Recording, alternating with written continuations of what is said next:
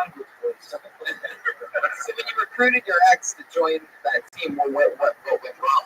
You said that was a dramatic moment. No, it wasn't. She was just, she kind of like, she was became the leader of the team. She tried taking my weight off, right? Oh. You don't want to listen to me, so. And all the women are like, I mean, Stacy's taller than all of us, and it was used to be about our team. Now it's all about Stacy.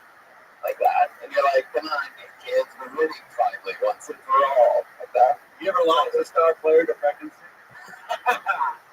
No. Do you have like a trick play that you specially taught these ladies? I have a play that we use in college. What's it called?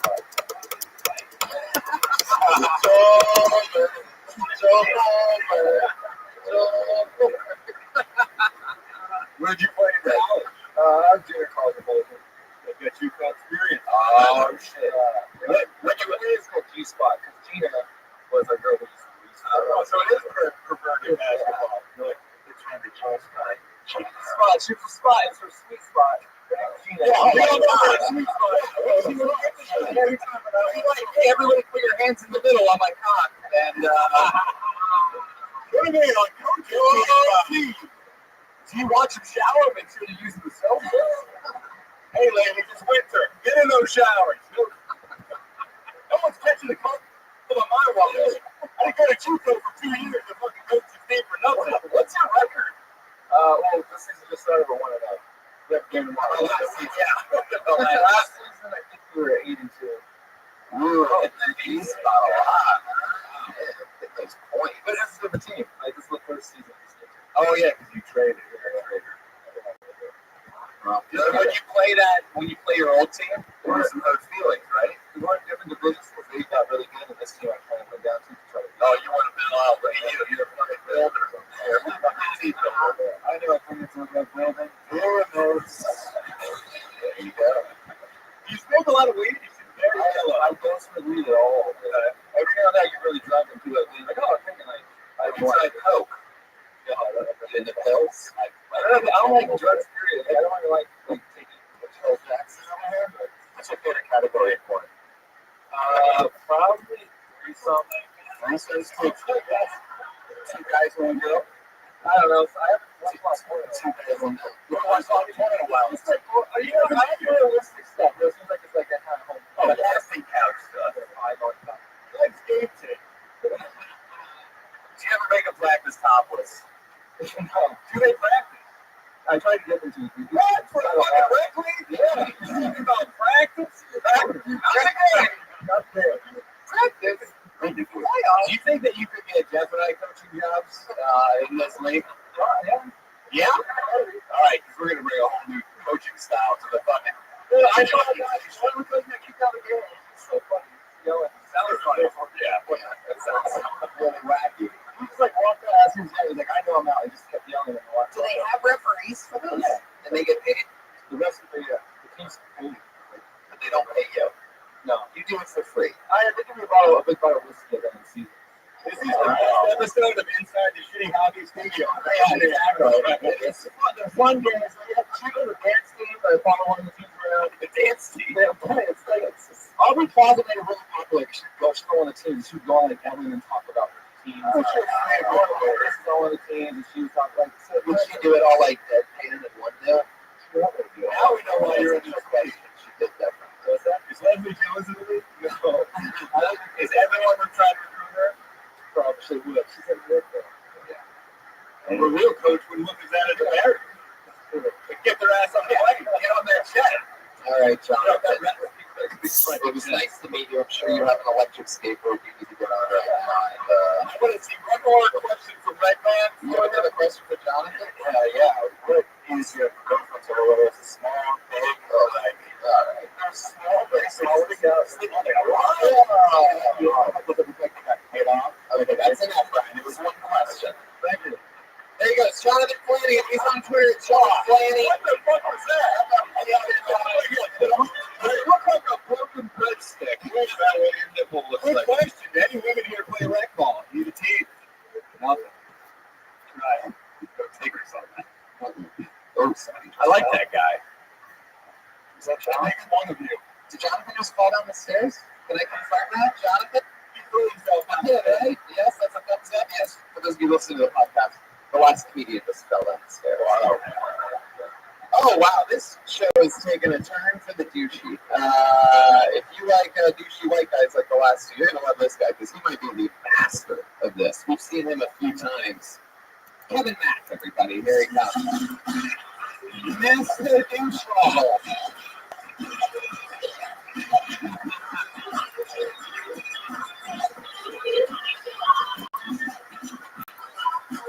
Come on, make some noise for Kevin Mack, everybody. Super douche.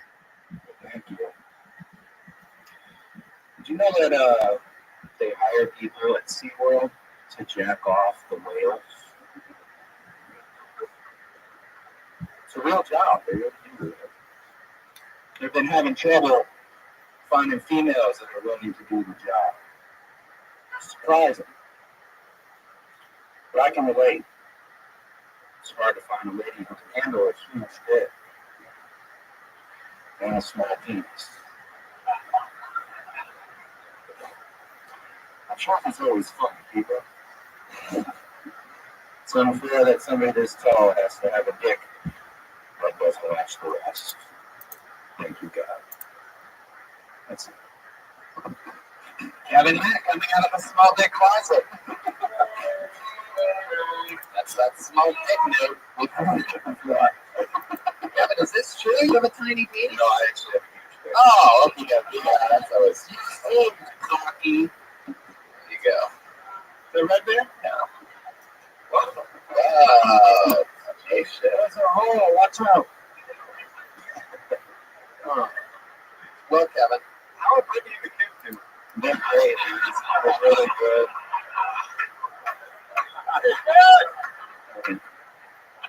When I see them, they're really good. you've been on this show a few times. How long have you been doing stand-up in LA? Officially 5 months now. 5 months. Happy anniversary. Thank you. How's it been going for you? Good. Good. Doing shows, writing some stuff now. What do you do for it? Acting still face to face. What have you been like? I just finished a movie in Portland.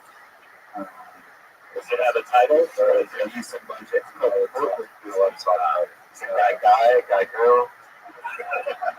Oh, shit, there it is.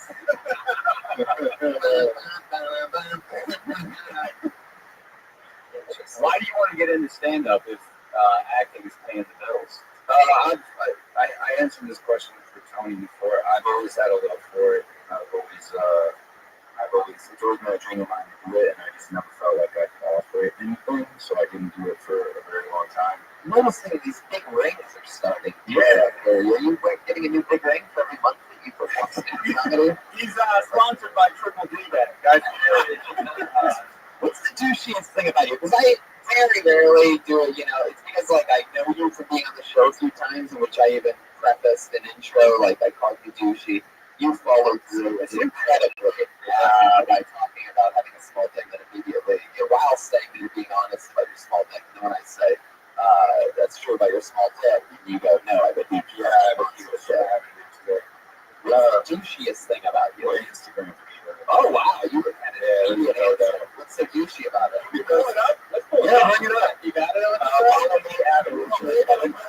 Michael Seaver, then you should be able to hear it. It's original Kevin Mack. Ooh, Okay, why is there another guy going around like a road? The guy tried to steal my shtick. Whoa. He was posting pictures of me claiming to be me and messaging girls. He tried with a message that I probably would use actually. You're like, wait, I didn't know it was my game. That was an imposter, Kevin Mack. I wouldn't say I want to fuck your mouth. You're trying to escape rape charges or something. We got to pull it up. One of the main photos. On the other side. Channeling my inner Top Gun. I'm on a motorcycle. Hashtag Lambo life. I don't know put a hashtag Lambo life. That was a joke that Brian made. I'm going to now have some real hashtags that are on it. Go back to it. Real hashtags. They better be on it. One of the hashtags is hashtag guys with tattoos. Yeah, it's true. The hashtag after that is hashtag guys. But my favorite might be the hashtag after that. Hashtag boys. Wow. So now I see why there's two accounts. Well, we get into that one. I saw another good one. There's a picture of him and two friends. And one of the hashtags is hashtag viral.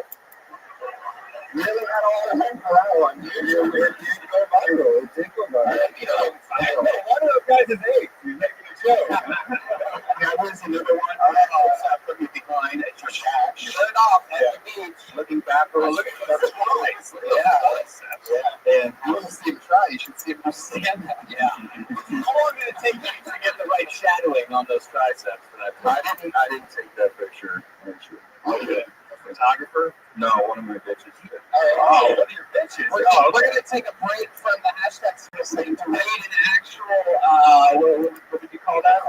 Caption. Captions underneath the I know your social media isn't popping. Let me get on caption. I describe it first. It's him against a golden fence, like squinty eyes looking away. Again, you're always looking away like that. Yeah. I know my right side is my good side. In a life of uncertainty, It's affordable. belief is the king. Believe in yourself, your path, and your ability, and you will do great things. Hashtag man. Hashtag artist. Hashtag writer. Hashtag quote. Hashtag quotes. Hashtag art. Hashtag belief. Hashtag positive. Hashtag positivity. Hashtag positive vibes. Hashtag achieve. Hashtag tries. Hashtag you got it. Tony, to be fair, number one, hashtags work, and number two, how many followers do I have? Nobody can't get any douche here. Here we go. How many followers do I have? 38,000. That's very good. Hashtag, which puts me in the top 5% of the world. Yeah, is that true? Instagram threads. Hashtag kill yourself. Oh my God. You're a TP. You're a TP. That's true. Oh my God. This one to the office. He's peeking around the door on some sort of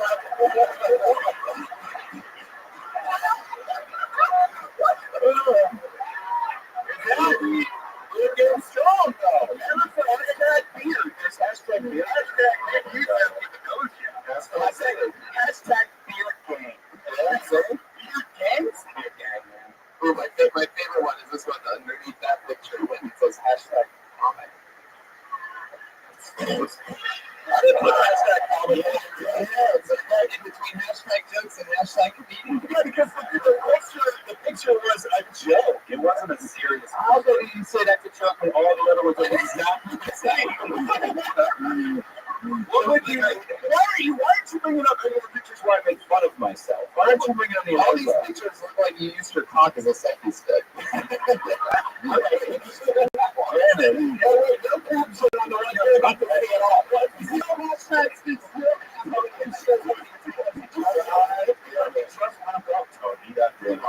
Oh, way to go, Brian. Way to run the truck, right there.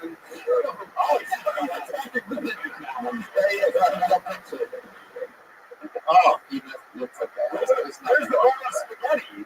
If you would hashtag this moment, what would it be? You're obviously a master. That moment or this moment? This hashtag killing it, bro. Hashtag man among boys. Yeah.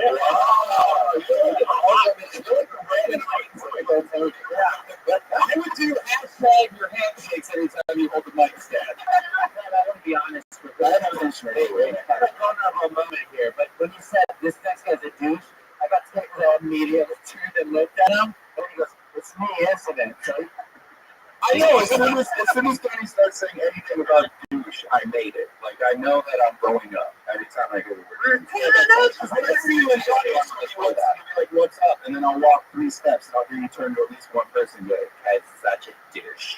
No, I don't think. Not a bad impression. Yeah. Hashtag not hashtag Mondays. It's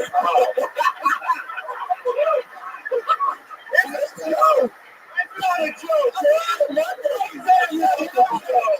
joke. It's a joke all at once. It's not a joke to you.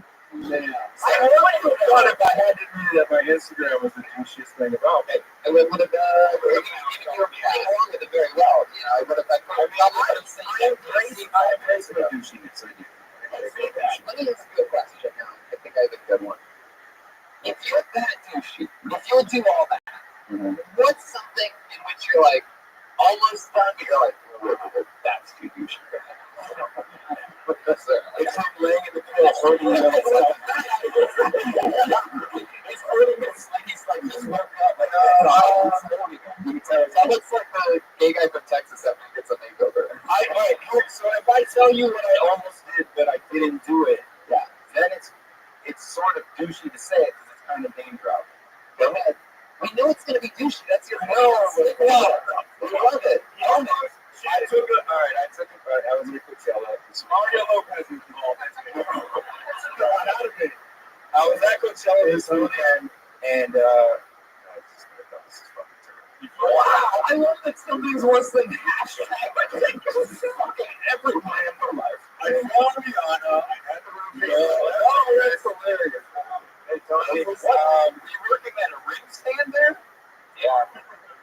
Yeah. Can I just say, if Kevin was a book in the Bible, he could use your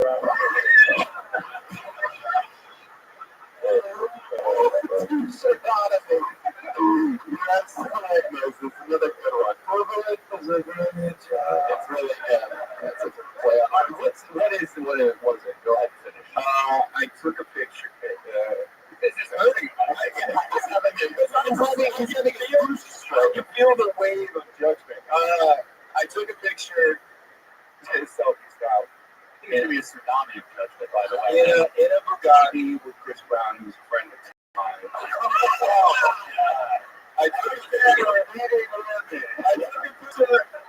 picture of us in a Bugatti, and then I was about to post it on Instagram with the hashtag.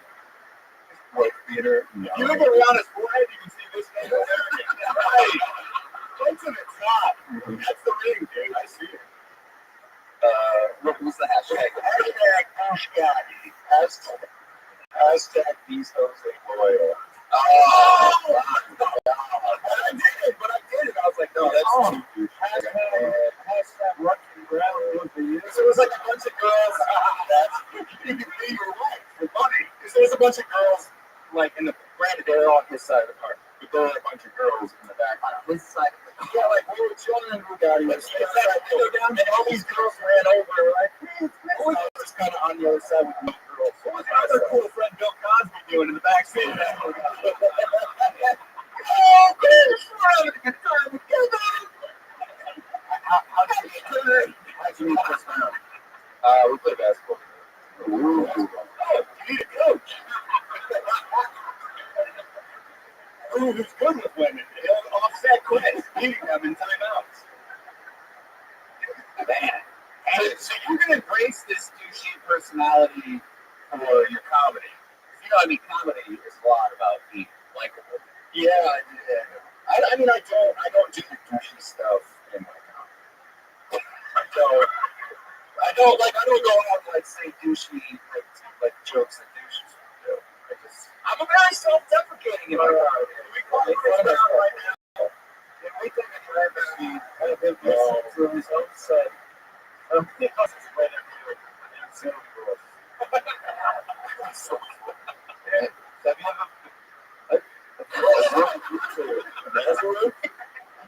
It's a good question. The buckler, the laugh maker.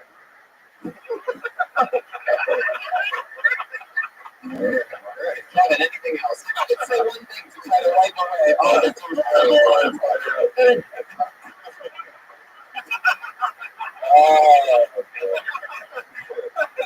I spoke to my father for the first time in my life last week. Oh, wow. What was it like? Was it like, hashtag found the fun here.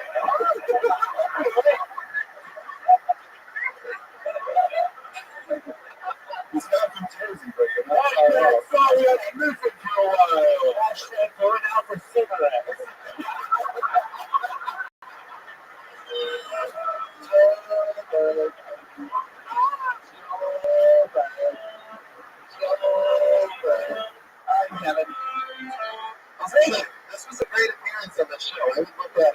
easy. It's very, very entertaining. It's gaining Instagram followers. That's all. Yeah, exactly. Thanks for everything. Top 5%. Kevin Hill on the top 5% of Instagram. Talking with Scott last week. We're the president of greatness for the first time ever. Wow. If you only met his dad sooner, he probably wouldn't have that douchey on. Or his dad. It's like completely worse. Is he, what'd you say? What's the douchiest thing about your dad?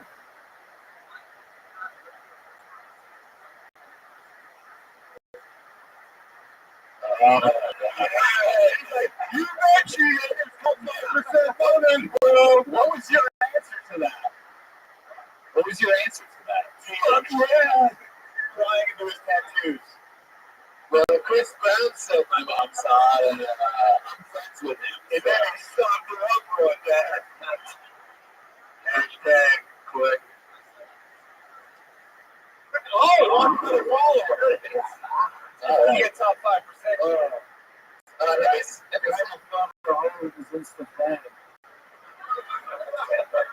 Every single week, guys, we're going to go back to the bucket right after this. We're going to knock out our regular. We have a young lady who writes and performs a Randy Minute every single week. We have Serena Roberts. She's got a new haircut. Let's talk about it. It's the great Kelly Nikovsky, ladies and gentlemen.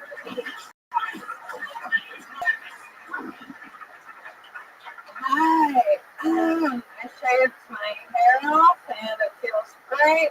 Honestly, I thought that shaving my hair would make me like less narcissistic and vain, but it turns out I'm still hot. Which is a pretty big bummer. It's always scary shaving your head. You don't know what you're going to look like underneath it all. And I'm so glad I look hot because relying on my personality is exhausting. I do feel like with this haircut, I'm like transitioning into Justin Bieber a little bit, which is tight. I respect him for now. I don't know. When I grew up Catholic and Jewish, but I identified at one point as Christian because I went to school in Orange County and everyone there was Christian, and so. Pretty much like I got too competitive with these youth services. We would be worshiping and I would like try and out worship everyone, like raise my hand even higher and sing louder and try and cry as much as possible. So then I would just be like, help me! And then like, I wasn't getting as much attention as I wanted. So then I would like judge the other worship leaders and I would be like, I'm better at singing than these people. And then I was like, Allie, what are you doing? You're at church. You can't judge these people. You're better than that. And you're better than them.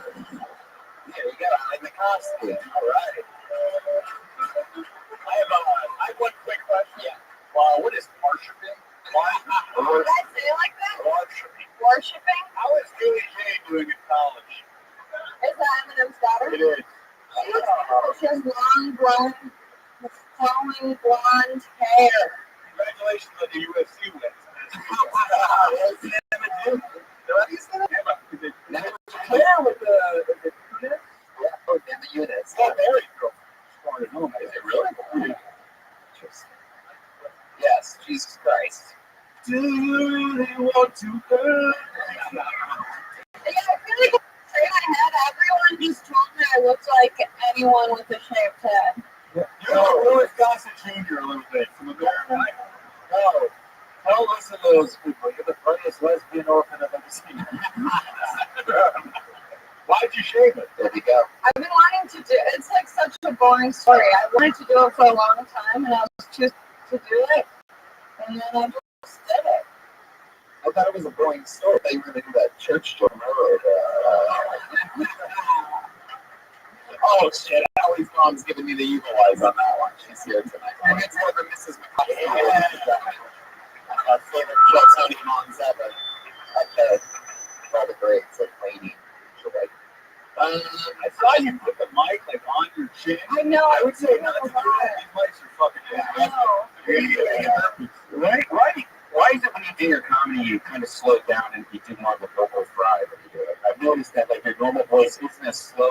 It's like when you're doing comedy, you kind of go, well, I Hey, no. Well, I think especially with this, it's like it's a minute that I'm writing every week, and so I don't really know how it's going to go on stage, and so I'm kind of taking my time to see if anything comes up while I say it. By the way, that makes sense how you do your delivery, like you're performing, you're just talking. How long have you been coming to this show? To Tony, I first started coming just to watch when I first started, and then I became a regular. I don't know when. Now that you're endorsed. Oh, okay. How long are you doing comedy in general? Almost 3 years. And you're 21. Yeah. Yeah. She started when she started to pay. Sorry, Mom. Hey, that's a long period. There's more of a female anatomy than Did she tell you that, or did you just like smell it or something? Shut over time. Allie, yes. Yes. The car book.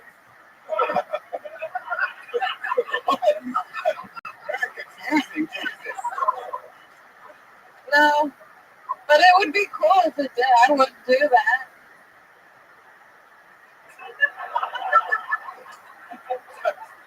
Have you been like, you have like a regular guy that you hook up with or something like that? Let me ask you that. Like lately, and did the haircut affect that at all? Did they, No, I can't tell if people are. I don't have a regular guy I'm hooking up with. I'm trying to remain abstinent at this time in my life. If you're hooked up with War Machine. I'm smoking it. It looks like Christy Mack. Oh, yeah. Kevin Mack's sister? Yeah, you ever go worshipping with War Machine? That's what she meant by it. I forget what the second part. Oh, I can't tell if people are staring at me because they're like, "Wow, what a babe," or if they're like, "She's lost her mind." Did you take the hat off? That's what you checked the book. She's got it. You have a nice round head. I saw that the other day. I think a lot of people want to know, like, the worst case scenario, and all the good goes, what's my head look like? Yeah. It's kind of scary because I'm like, my noggin's just right in there. You know, there's nothing. It was the whole time, but now it's when you But now it's realize. exposed. Yeah. You can also get a lot of cancer sympathy laughs off that. Yeah. She looks like peanut allergy. Wait, what? Allie, anything interesting happened in your real life this week other than the haircut? Precious came into my work, and I was like, this is either Precious or I'm about to bully someone. That's amazing. Where do you work? I work at a French restaurant in Los Feliz. I was hoping you just pick Precious on all that black women. Is it Figueroa? It is. All right. Yeah. I live a block from there. Whoa. He'll be seeing you. Yeah. Come on. I've never seen you. Good. I saw, What? I saw, What's the name of the place? I don't want to, like, really blow it up. I get the address. Okay, perfect. Right on the Let me ask a better question. How much did the lady that played Precious order at the French I restaurant? was behind. Dinner. Oh, it's what does that mean? Johnny, you were Well, because I remember hearing that she had, like, lost weight, and I saw her, and I was like, she's still Precious, based on the novel Pushed by Sapphire. You mean Precious like you're a precious Well, she's still, like, it's not, like, if she had lost a substantial amount of weight, you'd be like, is that Precious? I feel like she didn't lose it in her head. Like she still sort of has a big head, right? Sort of like a Teenage Mutant Ninja Turtle, like a ride. She's Precious. Did you call her that? You know she was a real name, right? No, I didn't. I just kept staring at her. Oh, that's good. Yeah, good. I'm very chill. Way to handle it. It's just, At that point, you'll be friends with Chris Brown in no time. yeah. I could see you with a pair of tongs, like fat calipers, just be like, get away from her, fat. What? Whoa, I think Precious is back. Oh, shit. A quick shot at the fat cat is easy. All right, Allie. Great times. Okay, bye. Yeah, I would say that the Precious thing is definitely a joke. Out of the minute 37 seconds that you did, that would have been very easy to say, "I was wait tables this week, and Precious came in, and Put the waiting tables. Hello. Okay, bye. There she goes, Allie McCoskey, ladies and gentlemen. She's Allie McCoskey on all social media. We got time. You just want to go to the bucket again? See if we can outdinner ourselves. The beginning was very diverse. It's a very white show. And then it got super white as we went on. Let's see what happens here. Here he's going for Richard Bowen. Wow. Deep in the corner. Richard Bowen. Clear hands to the right shirt, everybody. Come on. Hey. All right. I was born in a basement and raised in an elevator. When I was 6 years old, I wanted to double my age and almost overdosed on B12 vitamins. When I was 8, I went to my friend Steve's 8th birthday party and he offered me a piece of cake and I was like, no, thanks, Steve, I'm already 8. That's nice, like it. When I was in middle school, my English teacher caught me stealing chairs from his classroom, so he brought into his office and he was like, please, Mr. Bowen, take a seat. And he was like, it's only funny. And that's what stupid is. I'm like that guy. I love my career with any teacher that would pass over student no matter what. He just didn't give a damn. I got really depressed in high school, guys. My principal caught me trying to hang myself. Yeah. I was suspended. Anyway, though, I'm kind of glad that the public school system let me down. It's not my career, and I love it up here. Thank you. Wow, Richard Bowen. That's a smattering of very funny one-liner. Yeah, thank you. That was a lot of jokes in 1 minute. Fuck yeah, it was. Yeah, it almost got farther. Big fun. Oh, dude. You like fun? I love puns. How long? I'm going to take a guess on this one. I'm excited about this. I'm going to say you've been doing stand-up 5 years and you're from Phoenix, Arizona. Nope. Just over 3 years. I'm from Burlington, Vermont. Wow. I just worked for 2 months in Phoenix. A lot of people call Burlington. There you go. I'll take that as the. Yeah. What's that? Feeling Phoenix. Oh, I get the thing on that. What's with the watch fence? Oh, God. That's a Swatch watch. I'm a skater.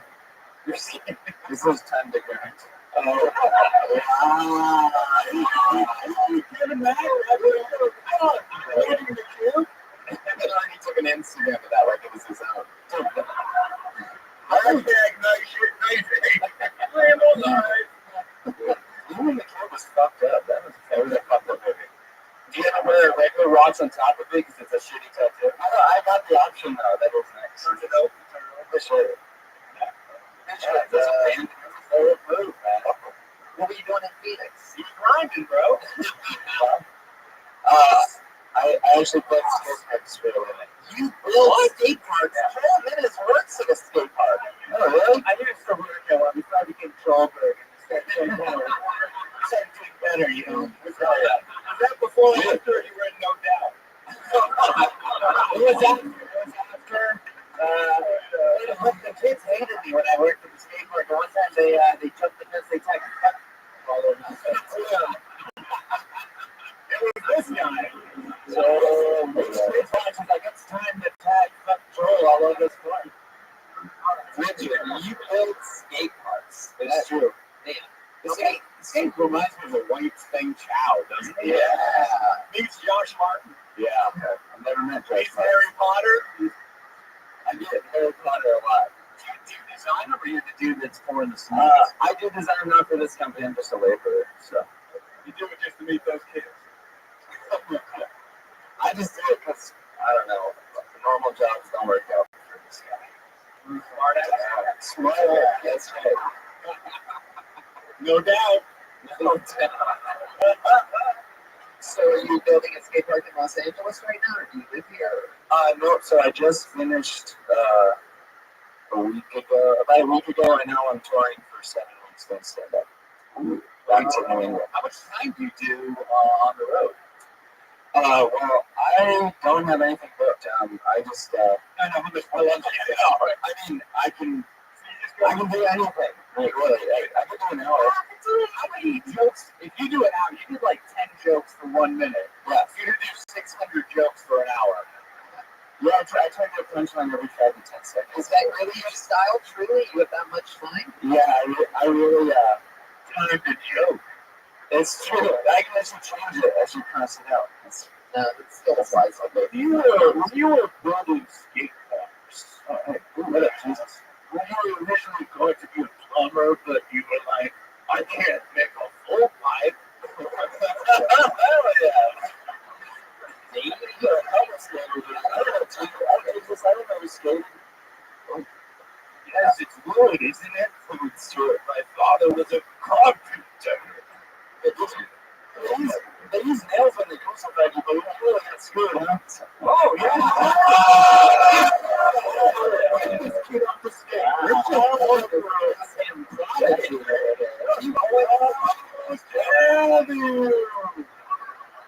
Last summer spring. Hey, called you a fool. Do you think in those, like, do you always think of these plain words after you That's pretty fucking annoying. Yeah. Ask any of my friends, and they're always like, okay, when's it coming? You know, time to grind's over, bro. Take a rest.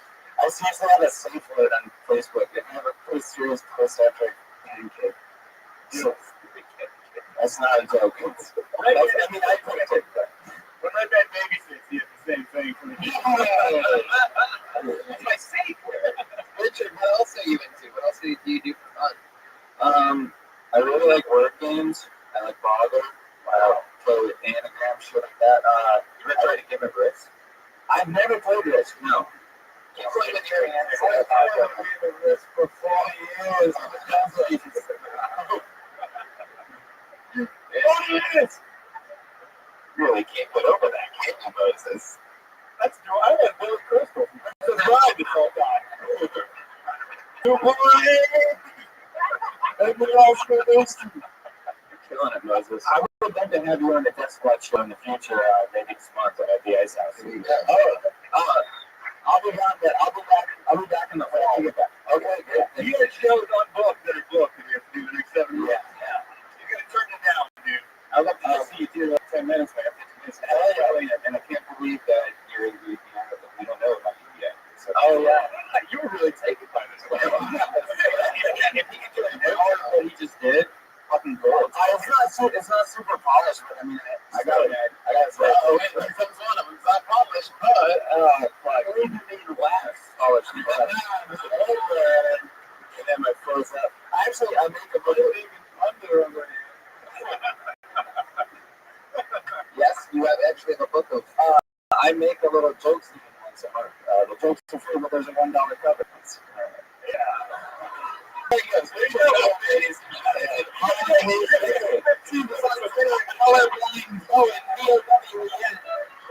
That's a freaking minute. It's very good one-liners. Hard to do one-liners that we haven't heard before, right? It's a lot. Ryan O'Neill and Jeff motherfucking Danish, ladies and gentlemen, were your guests tonight. Let's look at the new podcast. Yeah, this is good. We get it. What else do you guys have? Tell us where we can find it and everything.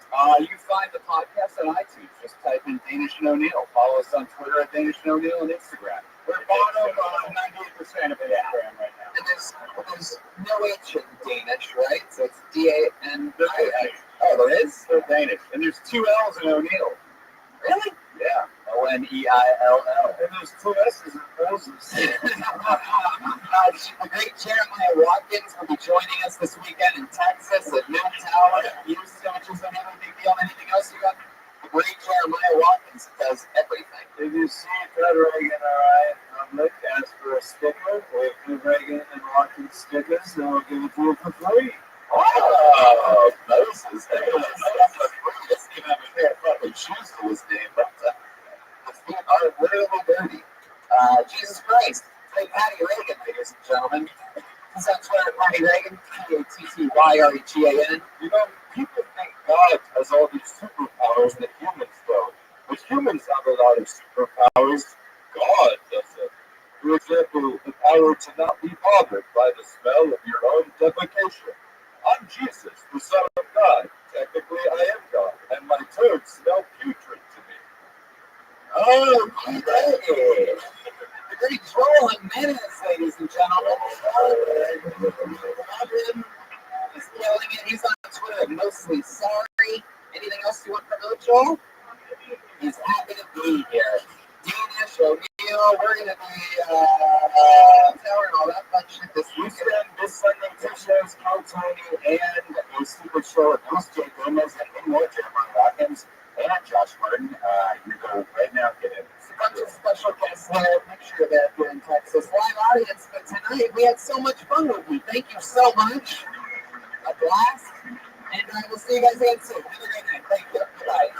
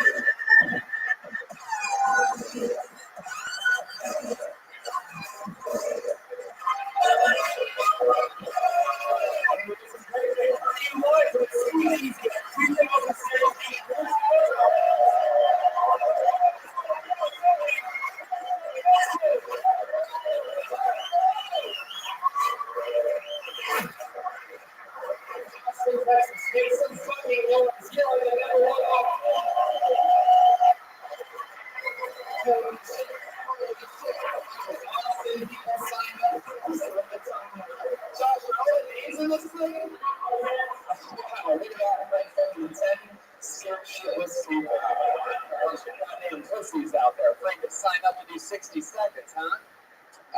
You guys ready to have a fun fucking show tonight or what? I know I am. Let's just jump right into it. No promotions, no commercials. I think that means our recording did that all for us right from the top. Thank you to Jolly Rancher, Sprite, Pepsi, Coca-Cola, every fucking thing in the world. So let's just do it. You guys love great comedians? You guys like some of the funniest human beings on the planet? Great. My three guests tonight are Big J. Okerson, Sal Volcano, and Tom Irera. Make some fucking noise, Austin. Here we go. Sal Volcano, Incredible Joker, Big J. Okerson. What's your fucking deal on CISO? And Tom Irera. The greatest of all time. The GOAT, Tom Irera. You guys can take those mics out of those things if you want, or you can leave them in, whatever you want. We normally don't. I like to hold things. It is sort of a high table and a fucking. I like it. This one's news. I like it. I'm excited. You guys have all done this shit before. I'm super pumped to have you back. How many, Tony, how many of you have filmed this show before as a fan of the show? Yeah, exciting. You never know these comedy festivals. Sometimes it's a bunch of goddamn strangers. You know what I mean? But I'm excited about this. If you're a fan of the show as much as I am, then you know that my favorite part of this entire show, through all the crazy shit that goes on, is we have a band on Kill Tony. And believe it or not, one of the first times times have you had a band at the festival that we're at with us? One is here. It just happens to be Rabbi. Jeremiah Rothschild.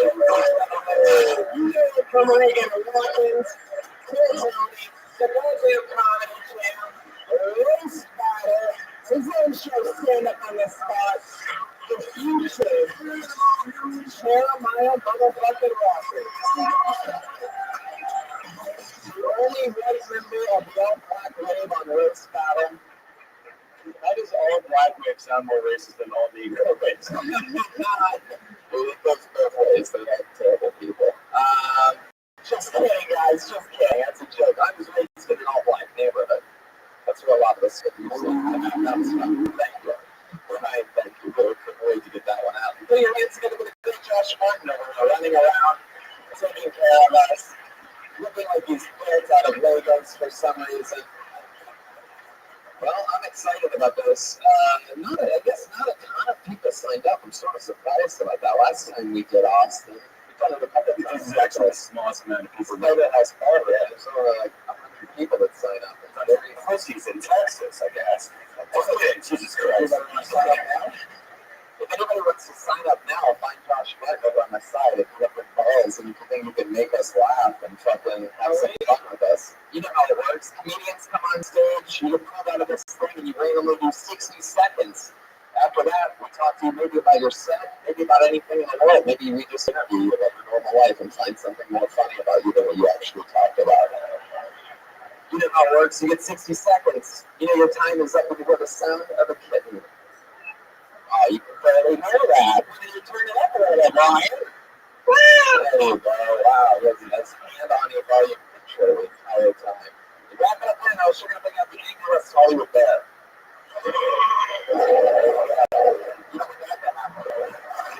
Since you see, it's embarrassing when you're talking and then that happens. So wrap it up in 60 seconds. You guys ready to start the motherfucking show or what? Yeah!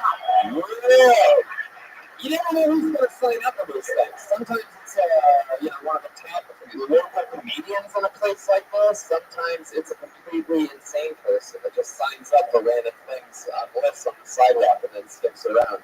And watch out for the stairs. The stairs are over here, so if you get caught, watch that. There's a lot of cables and shit. So. Stand up too fast, you get lightheaded. Yeah. You guys ready to start this thing or what? This is the actual start of the show.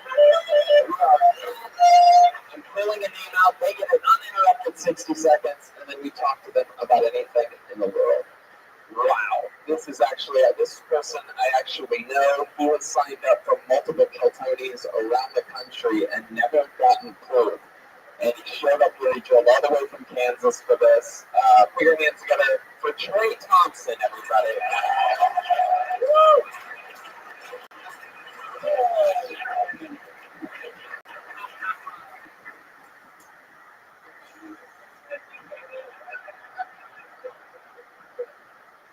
People ask me all the time if I play basketball. I don't. I'm not good at it. The only thing I'm good at playing is with bitches' emotions. I deliver pizzas. I think you should always tip the man who delivers your pizza. I also think you should tip the man who delivers your coffee. I didn't tip my doctor. I got my burger with spit on it. Didn't even notice when I was halfway through my meal. You guys need me to spoon feed that punchline to you? Or? You guys know that second rivalry game where the older brother holds the younger brother down and acts like they're going to spit in their face, and right before the spit touches their face, it sucks it back up? I had 3 brothers, so 2 would hold me down and remember to take a shit in my face. But it wasn't disgusting because right before the shit would touch my face, he'd suck it back up into his asshole. It was what he told me he tried to do. The last thing I want to do before I die is kill myself. There we go. That cat is so quiet, Brian. I mean, to be honest, but everybody is Trey Thompson, everybody. And we're answering the age-old question, where's Waldo? Found him. He signed up for a show in Austin, Texas. So this is it. How do you feel? You've wanted to do this for a long time. It wasn't working. I know, right?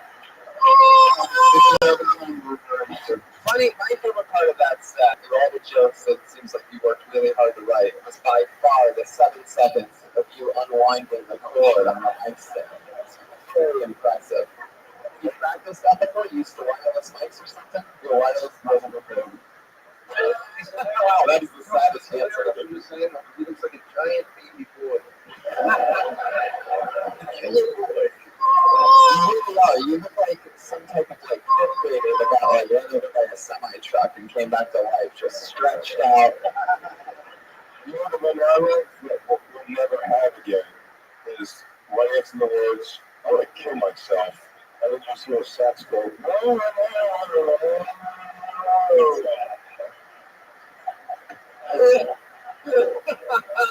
know Troy also, we had it out in Overland Park, Kansas.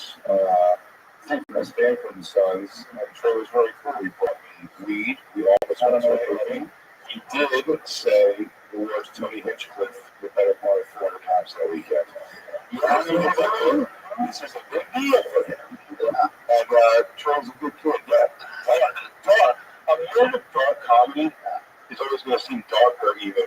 You're not even pick a good gauge for the actual personalities. It's just like murder. And plus, naturally, a guy who's going to kill a girl and then keep her and change her clothes every day. I think it's very gracious of you that you would hang out with an open micer. I would never hang out with her. He's a good kid. I give a lot of credit. He's talking to him. Is your whole set now? Like, are you like? I got like 7 minutes. About 7 minutes. Started in June, last June. How come you didn't do any of the 7 minutes at a time? Oh, I'm kidding, guys. Somebody's up there. I'm the show before, and I think out of everyone I say, I'm really not sure like 20 comics. You pack the most to be very efficient to meet outside of the fifth power of the water. But it was very aggressive and depressing in that 1 minute. It was effective if the goal of comedy was to be aggressive and depressing. It was fun. That's all it was. I think it's really that you tried to learn for a year and you traveled all the way here to get in here, and we only got like 9 names. It would have been hysterical. And we dropped. Troy Thompson. How long was your drive getting here? You got here today, and I went to Houston yesterday. Oh, we're doing Houston. I'm staying with Jake Walker, the blind guy that I Does he know you're staying with him? Or do you just blind guy? Yeah, man! Why did I do this? Did you practice your set 720 times? I did not think so. Troy, if you do kill yourself, don't hang yourself, because I'm going to assume you were just trying to jerk off. So you traveled here 20 hours with a blind guy? No, he was in Houston. Oh. Yeah. He tried to put the stick outside the window. Crazy red strips. So yeah, you got to really kill him. I'm going to come try it. Successfully. Oh my God.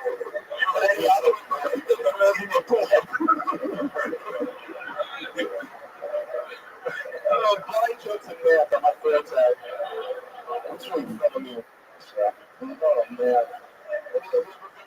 Man? No.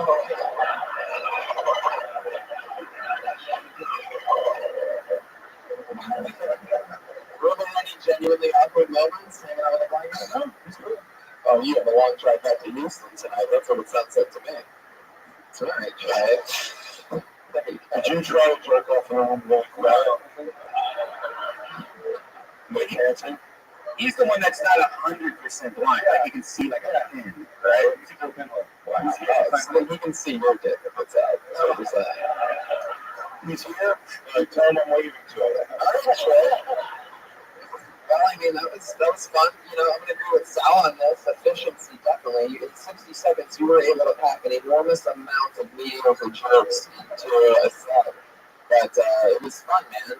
You're edgy. All that you're talking about real stuff. People do notice your weird height. You ever have any jokes about how you look like a child? About how you don't seem like you should be saying the dirty things that you're saying? I had a joke that I look like a 17-year-old who rapes 17-year-olds. Dude, nice. Awesome. All right, there we go. Let's move on. Trey Thompson, everybody, winning his stream.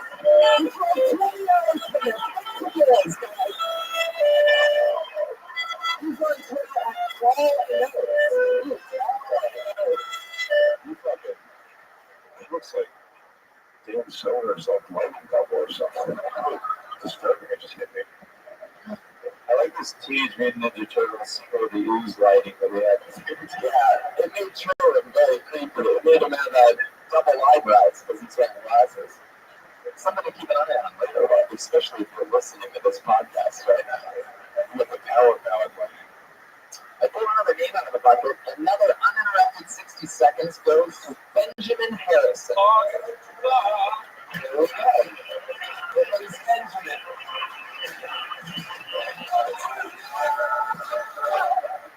I don't know about you guys, but did any of you guys hear that Bob Barker today?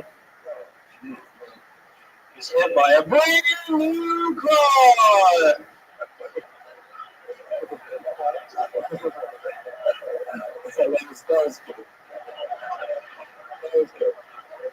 I hate people my own age.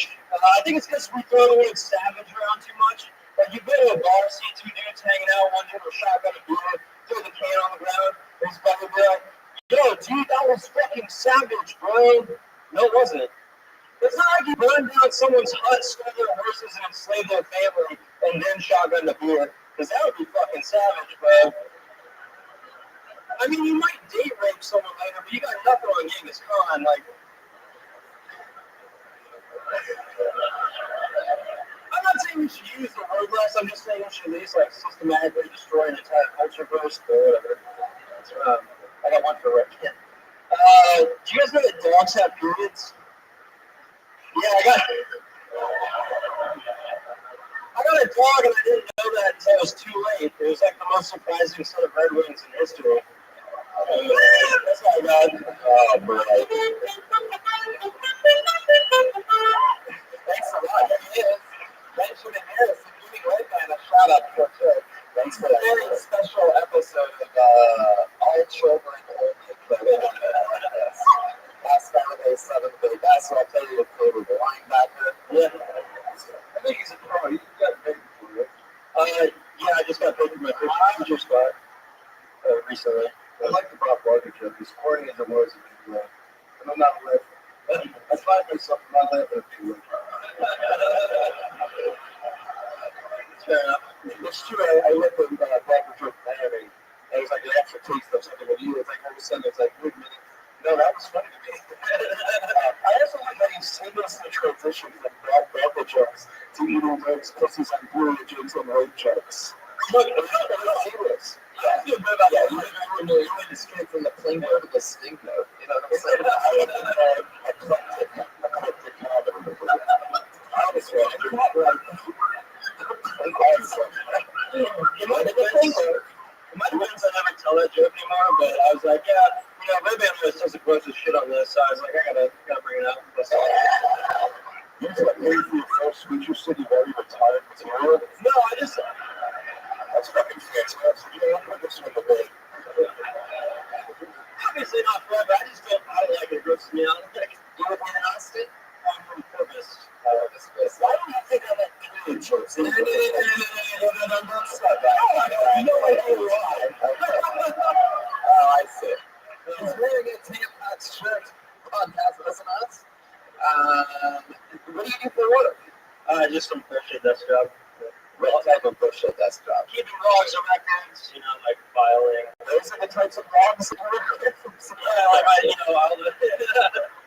When you said you work at a desk job, I was kind of like, I do today for books and other stuff. And then you said keeping like logs and something like that, sure, it's a bullshit desk job. I have a question, I think. How long are those swings when they're not well up?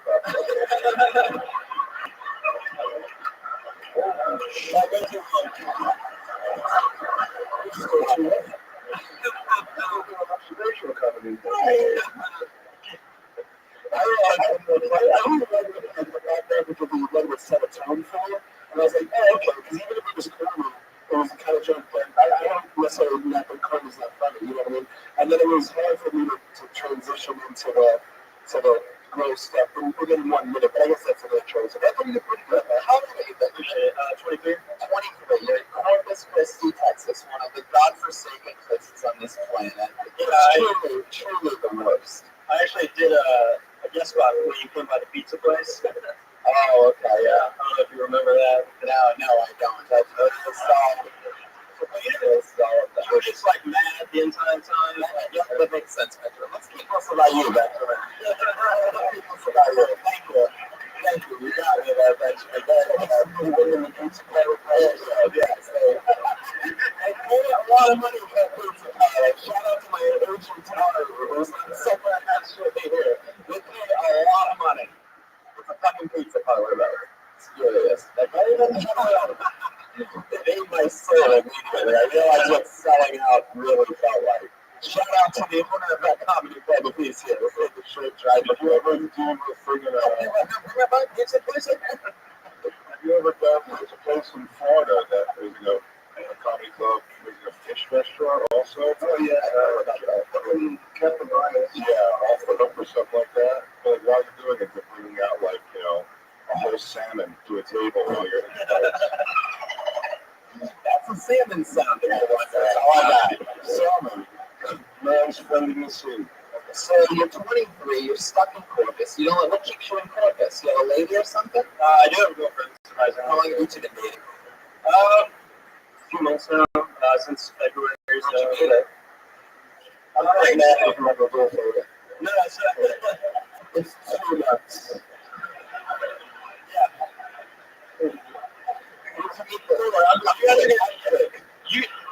You guys are gonna fucking destroy me for this, but she actually plays D&D at the place I play Magic the Gathering, so. Let's continue the situation with someone goes, I have a girlfriend, believe it or not. I don't even believe that. I guess the spell. What is this place where people can play D&D and Magic the Gathering? Is it inside of a high school locker? So I'm trying to find out who books you. You son of a bitch. It's true. I'll read it over that then. Just close the character. Where are my moves at? How long have you been doing it? A year and some change. We're only here in Texas. I've been here for like a year. So You were Billy Bonnell. You were Billy Bonnell. You were Billy Bonnell Club. There we go. We're going to put you a Billy Bonnell, everybody. Yeah, I don't want to laugh at that one. It sort of looks like he's going to be girls from Cleveland. I think. Is that true? It's only thing when I put on a show, especially when I had like this sort of last week guy. I knew it for. Next year. Oh, man, you know, like, You and your definitely don't cry that shit. Do you and your girlfriend ever do anything like nerdy in the bedroom? Do you guys, is there something that you guys do like tie each other up with like fucking random sound effect out of absolutely nowhere? nothing yet. I mean, who knows what the future holds? I don't know. You guys have sex? Yeah. Does it take a while for you to do that? Just to say that they have a chainmail armor. I'm not exactly like a fast mover, you know what I mean? I'm not. Tell us, what do you mean by that? Let's just talk truth to attention. What is that? You guys just like, is this a town hall or something? I'm not like the dude who's like, oh yeah, like I'm gonna fuck that shit. I'm like, hey, like,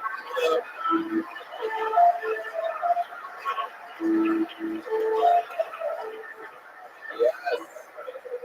I'm like, hey, you wanna like, I don't know, maybe like look into each other's eyes a little bit, see where I can see.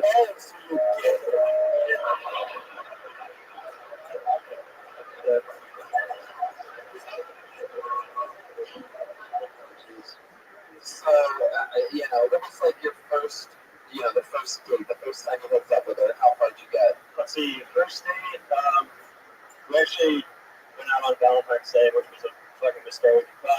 We really didn't see what's happening. We forgot it was Valentine's Day. And so we went out and we got shit. It's Valentine's Day. And she actually came to an open mic that I did. And I was like, oh, that was a bigger mistake. Yeah, it was really rough. But, you know, I got heckled by a dude who looked like he was in ZZ Top, and I looked like that, so it was right. Can you imagine a Valentine's set that everybody with this music playing in the background? I think I love you something. I think I was something. Yeah. So that, and then frame it back. So then what did she say after you got the awkward thing with ZZ Top? Did you try to explain it like normally it goes big or big? Yeah, no, she was really cool about it. She's like, that guy was an asshole. Like, you're doing right. She was like, speaking of asshole, want to see mine? You're like, well, normally I'm not a fast mover. Yeah, okay. Yeah, true. If you want to flip a wall break on the first move, just start fucking on young Leroy Jenkins. I know so many people have got it. Yeah, at least I got some chicken, you know what I'm saying? Yes. All right, Benjamin. Well, that sounds like fun. Why did you Twitter handle Toby McFrog?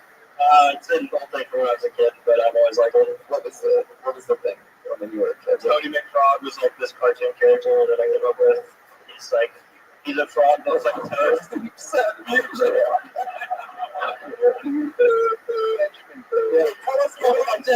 How old were you when you came up with Toby McFrog? Like 11 or 12. I thought it was great, you know. I'm glad I told excuse me, what are you going to say? But they're two different things? Yeah, evidently. There are two different things. I'm not an expert, you know, I just came up with a stupid cartoon. Oh, they're not two different things. They are. When it comes to Tony McFrog, you are the expert, Benjamin. You created it with your mind. I don't know comic, but I'm a zoologist. Is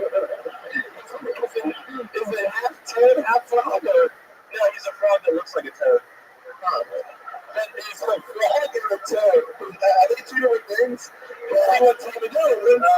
Yes, like everyone knows that. A frog and both amphibians. Yes, they all are different things. I don't know, they're like some of this. The frog is more of a fast mover. The frog has wing feet. It's water-based. Toad is can't live underwater. It doesn't have gills. And frog controlled the book. They were gay. Did you know that? Whoa, Jesus! I didn't know any of that, Brian. Frogs have wing feet. I probably did that at some point, though. No, so I would never see a toad in a pond. Right, you can see everyone. Whoa, that scientist guy just said, look at this fucking guy. Oh, why do you look so smart? What do you do, sir? Sorcerer. Don't shake your fucking head now. I'm going to give you 60 seconds. You'll never shake your head no to me again like that. You ever do that? He's like, Jigger Rat. How are you not at the science march right now? This is unbelievable. This fucking guy. You look like you're constantly discovering things. Yeah. Like that's the capacity, 1.21 gigawatts. The government doesn't make it go. What's the treatment? I love it. Well, Benjamin, it was nice re-meeting you. Yeah, thanks for having me. Maybe I'll show you at a pizza joint. Well, you guys, thanks for being here.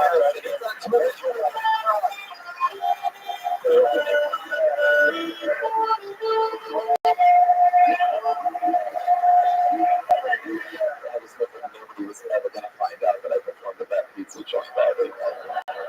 And it just happened on a big episode, motherfucker. I put the name out of the Bucket Penguins for Ryan Giles. There we go.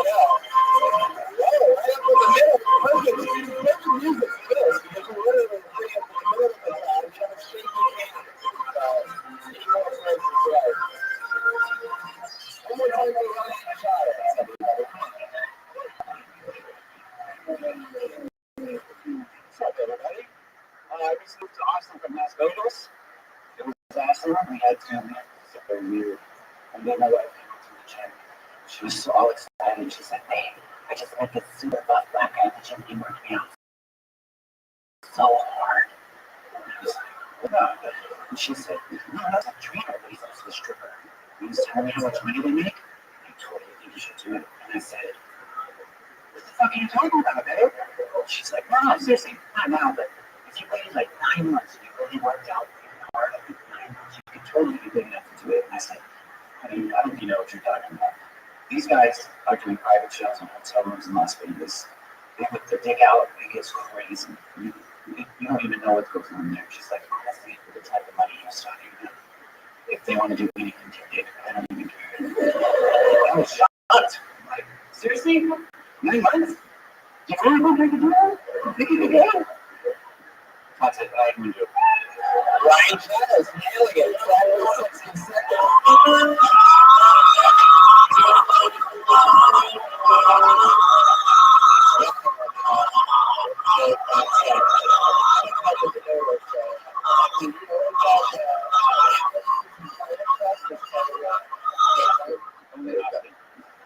It was aggressive. You got fired truck. That's what we call that in comedy.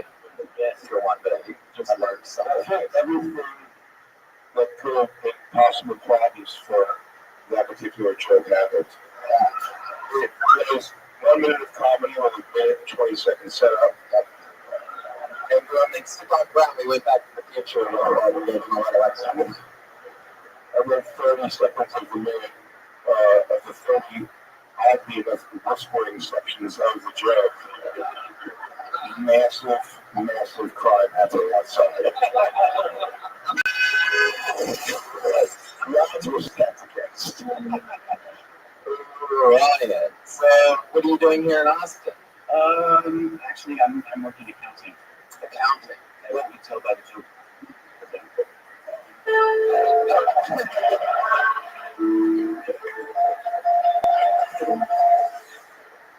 What are you doing in Las Vegas? I was a bartender on the strip. Have you ever done stand-up? Like, do you do it? I've done it. This was your first time ever doing it. Wow, that's a good Ryan Giles. I could tell some people got really scared when I asked that question. Yeah, exactly. Every night I came since that day I was born. I'm the worst ever. If I don't think about that happen, it'd be the worst. Like, you know. But for the first time, it's not that bad. What did you actually talk about those? It was a real story. My wife wants me to. She went to the strip. I was going to ask you, but that conversation was real? 100% real. It was even cool for the work side. That's what She's like, it's fascinating to read that conversation. You were telling it, I felt like present. And so I feel like you benefit from that exact same thing until with a little bit of that conviction emotion behind it. Yeah. Because if I would have believed it was real, I should tell you that I would have much more engaged. The class would be better. This is your life. Let's talk to that. Yeah. How long have you been married? 16 years. 16 You years. get a street on it. I didn't realize. She's fine with it. Yeah. For a certain price. Did you guys get married in 5th grade? Yeah, I didn't realize gay marriage has been legal for that long. Time flies, though. Can we see what your boots would be if you work? I don't even know where she got that from. Just act like you're doing it right now. Yeah.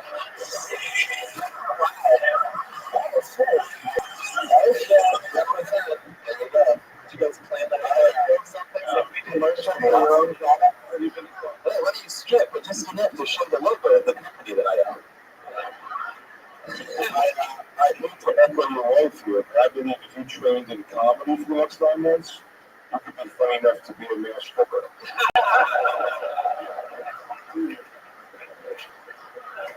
Ryan, what did you meet her 16 years ago? That's I met her in LA. I'm actually from Hollywood. What were you doing in LA? I grew up in Hollywood. Oh, wow. Yeah, we had me. Your parents were in show business or something? No, they're just landscape from the valley.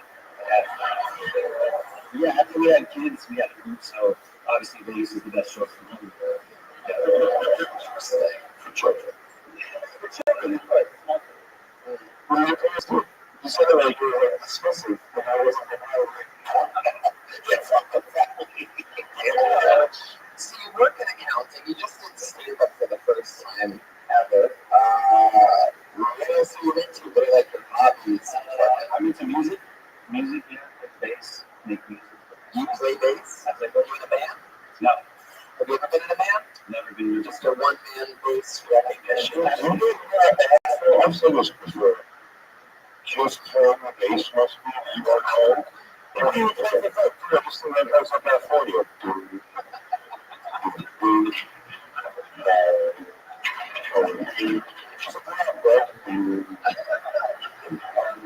I'm totally killing it right now. I'm gonna like crush it. And we guitar on the radio. Yeah, well, that was true. Like, did you just you pick up the bass, you imagine other people who want to get picture man to then play the bass. To practice the bass, you're an owner and a bass player. Yeah, I was doing music, and so actually my uncle was a musician. He told me if you want to make beats, you should play it. Wow. Yeah. Oh, yeah. I'm interested about that. So now we can mix it, that I believe. So you use a regular physical bass to make bass beats for hip hop music that you then produce. So you ever write any lyrics for this? No. So there's the options. Yeah. That's hilarious. It's all just instrumental. I want to produce other people's music. I've produced hundreds of terrible songs. You know, if you could just run Rothschild, you could probably play bass truly and rap. Even better. Yeah. And then you could produce that. Yeah, absolutely. Interesting. What else are you into other than playing your bass? That's pretty much it. Wow, married with kids, mostly doing that. Wow. So you just play the bass and your wife yells at you for playing the bass. Yes. Is that true, does she? No, absolutely. She loves it. Yeah. Who leads early when you become an accountant? Oh, my dream.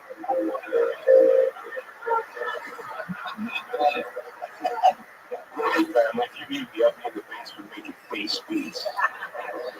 What are you accounting for? I work for Onion. Wow, really? Started 2 months ago. Breaking news. On it is a vitamin company owned by Joe Rogan. Absolutely. And I was their entrepreneur. Yeah. Wow, that's great. Congratulations. It's kind of a very Thank you. just an observation. Is that Weird. the alpha brain? You want all of them for free. I can't imagine you getting to an argument with my wife. I'll put it that way. It's been a long time. Yeah. It's a real argument. What's the last thing about your good size? Yeah. That's what it's going to be like fucking thunder, bro. This is what comes to shit. It's going to go right over. Screwing out into a bass beat. All right, Ryan. Well, it was nice to meet you. Congratulations on your first time ever going stand-up comedy. Very good. Ryan Charles. He's like Ryan Charles. G-A-L-E-S. All right. We're done. There it goes, right? They say that goes when you got that on one knee. That was a little unnerving. He had that charm must have look, you know? Can't look at me and just say, I couldn't get the name out of the bucket. I don't know if I'm going to say this exactly right. Man's got the fit for Julio.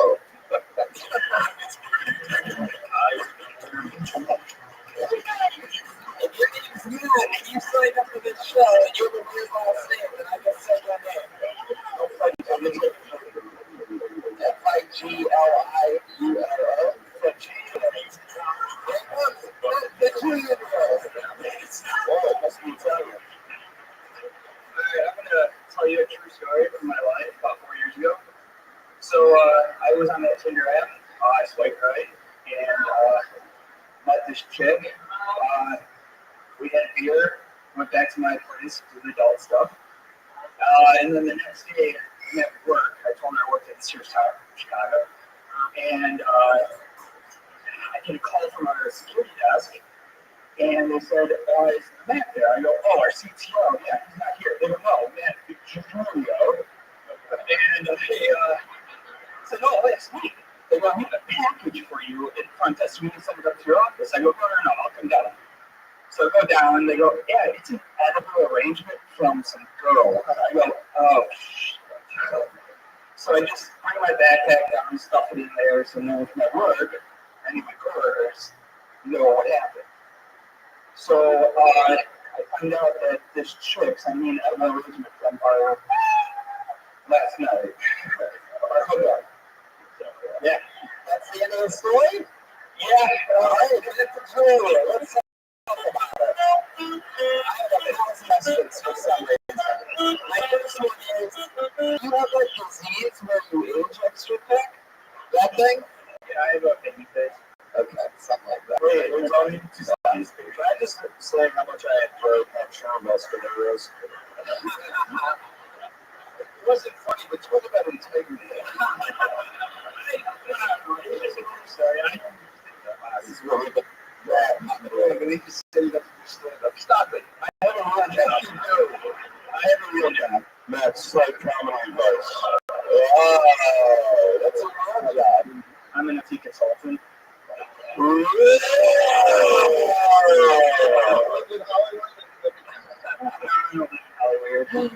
Honestly, if you're fucked up with a people send you edible ranges the next day, that's going to back, buddy.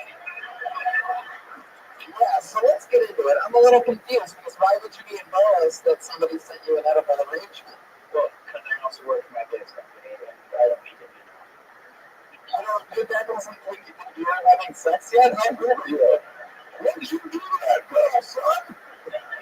Also, you have a goddamn stack of pancakes and bananas. Also, when an edible arrangement is delivered, everyone's assumptions are like, oh, he's sick last night. Oh, shit, I'm embarrassing already. Oh, Steve. Oh, is that an edible arrangement? Who did you fuck last night? You're really good at that. It's bigger like that. Unless it was literally like just a banana going into a can shaped like a pretzel with a kiwi topping with a top. So I'm hooking up shooters or children or whatever. A little chocolate on the bottom. His dad sees the arrangements.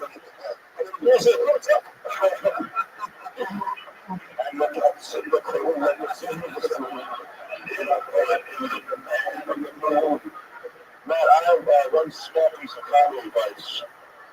You gotta pick something to do with your hands. You used to be a superhero for 10 seconds. And you got fucking Henry Rollins on it. Not a superhero. I don't read like, I'm listening, but I don't like you. I know you're my boss, so I can't say shit, but when you say it, it's hard. Now he's got the thumbs in the pockets only. That was the fucking Mark Calvin Klein post. He's now switching up to only the thumbs out of the pocket. But if you look at shit, you got those Rollins muscles and go back to your work, I'm gonna fucking send you that arrangement. He really doesn't know what to do. He's doing the old corpse amp now. Listen, completely dead. That is a door now. Nothing you can do to him. We're not waiting to be found out. Yeah, he knows. Oh, look, he's just a stupid face, man. That's the week of the Bernie's dead minutes. Let's all go keep commenting on the business as well. This guy got hands, everybody, please. No, I was thinking that was another handshake. I didn't want you to actually. I have so many fucking questions for you still. It's good. You know what talks forever again? I have a question right after so she's fascinating to me because you met on Tinder. You said one beer.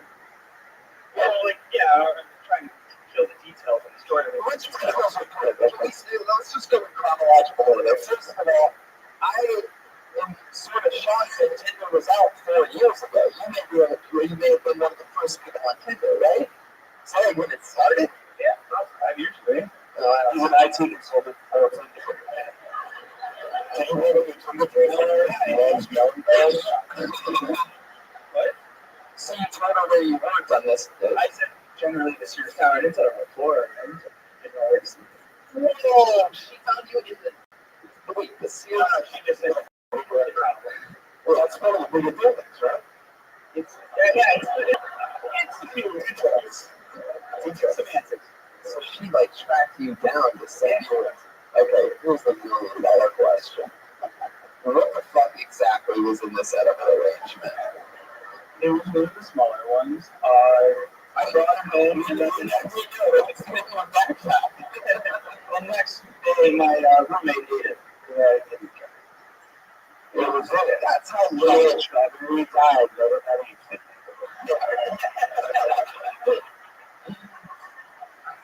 what was in it? Strawberries and what? 6 covered strawberries. Chocolate covered strawberries. That manly gratifies us in edible. Yeah. Let's say you say 6 strawberries. 6 little strawberries. He's calling it another arrangement. He's punching up the story. She was a freaking homeless person. Getting 6 other strawberries under a fucking penny beans. So it's the black man for his own chips. These were the details I left out. Please back me up on the Now you made it seem like this was because you did her good. She got that for Julie Lee dick and just was amazed afterwards. Alright, don't you do your arms like that. I know we've been fucking with you, but that's truly the worst one. You don't want to do that. No one wants to be talking about a high school wrestling coach. All fingers in pockets now. 10 in the pockets. Thumbs in, fingers in, all the way. For those of you listening, it is an anomaly. Double down, and when told to do anything but cross his arms, he has locked his hands in his own pockets. There are more middle pocket relations left. It's almost like those tiny finger traps. Wow. Just go red hands. Just go red hands. Okay. Turn around and look at us backwards. I want to see what that looks like. Jeez, right? Yeah, take up the head though. Oh, do you have a death squad tattoo in the back of his head? Okay, so Matt, what do you think that you do in the bedroom that made this edible arrangement of 6 little strawberries come your way? Do you have a special move in the bedroom that you do on the go? Oh, come on. Matt, I'm never going to be hooking up with the same girl that you hooked up with. You don't have to worry about that. You just got some what do you do? Do you do the old, your dead hand fingering?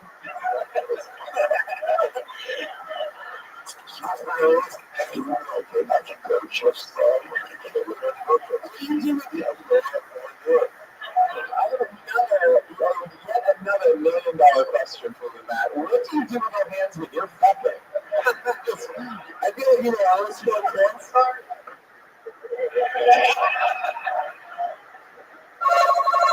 The name's Matt. Did you remember you were? Answer this question.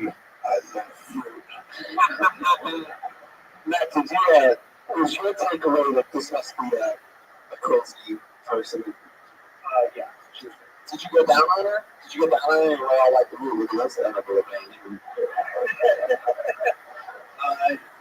This looks like, this reminds me of loose strawberries. You said yes, she was crazy with conviction, so did you know she was crazy before the other arrangement arrived, and that was just like the icing on the... So, just the icing on the strawberry? Was that just the chocolate on the loose strawberry? No, so she was normal, and the only thing that makes you think that she was crazy was the other arrangement. So this could be just a wonderful person. Probably. Probably. You're only on the church, Jesus Christ! I'm not coming into the room and I know what happened. This could have been a really nice girl. What was your least favorite thing about her until she sent you strawberries at work? 6 loose covered strawberries, and if your dad found out about that, he would have been, Son, I'm literally disappointed in you.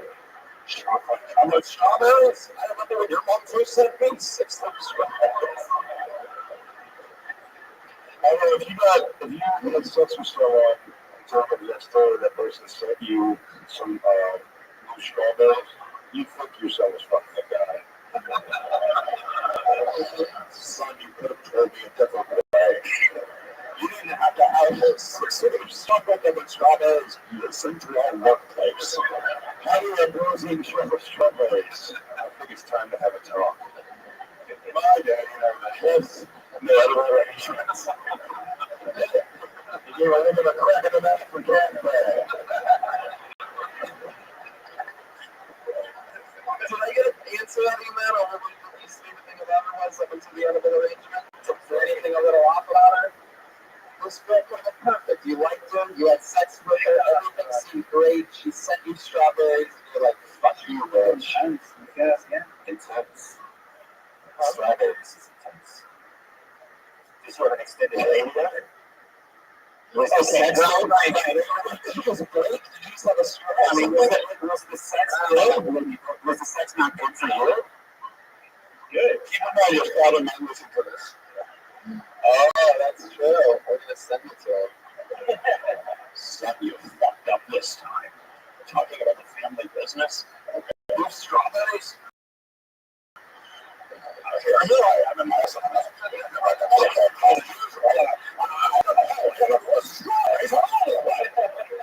Everybody's fired. There's this man I've been raising. What is your dad's company? What do you guys do? We're a consultant. Wow. Yeah, chocolate covered cherries.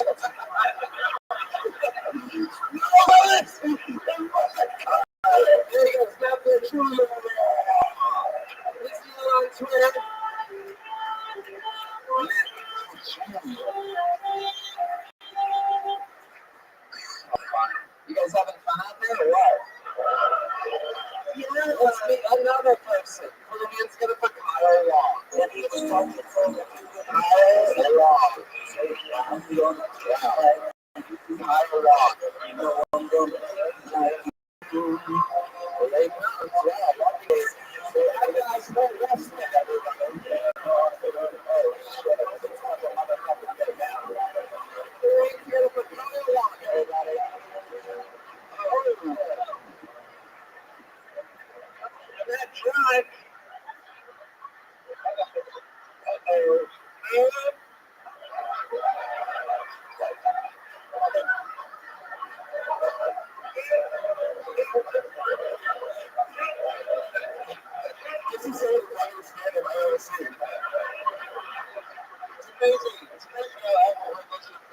I eating mushrooms today.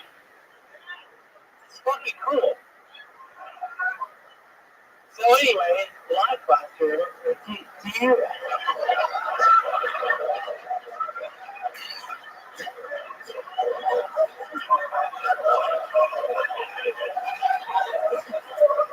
Remember my shit! Blockbuster! What the fuck? Netflix is better than Blockbuster, right? What?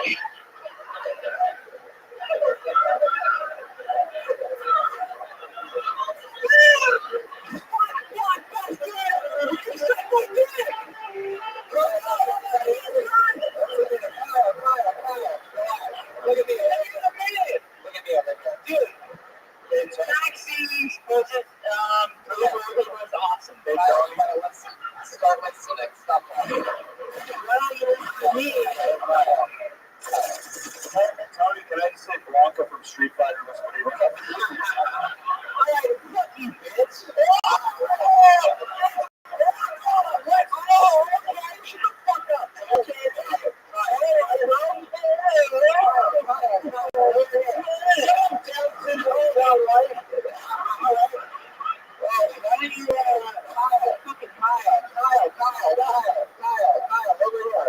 What's up, bro? Kyle, everything's okay, Kyle. We're gonna work. I was saying, so how can you not say that? What? I know you've been doing stand-up. I haven't done it in 9 months, but I was gonna go back to it. I don't know why. I want to be a comedian, but I'm in New York, so. What do you do, Kyle? I'm a full-time private sports coach.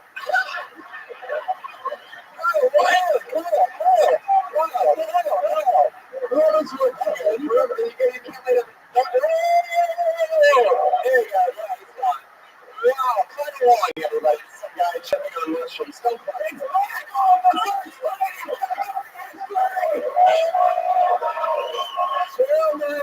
Defending his ground.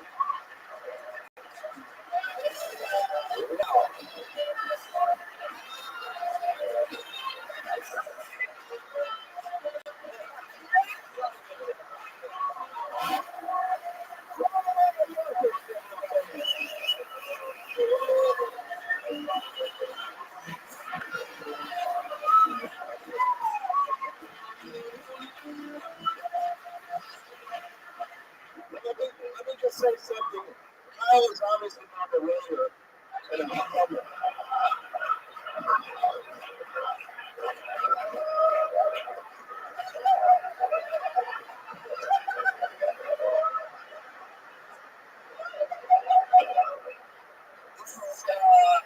Wow, that was intense.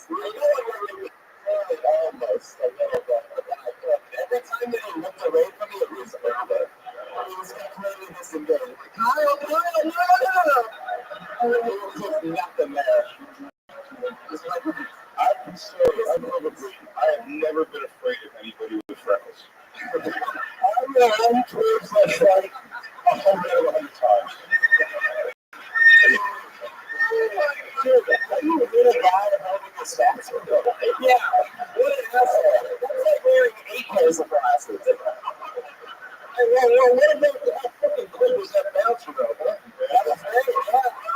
We got Antonio on the 152, and I had everything ready to go to the show. Antonio on the way with Josh Martin and some bouncer that is holding with your red pants right now. I think he's sure about me, by the way, I honestly think the full-time Rothschild kid was the funniest thing I've heard about our kid. Absolutely. Absolutely.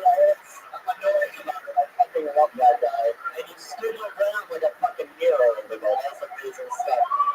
The sad part about Kyle is that I thought he was fucking hilarious, by the way.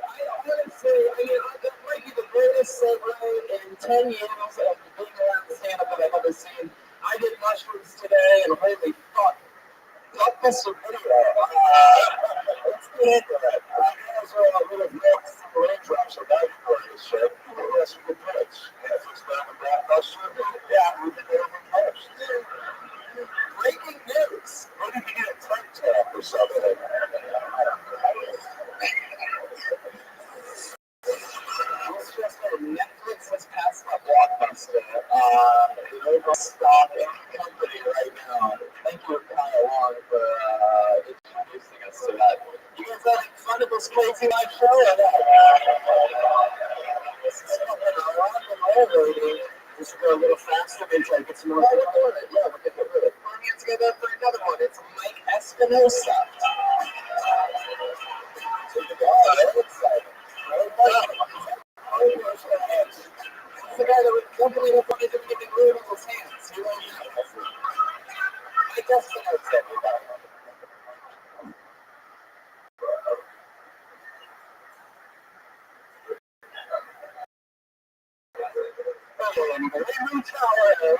Hey, so I just had a birthday.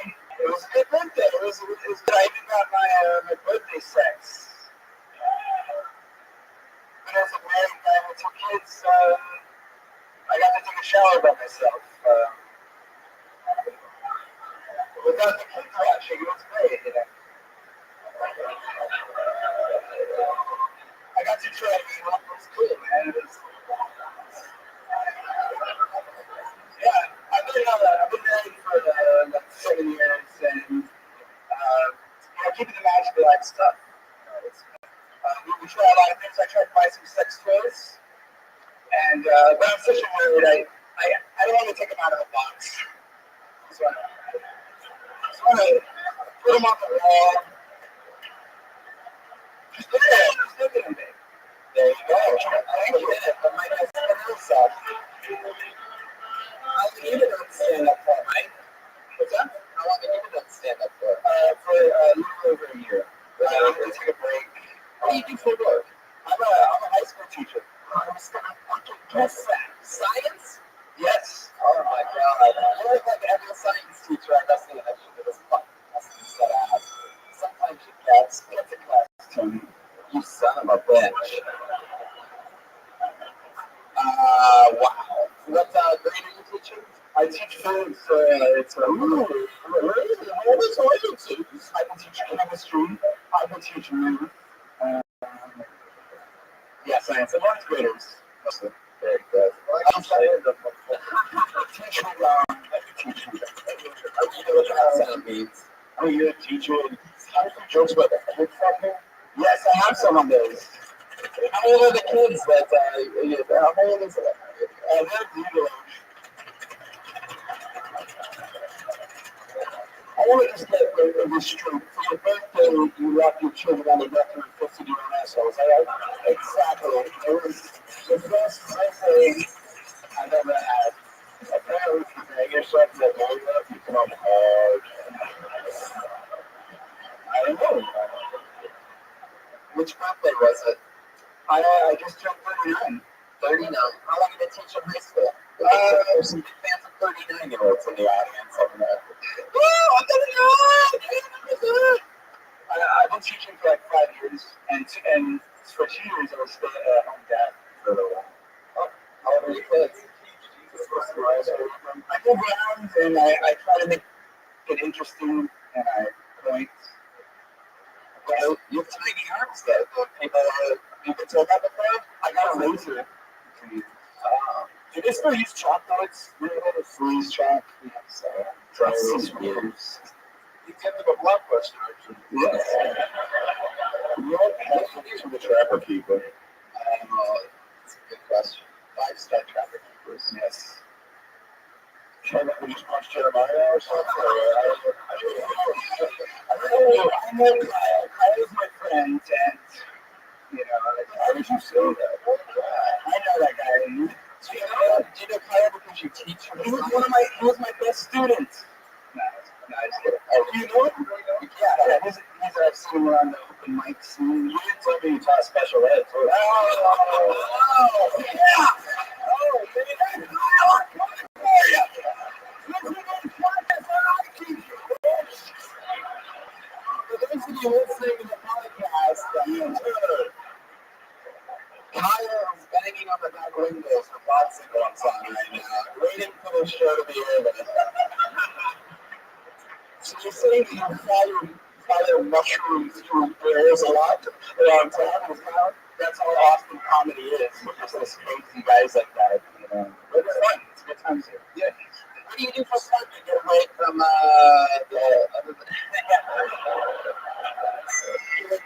your wife and Kyle, and you're not doing stand-up? What else are you into? I watch a lot of concerts, music, Austin's great for music. I read a lot. Do you ever see the bass player Ryan Giles? I never have. I've never seen him. Beats. Beats. A one-man rapping machine. The nerd not seeing on the box joke was great. Really good jokes. Thank you, Mark. That's a good one. Wow, thank you. Asshole.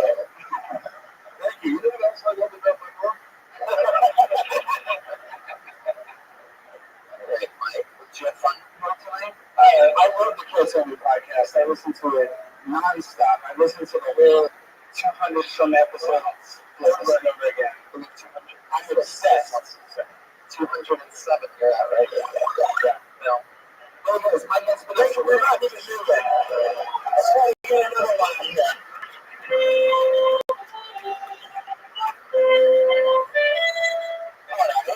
How about Michael Keeley? Everybody, sing it for Michael.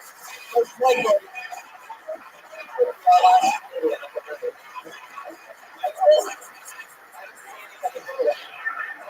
Michael? Here he comes. He's on my hands with the shit out of Jeremiah for some reason. Hey, is there somebody coming here? Michael Keeley. Oh, God.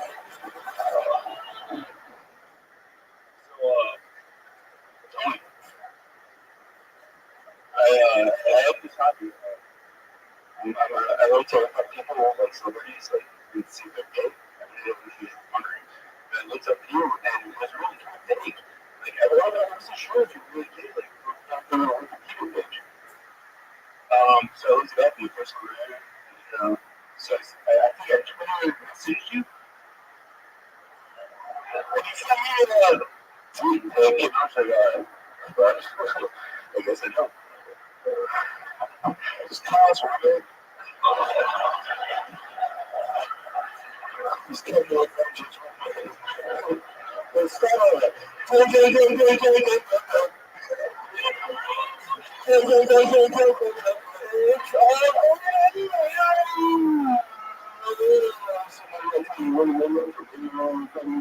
This is a baby from Rookies talking grown ups. It's the cat. It's the Michael Keeley. That was your time. That's what you chose to do with it. All of that was a thing. Trying to look down with the key. Couldn't find out. You DM'd me. I sent the code. You just got the truck. That's funny. It actually isn't a thing. The city is really down over here. Just control ourselves. Sure. Somebody called in up. Somebody just called in a bomb threat. So I just saw one of Kyle's movies on TV the other day. You did? What's it called? He played the character Rocky Dennis. Yeah, you late toy Kyle. Get back in here. What's going on now? Now, I didn't get the blonde comic card. I guess no one actually saw the movie. Michael, are you the blind friend that Ray Thompson came in with from Houston? If so, that trek to the stage was ballsy.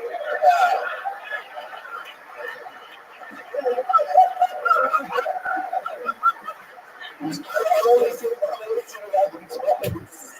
Man, time over, right, man. Don't freak out or joke here.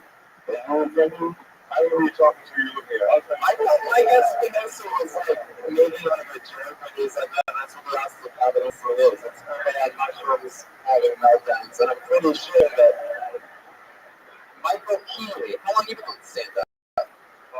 I've been doing stuff for years. Is that true? Yeah. Always wear sunglasses on stage? Always. Why is that? Well, it's just because I'm very self-conscious. About what? About my jokes. I don't think I'm very funny. Yeah, you're right. You have to wear sunglasses about it? Jokes. Do you have sunglasses on your jokes as well? I thought it was because you thought your future was so bright. That's also a good reason. Michael, how do you make a living? I'm unemployed. Wow, it took me a long time to figure that one out. That's a long hour. You do have the emotions of the time today, though. Like, the way that you, like, your head goes, you kind of look like you could be that. Well, you're still throwing shoulders. That was black tar knots right there. If you were a comedian, you'd be rich anyway.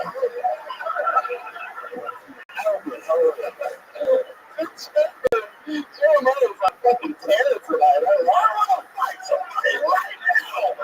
You're trying to talk. You can't open Pandora's box. Once you unsheath Jeremiah, he has to taste blood before you put it back. Michael, are you on any drugs or anything? Yeah, I'm on heroin. Is that true? Is that another one of your wacky jokes? I told you about that, man. Like, you don't accept it. I like how much it's just weird lies. Other than Austin couldn't possibly get any pepper. We find a comedian that is so cool because he knows he's bad and commits to it all the way. You're like, you don't get it, man. He's a real awesome hero. Just to get back to the podcast that works for it. You have a funny, like, demeanor, though. You seem like you could be a funny guy. And sunglasses are off. I would actually say, I know that you said you're insecure for your glasses. I kind of get that. But for me, like, immediately the first thing I noticed and then latched onto was, sunglasses indoors kind of guy. I think it brings me a negative attention to you, and then, like, I don't focus on the jokes. I'm trying to figure you out instead of listening to material. So, well, I had a long joke about Tony talking last night, but I didn't even tell him. There's a whole bunch going on here too, my man. So, when you're not doing this show or all of your jokes and fake Tony Hitchcock stories, and is this a thing you're just working out and you coincidentally pulled you out of the heck of your money show? And, like, I said, Austin open mic said, well, I messaged Tony Hitchcock. People were like, yeah, he's doing it! This is the guy who told you about the sunglasses with the new Rothschild thing. I've done this show now, Tony. You've been pushed up on me on this is probably my fourth or fifth time doing it. And this is by far the most adversarial comedy show I've ever been part of. I'm very angry. I feel like this is like everyone calling out a bunch of like Atlanta Falcons right out of there. Alright, Michael, we're going to keep it moving. We're going to have one more comedian up here. Congratulations. You took it to hands. Michael Keeley, everybody. Take the seat now, Michael. You guys ready for one last comment? We're almost out of time, everybody. You guys ready to fucking do this shit or what? Are you ready for one more fucking comedian? Wow, this is a goddamn anomaly. Put your hands together. Chevy the Julio. Oh, no, it's Chevy for Julio? It's a big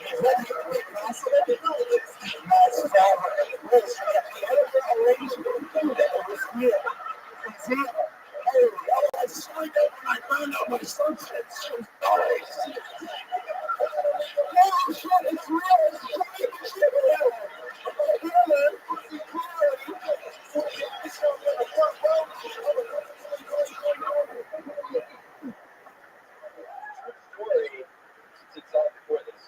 Oh, here we go.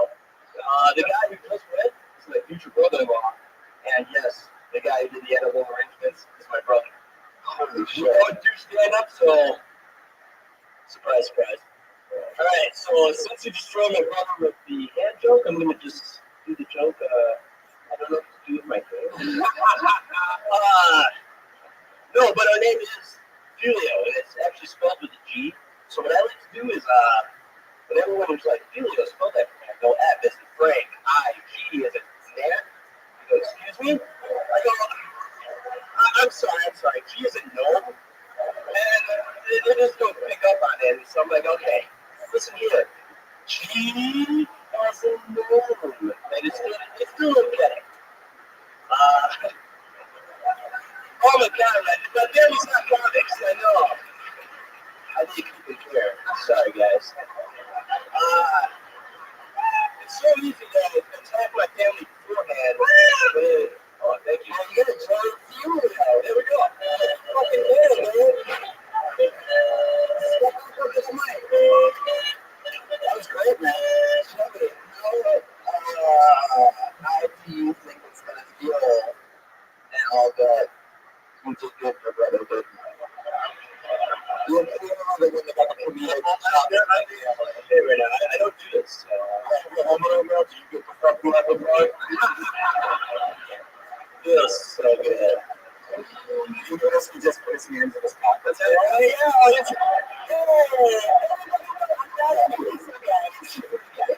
It's just got those wacky Julio hands.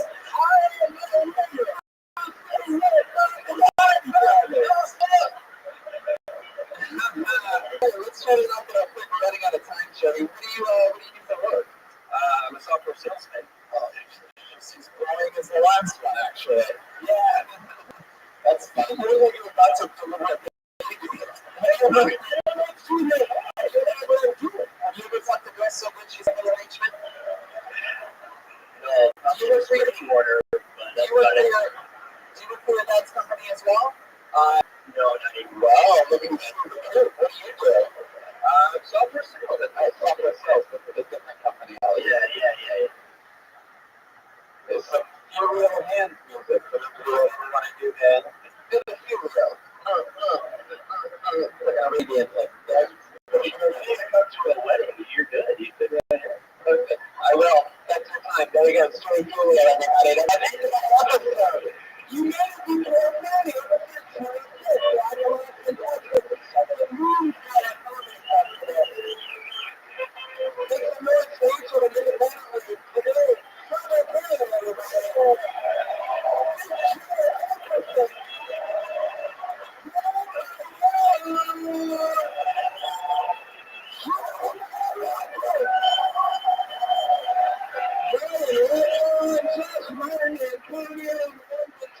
Anything you guys want to plug, anything like that coming up, Jeremiah, go ahead. Watch Big Jerry versus Cecil. We're on the first episode. Yes, I am also on that. I'm trying to keep you right now. I can take it as well. Check out my details down there. I'll be in Florida next week and Kilkenny, and first week of June will be there, Kilkenny. If you're listening from Brooklyn or Kilkenny, Ireland, you just got with the fact of news. It's shutting there live. I'll be in a pizza parlor in Corpus Christi. Yeah, I won't be. Yeah, I'm in Corpus. That was a joke. We don't show up and then tweet at me that you're mad.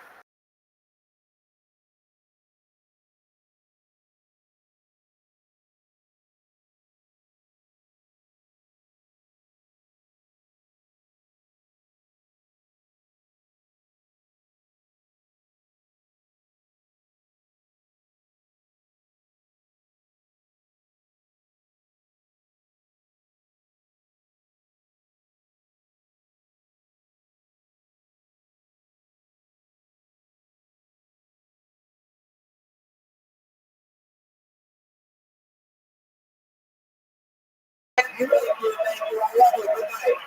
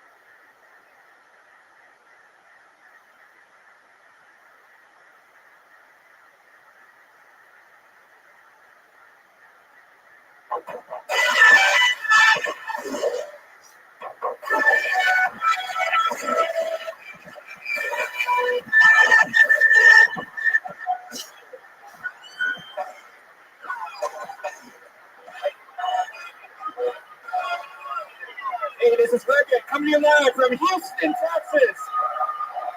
At the secret group for a grand episode of Kill Tony. Where's Tony? It's clear. Hello, Houston. Fucking noise. So quiet. Yes, this thing isn't working. She's fuckers. It's troll. How's that possible? That's my blood. This is what we go over this every week. That's the loose one. It's over. Give me the loose one then. That makes sense. Hey, live sound check. Who loves it? Who loves it more than me? Guess what baby Tony's favorite thing is? Yep, that's not gonna work. Fuck yeah. I guess that's why they call it the secret group. They want us to whisper to everybody. Keep it secret, everything that happened here tonight. Josh Martin, ladies and gentlemen, is here. The great producer of Kill Tony is here. In Houston. My phone doesn't work, Josh. Good thing we brought you all the way from Los Angeles to here for this special road show. Mike one was better last time we were in Houston when you weren't here. Who was here at the last show that we did here, huh? Who loves Kill Tony out there? Anybody? Aphrodite? Ichabod? Wow, this guy, you need to smoke more pot, sir. There's certain things that I want everybody to erase in their memories, and that's definitely one of them. I'm glad I'm not even going to repeat it into the microphone, make everybody... Hey, who's at the Houston show heard what the one-on-ones member said? Have you guys go to some kind of thread to find out what happened there just now? Life is good. I'm excited. We just had a blast in Austin, Texas. I'm super pumped. Let's just jump right into it. Should I bring up the guests or what? Let's just wait for the sound. Hey, by the way, we have a comedy show right after this show. Who loves stand-up comedy? I love stand-up too. We're doing a show after this. Let's just say maybe I'm booked at a club in AC, and I can't mention who's on the show. If I was doing it, but there's a whole show, but I wasn't allowed to mention that I was doing the show. Yeah, and a bunch of awesome comedians. The hit secret show that is big hit in LA is here tonight. You're going to get to see a ton of awesome stand-up after this, if you come to that show as well. Yeah. A lot of secret guests on that. We're going to use one of the operational mics during the stand-up show. If you're wondering, I wonder if they're going to use the janky mic. Keep it interesting, you know what I mean? Keep it a real live show. We're going to be using an operational microphone.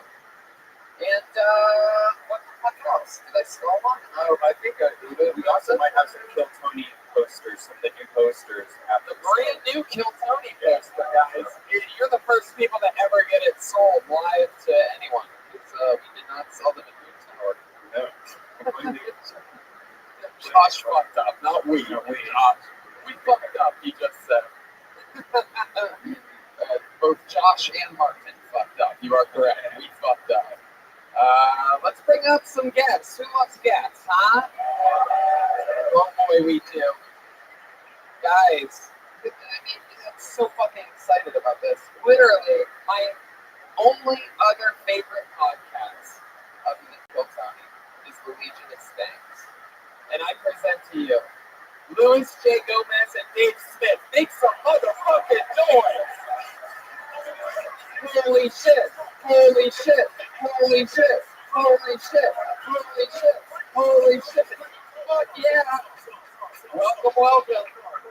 We're gonna have a motherfucking blast. What's up, guys? Welcome, welcome. Dave Smith. Very unprofessional stuff. Dave, first time I picked up. Dave, it's your first time on the show. Louis, you've done it before. Welcome back. Should we even mention it? You know, if you want to do something crazy and mention the thing we were talking about out back, what's about it? Fuck, let's announce this bitch right now on Kill Tony. Right now, we're going to exclusively announce. Right now. Oh, I didn't even ask Brian. We even talked about it? No, you have not asked yet. Let's talk about it. The last Sunday. But maybe, hold on, I have to check my calendar. But Oh, is it great? I'll check my calendar and maybe Check your calendar. Oh, whoopsie daisy. Breaking news coming in. Skankfest, first of all, the new coolest #1 festival in all of New York City. For those of you, many listeners that we have, the hundreds and hundreds and hundreds of listeners that we have in New York City. Skankfest is a huge festival in New York. It is June 23rd, 24th, and 25th. well, we want you guys for the 24th and 25th. A lot of you guys are fans of comedy. You're finding out live right now. Very rarely. This is a little prologue.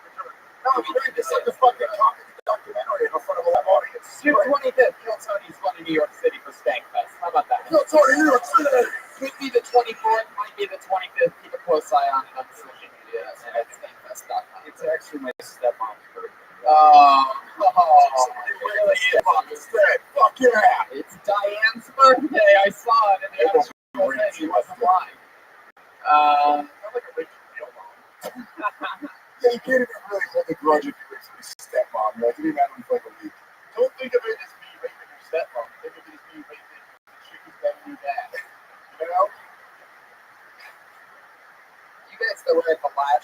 we had a special treat because we had a band member with us that time, and that was cool. It was the great Jeremiah Watkins. Unfortunately, budgetary reasons. Oh, he's in the hospital. Yeah, that was it last night. Yeah, we had 2 reasons why he couldn't be here tonight. So instead, you're just gonna have to deal with the Kill Tony band. Jeremiah Watkins, ladies and gentlemen. The one, the only, stole last night's episode in Austin, Texas. You know him from Kill Tony, the roast battle, the goddamn comedy jam.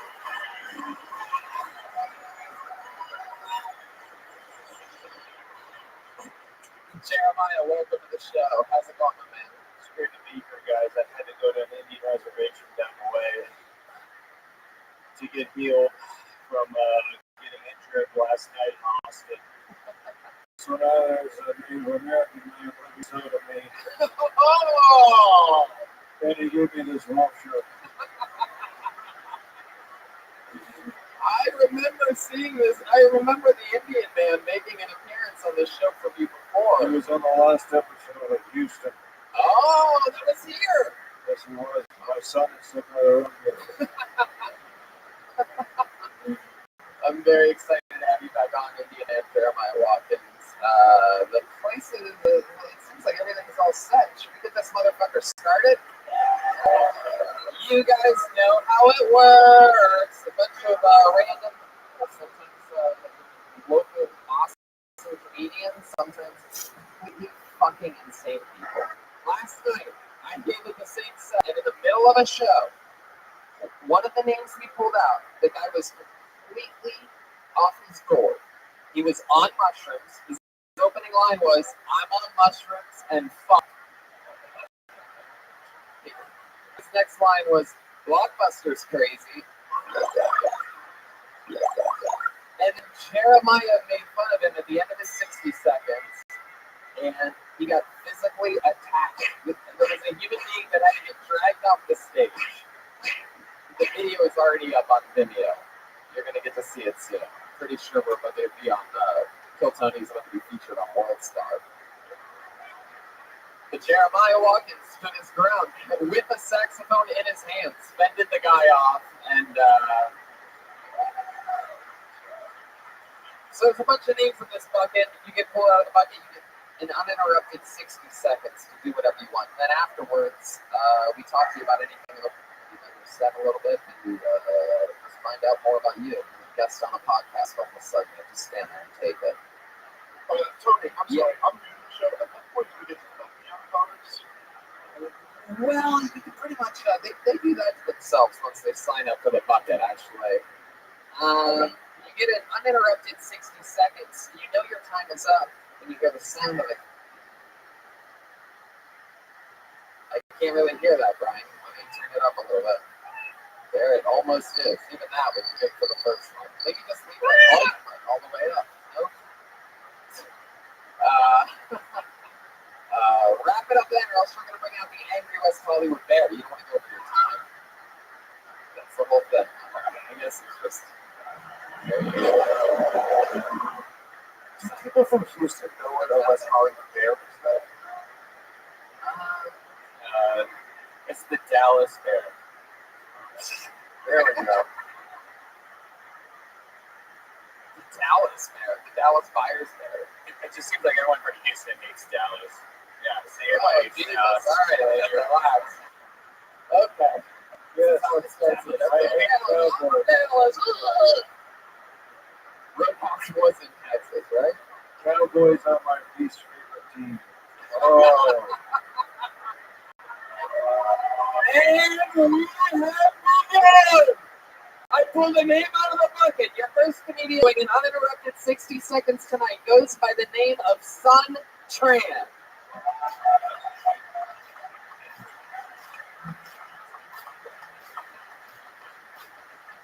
Here he comes. He's coming up. It's Sun Tran, everybody. Clap for Sun. Thank you very much. What the fuck, man? What the fuck? Nobody likes Canada, huh? All right.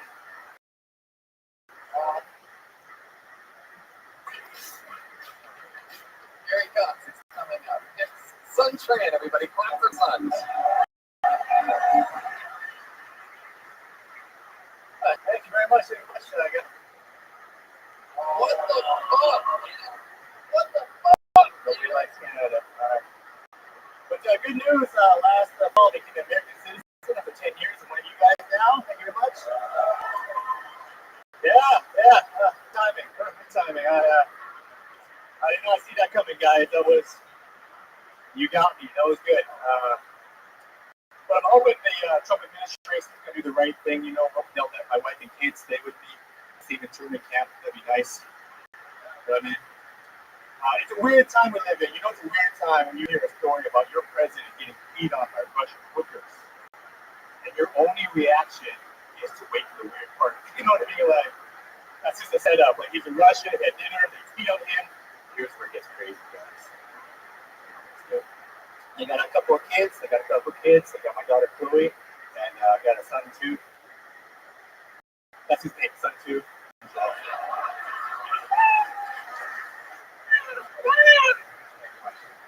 my kid. He's making video games now. Oh, I know.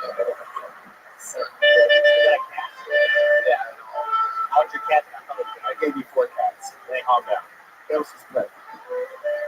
That was very good. Sorry about the mic problems at the beginning. I give an extra 5 seconds. How long have you been doing comedy? What's going on right now? What are you doing, Brian? You just complimenting him and then randomly asking questions because you didn't hit the cat noise line? I hit it 4 times. What's happening? Who heard the cats? Nobody. Oh, this guy did. No, he didn't. That guy wants attention. I not only did I do this, I did this cat 4 times. I did this cat. Clap your hands if you hurt the cat. Wow. Oh, you got lying. You're just clapping out of habit at this point. So everything that I said you clapped for. Right. You're a fucking cat. I need to say it, but the smoke signal in the back was louder than the demo.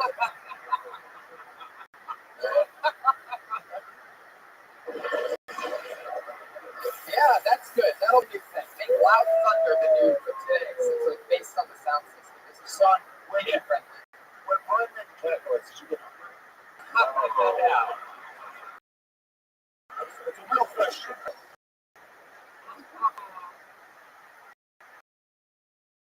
What kind of Asian are you? what kind of Asian am I? I'm Vietnamese. What kind of Asian? I don't want to start with you. You do not give up. You realize they beat us in that fucking war? We don't ever talk about how much. Vietnam beat the shit out of us. Bunch of little fuckers. Dad fight on the Vietnamese side? Yeah, he did. Here, he had to leave. He was fighting with the American side.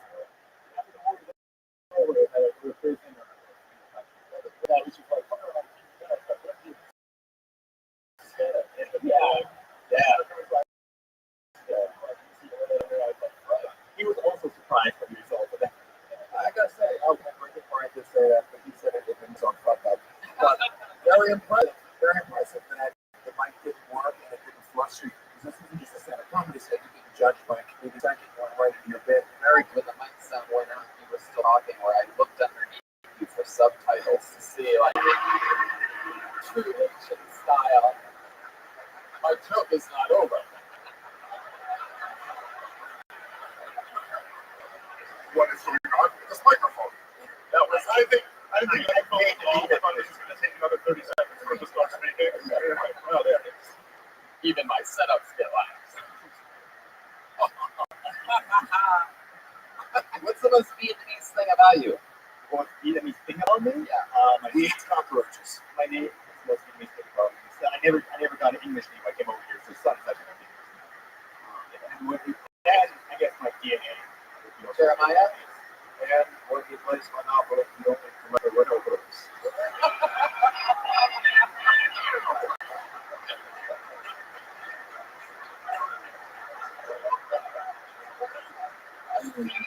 Jeremiah motherfucking Watkins is in the house. charity. There was people trying to start a Jerry Springer chant for Jeremiah. It's true. Joel does have Joelberg now. This is funny. Like, painful too. It's funny. Thank you for judging us. No worries. Thanks. So Son Tran. That's an interesting one. What'd you name your kids? Marshall. Oh yeah, super legendary. My son's name is Sergeant. And Chloe, the daughter. Well, you named it after the law, they're going to use to take your stuff. I'm sorry. No, you don't need to. If you don't hear it, son, just keep nodding and saying yes. That's good. Very good. What do you do for work? How do you make a living? I'm a lawyer. I apologize for everything. Yeah. Well, are you a trial lawyer? No, I work for a company. Ooh, what company? Direct Energy. Hey, I know, by the way, I don't really have anything against that, but anything that sounds more evil than I'm a corporate lawyer than direct energy. Yeah, right. Not very sympathetic, I know. Right? what kind of energy is that? We're siphoning sunlight. Just power and gas. Yeah. So for all your home needs, if you want to call direct energy. Very good. Not only am I the lawyer, I'm also the marketing director. We're taking a real grassroots podcast thing that we're doing. Are you trying to sell his listeners at home right now? Yeah, sure, why not? Job security.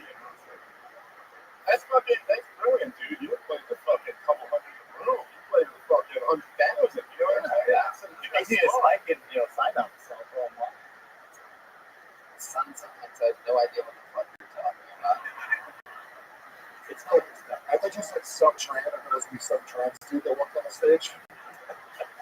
Now, interesting part of last night's show, for those of you who do listen to the podcast, it was that there was an embarrassing part where a comedian talked with me about working at a pizza parlor in Corpus Christi, and I was embarrassed of working that weekend and made a whole joke about it, and because I thought that no one was ever going to find out about it. But, yeah, that's the only comedy club in Corpus Christi, by the way. It's this fancy pizza parlor.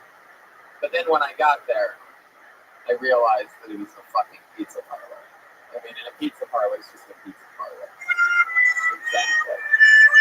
So, last night, the guy that opened that show was on the show, and he goes, yeah, I worked at a pizza parlor in Corpus Christi. And son, you were actually the feature at that pizza parlor in Corpus Christi.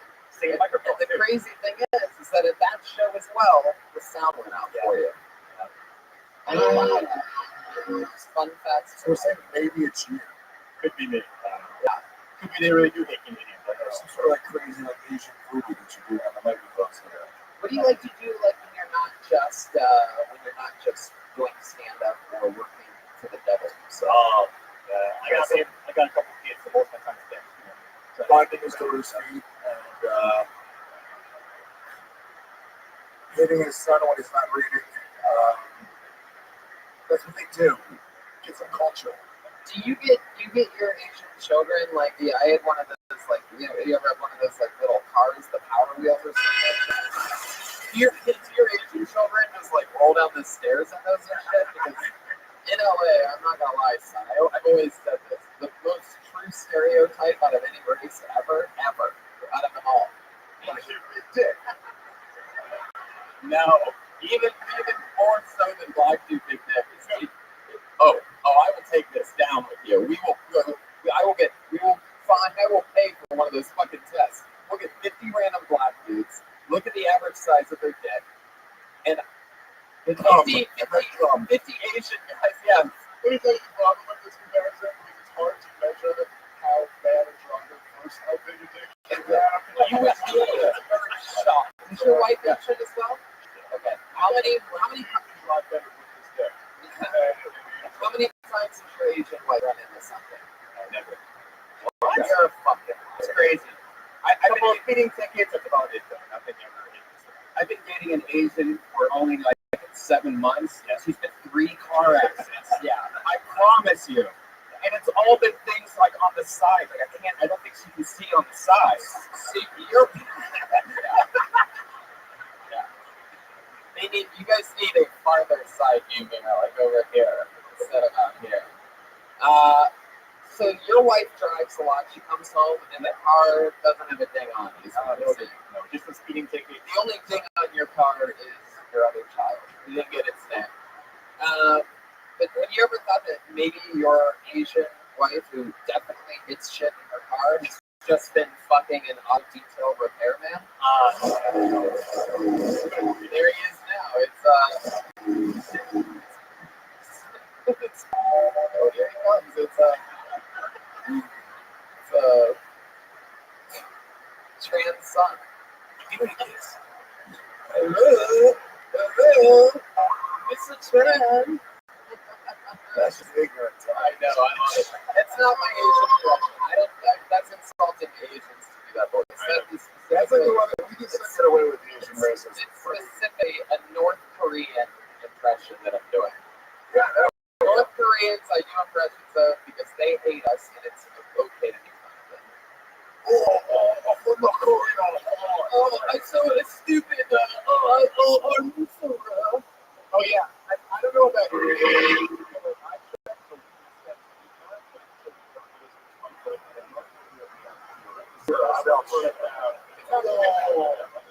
Oh, your podcast not funny. We not around the internet. They don't allow us to do anything in the internet. Dude, don't you agree that everyone should be allowed, everyone should be allowed to do a cartoonishly goofy impression of a voice of every racial group? It's just the most fun thing. Yes. Let's start right now. Son, do a black guy right now. Come on, son.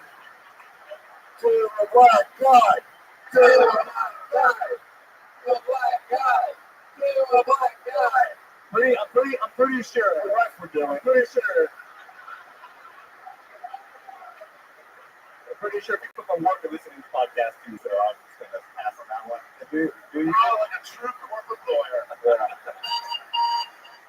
Do you remember when Kim Tony jumped the shark and they bullied an Asian man into doing a black guy voice? Jumped the shark? I keep forgetting you're behind me and then hear this voice and nobody's talking. Like, ooh, I keep on forgetting. No, I'm kidding. I'm sorry. I said it was North Korean. I was lying, son. I'm a racist. That's okay. Maybe drowning is the second biggest stereotype. Well, son, I mean, I don't fun with you. It's nice to meet you. Anything else you want to say? I'll be featured again in June in here in Houston. So we'll see. Oh, awesome. One day. Sun training, ladies and gentlemen. There he goes. There you go. Look at this funny guy. Spent all day drinking coffee instead of setting up the mics when he should have been. This fucking, good lord. Black guy. There you go, everybody. Geico can save 20% or more on your car insurance. Whoa. Oh, that's pulling the name out of the bucket. Oh shit, this guy actually got up last night. Let's see if he has a second minute. He traveled all the way from Austin, Texas for this. Actually, he traveled all the way from fucking Kansas, we found out, to Austin. And now he's driven from Austin to fucking Houston for this. 20-hour drive from Kansas to here. Clear hands together for Trey Thompson, everybody.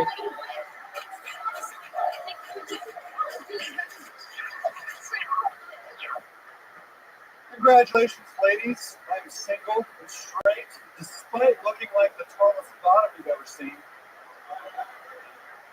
I got turned down for a janitor position. I'm super bummed about it. You might ask Trey, why does that bum you out? What's worse than being a janitor? Being told you're not qualified enough to be a janitor cuts just a little bit deeper. I knew my ex was a psychopath when she told me she was sexually attracted to me. You're not laughing at that. That makes you think I'm sexually attractive, and I will be here after the show. She wasn't all flaws, though. She had kind of an oversized nose, and she would do this adorable thing where she would wiggle it every time she fucked my best friend behind my back. True story, your laughter helps with the healing process. I love bad bitches. That's my fucking problem. Thank you so much. My name is Trey Thompson. Trey Thompson, ladies and gentlemen. Holy fucking shit. Woo! Tight. That was awesome, man. Those shorts are tight. Ooh, fuck me. How'd you get those on your body? You look like a grown-up version of everything Oshkosh Bagosh right now. I mean, you look like a doll that you would play with. Wowzers. I mean, what is this attire? You are proof that there is no such thing as gender.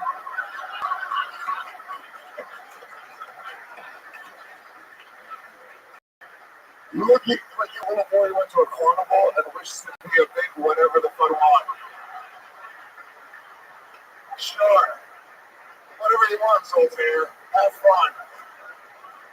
This guy looks like he has a permanent ride on the school bus.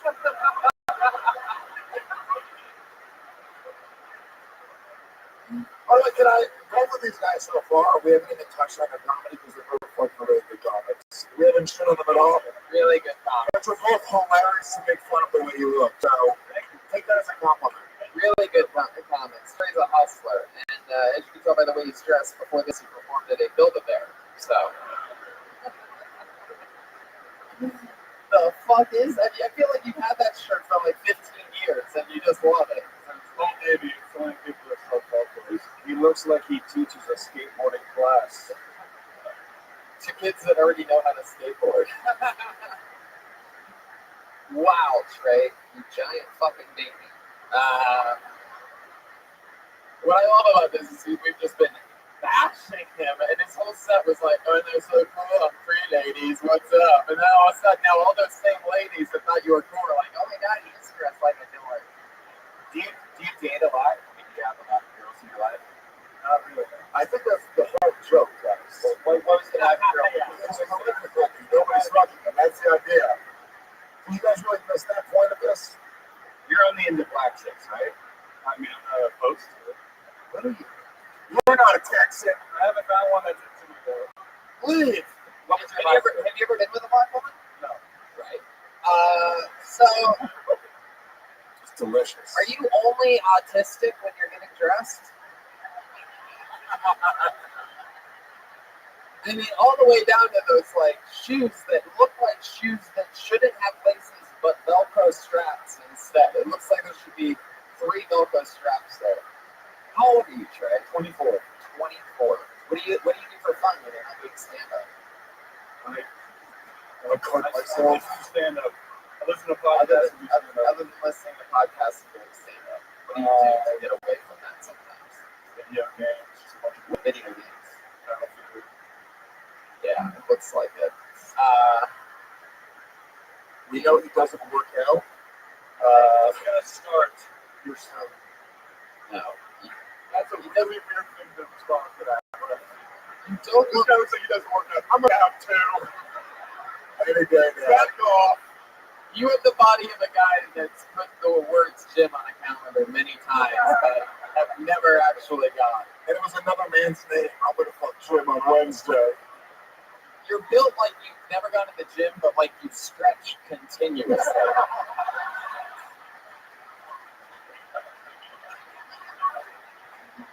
Wow. Sometimes even I surprise myself.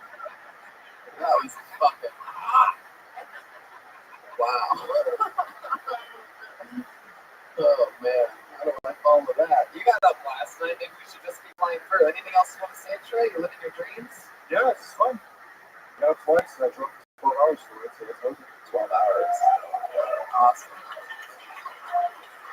Anything else with Trey, guys? Any thoughts or anything? Dude, genuinely really fucking fun. And also, you know what I like? Maybe I don't know this, but his act, like after talking to him afterwards now, this is who he was in his act. Just fucking Yeah, Right? I need him up. And you were like, oh, this character is some fucking weirdo.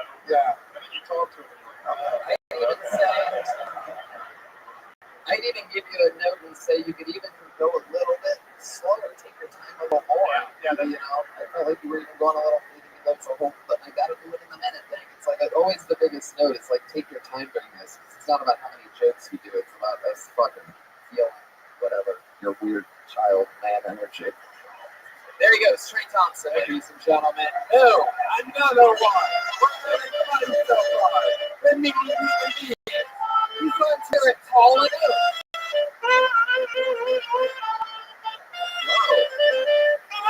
Whoa, damn, Jeremiah. Down over there, it's feeling it. That's a good zone. Those reservations over there by this Indian fella. Shut up. Please don't make that catch on. No, we don't want it to catch on, so stop doing it. It's still the same idiot that said that he hurt the cat, by the way. The same guy chanting Jerry is the only guy that hurt the cat.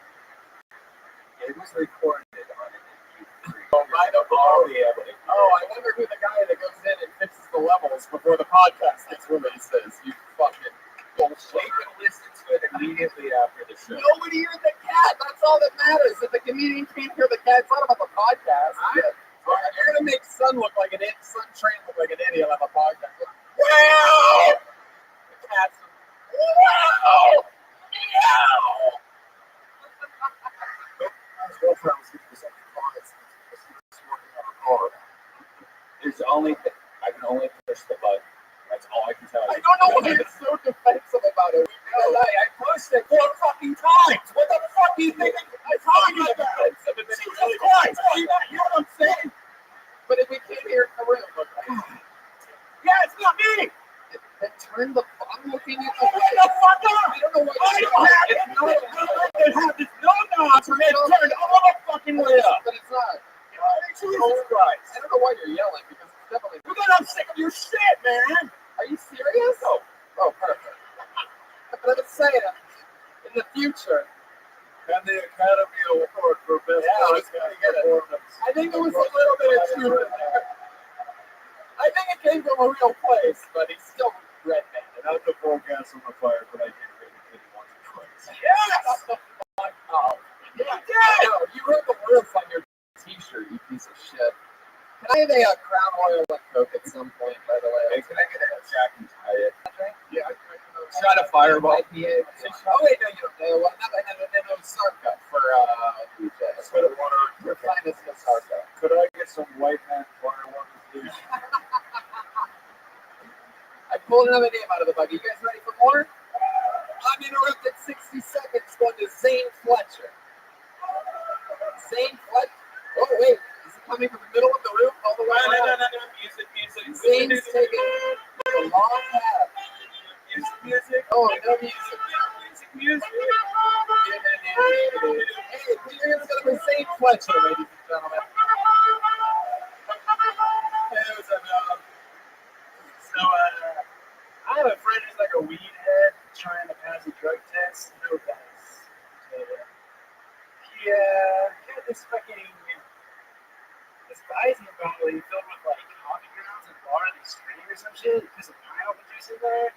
I guess it should work, but so he figured he had to get it up to temperature for the drug test, right? It's like body temperature.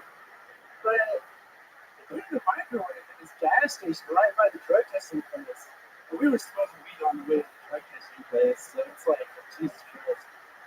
And so I was like, dude, put it up for like 20 seconds. My friend puts it in there for 2 minutes. Okay? He gets all there, it's like engorged, like Zeus's cock. It's like fucking scared. It's like, this fucking fat. Right? Okay, there you go. That was the cat.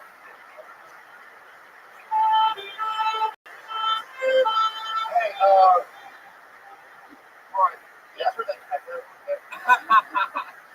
Zane, you were absolutely hilarious. Your comedy was terrible. Let's talk about it. How long have you been doing stand-up for? This is my first time. Wow, there you go. In that case, it was pretty amazing. I swear to God, I thought it was hard. I'm sorry to know about it. Shut up, Zane. Get back Yeah, in none of these people are real comedians. Get back in front of the mic. They live in Houston. I like your style, Zane. I love it. You look like a guy that wants to be a school shooter, so he dresses up. As one of the students to try to like sneak in. He tries to like go undercover, just a seventh grader. You look like someone from a different species who was sent here to try to dress like humans. So like, what would a human wear? I don't know. I think he saw one movie in the 80s, and he just has to go over that. Yes. I want to congratulate him on winning the Olympics at Mighty Ducks 2.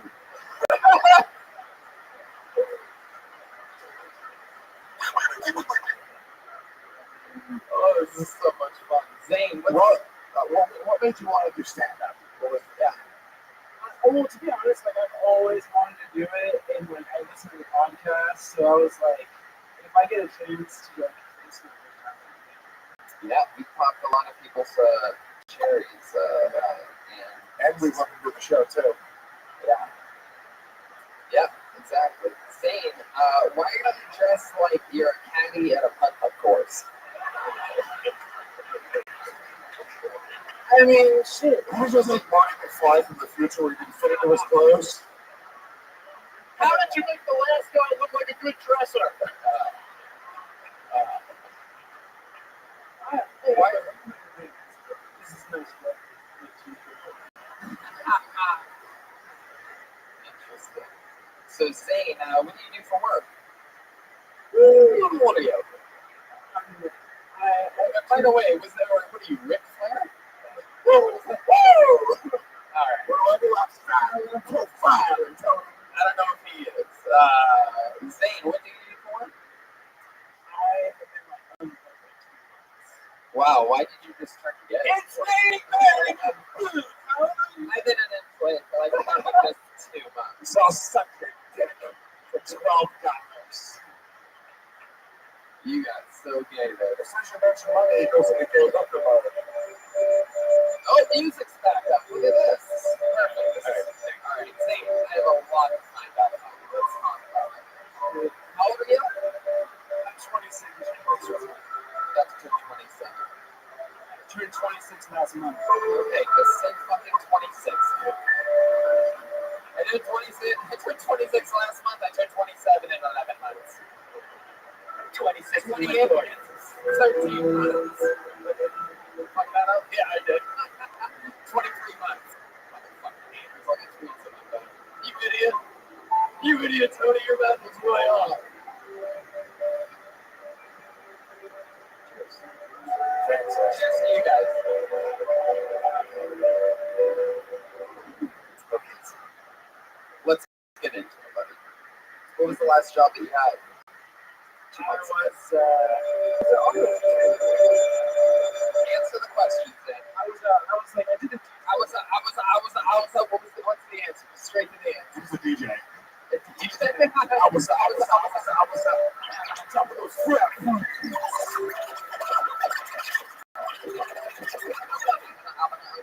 So, Zane, what was this occupation that you had? Why do you always have to set it up? Why can't you just say this? I was once DJ Dry Dick. Wow, that was a good impression, Indian man. For a second, try with me. Ask me what my job is. What's your job? All right, your turn. Let's try it. Zane, what was the last job you had? Detail. What was it? Right now, I'm too little.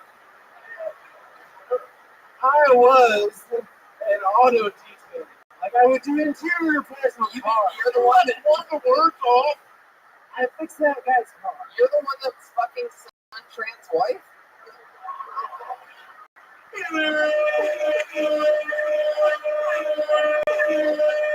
Very hard to do an auto detailer callback on an improvised show. Let it be known you don't find that anywhere in entertainment. It's high level, Tony. That's a high level callback. We're just playing. We're all the Yankees tonight. We're all just hitting home runs. Back to you, Sam. You like bingo? You like anime?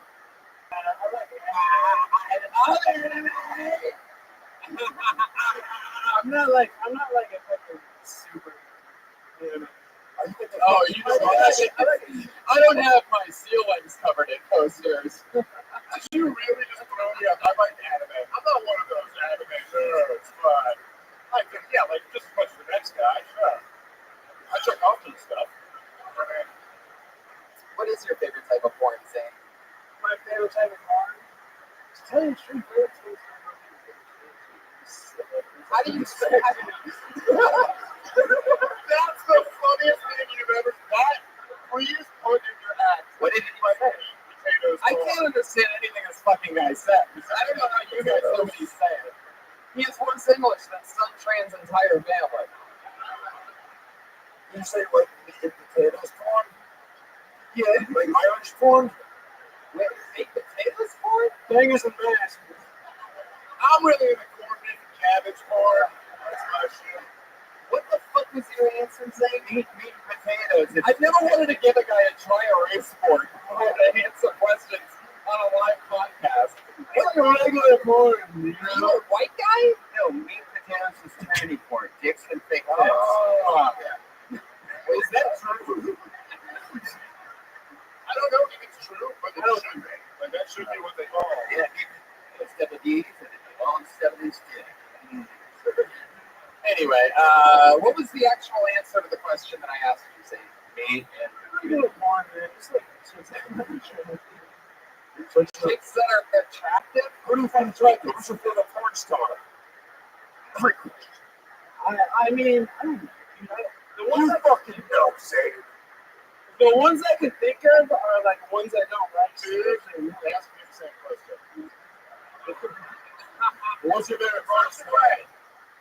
All right. Before you finish the question, She's retired. That's how good she is. I don't even think with new shit. I can watch the old shit. It's so jerk off too. I'll fucking wear retired. No cream pies. Unbelievable. It's so comfortable. That's how good she is. Is that a real thing? She has No cream pies. Zane, I'm not gonna lie, you sort of seem like a creepy guy to me. So with that said, let me ask you this. What do you think, let's get to the point here, what do you think in your real life, you know everything about you, and we know that you're a cool dude, you smoke a lot of pot, you're pretty hip, you know, you look like Josh Martin if you gave up. Which is funny because Josh Martin already looks like he gave up. But let me ask this question. What do you think, if you had to guess, without trying to be funny, just tell the truth, but what's like the weirdest thing about you? The weirdest thing about me. There's the Zane Fletcher setup that we all know and love. Are you doing the weirdest stance about you? Yeah. The weirdest thing about me is having a superhero. I don't even know what you're. Whenever he thinks he turns into a homosexual. Let me answer your question. What's the weirdest thing about you, Zane? So I know you're at number like 117 in your Rolodex of weird. Can't say that one, can't say that one, can't say that one, can't say that one, I can't tell them that. This is a live podcast. What is the weirdest thing about me? You tell me, man. It's hard for me to tell. I mean, I can get like 400 things. Like, Put something out there. Tell us something that you don't want people to know about you. I don't want people to know about me. Alright, Zane, I'm going to ask you a question. Okay, hold on a second. Let's just give me pause up for a second. I need to get serious here. I'm going to ask you a question. Alright? I want you to already have the microphone next to your mouth. Stop doing that fucking boring Anthony Jeselnik thing that you keep doing by dropping the mic near your waist. Keep it. I'm not saying Jeselnik's boring. I'm saying he's a boring version of Anthony Jeselnik. Let's just get that clear. I love Anthony Jeselnik. No, not at all. Full-time guest on this show. Love Anthony. You're a boring version of Anthony Jeselnik. When you drop, keep the mic right next to your mouth. You ready? Keep it next to your mouth. Don't move it from there. I'm about to ask you a question. With no reset, I need you to answer it immediately without thinking. You can do no wrong. Ready? What's your least favorite Answer it! Say it! The one Say every second that you wait, you're Alright, once again, ask me the same question. Jews! Obviously it's Jews, you idiots. It's always Jews. Let's try it again. See, you totally failed at the one fucking mission, by the way.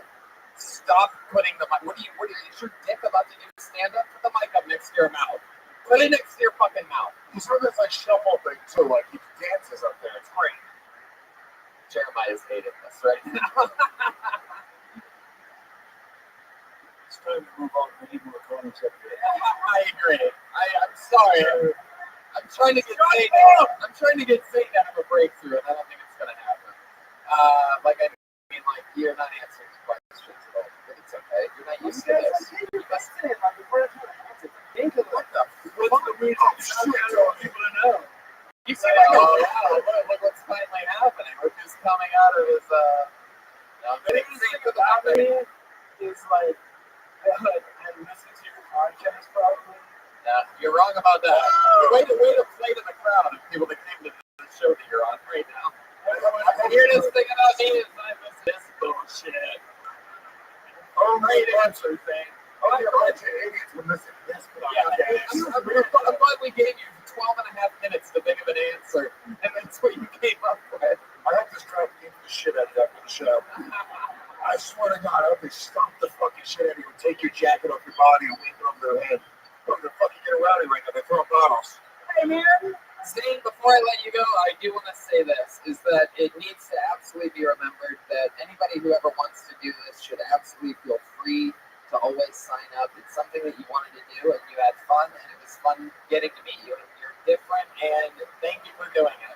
There you go, Zane Fletcher, everybody. It's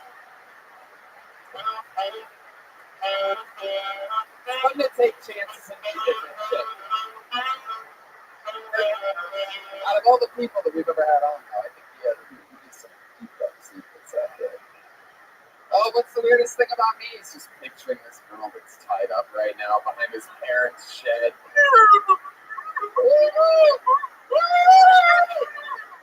Weirdest thing about me? Oh, I don't even know what could be with me for this show. She's gonna be brisket later. I pulled another name out of the bucket. Anything can happen, as we've learned. Put your hands together for Gabe Bravo. Oh, you got a big pot. Look up here.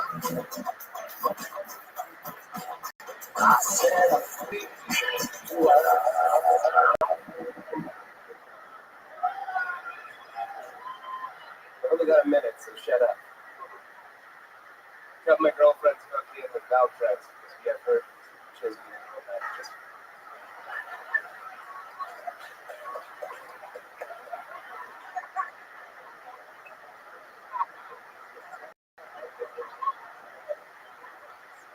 thank you.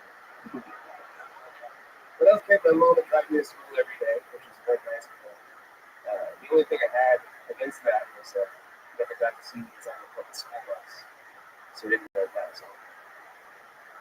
I knew what the short buses were, but that just made me terrified of the regular buses with the giant toy.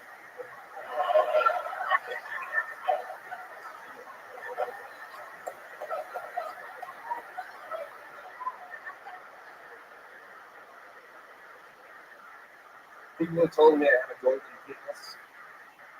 It's not because of my sexual prowess. It's because my Uncle Midas was a very bad man.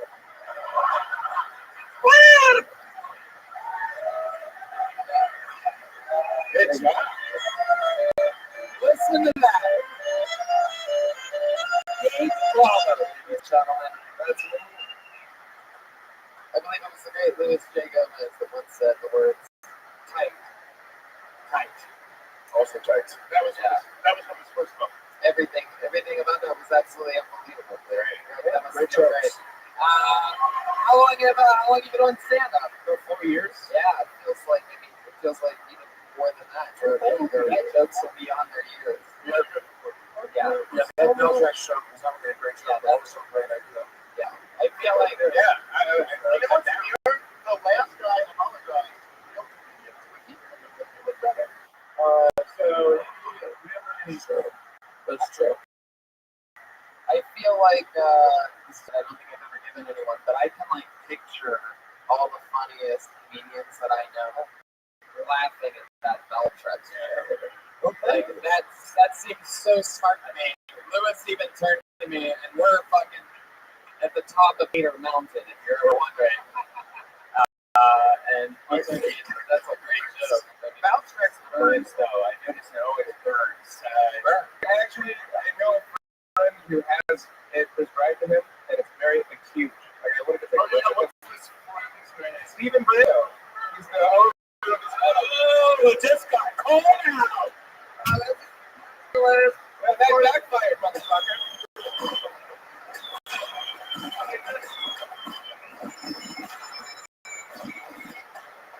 Wow. God, I'm talking about being thrown in the bus. Only a white man would turn on his brother like that.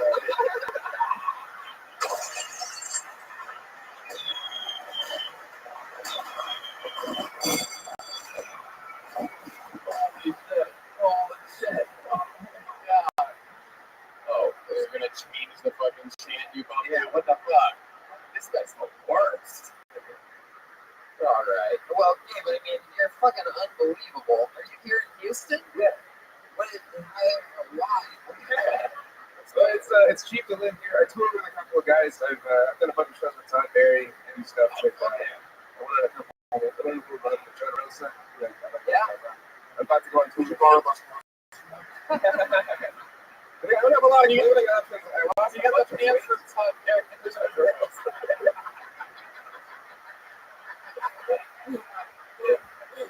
Listeners don't know you. I guess Google them. Yeah. I mean, you can literally get to the bottom of Todd's hat, bottom, top of John's bottom. Exactly. We forgot to mention that whoever's the best, we think is the best comedian of the night, gets to open the next show. Oh yeah, the stand-up. You're definitely high on the list right now. There you go.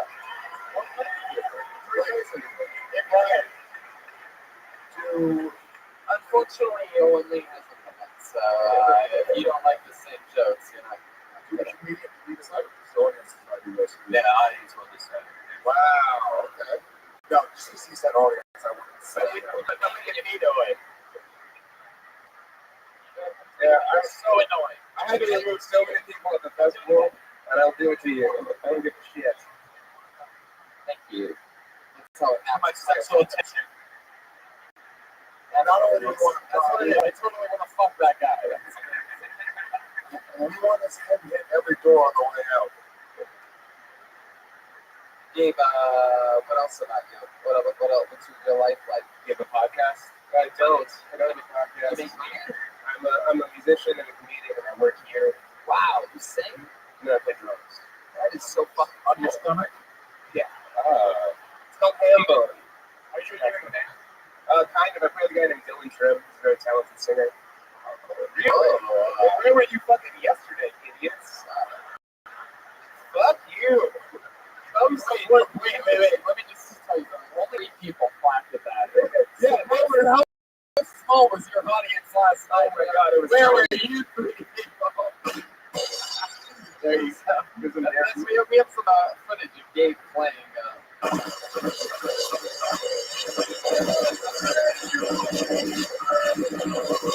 Your band. I play with Dylan Trim. Oh, So the band is called Dylan Trim and Gabe Bravo. oh, that's awesome. Original. Was the drummer and a singer? Yeah. Really? You guys like killing it. I wanted to hate that, but then I said I can't remember. Do you love that? I like it. Stand Yeah. up? I've been playing with that guy for a long time. To music ratio, thought-wise, like not how many hours, but percentage-wise, like it's 100% side. Stand up is like probably 90%. Yeah. Music is like maybe 90%. You could, What's that other one? like kind of, like if you wanted your dream is with one or the other, you had to I want to try to do both at the same time. I gotta choose one, dude. I gotta pick a fucking like that. Pick a path right now. Tonight's the night. Yeah, no, wait. Yeah, bring up Dylan Trim. Bring up Dylan Trim right now. We're gonna bring him up on the stage. We're gonna put a fucking gun against his head. So I can only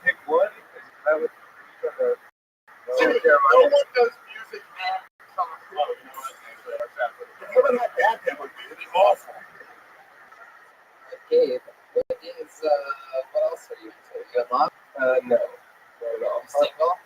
Single. How long have you been single for? Ooh. How long have I been single for? Are you gay or are you just super hip? I'm just super. Super hip. I'm the same way. I get it all the time. Later on we can talk about it. Totally not. Don't tell me he's not super hip. He's got super hips. That's why he keeps those pants up. You do for the hip and hipster. Thank you. That's lovely. What kind of pens are those in your pocket? I think pens. These are big pens. I think. Big? Oh. Big guy, huh? They were here. I stole them from here. So. That's cool. Are you like a? Are you looking to purchase any new pictures? Do you have two pens because you're a douchebag and you're looking like you're a drummer? Yeah, taking out all the time. No, these are actually Sunshine's chopsticks. I tried it. It didn't work. Well, Gabe, you Sorry, are son. I'm sorry, son. absolutely so fucking funny with your bed tonight. You should be extremely proud of yourself. There you go, Gabe Bravo. He's on Twitter, the Gabe Bravo.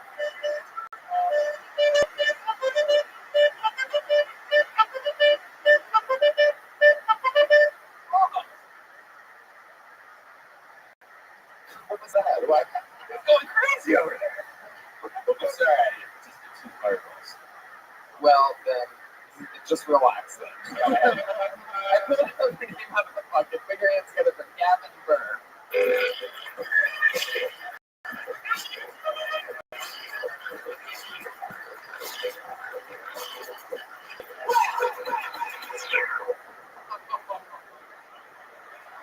What's up? Works now, don't it?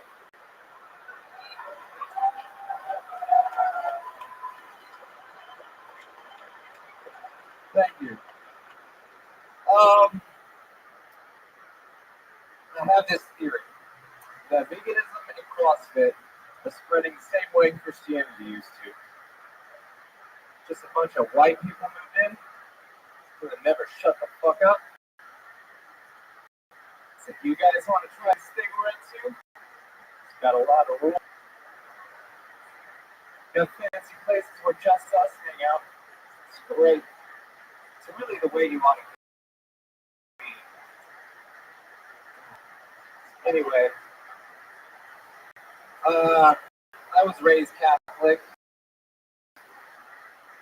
Terrible. But the good point is, you know where I was fucking going with that. Gavin Burr. What up?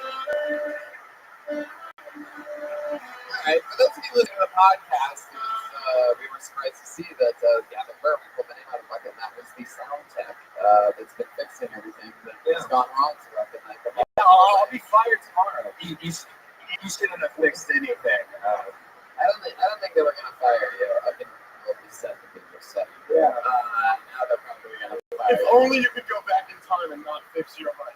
Yeah. I would totally do that. No, That's a good point. it wasn't. It's not your fault. It's the cables. Like you guys have probably the shittiest cables ever, I guess. Four in one show. It was the great Atlanta sports set that once said, "You live, you learn." Yeah. You live, you learn. He just leaned into me and goes, "What song is that?" What the fuck happened to you? I thought it was just a lyric, Tony. Oh, this new yelling thing is the worst, by the way. If this is your way to, all right, fuck it. Gavin, let's talk about it. You work here. Yeah. How long have you worked here? 6 months since we opened. Yeah. It's only been 6 months. Yeah. We've sold this place twice in 6 months. How about that? That's crazy. Somehow Houston has become like the Tower 7 of Kiltonians. It's just our little brother to the east. Gavin, okay, let's just try to jump into it. How have you do stand up? Yeah. Oh, Been well, doing that that. whoopsie daisy. Gavin, put me on the mic stand. Don't hit us. How long you been doing it? About a year.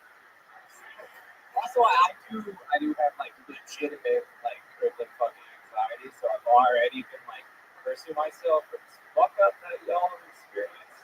Well, let me say, we didn't mention the first we were doing boys up here. I say, for a year in comedy, when I was a year in comedy, I was still nervous to do comedy. And to do comedy with comics who have been doing comedy and judging, and that's being anxiety provoking is like very normal. Like, that makes sense. Especially when It's not a thing that's weird. Here's the thing, Gabe's trying to work here again. I don't really care. He's lying. That was horrific. Dude, it is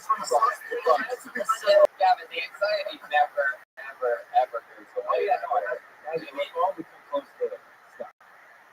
What? It hasn't come remotely close to stop. Well, I mean, that's a different conversation. What I'm talking about is the anxiety, though. Just don't do anything crazy. And if you do happen to kill yourself tonight, do it by these janky cables that you got for the show. You can hang yourself on it. No, I'm kidding. Are you also a musician? Because you have that musician look. Not now. You have nothing else. No, I tried to get laid when I was younger, so yeah. You were like, I feel like maybe more of a roadie. You favorite band? I just do whatever Andrew tells me to do. Just do whatever Andrew tells me to do. What are you, the gift? Yeah. He does. Maybe wear the suit. Does he beat you? Yeah. Oh, interesting.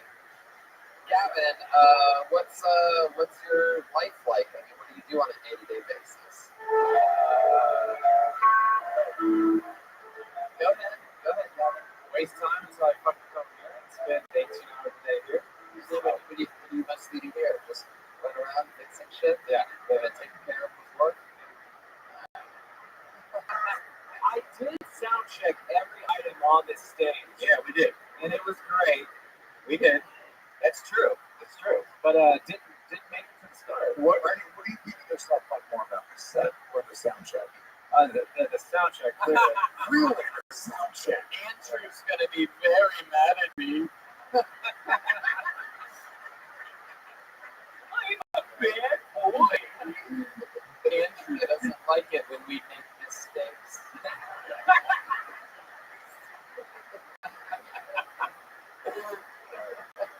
When you were born to the hospital and your mother wrote Gavin on your birth certificate, did they give you the complimentary baby?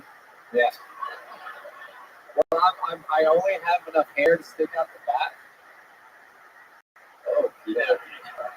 Some good birth for no reason. It's so weird, even though you didn't take it off, I can see it now. Like, I see it. No, see, like I have Jack Nicholson's hairline, no joke, so that's why I always wear hats and shit. Why? You have a girlfriend? Huh? You have a girlfriend? Put that back on. Wow, That was like, it went from fucking, I don't want to go. Looks like a really good. I don't know, he takes it off, like, okay, this guy really Yeah. people. Like hat on, people kind of want to fuck me. Hat on. I don't know. you look like the disowned son of Jesus Christ. Story. You are. Oh, now you're gonna start? Yeah.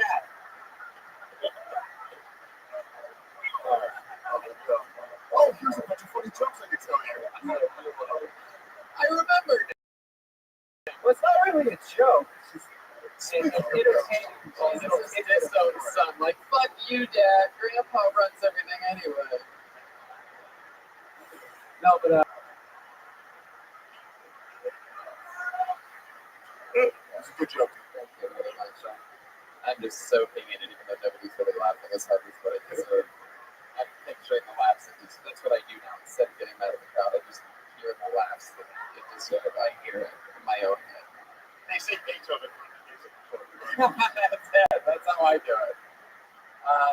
Gavin, what was your fucking story? I said you look like the son of the Jesus disowned, and you said, so about 31 years ago, my mom was fucking around on my dad. And she was this guy superstar, just so happened to be on tour, and she was speaking with Teddy to do prank shows. I remember his name was Teddy. Teddy was fucking, oh, that's awesome. Yeah.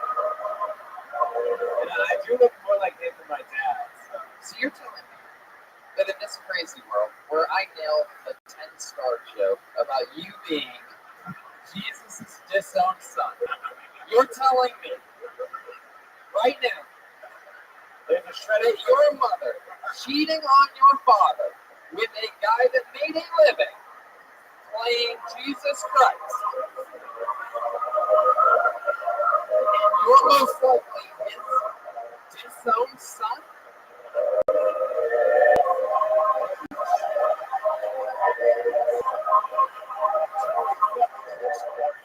Wait, do Tony Hinchcliffe's joke have the power to make things real?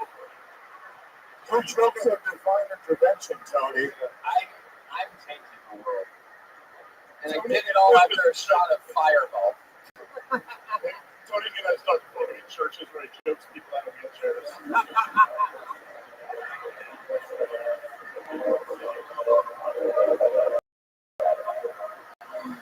Oh my God. All right, Gavin, you get back to work. We need you out there. We're going to fly you some more things.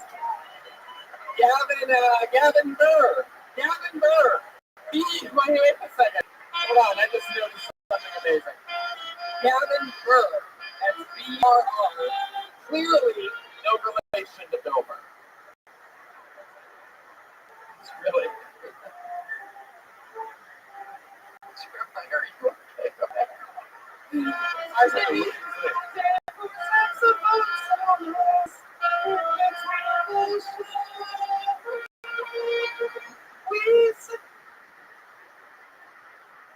It is my favorite film, Jurassic Park. Pull their name out of the bucket. Let's make noise for Zahid. Dude.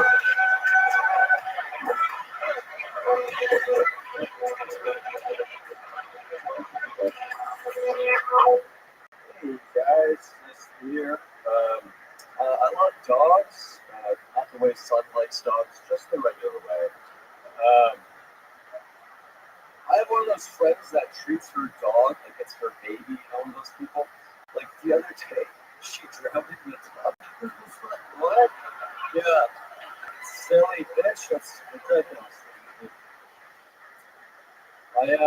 Dude, like last week, somebody on the street goes, "What's up, query McFadden?" They just shouted at me. I'm like, it's fucking homie gay, but to imply that I'm an Irish Jew, real fucked up. Didn't like that. Jews are the worst people. Call back. Just kidding, they're not people.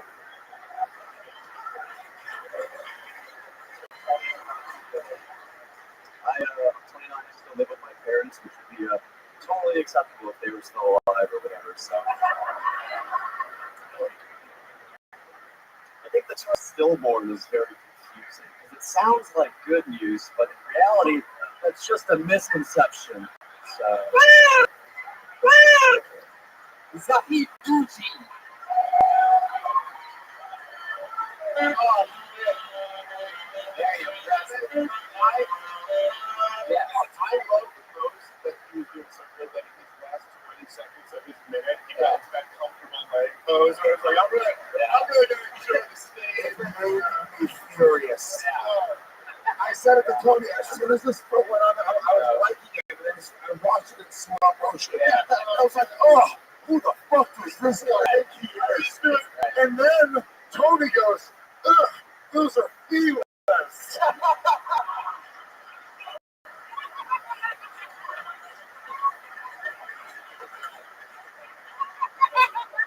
And then he goes, no, it makes me furious. And I go, no, those are feelings. That's literally what happened. That was an amazing moment of who I am, the losers, and who you are. I was like, I like it. I was like, I made it. And Tony goes, those shit suck. I was with you. It was more like an and their feelings. Like, it's Very I've never seen anybody go in 40 seconds from a nobody to Kevin Hart. But, I mean, I'll take the comparison. 40 seconds, I got this bitch. Just start taking up the clothes.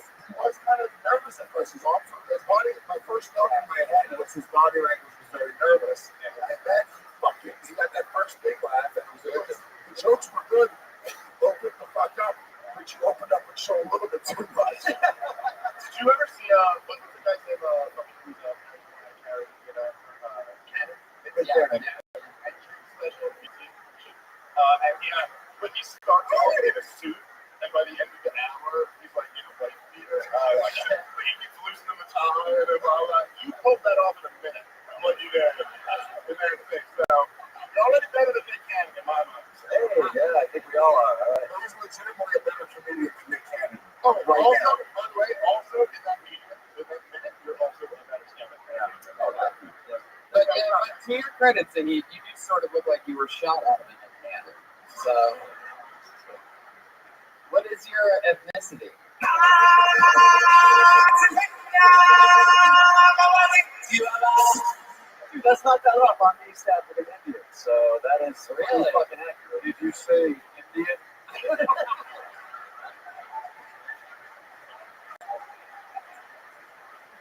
I can relate to Tony. The only thing I didn't like about your set was your shoes because they are white.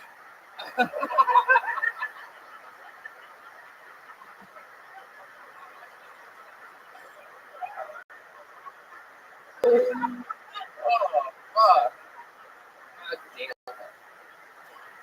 So how long have you been on stand-up? Very, very close. 3.5 years.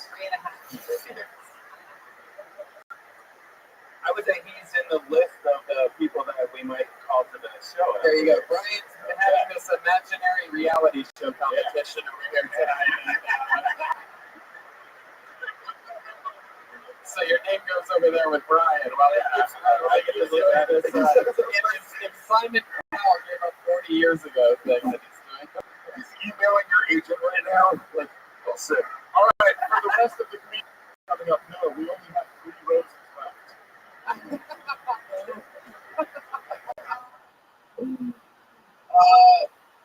Are you all white over there?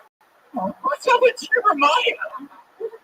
Reset him. Can you hear he's white as a feather, stiff as a board. It's a feather Indian. All right. Fuck it. Great job, Jonathan. I'm already pulling another name out of the fucking mouth. I'll say he's on stage, by the way. You're also, I will say right now, for whatever your ethnicity is, kind of like an attractive version of that. Oh, yeah. What, you're the better version of it. Totally. I would say.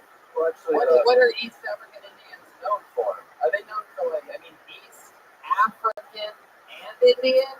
Yikes. Am I right? Vietnamese, though, am I right? Yeah.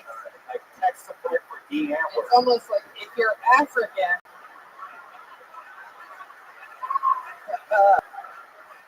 Hey, Red Band finally got a laugh. All right. Whoa.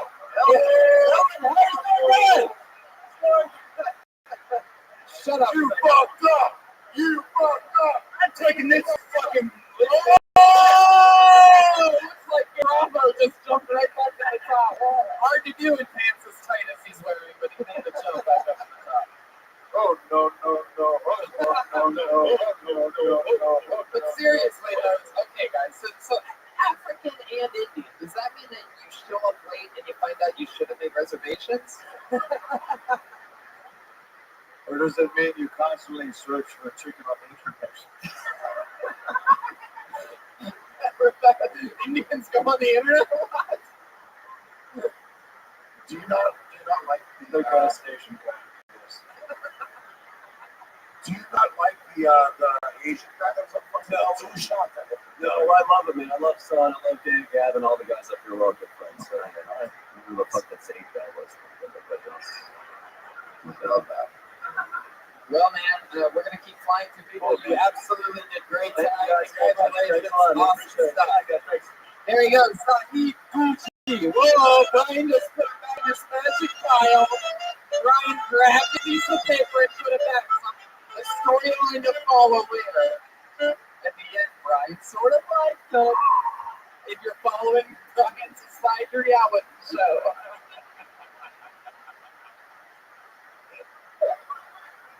Great, man. What I do this time? Okay. I pulled another name. Are you guys having fun or what?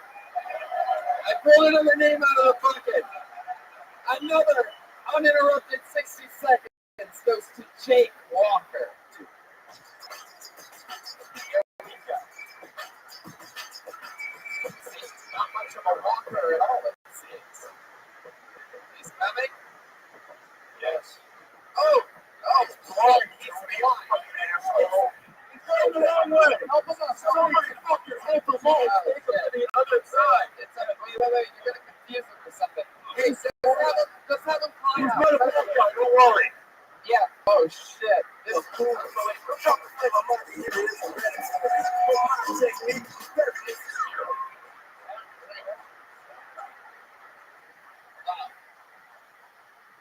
All right.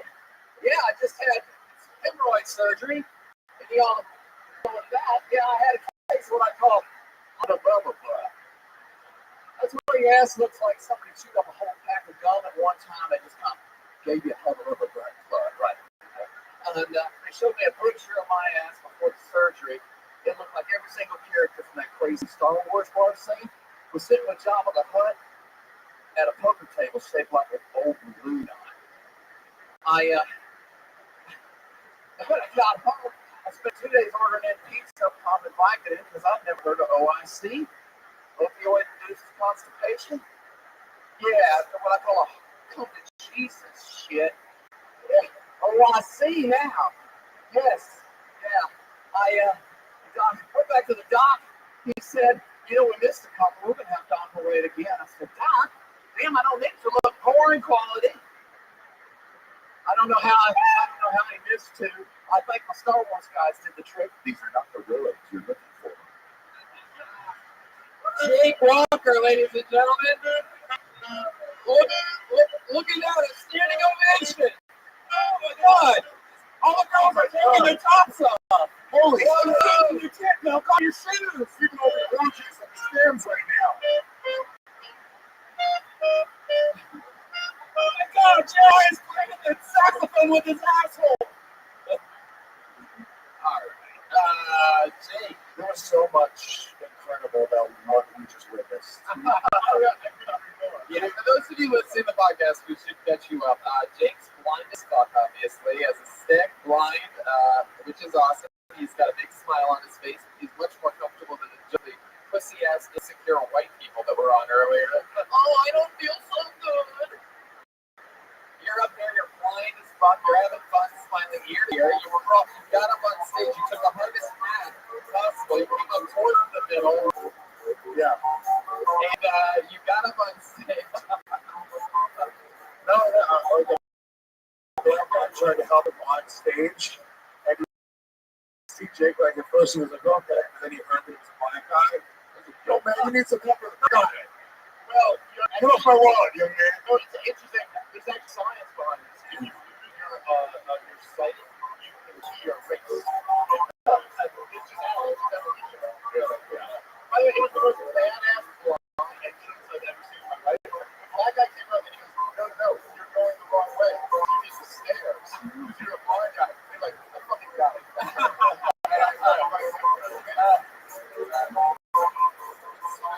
Guy was just trying to, the blind guy's like, fuck you, man. I didn't want all in reparation. You, whoa, jeez. My God, I'm just going to turn the blind eye on you.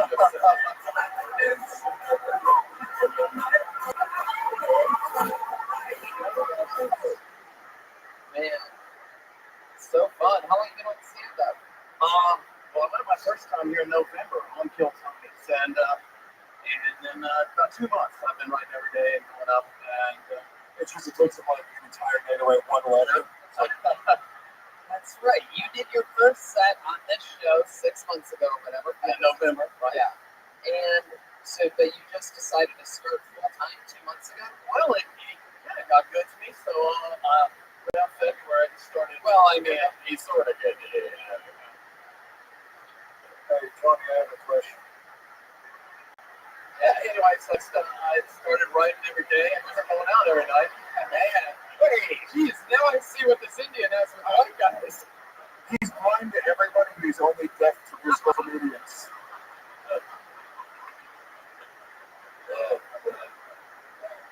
Yes, go ahead, Indian man. I was going to ask him where he went to college. Harvard?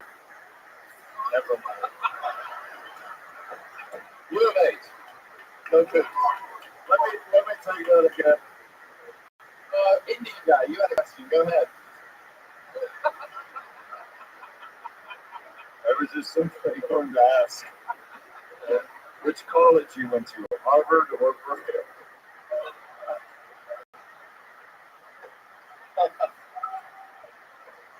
Once a second setup for sure. Totally. What's got a concussion? Jake, clearly fine. What is some interesting ways that affects your day-to-day life? This is the weirdest Dr. Phil episode I've ever seen. But, At home, I know where everything is, and it's light outside. I still see some. I can see about 5 degrees, kind of like looking down the roll from the inside of the. So you have like a little tunnel. Gotcha. You got elevated on. Does that take up like the whole thing?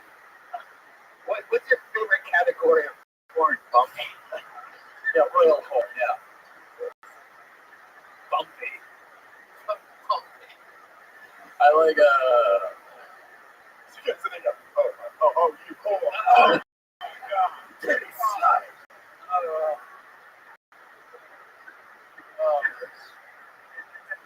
All right, Jake. Well, I mean, what else is on your life? You in love? I am not. Yeah. Doing a little thing. See you next.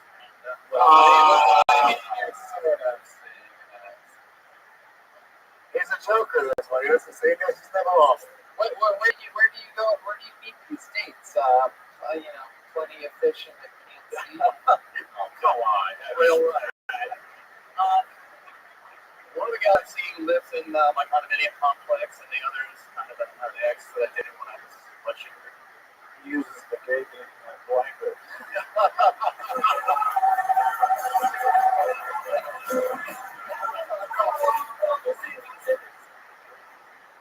Okay, Jake, we are going to hustle you off and get one more human being out here.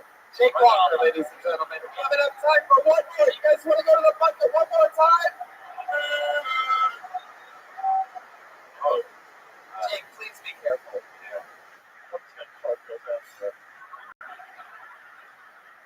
If he falls and hurts himself, we can't have a lawsuit. So we're just going to all kill him and bury him in the back. So they have a nice big parking lot in the back. Nobody will ever find him. And Jake would be mad at us for this.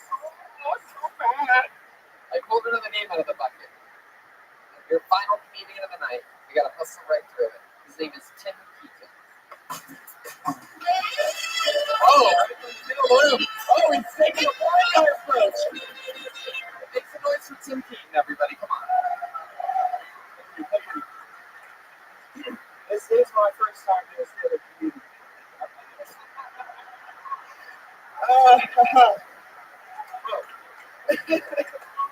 It's my first time doing stand-up comedy, and unlike my first time in sex, I do remember my last 60 seconds. So, my mom used to whip me as a child. I used to get spanked because I was a bad kid. And just like any other Christian lady, she would go straight to the kitchen, grab the first golden spoon that she could see, and whack the shit out of me, right? That's fine, but later on in dinner time, when Dad's sipping, so we got gas today. Tim, is that gas? That's all I got, man. That's 49 seconds of thunder. This definitely seemed like it was your first time comedian. Out of all those it's one of the hardest things that you could do.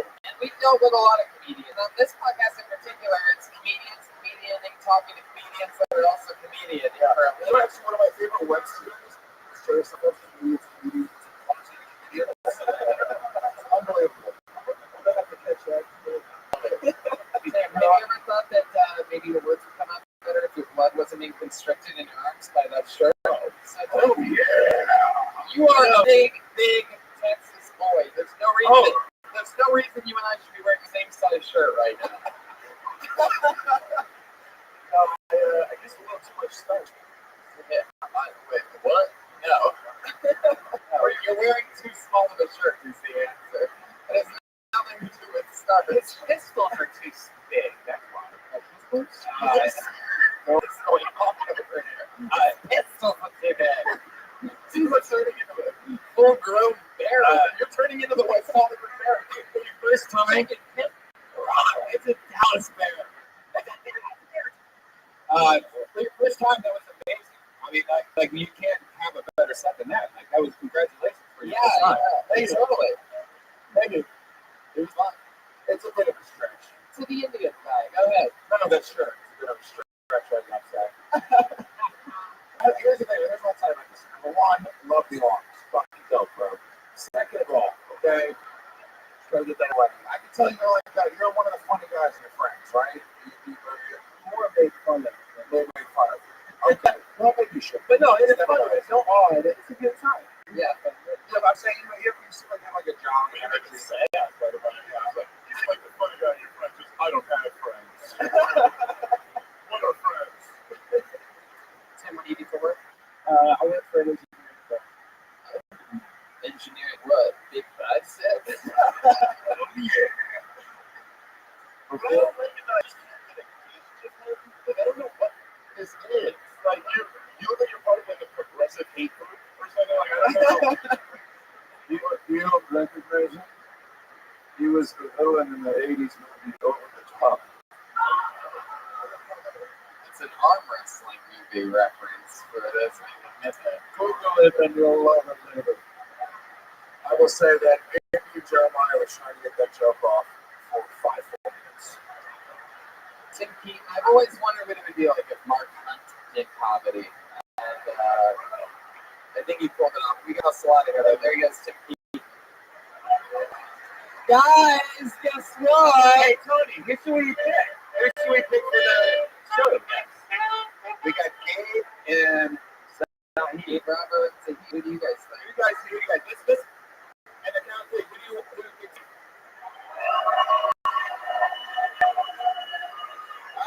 All right, okay. Who thinks that he?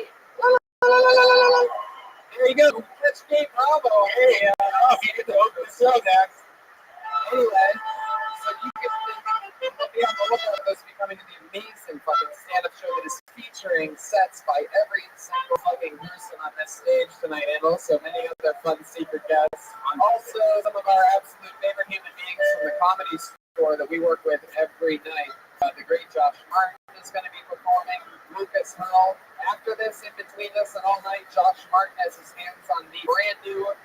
You guys are literally the first to ever get the chance to buy them in the flesh. I haven't even seen them. It is. The brand new Kill Tony poster. Stand up at the front of the stage, Josh. Josh pretends like he's blind sometimes too.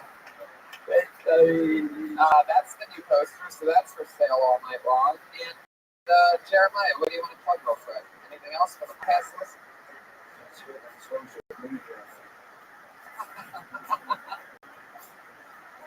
Follow me after my stand-up. If you reach out to me, I might just hit you back. And I'm on Big Joe for this T-shirt show. What's your deal? Check it out. As am I. Keep an eye on that. So check me out on that as well. It's a Kill Tony double up. Dave Smith, thank you so fucking much. This was so fun. Dave Smith's first time as a Kill Tony analyst. Thank you, dude. I love this show forever. I'm a fan of all you guys. So it's great to be here. I just see that Allegiance Gangs. Yes. Listen to Allegiance Gangs religiously with also, of course, as we all know, the Sky Master, my episode of Allegiance Gangs. The great Luis J. Gomez, everybody. Anything else? Skankfest last weekend in June. We're sold out for Skankfest. So you're posting this on my on Twitter. You can win free tickets. It's the only way to get tickets. And it's been sold out a week. Also check out all the podcasts, all of them on the Gas Digital Network, gasdigitalnetwork.com. And yeah, that's it. Look out for me. I hope I'm doing stand-up. That's it. I love that. I have a couple of other podcasts too. The Pony Hour, available on iTunes, and also the Store Horseman. If anybody's ever been a pro wrestling fan, me and my friends that used to be pro wrestling fans, when we were kids, all got together and we started doing a pro wrestling podcast. There's over 30 episodes already available, dropped in secretly underneath your noses. We're the #1 pro wrestling podcast in the world. The Pony Hour is the #1 interview podcast in the world, done in the basement between the hours of 2 and 4 on the West Coast. But this is the #1 live podcast in the world. That's just a goddamn fact. Brian Redman, take us home. All right, see you guys later. We love you. Thank you, Houston. I love you.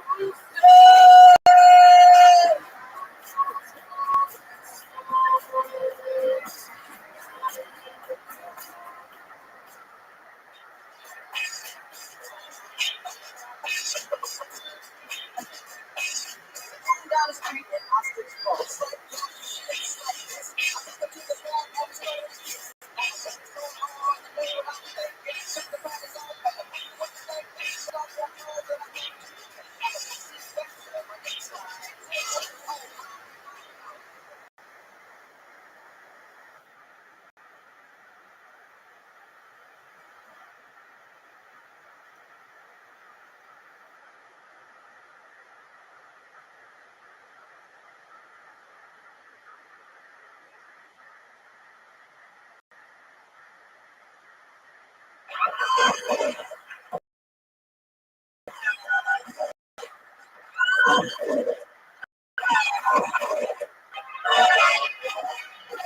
is Rabbi coming in from the Lord's Entertainment episode of Kill Tony.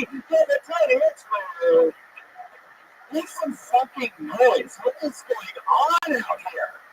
Make some more noise. Are you guys excited to be at the #1 podcast in the world or what? I already feel uncomfortable with this crowd. You guys seem off as fuck. What's going on? Everything okay? We are on after 3 shows. Guys, let's try it one more time. Make some fucking noise. Let the people listening. There you go. There it is. Jesus. We can fucking work. Good to be here. Welcome to the show. Come on in. Settle in, guys. Welcome. I'm excited about tonight. We have done 2 Pro Tonys last 2 nights. We sold out Austin, Texas at Moon Tower Comedy Festival. We actually have Moon Tower Comedy Festival now because we stole it, so it's ours now. We have that, yes. We haven't, if you don't know, Jeremiah Watkins, band member of the Pro Tony band, got attacked by a guy on mushrooms in Austin, Texas, and stood his ground, continued to roast him without getting attacked, and stole the entire show. It was amazing. We also sold out Houston, Texas last night. Yeah, unbelievable blast. Thank you to Houston and Austin. And we are back home. And we are also going to announce that we're going Spank Fest. Yeah. So you're excited. It's already sold out, but we're just letting you know that we're going to be there and you're not. So, all right, let's do it. Yes. Oh my God, that's right. I almost fucking forgot. Look, we have a house artist, everybody. It's Ryan G. He's drawing tonight's episode. We drew a brand new Kill Tony poster that's for sale at RyanGBelt.com. I have it framed in my own room. RyanGBelt.com for all the prints he draws every single episode while you sit there doing nothing. This man's already hard at work. I'm going to bring up tonight's guests. Okay? Who loves making comedians, huh? Who loves the Comedy Store? I know I do. These are 2 guys that would go out right here, 2 literally the funny comedians in the world. Both reading guests. Put your hands together. Let's see how loud this place can go for the great Steve Azizi and Steve Simone. Fuck yeah. Comedy Store. Peace. Welcome back, gentlemen. Hello. My 2 Steves. It's Chris Steve. Yeah, man. Welcome. Is this thing on? Yeah. Yeah. I'm excited. Look, Steve Simone, the nicest guy in comedy you're going to see here tonight. You rough, you make fun of people tonight. I'll say nice stuff. It's going to be fun. One of my favorite. Welcome back to the show. Super excited. Fucking best. Tell me this now, Steve Azizi. What is it up? Now would be even better. What is this book? Now. Humanist Book, my podcast. Steve Simone. So much fun. What do you do on yours? Books. You come on and talk about. I don't read books. Yeah. And I need people to read it for me and just tell me about them a little bit. So I can, so I answer questions at a dinner conversation. Oh, you read The Hike? Oh, of course, everyone's read The Hike. It's like, so, it's about a path and, you got to give them information. I've never been to a podcast once in my life. And you're I'm telling you right now, read a book for this? you've read a book in your life, haven't you? Not one book. Finish the whole one? The whole book. I end up looking up the rest on my Cliff's Notes. Cliff's Notes? Yeah. Cliff's Notes. You read it. Everybody proofs. Tales of a Fourth Grade Nothing. Super fun. You said it's all the last 2. How many people in this room have read a book in their lives? From beginning to end, we've all read books. But how many of you have finished the book? Alright, liars. How many of you keep clapping if you've had a hole-in-one in your life on a golf course? Same as liars. Have you read the class? Fucking liars. Cut players over here. Okay, so ready to meet the band? Who loves the band? I know it, yeah. The fucking greatest band in all of comedy. Marianne's got a Tony band. It's Reagan Watkins and Joel Jimenez. Motherfucking Sherbert. There they are. They do a different intro every week. Oh, wow. Oh, it's like a... Oh, Yeah. Supermodel, what's that, runway models, huh? Hey, Jeremiah, where'd you get that shirt? At frankenoak.com.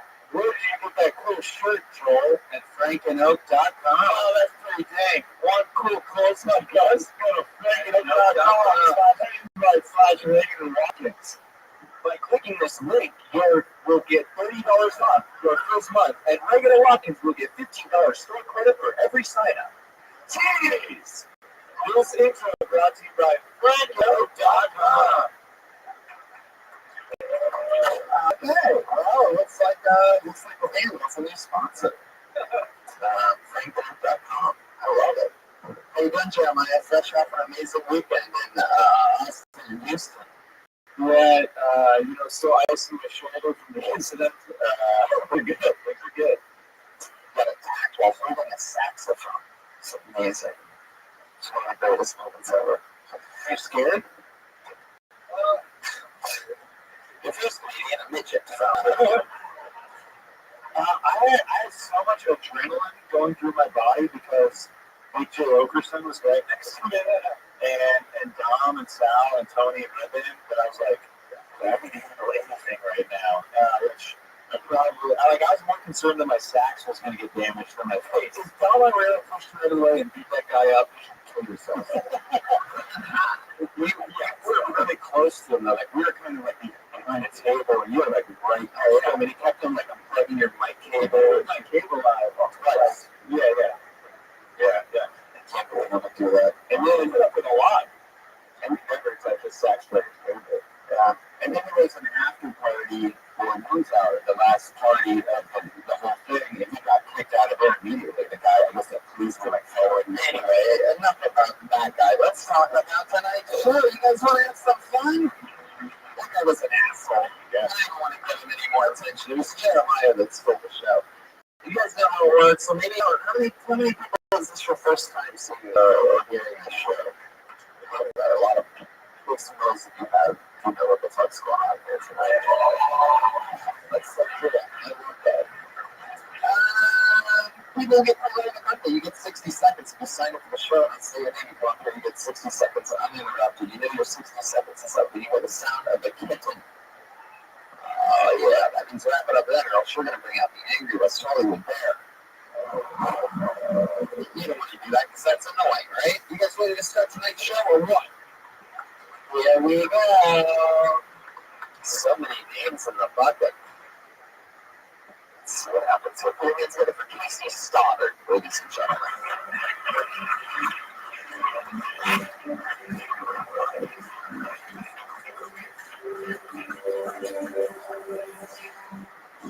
All right. Let's see. Well, since we just came out of the closet, she's a lesbian, and I'm proud of her. But I feel like I should have known. Like I remember whenever we played rock, paper, scissors, she was always too busy eating pussy. So, never murdered a janitor, folks. Never murdered a janitor. Too many key witnesses. This next impression is the optometrist finger banging his wife. This is the eye doctor finger banging his wife. Letter 1 or 2? 1 or 2? Let's see. If you're a hoax fan, you wouldn't be able to do air quotes. So it look like everything you're saying is a question. Like it's wearing one look upside down. You look like how it speaks Spanish. Yeah, thank you. Casey Stoddard.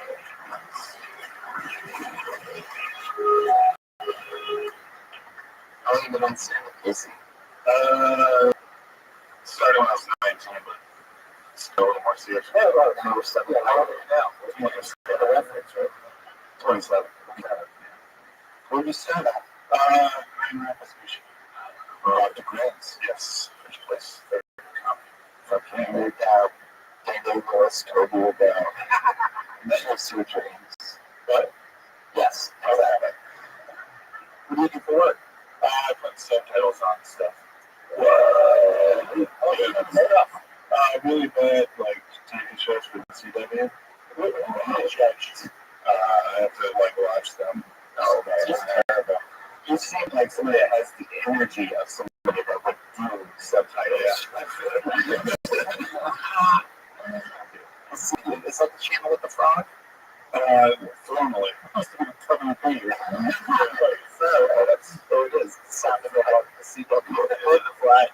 That's pretty good. Yeah, I do that sometimes. I'll do the subtitles for Flash. Yeah, sometimes. So you have to listen and type and then decide when exactly that appears. Usually we get a script, but if we don't, then I have to type. Is that why you have so much writing on your shirt? Yes. Are you like a word smith? No, this is my. Are you a fast typer? No. Yeah, I don't know. Are you a blacksmith? No, I'm not. Are you any kind of smith? No. Are you having a good time? No. No. Cool, nice focus. Oh, thank you. Someone's staring at from behind here. It's like, oh, geez, well, imagine if your tickets would look like in Frank and Oak James. True that. True that. Casey, you seem so bored right now. I'm fine. Just not What do you like to do for fun? You're not doing comedy in all the bars. stuff, right? Running and ride. Yeah. Oh, you like to read? Yeah. So then it's easy. Yeah. See, what's the one? I'll take, a poll. Yeah. What's your favorite? We have to think about it. We're doing a podcast. Which would be your choice? Sound of the Fury. Bye. Go and fuck. That's what it's like. I didn't even know book. Do I give a shit who you could have made up the logos by? I don't know. That's good. I love it. Yeah. What's the most illegal thing you've ever done? I don't know. Trespassing? Trespass. What'd you trespass? I don't know. I was just drunk and we wandered into a building. What you doing in that building? Broke some stuff. What do you have? Do you remember? It's like lamps. No, just like breaking the entrance or first crime. Yeah, maybe. Yeah. Trespassing. Yeah. I like your beer, man. Thank you. It almost seemed like you got nervous about that, like it happened very recently. No, it was a while ago. What kind of building was it? Like, It was an abandoned building now, like, what kind of stuff were you breaking inside an abandoned building? I was just like, doors and stuff. Human beings. I was like, you come off very lucky. I'm also picking up a taste for you. Oh, no. No, I was just like one of those guys that's just No, it was like, my friends were all, let's go. And I was like, all right, so I'll follow. what does make you angry? Pronunciation? Japanese. I don't know. That's what this flavor is. Here we go. I feel like I'm dreaming. Yeah. Started at 19 in Michigan. Yeah. Best neighborhood? No. Can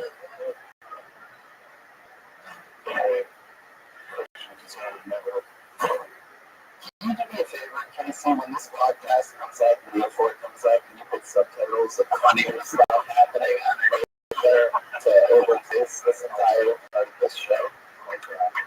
There you go. Still started, everybody. You met up here.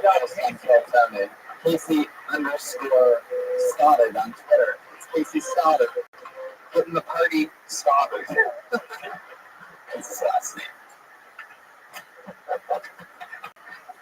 Muscle relaxers now. Yeah. That's weird. It was very mellow.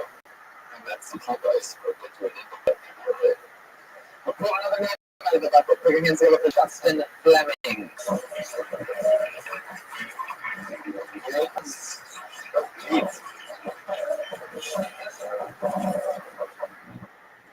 Howdy, how are you? Good? If you have a family member or maybe a personal friend who gets released from prison, to celebrate, don't take them to an escape room. Things get real rapey real fucking quickly. Just a shout out if you used to get the spoon when you were, everyone won't behave. Fucking well, that just cuts over, man. My uncle used to sneak into my room, make me watch Ghost,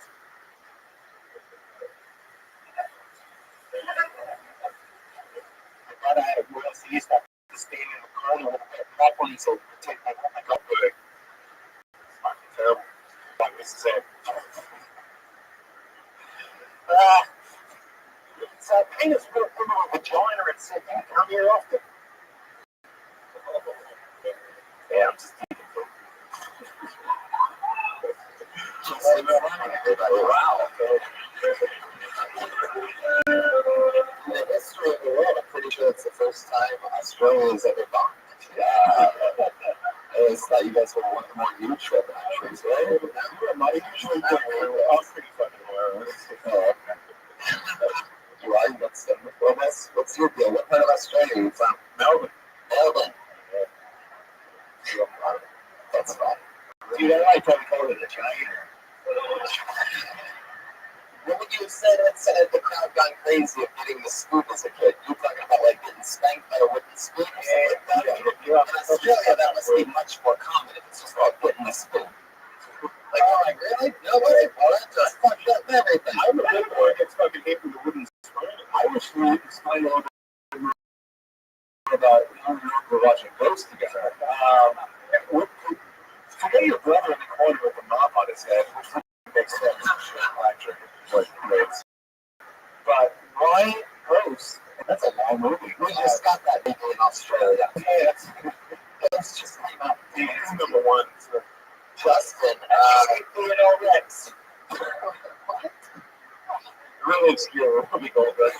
I know. Yeah. That Justin. He's him. People from the Comics Lounge. Regular. Yeah, it's a great club. It's all pink on the inside. Justin, what do you do for work in Australia? You seem like if you were an American, if you didn't have an Australian accent, you would be a shaggy fucking white guy. Yeah, exactly. What? You have to be American. Is that pretty much what it is in Australia? Just get lost with the Comics Lounge. Oh, that's cool. What do you do there? Shit. Whatever. I just fix shit. We should knock off Smearna for things that are bragging got hurt and play it around for gigs and then do gigs. That's the good thing. Yeah, try to fix yourself. A fun fact. Steve Simon and Steve Easy all for years worked at the Comedy Store. What happened? We broke a lot of shit. We didn't fix anything. Yeah. And what happened to us is not going to happen to you. The real thing, the success, the momentum. I'm just kidding, Justin. I'm just going to give me a full second. What's the most illegal thing you've ever done? Fuck. So much. Come on. Yes. I went to a reform school. I've done drugs. You got this. Shit, snatch shit, cars. Before you went to reform school? Yeah, this was spring. Yeah. For the program. Yeah, I ended up learning more shit than to go to school like that. So, learning how to play kids. More fun shit. You ever stole anything? I'm not stealing shit. I used to break into phone boxes. Yeah, we used to make a rush for a hot dog truck and a fucking guy and then smash it.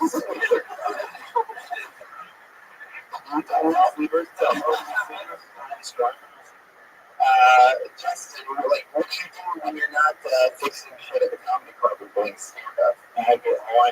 Yeah, I wouldn't do that. You must get high a lot. That's all I do. I feel like when you're really This time, with Joe, I grew up smoking in the green room. That's this guy that I have a guy. oh, I do remember now. I was like, what the fuck is this guy?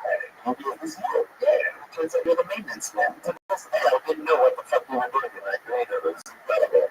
It makes sense. I mean, this is a live show.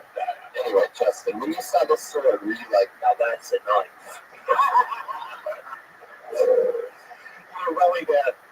Very well bad. No one. Can we get subtitles for that? I didn't touch that all. Justin, can I ask you a legit question? I'll just move to your kids. Do you think it worked? I'm alright, but no. I don't have kids. I don't have kids. I don't want to fuck because they will do that. Yeah, they're gonna be fucked, right? They'll be living at the fucking comedy zone wherever the hell you live. Yeah, come stand in heavy metal, fucking weed, and that's it. What's possible? It's not heavy metal. You wait how you said that right now. Heavy metal. Heavy. Name for the D to make. Heavy metal. So this is a comedy, right? Yeah. Oh shit, wow. Reagan coming in. Excuse us. What's your favorite category? All of these.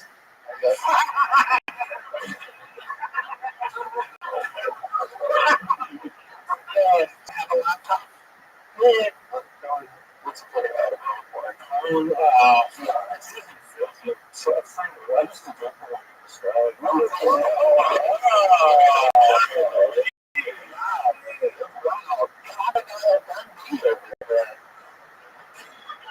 The audience. That's just a what was your specialty? What was your thing? What were you known for? Something that we were strong. It's not a good dream routine. What was your core name? Mr. Harry. I would drive for that. What's your company? Daddy Shack? It's not Daddy Shack. Not even Steve Strickland? That's what I remember. I remember when I saw the first one. Oh, you guys got before shit? No. You know how much I want there? Like if you went to the deli, I closed. How much? 8 quarters. 8 quarters? 8 quarters? 8 quarters? Anybody convert the eventual system of first skin?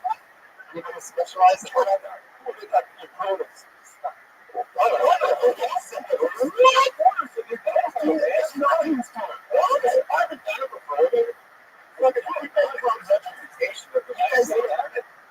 You guys put coins and you put it in the tip of your dick and you got forced to push your aim. No, not one thing.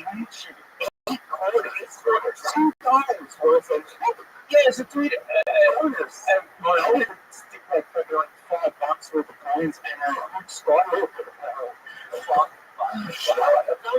it's the first time I've ever almost puked on the show. No wonder your mother think with a spoon. I am addicted to most of these things, actually. That's one of the movies you were in. Do you know Ozzy Good Girls Gone Bad? Ozzy Good Girls Gone Bad? No, actually, Mike. Yeah. Made for America? Yeah. Oh, yeah, that's what we're fucking up. We're going with the truck. Do you ever use it's awesome. Do you ever use your dick as a coin? You put on some that's good. That's a cute girl. It's not bad. I said, well, dispensers, you just dispensers, just pop it out. You can change. $2. Bang, bang, bang, bang, bang, bang, bang. You ever park at a meter and you're like, oh my god, wait a second. You wait at the right now. Please tell me that you just found this motherfucker. Oh no. It's not. It's a good one. Oh god. They wanted a pregnant one on the cover. Yeah, that was fucked. So bad. How many kids? 9. Yeah. If you had to guess how many abortions you caused, how many would you guess? You think I have shown them that 1, 2, you steal it out like a kid. That is what he's all signaling to abortions. Like 95, actually. Without telling the truth. Which is worth 3 in America. What's the worst STD you've had? I got cracks. I bet Cracks when I was 17. What? 7 or 8? 17. Oh, I think it's 7 or 8. I think that's it. That's a chill right out. Your mom should have fed more with a wooden spoon. Shove it up your fucking ass. What was the bill in the Caribbean? What was that like? Where'd you get the crabs out back steakhouse? Was that your dick in the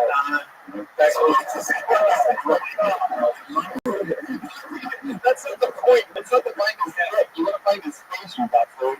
Isn't it shocking? She's totally working. What about this day? Let's be honest. We just shot a load. $3, everybody.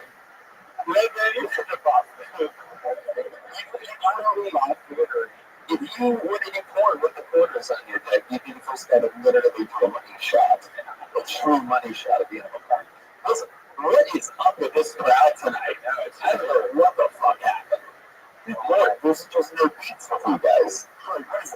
a Syrian night?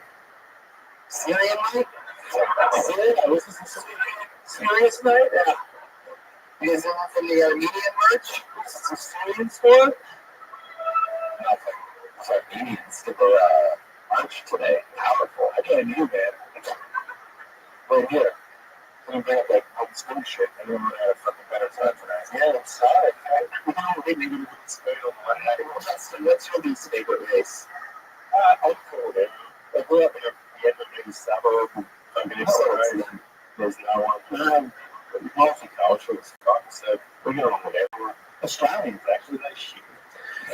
When I'm overseas, like, yeah, they took the lead here. I'm like, oh, really? Are you like sneaking out, like working on a holiday? Not just on holiday, because just checking shit out. A couple of months. Yeah. Couple months. Must be nice. Yeah, men's leisure. No, fucking bro. I'm back on the phones. I don't have anything. Well, Justin, I have really good news for you. I like our needs fixed in the back of the room, and we'll be running out of Europe. It's nice to meet you, Justin. There it goes. At the Comedy Store on Sunset, all the way from another fucking hemisphere, Justin Fleming. He's on Twitter at the Flemo. At what? The Flemo. F-L-E-M-O. F-L-E-M-O? Yeah. And if anyone finds that in one of his videos, please tweet it to us. Yeah. Please look, again, that's under Ozzy. Ozzy. Alright, this looks like a new name. You guys having fun out there? It's like I hear this close road, but it feels like there's nothing behind it. It's kind of trying to. It's going to Mikey Willios.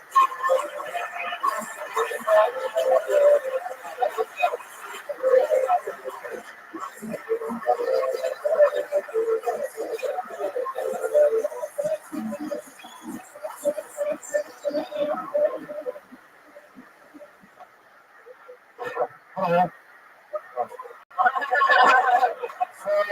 I'm Michael from Australia. I was married for 6 months ago. I have a therapist who was in my lease agreement, and she's pretty cool. Her office is right across the road from Shake Shack, which is handy. So I don't get to sit out for like an hour, but then I can go spend all the time I need at Shake Shack. It's not true. There's only so long that they'll let you cry to the friends. Hi, welcome to Shake Shack. How can I get you? Today's like a dad who loved you. And mom who wasn't a petulant child and was looking for validation. No? Well, I guess I'll have 7 Shack burgers then. I was too sad for that.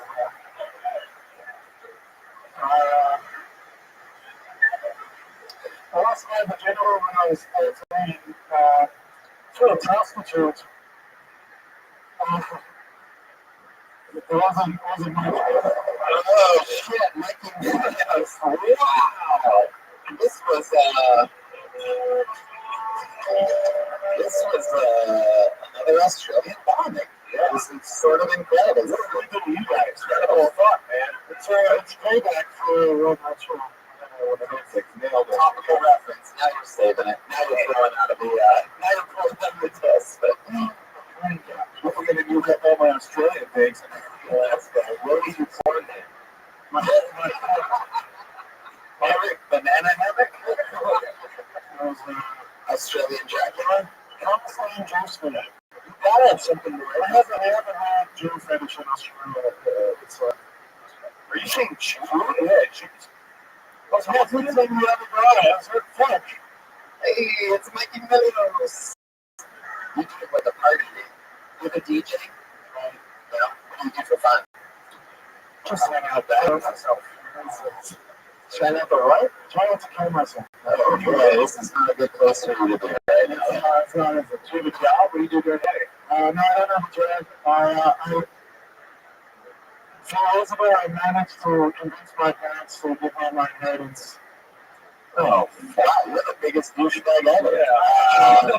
Wow. How old are you?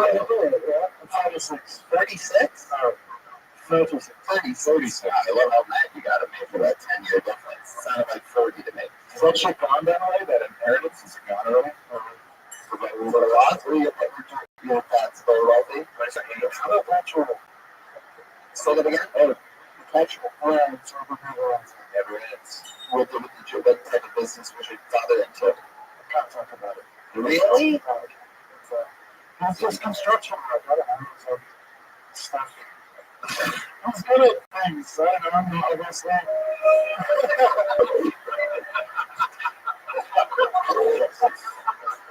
That's exactly what the fuck's going on. Yeah,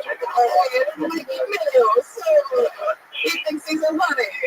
I thought everybody just has to laugh for the rest of the black.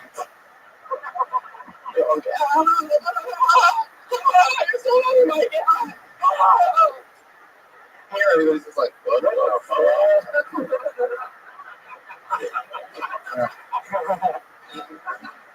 Oh, Mikey, you having fun?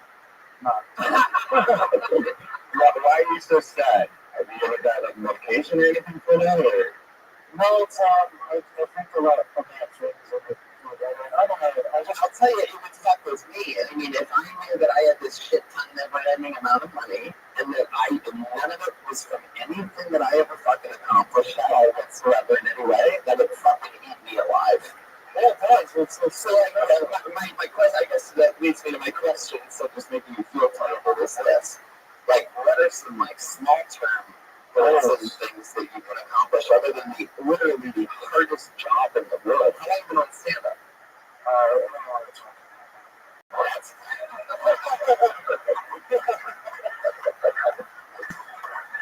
literally, I put my name in these freaking buckets and I just pray. Oh, a fucking bucket because the thing you gotta go for a little body. And put it in the fucking bucket.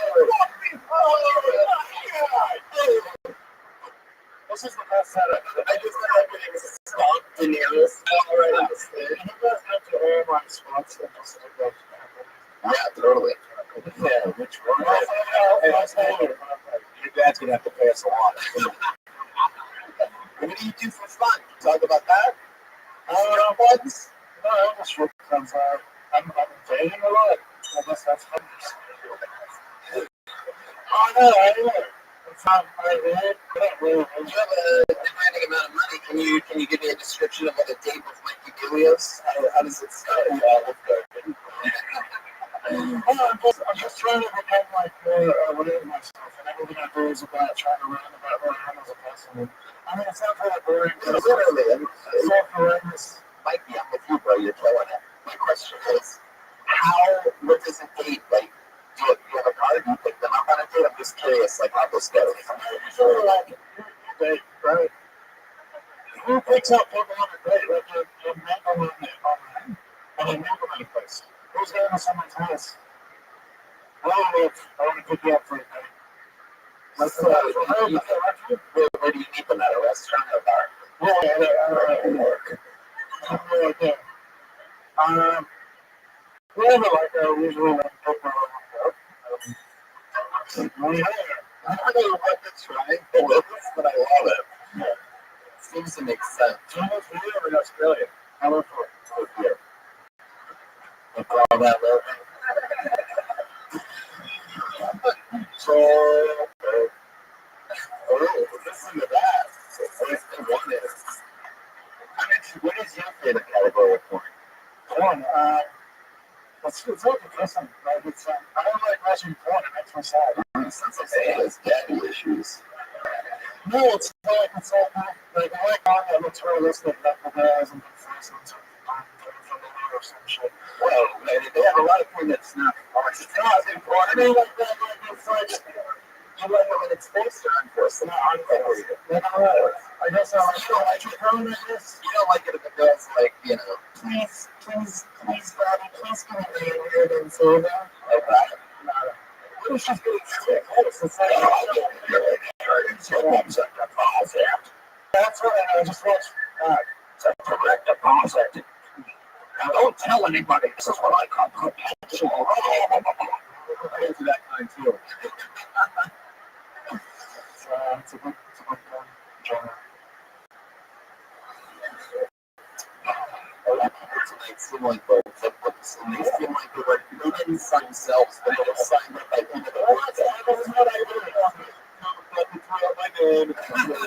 Here I am. I don't know why I put my name into my records all the time and I just think like, okay, I don't look wrong. You're a dream, man. If you treat it like you were having fun, then you'd be having fun. Yeah, I'm having this thing. You can treat it like the rest of it. Yeah, I'm having the time of my life. Most fun I've ever had in my life. Yeah, I'm gonna call myself out for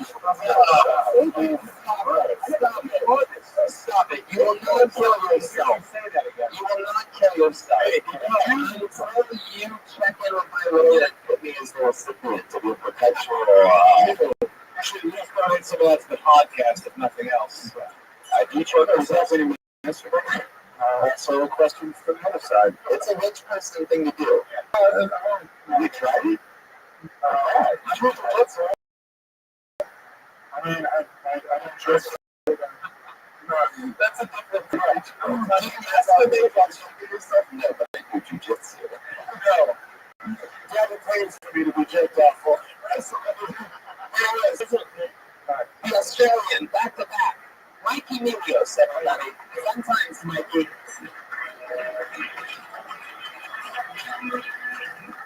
Make some noise for Mikey one more time, everybody. Come on. Just make sure you don't get your name of choke as he lives.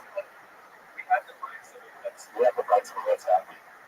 Look, everything's interesting, right?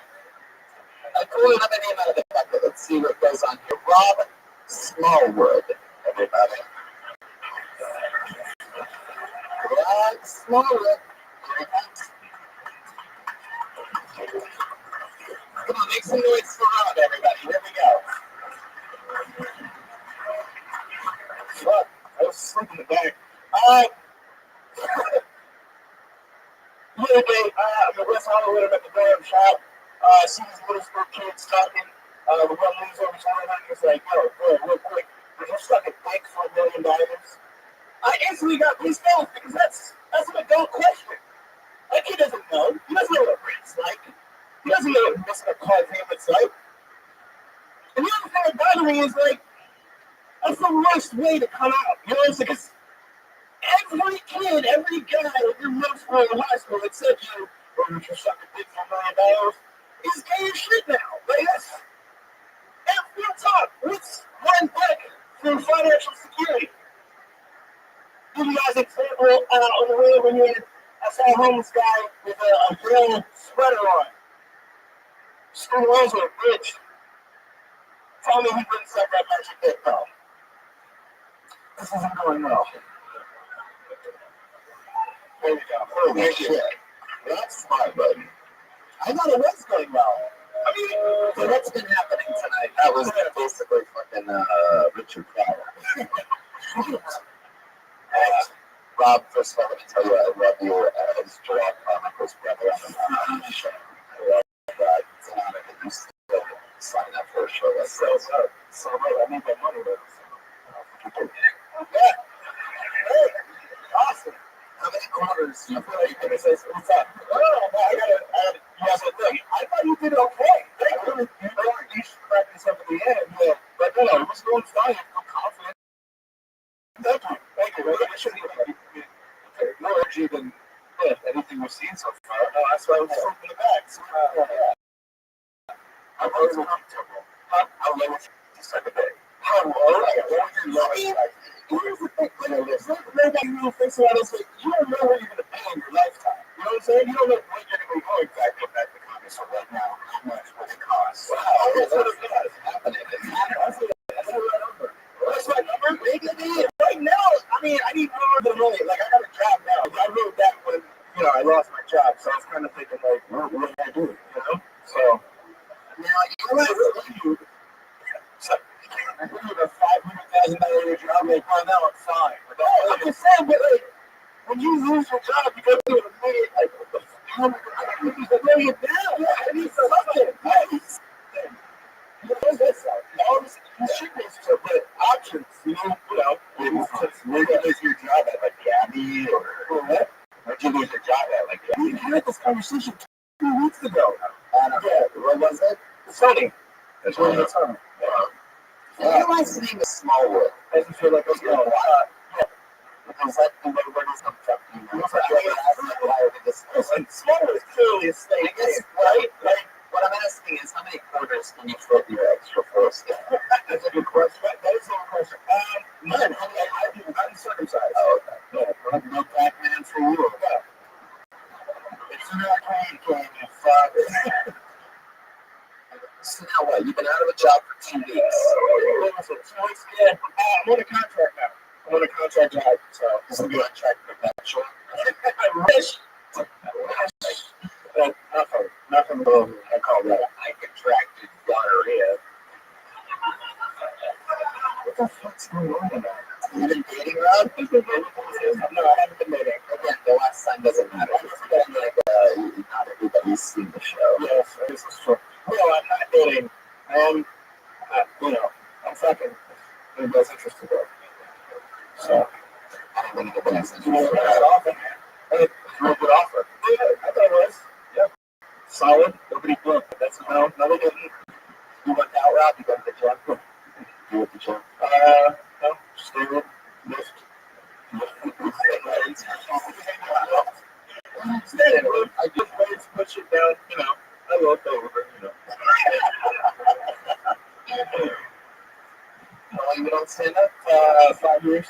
Wow. Yeah, we're comfortable, man. It's almost as comfortable as these joints from 3 to North Diagonal. We are comfortable. Well, you got up a couple weeks ago. You had a fun set. Let's keep it moving. Rob Smallwood, right? Rob Smallwood, everybody. He's on Twitter at Robbie, ROBY_Smalls.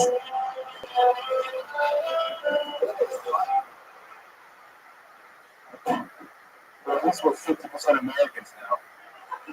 Well, that's Australia. Yeah, what the fuck? It's me just a little one. He's a booger. I'm at the point now to let me tell by the texture of the paper. If they don't come where you can. I literally just pulled a good one. I think what this is actually one of the funniest guys that ever gets pulled out of this bucket. Put your hands together for Mikey McKernan, ladies and gentlemen.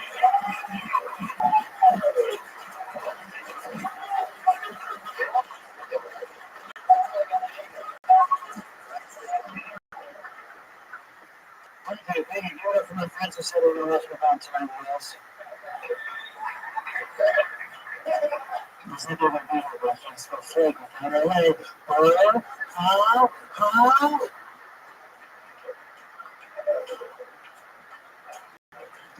about they give rid of homeless people? Don't do that. Stop. It's fucked up. You're just making more hungry later. Let's make him another one. 2 bids. 1 snap. Homicide. I just got a Jesus salvation, guys. I didn't do it. Don't forgive them.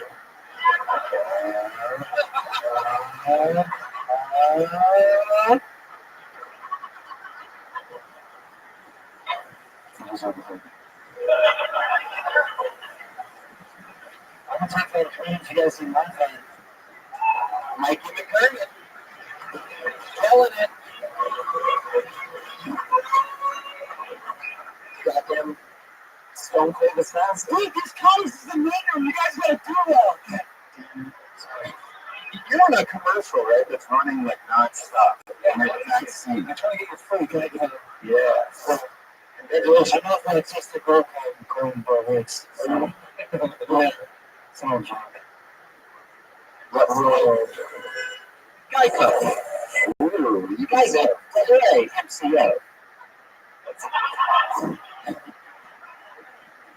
So, Mike, you had this big commercial money? Not yet. They get it 2 weeks ago, so I'm gonna, talk about the nice because so that's gonna happen right now. And if they do it, I'm like, okay, every time you get the right, I'm gonna go up there and just go, I'm always so jealous of the audience when you do that shit, because we never get to see it. Yeah. Can you do it to us? show another The Jesus one, yeah. I was actually looking to go home. every time I fence her out, I go, fuck that. Next time I friend me to go, you feel me? I feel me.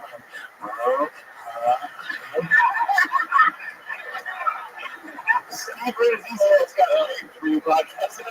You are freakishly hilarious. How long have you been in stand-up? 9 years. 9 years. Where are you from? Rancho Cucamonga, California. And you've been doing it all? Oh! Mostly in Los Angeles. I say we're doing our villages in the state. Well, it's half of the man in Los Angeles.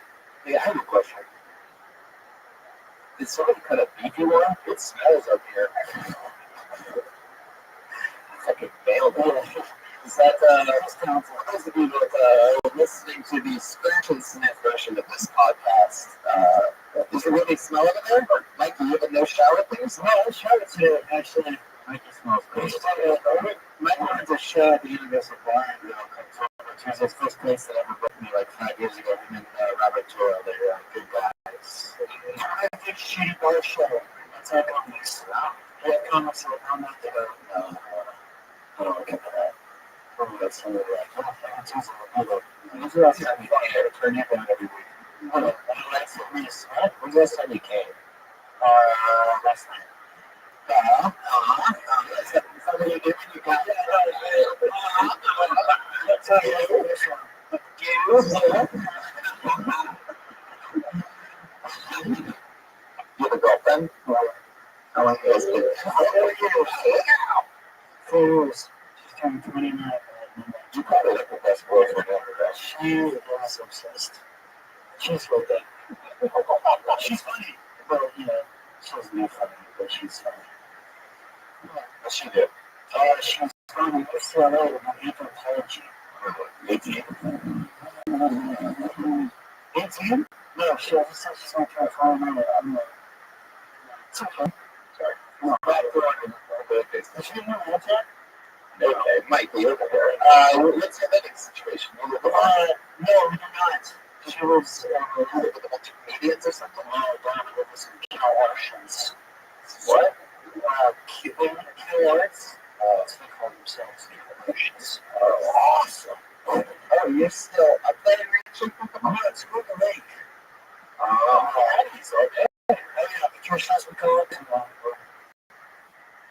Funny. Yeah, I had a show, I guess what show Saturday. I would love to have you on it. Thanks for the Hollywood Improv. Thank you guys. Shout out to the shout out to the listeners. I appreciate the followers. The listeners love you, Mikey. It's Mike Independent. MikeYMCKERNAN. Make some noise for Mikey. He kills every time he's on the show. You're hateful Monday night audience. Ooh la la. Let's see what happens now. Oh boy. I heard another name off the bucket. This is a guy that has been on the show a couple times and is always very polarizing figure, is what I would call him. Donald Trump. Ladies and gentlemen, put your hands together for Mystery Dan.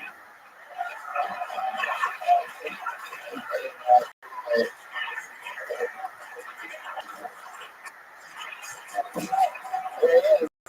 Mystery Dan.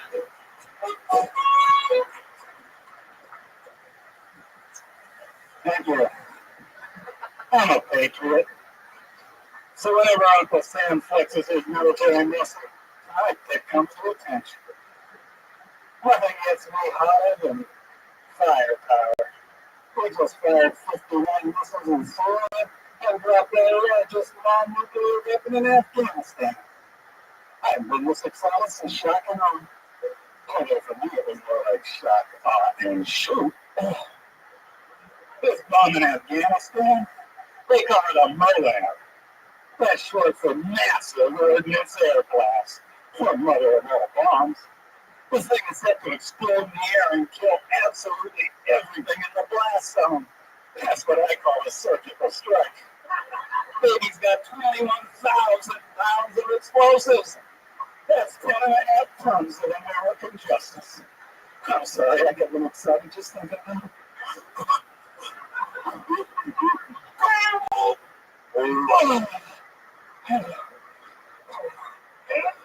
Okay, this is where you clean it, everybody. That's the second time in the show's history in which I've almost puked on the show. Yet again, Polarizing is one word. hey Tony, yeah, it turns out I feel like old guy comeback guys. Doing something new every day. It was polarizing because this dude was shit from Lily was like this, and these guys loved it. You say you're Patriot, you do look like they're local a little bit.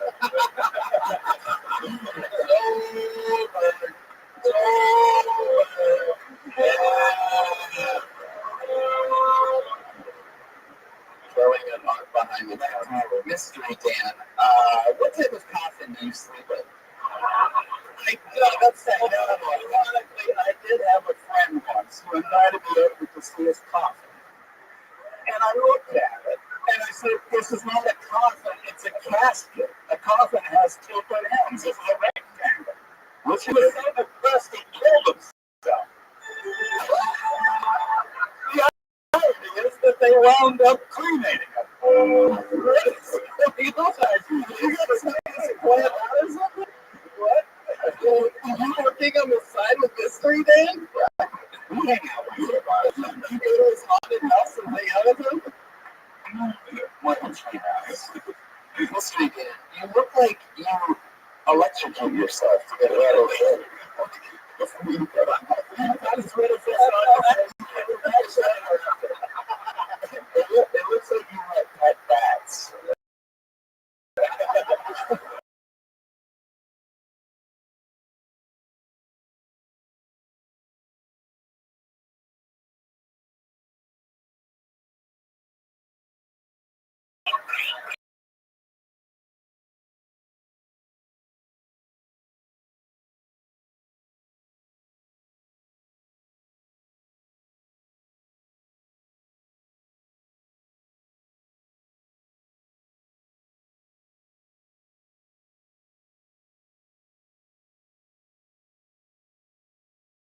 Oh,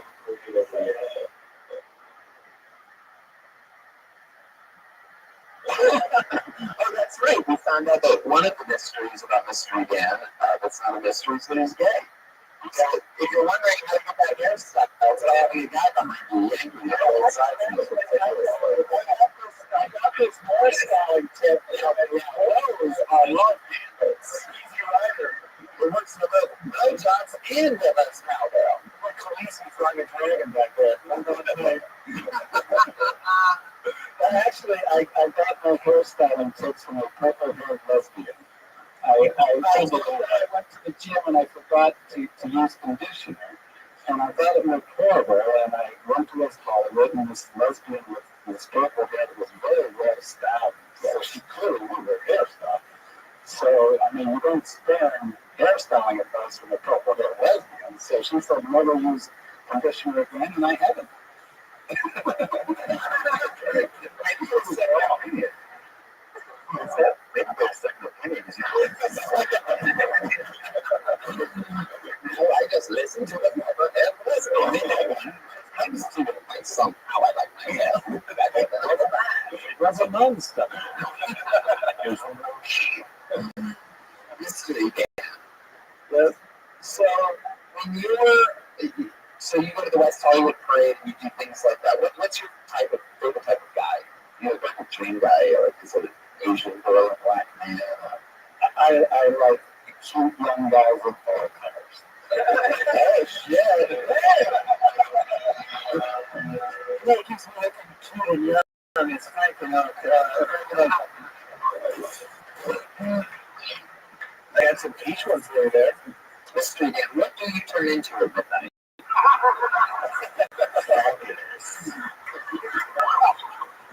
At midnight, probably consciousness. You live by yourself? Yes. I feel like you're like scary as fuck. Oh no, it isn't. Newspapers out? What? Newspapers out somewhere? No, it is. cohesive group of others. So red line connecting all the pieces of life. Will you collect these assholes? What's that? You boys disappeared. That's what it says. You collect anything? Victims. Right. Newspaper collectors. Besides bodies. Oh, that's just my wallpaper. But the head lesbian told me to do it. He goes by the name Mystery Dan.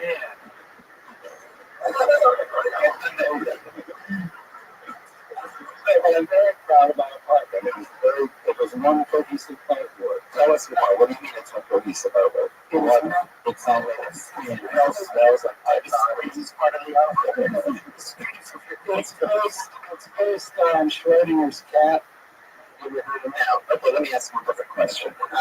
What is a daily routine of a guy that looks like you? How does that start? So, first things first, you wake up like this. Right? And then what? Then it puts the lotion on the skin. Not the conditioner. Only the lotion. I haven't used it.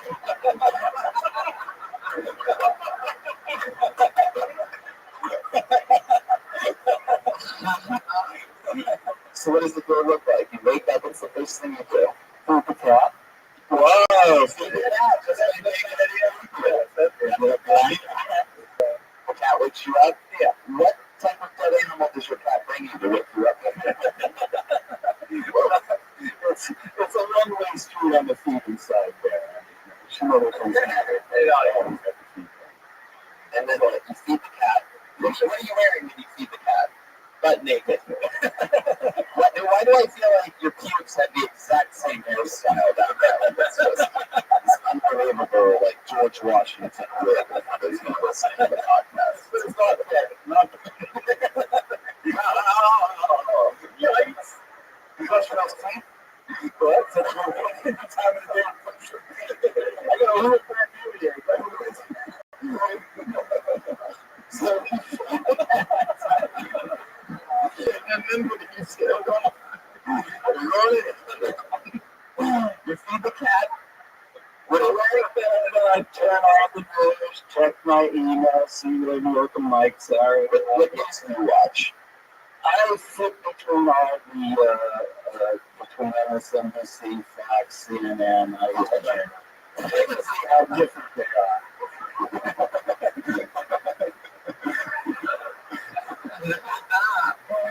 Mystery Dan. Are all of your outfits already like pre-ordered and like already on a hanger like that? I feel like that shirt was already. Zip that thing up in the back. What do you sleep in? How do you sleep? Underwear. Underwear. What kind of underwear do you wear? Are you ready? Oh, that's so cute. Shirtless? No, I always take my shirt. No matter what. No matter what. Even when you're making love to another man? Well, then I'll take it off. Do you ever force get in the street in? No, I wish I could. Why do you wish you I was not consulted in that. That's what's not. And Mystery Dan. Why Mystery? Why Mystery Dan? My nephews have that name on him because I've never seen it before. And the one time I met him, I gave him a copy of the Mystery Man. And so thereafter, they referred to him as Mystery Dan, and I just like the name. So you met the nephew one time, and they called you Mystery Dan. You stuck with it. You walked by a lesbian with purple hair. She's like, "Do your hair." Usually we would say, Well, I take that advice when I hear it. And how long have you been giving smallpox blankets to Native Americans? "What's the most fun thing you've done recently? What's the highlight of your 2017 so far, other than a comedy, like in real life?" Probably going to a night out on Broadway downtown. They have all the theaters on Broadway, over 6 really tornado fancy ones. That's the totally the gayest answer I think they could have imagined. And I could have mentioned a lot of gay answers. You could explain to us, right? Just we want us to adopt a child in Africa? Sure, go ahead. Mystery Dan. Where can people, you don't have a Twitter, where can people find you other than underneath their bed? Maybe Amber Alerts. What kind of car do you drive? I don't drive. I'm strictly metro. I quit driving when I was about 3 years ago. I just had it with the pedestrians that were in front of me. So I didn't really like arguments on the bus or anything like that. A lot of crazy people on the bus. I managed to avoid it. I've never been stabbed on the bus. How many pedestrians have you killed in the car, though? I've never killed a pedestrian in the car. Yeah, not myself. First thing. Can I just say, Dan, do you remember when I beat you in Florida? That's right. You did beat me in Florida. Right, yeah, I just wanted to say that live on a podcast. I said I didn't really think it was. All right, moving on. All right, there goes mystery Dan. Thank you very much.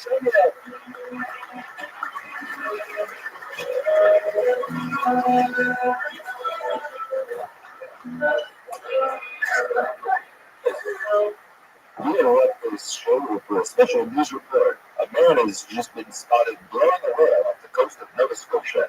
At this time, it's unclear whether the whale enjoyed it. Back to you, Tony. Thank you, Matt. This whale show, the name Mystery Dan. This message was brought to you by FrankandOak.com. At this point of the show, we're going to watch the regular. We have one human being that writes and performs a brand new minute every single week. She is, I'm a huge fan of her, absolutely phenomenal. Putting it together for the great Allie McCoskey, ladies and gentlemen.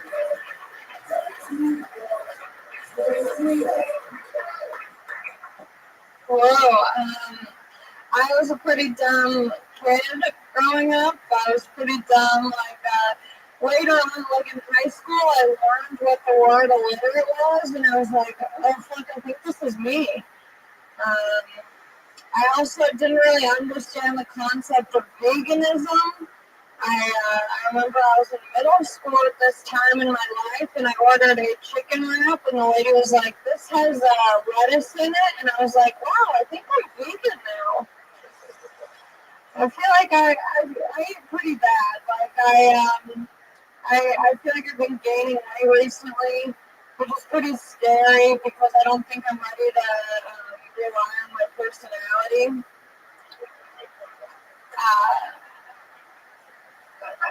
I eat at Chipotle a lot because it's the only place where you can eat a salad with sour cream on top.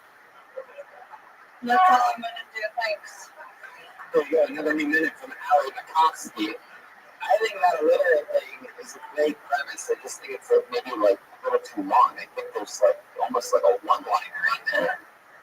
The illiterate thing. I think it's almost like a one-liner instead, where it's sort of like there's a crow. You see that crow? This is remnants of mystery. Dan, this little floating crow fucking creepy. You see it. It's yeah.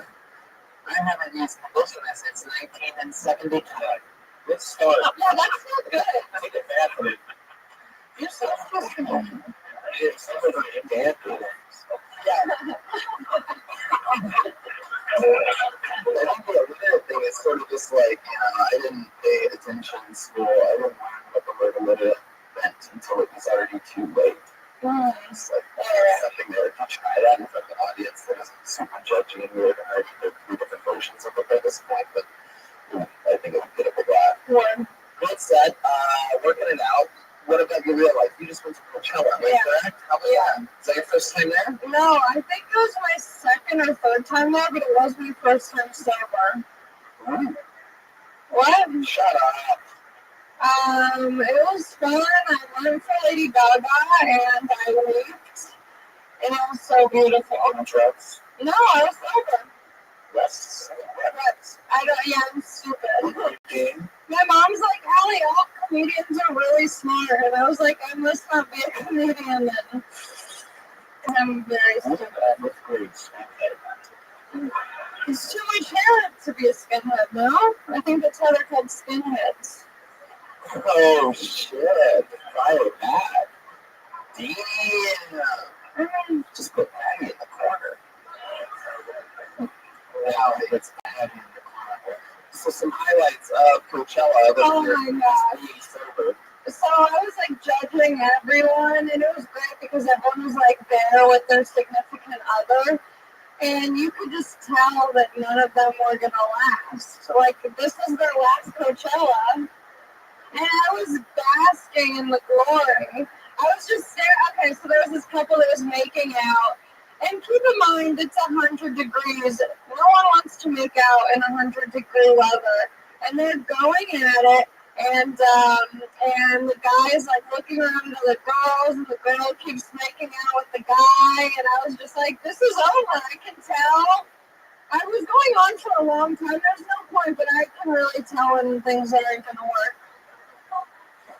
It's a really interesting premise. Execution of it. Great premise. It's all good. Thank you so much for your feedback. Yeah, anyone said my tea's gone cold. I'm wondering why. Yeah, thank you for bringing that up. I am Ditto. Isn't that who it is? Ditto? I don't know anything.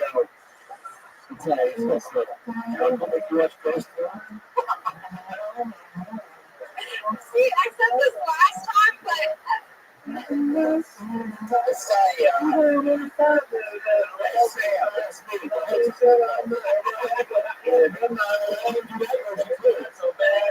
Not so bad.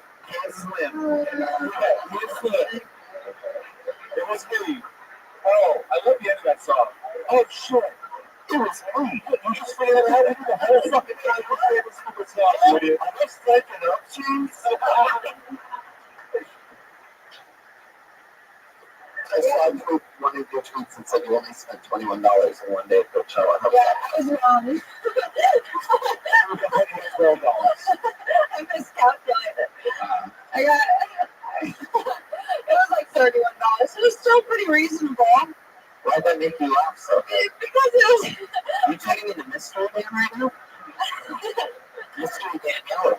Because I could have corrected myself and deleted it and started over, but I was like, no, I'm just gonna act like I'm really smart with my money.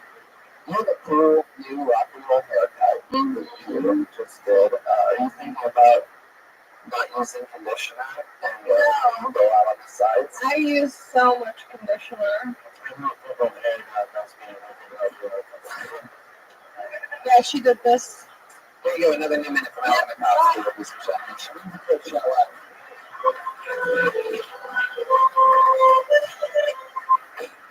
Let's go back to the popcorn. Shall we? You guys having fun?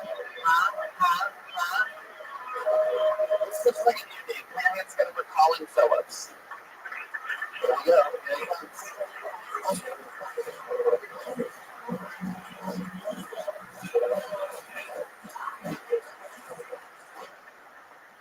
Alright, so I was on probation and I was thinking about life extension, honestly. So I was thinking about it, and if you took like an isolation tank and you put nitric oxide in it, and then you went into it, and then you drop the temperature of the water, then your reptilian brain will turn on, and then you go into a state of hibernation. And so you can like just hibernate. So you can sleep for like 6 days and then you wake one. So like if you're like 18 years old, you're only be like 3 years old, you know what I'm saying?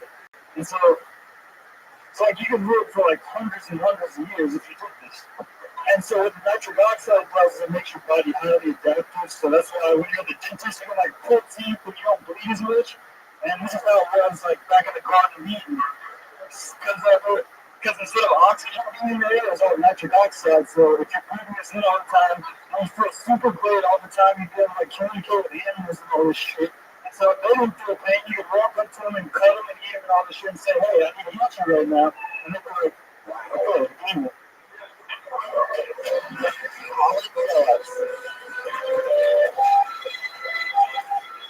He's going to kill himself. Is that a TED Talk? What the fuck? What, let me look at you from the... Let me see you. Okay, can I see a shirt from the front? I want to... Well, turn around and show the audience the back. Ooh, it's not up. Get it from Marlon Wayans. It's a Marlin on the back. Oh, that's short cover. A lot of work for that short cover. And that was unbelievably somewhat educational. I felt sort of like I was on mushrooms 10 seconds in, and you kept me right there, right in the zone.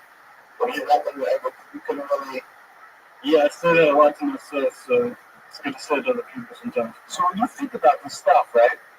You've literally thought about like, do you ever laugh? Do you go, that was funny? No, I mean, Like, what the fuck do you think they really think to say that was funny? oh, funny.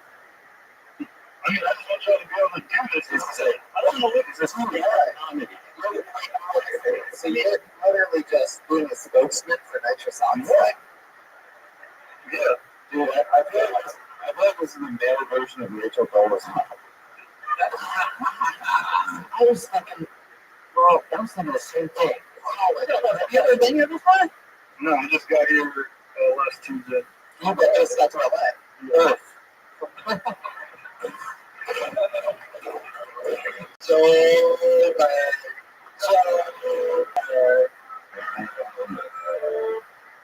Where did you come from last Tuesday? We're in Georgia. Did you take a bus? No, for the You did? What I like? American. I don't know if you really did fly American. I was a woman house that was really scared, right? No. I'm done school and I'll take a footprint too. You fly a lot? No, because I'm in LA and it's like $30 to just fly to Miami, so sometimes I just like I'm in Miami for the weekend. And what do you do in Miami? Just walk around and try to hit up girls. How does that go for you? It goes alright because there's just so many of them, so you just wait for them to talk to you pretty much. Well, then you respond by telling them that you want them to do nitrous oxide and then Take forever. You live there and shit. great. How old are you? I'm 25. I'm 127. How many years? What do you even know years? We have an honest call in that we can check in with.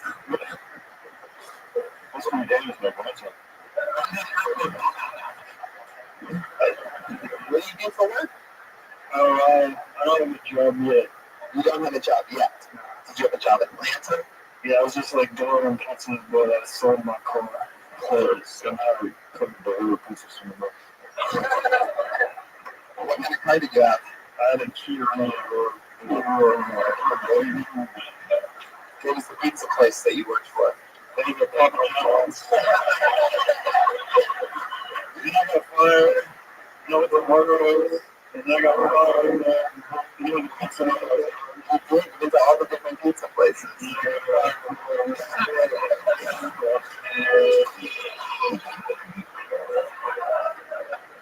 ever been in love?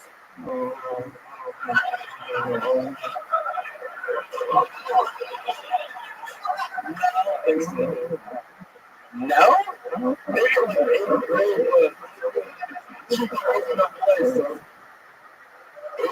You were in love? That's how old are you? You're hearing the alien answer. I don't even know. 27? What you said? 25. Wow.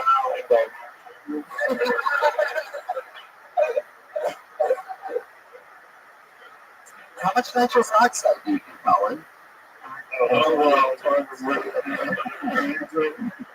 Yeah, you can buy it on like Alibaba. You can buy it on Alibaba? What is that? It's like international stuff. International website? Yeah, you know, like wholesale. I don't know why I'm still asking questions. I don't understand any of the answers. I understand everything. So, like, do you think that maybe, like, do you ever, like, huff other things other than nitrous oxide? Are you one of those guys that cleaner some stuff? Or cleaner? I think that's why it's illegal. Don't get short with Tony, alright? That's right, shorts. Also available for Freaking.com shorts. Nitrous oxide. Okay, you're doing too much a little bit? No, I can't. It's totally bad for you to do that, right? I mean, they can't have the details. Yeah. Well, it's not every 5 minutes. Wait, do you think you go to the dentist every 5 years? Oh, you get the nitrous oxide every 5 years. Every time you go to the dentist, get nitrous. No, I got it wrong. Well, I agree. I know. That's only because actually go to the dentist and get the nitrous oxide. You gotta stop that shit, dude. Yeah, right. It's not good. Tell us about you have the African version of Mystery Dance in right now. I don't know if you know that.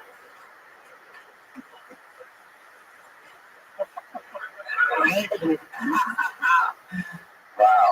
Colin Phillips. Which one of those black sponge? What is that? There's a kid in a chemistry class, and he asked the teacher what it could absorb light better. What? I don't know. Okay. What do you say? I don't know, man. This is the best thing Oh, no, he's like, looking at absorb light better be a black hole. And then this other kid was like a black hole.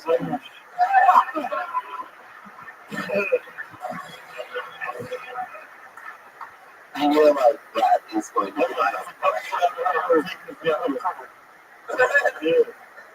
How does that work out for you? You have a lot of followers? Like, under 100.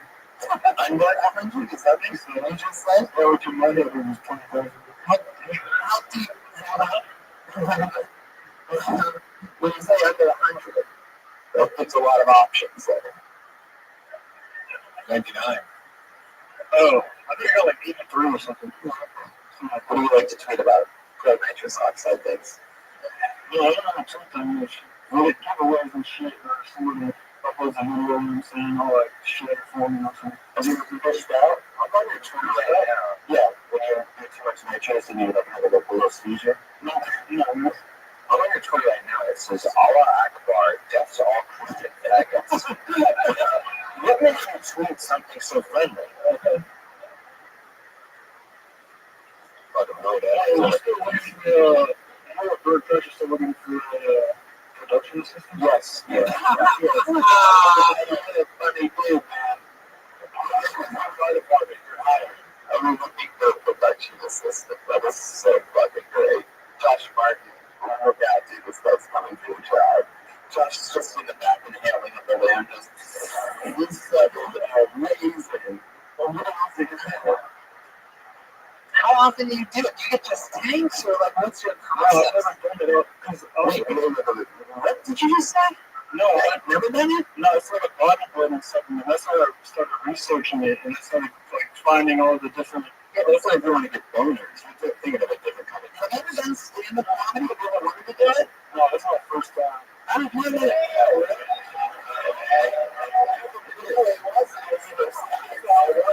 This is his first time reading a half-written science report. Yeah, so in a third grade class, we'll get an F for bad now.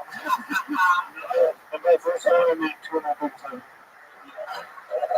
I have like an acting agent in LA and shit, so like just in Atlanta? Yeah, taking classes and shit. So have you got work in Atlanta? No, I just had a couple of auditions. I've had like 2 auditions like in the last year. What have you auditioned for?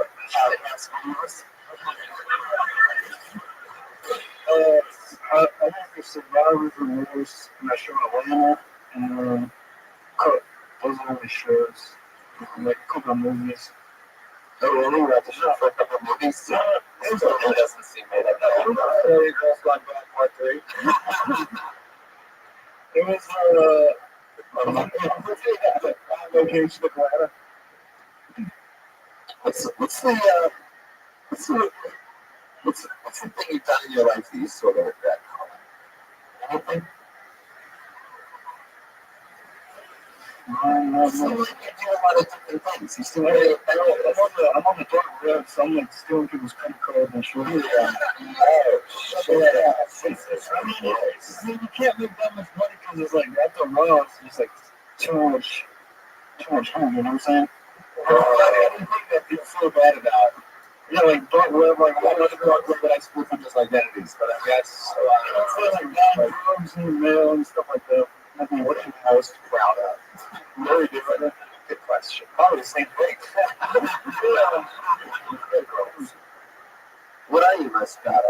anything you've done? You have any trophies or anything like that?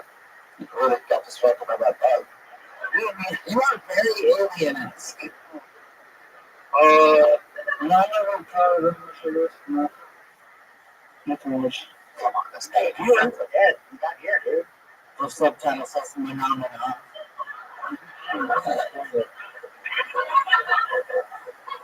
Yeah, I guess I got that. That was pretty crazy. Uh-huh. Yeah. So I thought about it for like 4 or 5 months. I saw my brother, you know what I'm saying? I started this kind of shit. You come from How do you decide whose shit you're gonna steal? How do you do it? oh no, so you have the Bitcoin and then there's like vendors all over these websites and so you just send them $10 worth of Bitcoin and they just send you a credit card. Wow. Pretty sure they got PayPal logins, they got Xfinity passes, Hulu passes, PayPal, Don't take my fucking bank account. oh yeah, you can buy like lifetime pro passes and shit. I don't know. What's the Bitcoins we talking for that? That's like $8. Lifetime, man. What's the most that you've ever stolen from one person? Like $1,000 for that. Oh, come on, Trey. What the fuck? It's like I see why you didn't get that job at 60 Minutes that you wanted, Trey. Don't answer that. Don't you do it. It's a live show. The host is getting you to do exactly what he wants you to do.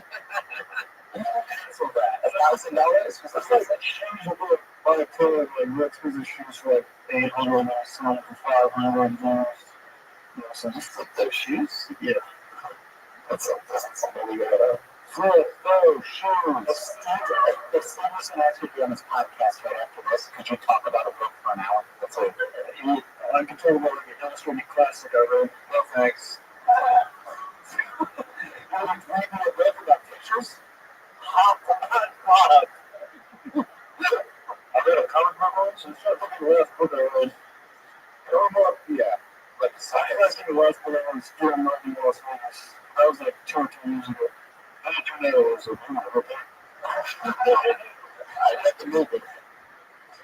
All right, Colin. Well, is there anything else that you want to confess or admit or teach us about right before you go?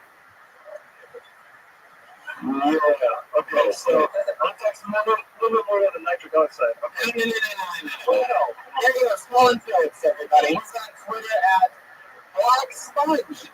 But fun fact, if you're going to look it up, it's spelled B-L-A-K. Sponge. There's no C in this guy. Very interesting. What did you do? This is by far, without a doubt, one of the weirdest episodes we've ever had. This was almost like a hybrid episode of Kill Tony and Unsolved Mysteries or something like that. I feel like each one of these people has a backstory and committed some crime. It's almost like, remember the movie Clue? Remember the movie? And it's like this character and this character. Who did it? We find out that outside of the world, like everybody's dead. Yeah, it was Black Sponge and the sub-internet. It was nitrous oxide. Yeah, it's like if the Twilight Zone was a podcast. Yeah. Let's do one more, brother. Just like, Really? Just a hook for it? I don't know. What if this one sucks? this question better be worth they burn them alive on the stage. Yeah. It's true or details. Right? That puts some motivation in someone. Pull the name out of the bucket. Put your hands together for Angel Gonzalez. Fuck yeah. Oh, the angel? Are you here? We need an angel.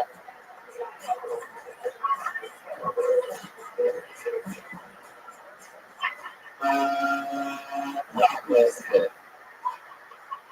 I pulled a name out of the bucket. There's no Twitter name over there. It does not look okay. Really? Yeah. Do you do this? No. Do it. Put your hands together for Rock. Rock?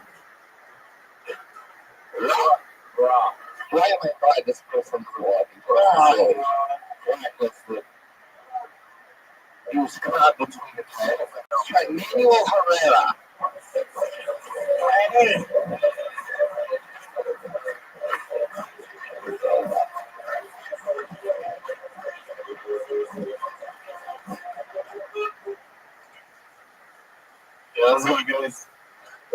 got virginity at 21.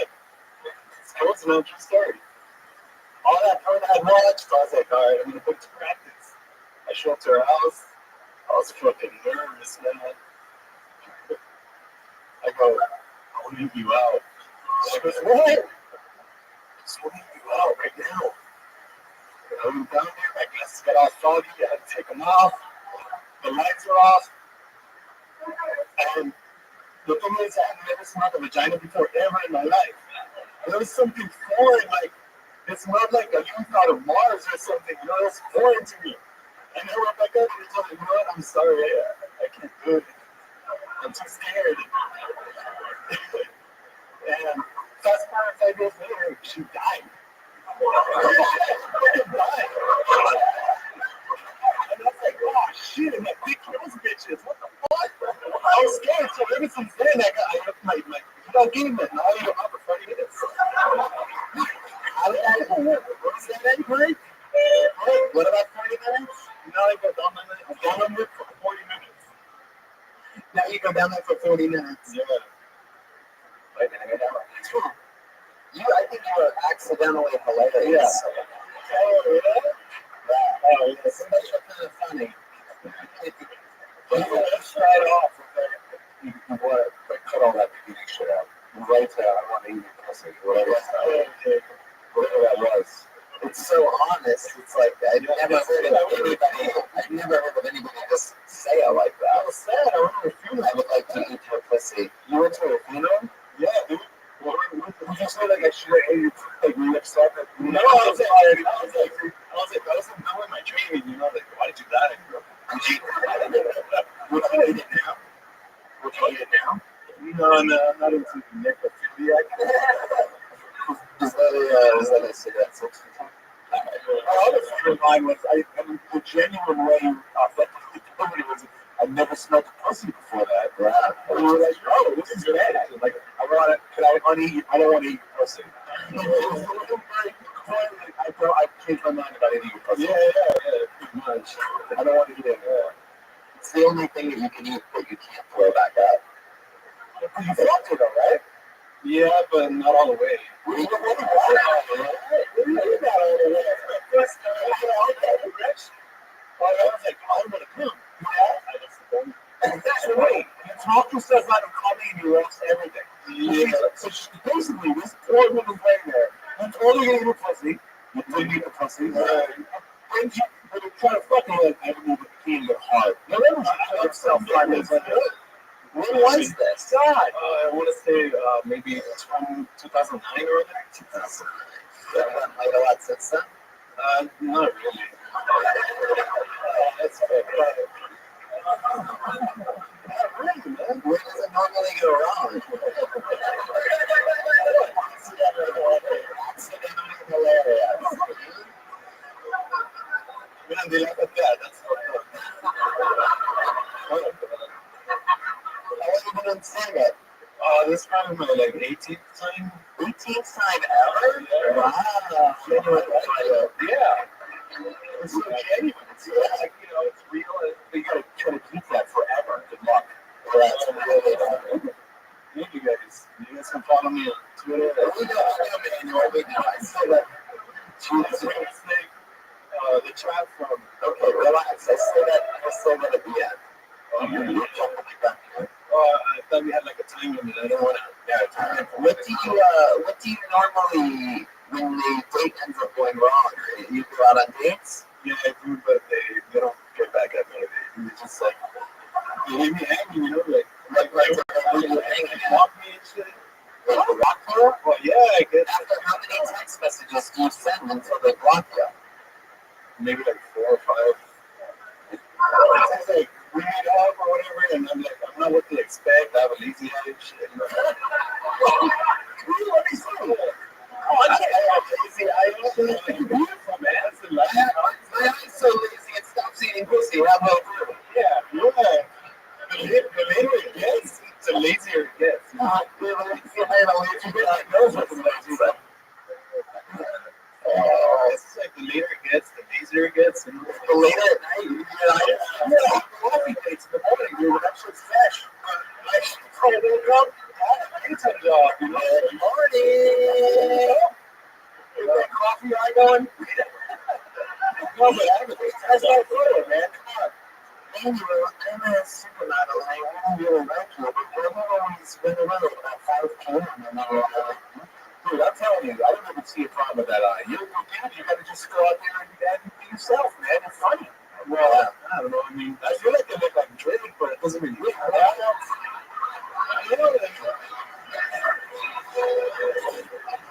That's awesome. Drake. I love it. That's so true. I don't understand why I can't make any no friends. What's your day job? I drive a sport kick at a warehouse. I'm a forklift at a warehouse. Forklifts? No, forklift? No, forklift.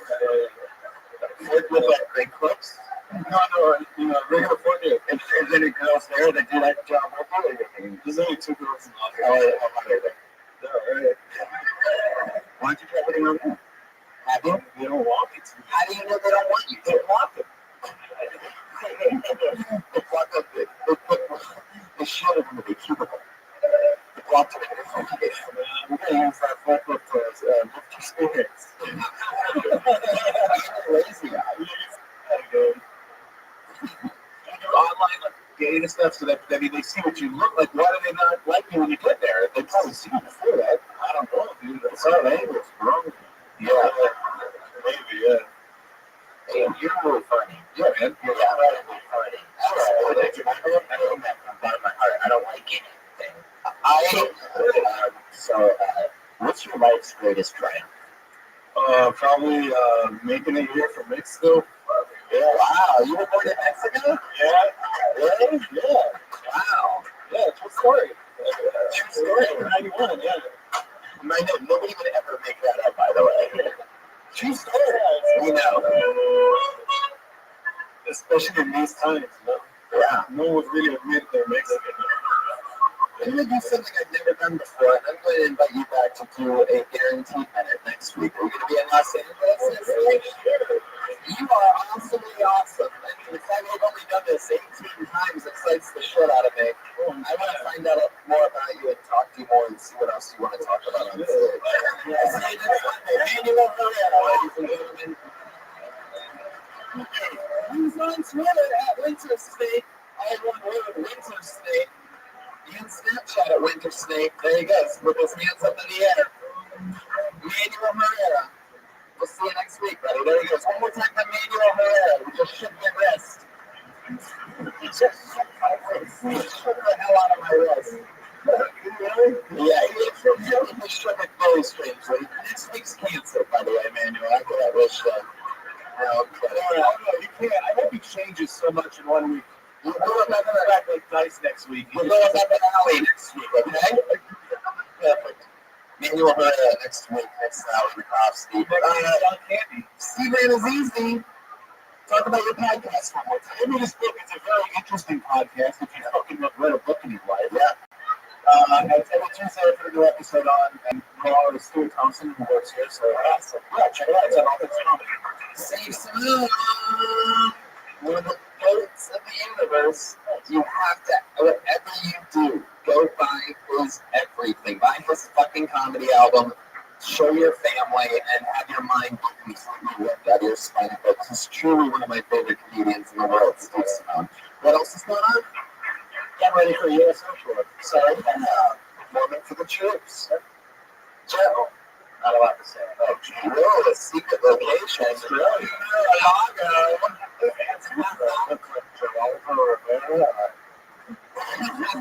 Jimenez is on Twitter. I'm mostly sorry.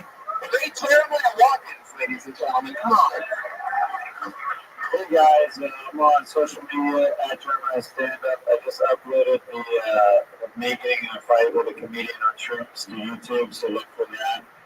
And we're looking for new sponsors constantly. So my boy Patty Reagan's always to my right. Patty, do you have anything to say? Nope. Anything?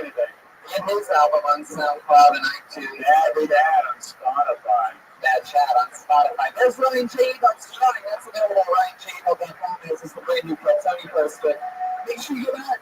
If you're listening to this live stream, go check out episode 207 and whatever on video. It's Houston on Vimeo? Houston be on Vimeo tonight. Awesome. And rock and roll. Well, live audience, thank you so much for being a great crowd. Is there anything else that I'm not remembering? We told you we had the Despot Secret Show on Saturday at Improv. Yeah, the improv. All right, thank you, live audience. Good night. Hey,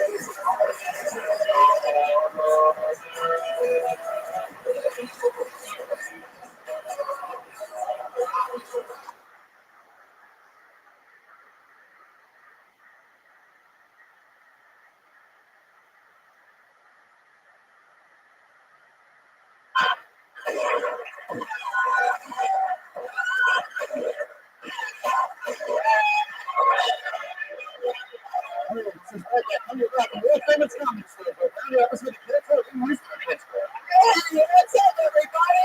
Come on, clap your hands. Some energy in here. Let's turn this Monday into a fun day, shall we? Fuck yeah. I'm excited. Welcome to the #1 live podcast in the world, you crazy motherfuckers. On a Monday, Brian Redman is here, everybody. He's a little bit under the weather, so he's going to be a little baby quiet tonight. He's got a full-blown sinus infection with the HD camera going. The great Ryan J. Ebelt is here, ladies and gentlemen. Drawing the next episode. He's really good. Tony Poster. He draws every single episode on the show, and that's all available. All the links, including the Tony Poster. I have both of them framed next to each other, and they look fucking awesome in my living room. I highly recommend doing that. All those are available at RyanJebelt.com. Josh Martin is here. Look at this guy, keeping everything under control. Let's do it. Let's bring up tonight's guest, shall we? A lot of fun shows that we have coming up in a bunch of different cities. That's all available at TonyHinchcliffe.com. That's what TV show here on Wednesday. Big one with Rogan. That's going to be a lot of fun. Let's bring up our guests here tonight. Always two of the funniest comedians in the world. Tonight's no different. Let's see how loud this place can get for the great John Reed and Adam Ray. Wow. Fuck yes. Only two of the best in the world. Thank you. John Reed, one of my all-time favorites.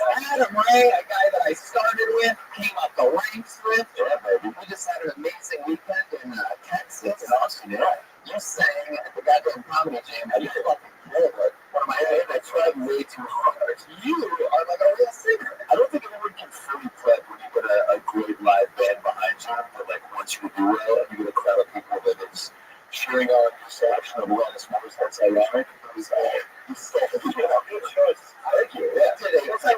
I did a terrible version on the same show of George Michael's Careless Whisper with our good friend Jeremiah Watkins. Yeah, I really think you said a little bit because you went in with so low expectations and then you delivered like you always do. And you committed. I committed. Yeah. It may have been I didn't do assault on the audience's ears, but I did it. I never would do that song without the band.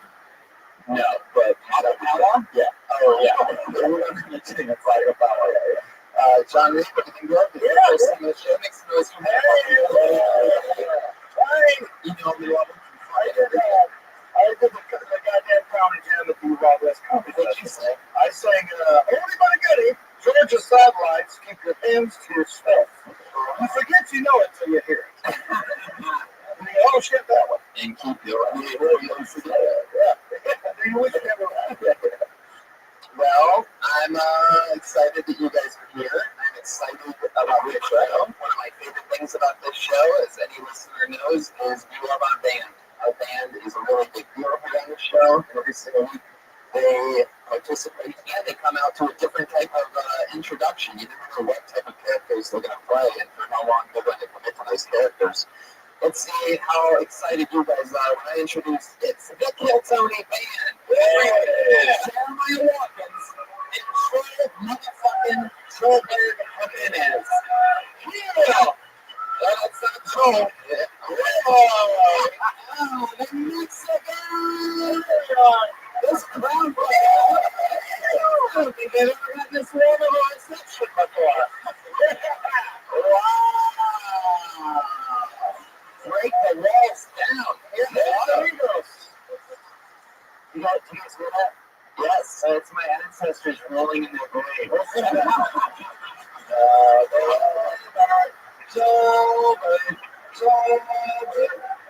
This place is out of it. It really is. They're the fucking all Mexican Cantoni band. Can Antonio. La Bandito. They just took 200 trips away, like maybe so it's never done. All right, I'm excited about this. Jeremiah in full Mexican regalia, hat, completely Mexican, and Joe looks absolutely the same. Always every Monday. Talking Joe Jimenez on the percussion. We got Pat on the acoustic and Jeremiah on the sax. Sony! Yeah! It's fun. You guys ready to start the fucking show or what? I have a fucking full of comedians. A bunch of crazy people. Sometimes it's like a top rising comedian. Sometimes it's a complete insane person. Literally anything can happen on the show, as we found out in Austin when a friend of the sex got attacked by a comedian on mushrooms. Finally, it really happened this weekend. You know how it works. If I pull your name out of a bucket, you get the uninterrupted 60-second performance that you were hoping for. You gotta wrap it up after 60 seconds. And you'll know that time's up and you got the sound of the plate. That means wrap it up then. Going back to when you're running out of time. Oh, you're not gonna bring out the angry like holy with bear. Oh yeah. Oh shit. I wanna do that. So that's what happens if they break that. Is it too long to get the bear? Very emotionless. That's a big idea. Jeremiah is obviously going to say Mexican guy smile before. We might breaks tonight. He's going to break all the way. Vivo in Mexico. Oh, yes. No me gusta Trumpo. Oh, yeah. I like that. It's a popular sentence. Yeah. It's my bumper sticker. What kind of guy didn't get class to be the most interesting man in the world? The least interesting man in the world. Solo X. He's still trying to fix that beard. What is happening? All the laughs. It's never over. Oh, I just want to throw that thing with water and watch you check out every time you laugh tonight.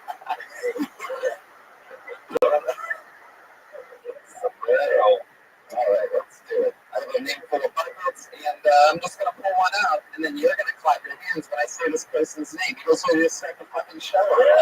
It's that easy. The first comedian going up tonight is immediately an absolute legend of the show. You know her, you love her. If you knew she was here, you wish she got pulled out of the bucket. Put your hands together for Kill Tony legend, Aphrodite. Yeah!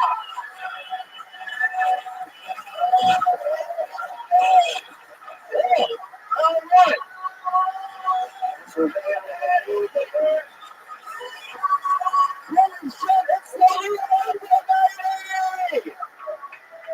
Oh shit! Make some noise one more time for Aphrodite.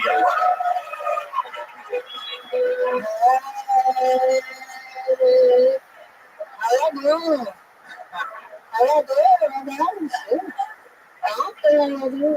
How you doing? You know, I'm sorry, I gotta talk about white people in scary movies. I don't understand y'all. Why y'all keep going back in the house? Black people, we don't play that shit. We see the monster winning down back in the motherfucking house. Y'all white people gotta stop making these horror movies going back in the back of the house. And then y'all be out there swimming with them damn sharks. I saw some shark shit on YouTube. Ain't no way in the hell you see that black people go back in the water with those sharks. With the little bitty ass caves and the shark like, yeah, motherfuckers. Yeah! Bam! Running out, everybody's like, oh shit, fucking with the sharks. Y'all been stop this shit, fucking.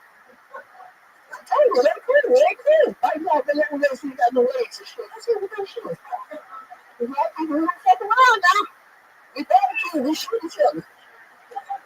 Alright, that's it. Take a minute. Obviously, she saw Jealous for the first time this week. It's been out for a while, but it just came out on Black, right? Ain't no Black. Aphrodite, sweet Aphrodite.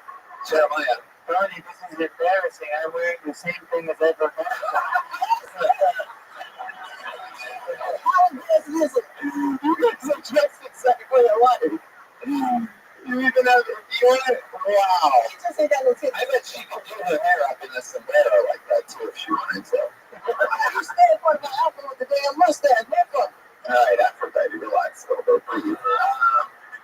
What scary movie did you see this week where white people kept going back into a house? Wait. I need you to really listen, Aphrodite. I'm going to just try to ask this question again. What movie did you see in which white people kept going back into a house that had a monster inside? Well, I have flashbacks to my childhood when I went to see The Exorcist. And all us black kids, we in the movie, we cussing the screen out, and the white people just sitting there acting all normal and shit.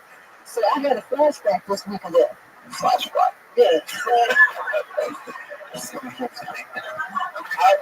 keep going back to these notes as often as I can. How often are you having flashbacks? And is it like any day of the week or for specific Because you literally just referenced The Exorcist, and you were talking, it turns out, you were talking about Jaws. I was making a joke before, but if you're referencing The Exorcist, then you must be referencing that one shark movie. Well, it's all kinds of scary movies I've seen. Have you seen Shark Movie? No.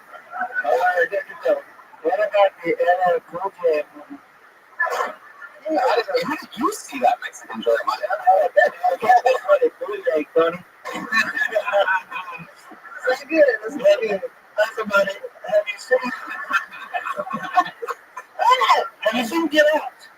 No, I ain't seen Get Out, but I had Get Out one time. No. This is Hope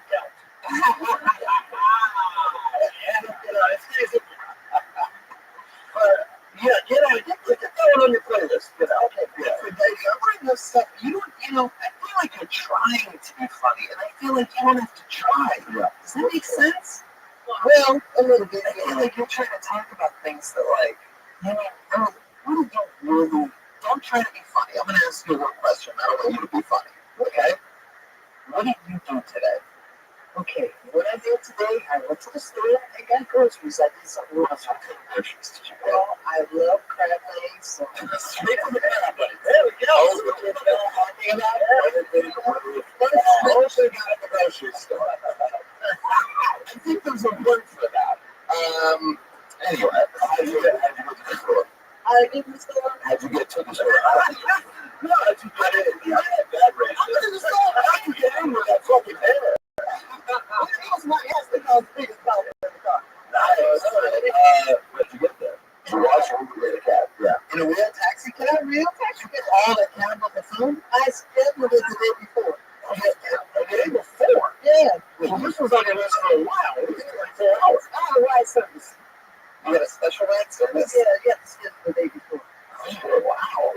That's what serious. I'm 61. You don't fucking know the crab legs. It's a whole adventure. Butter sauce with garlic mix. Oh, we know you love butter.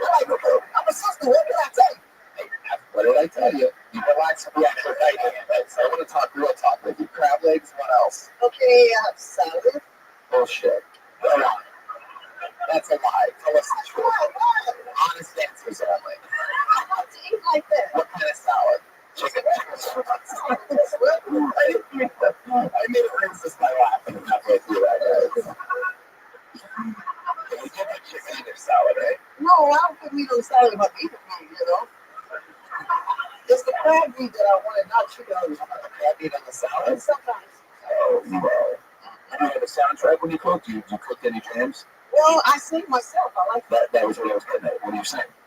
Whatever hits me at the time. You make up songs about like what you're cooking? Whatever hits So you. I song that came to me tonight, you know. Well, you want to hear what came to me tonight? Oh, please, yeah. Okay. If you want to, you can have me, baby. Oh, yeah. All I'm asking is that you don't drive me crazy.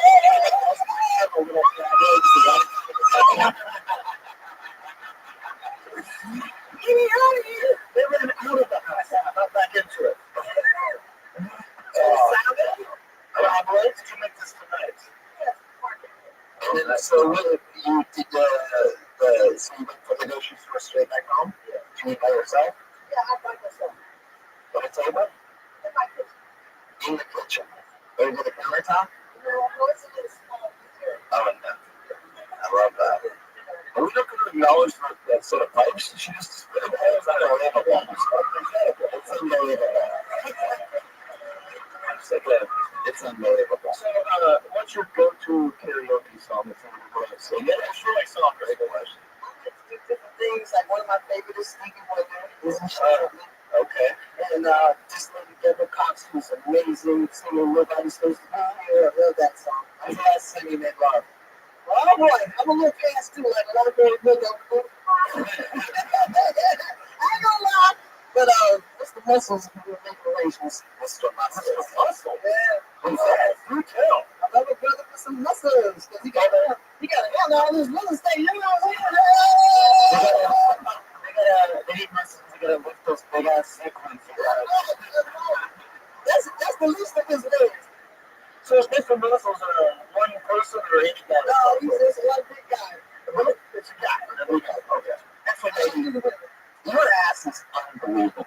Yeah. Is there any special things that you have to do like throughout your day? Like I know that some ladies they have big boobs and like that hurts their back and like they have whatever, right? It hurts their lower back. I read this. See, the worst doctor ever. Yeah. Is there anything? But you have big boobs too. But your butt like balances it out. You're sort of shaped like an S for the podcast listeners. Like there's an interesting thing that goes on here. Well, I'm just pretty hopeless now. Jeans, like I've said before on the show, this is my mom, 100%. This is my father's brother, all of that have 100% USD ass, okay? Ain't no fillers, ain't none of that, blue on shit they give them. Whatever they do with busting their asses, this is real shit. That's what they do. Where are you from? I'm from St. Louis, Missouri. Okay. Like when you were like a little kid, did you have a big ass chest? Yeah, always. They used to dog me out all the time. What's some of the nicknames they threw at you? Oh man, things called my big ass. Kids are not creative. They just say what they say. They just say it. They say it in delivery like, hey, what are you? Hey, these black people call me one of the butt sisters. What, the butt sisters? Oh. You got a sister? Yeah, I got a sister. What the butt? I got two sisters, younger than me. Okay. Do you keep them hidden inside of your butt? You would think I got something there because people are running that goose on my ass as if they was trying to go or something, And I said, why you can't ask me if it's real? They got to come up and push and feel my ass. That's not cool. Get the grocery store. I mean, this is really tripping me out. I've said it on the show before. I'm really 61 years old. I'll be 62. Yeah. Okay. I just don't perceive getting my ass loosed at that age. That's right. I don't think you can get an ass conceived. Oh shit. So you referring to ass play, right? Well, the case is a cute guy. What about Mr. Muscles? Mr. Muscles is crazy about the ass. You know what that ass? Is there something you have to do special when you're right? Like it seems like you're dead. Do I always ask me that? I want to see. Oh, I'm ready. Can I watch you right? Yeah, so you take 10 minutes for that? It's not that difficult. I've been doing it all my life. Alright. So, do you have to walk a certain way? Like, do you sit straight up? Or do you, like, strap the toilet? Like, reverse cowgirl? Did you reverse cowgirl with toilet? Like, you face the... I see it all the time. Now, you can have to stay on the toilet. You don't have to pay to see that shit. I thought that was pussy. Like, do you, like, have to actually, like, be... I tell you what, $10,000, you could watch this shit all day.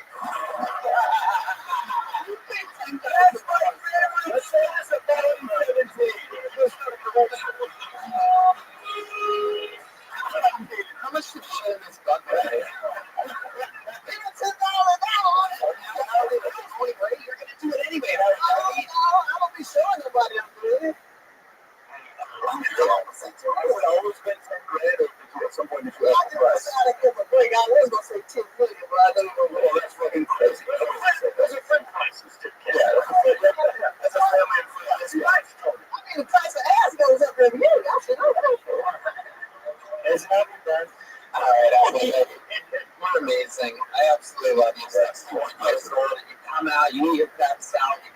play with all of us racist kids, and I absolutely fucking love you. You're unbelievable.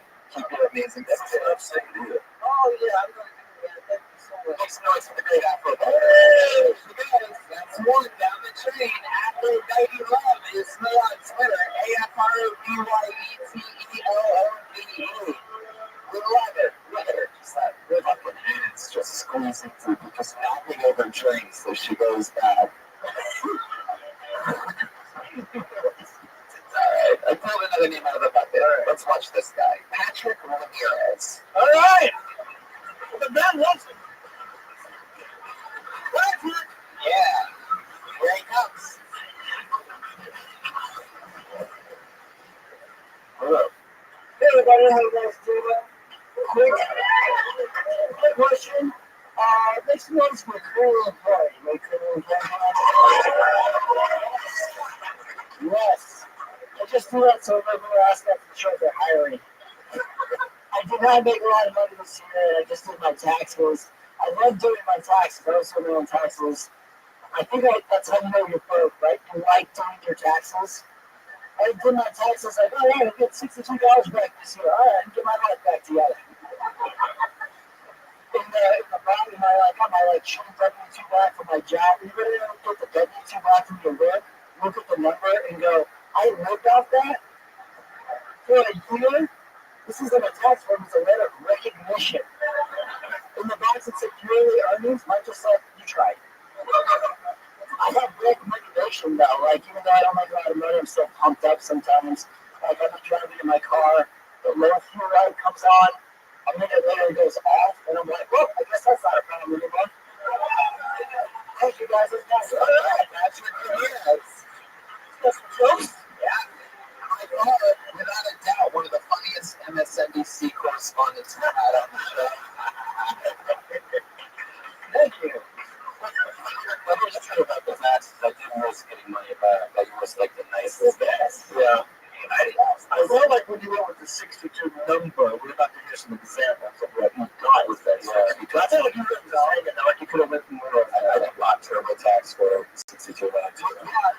What do you do for work, Patrick?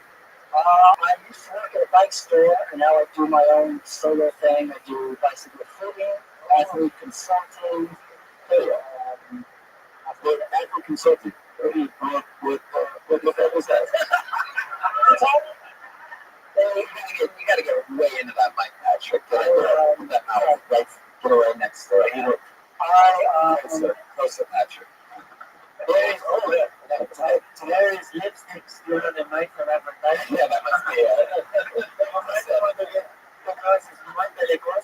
That mic smells suspicious. So you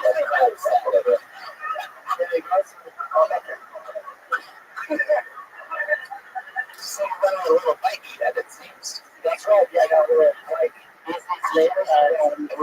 When you say, Hey, you're the CEO of this? I'm executive officer, manager, employee, and janitor. you're the employee, right? You're the CEO and you're also the janitor. Yeah. Do you have commercials for your business? That's not What's the slogan for the shop? Also shop. It's me. It's me.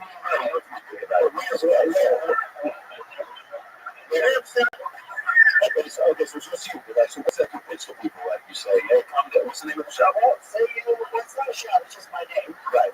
And everybody Shit. That's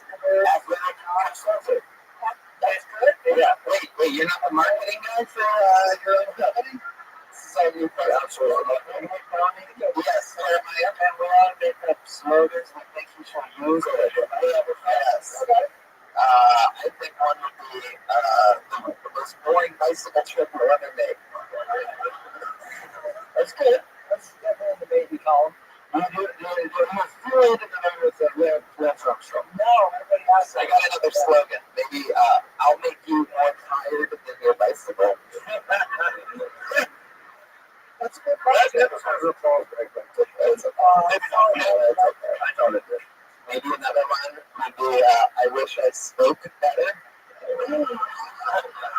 That's really funny. Yes, so son of bicycle, thank you. All right, you inspired me to actually clap in a good audience.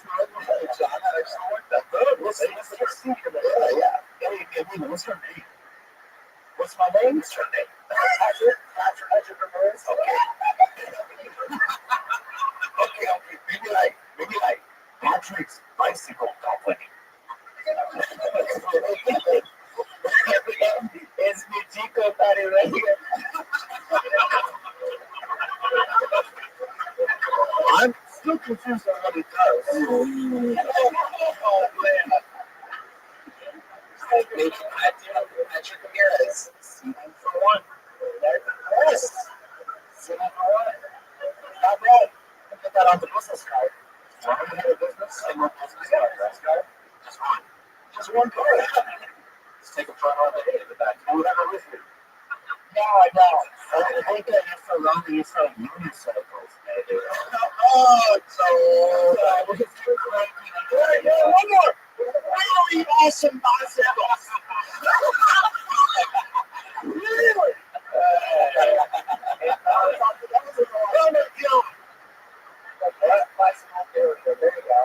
Listen, what is an athletic consultant like? So, if you want to, If you were to say we wanted to then do something like I want to ride with my buddy these 3 hours and never done it before, give me a training program to do that. Sounds terrible. I have a slogan. How about this one? And I'll huffy and I'll puffy and I'll blow your house in.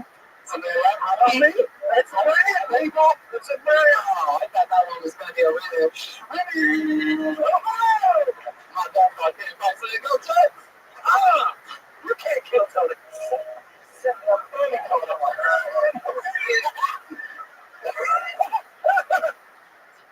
Jeremiah.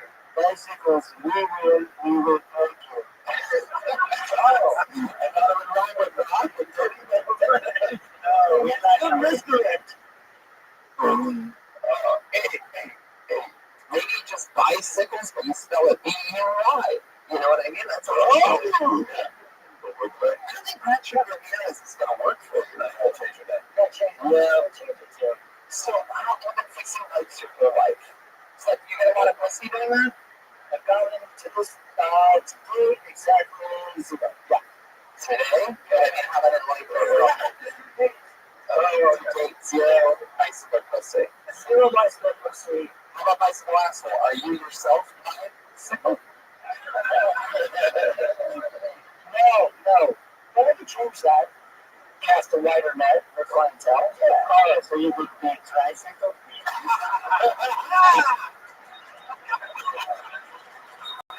More video!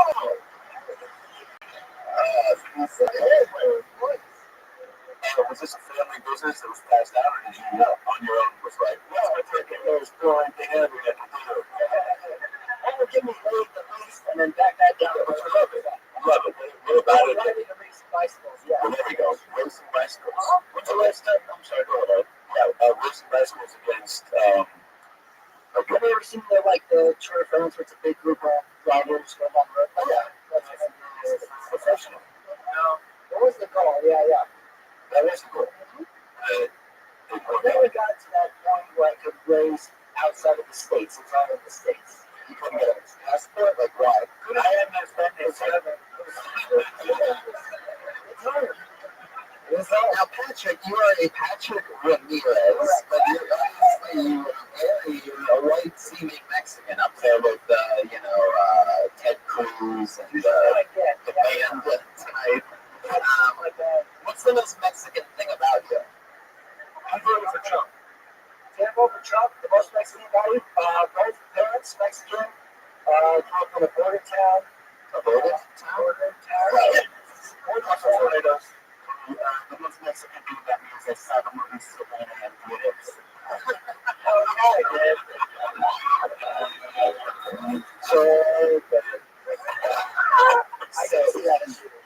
So, well, you were answering them. Go ahead, your 2 parents are born in town. I was in the movie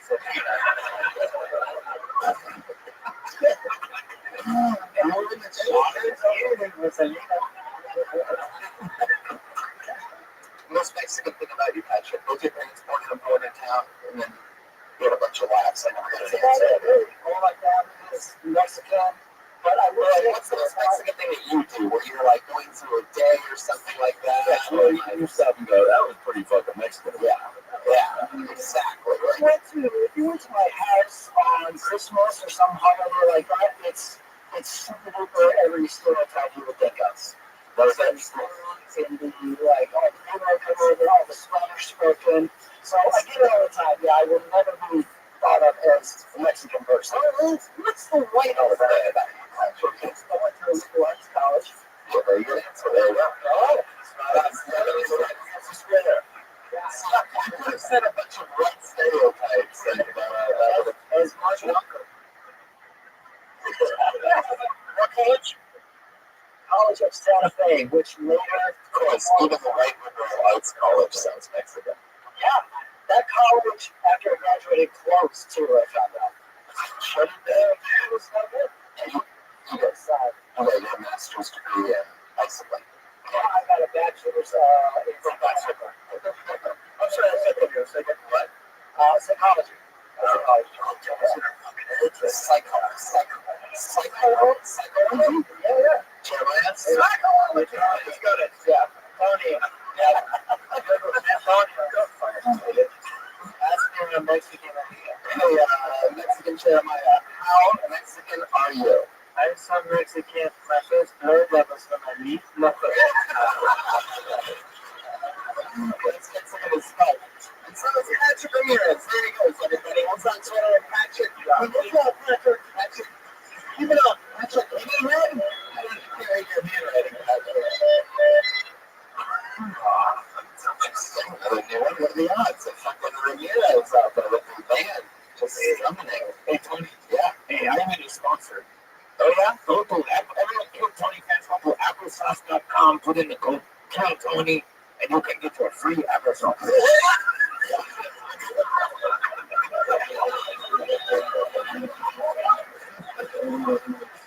Absolutely, it's like if a return perfect. Okay, forget it. It's perfectly funny. It was like doubly, unbelievably so stupid. At first I hated it, and then I just fucking ended up loving it because it just is so applesauce making the perfect product in the world to have as a sponsor. To need a promo code. Jeremiah Smith left me with a red bottle.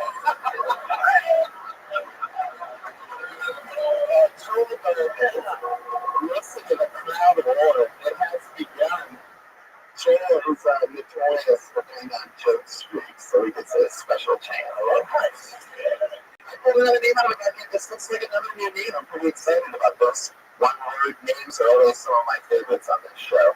After we forget greats like Aphrodite and maybe refrigerated character names like Ichabod. This is so good about that. I love that. I just put in one word name out of a bucket, and this name is Hallie. Hallie! Here we go. Hey, Hallie! Move over, Hallie! Move your ass! Anybody see anybody moving up there? Hallie! No movement. No movement. Hallie's in bush trouble. Put another name out. Isabella Charlton. She comes. Isabella! And it's not bad. Yes! Next time we spell Isabella, everybody. Yeah! My brother does really good impressions of all the characters from Harry Potter. And I can do impressions of his impressions. I know! Thank you. That was mine. Or wrong. I told my mom I was doing comedy, and she said, "So you're trying to be like that Amy Schumacher?" Yeah. My mother never helped me because she's British and I'm not a Prince.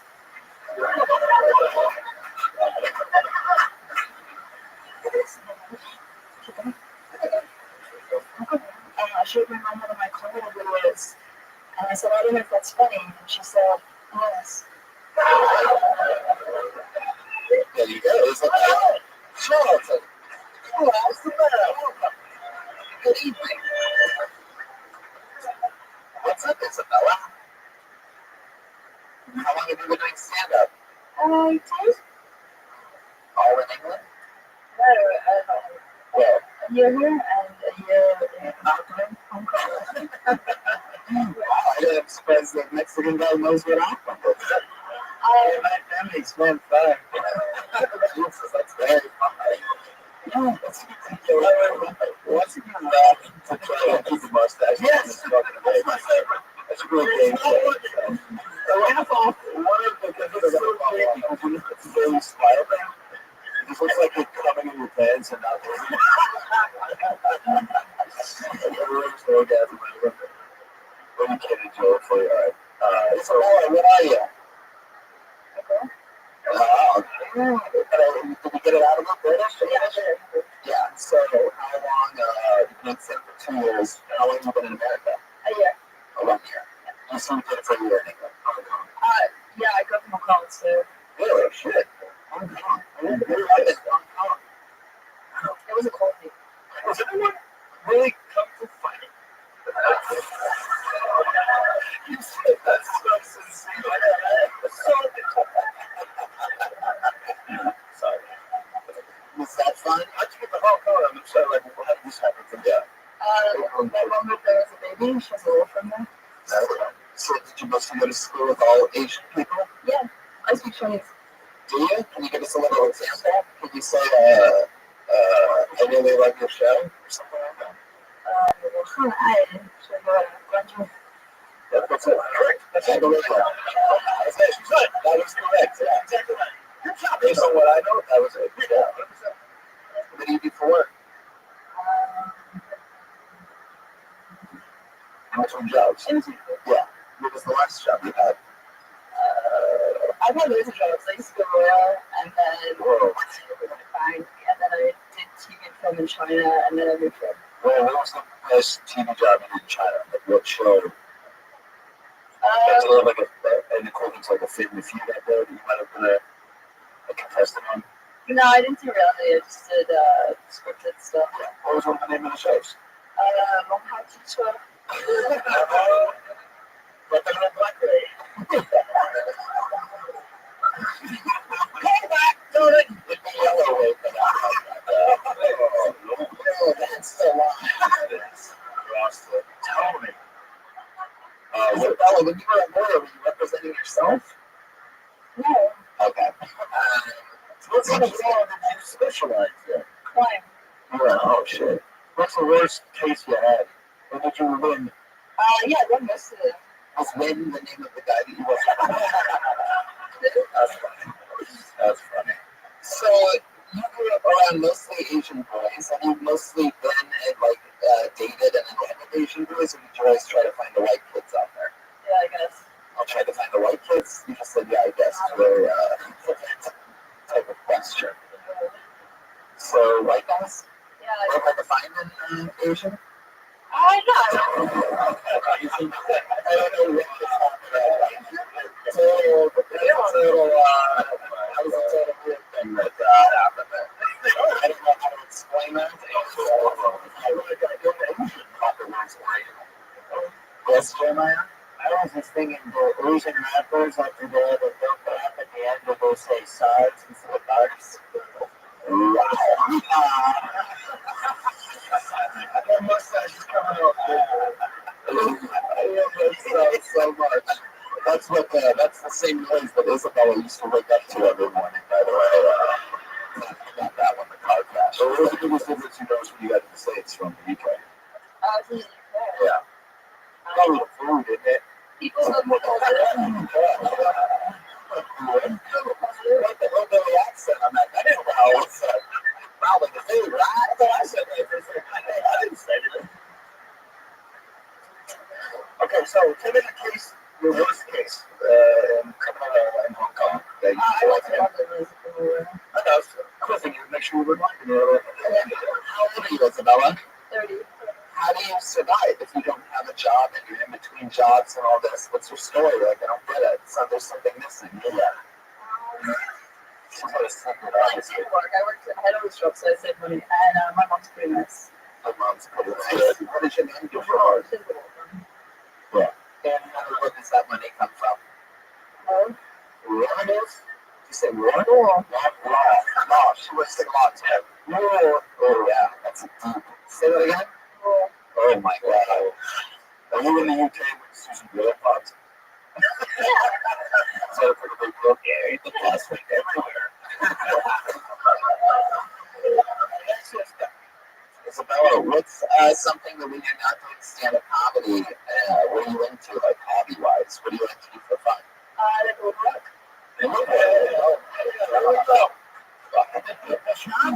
Oh, morning, guys. What's your favorite type of wood to work with? Balsa. Nice. Oh my God. What's the coolest thing you made? It's your most brilliant fucking words.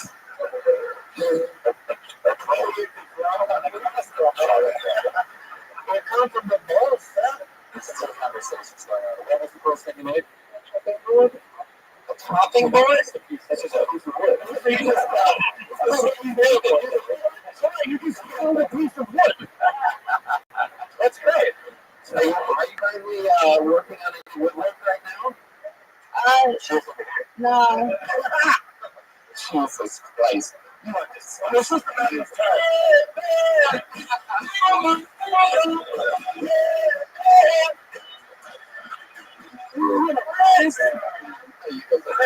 out of control. So earlier you talked about your brother who does Harry Potter and Friends. Yes. How old is your brother? It's 2 years younger.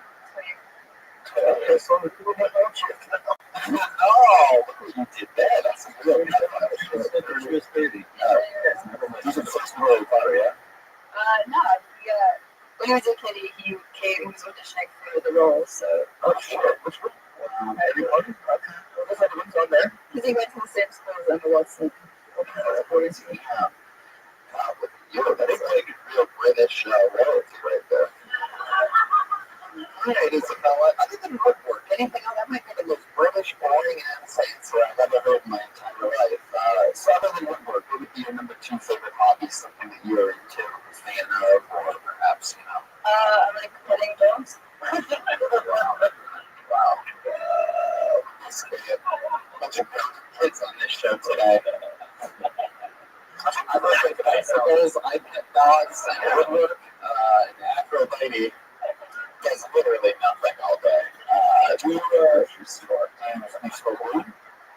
Oh, yeah. So, like, for like, in a full, like, a day like today, like, what was your between jobs? I didn't feel like the time. Yeah. This morning I got a parking permit. You got a parking permit? Yeah. And then I have a permit. Yeah, on the street. What the fuck do you have a job? Not here, apparently. I would go up like, oh, wow.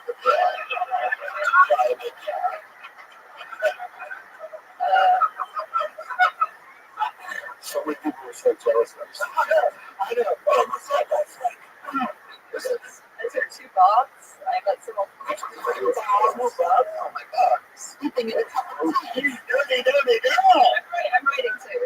You're writing, yeah. I'm writing novel like that. You're writing a novel in the tub? What's it called? About what? It's a young adult. Young adult? Go ahead. More descriptive. It's set in a boarding school. Yeah, I get it with the wood. And then what happens? About it. I'm working on the arc. That deserved more. That was really funny. I deserved a couple of dollars. Again with the wood. That's like your catchphrase on a shitty sitcom. Again with the wood. So what happens in the boarding school? Young adult in a boarding school, like what? I guess it was loosely based on me. Oh shit. I like when I was in trouble boarding school. From what? Yeah, but what? Come on. Like, what kind of shenanigans is different to everybody? So, what is better shenanigans? I got suspended for climbing on a raft. Oh, wait, I just realized that's okay. British. One time I went into the exit.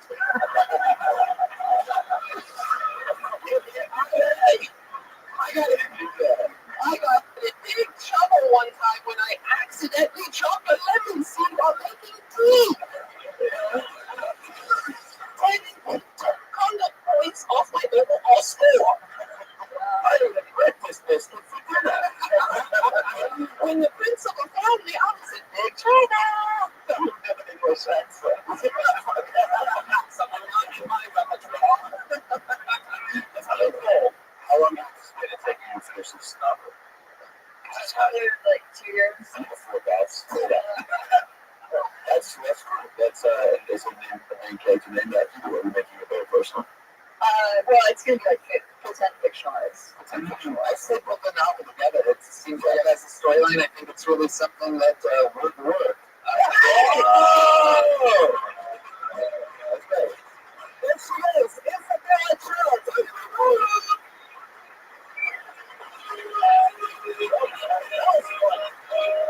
Oh, she goes. She's long gone. Which is also the first girl she kissed. Also, I don't know if you know this guy up there with her staff, no shit. I'm not even making a big joke. What is actual staff? Like, what, a guy with a staff? Yeah. Oh. Oh, yeah. Black lizard back there. Okay. We're going to. Okay, I pulled another name out of the bucket, and again, this looks like a brand new name.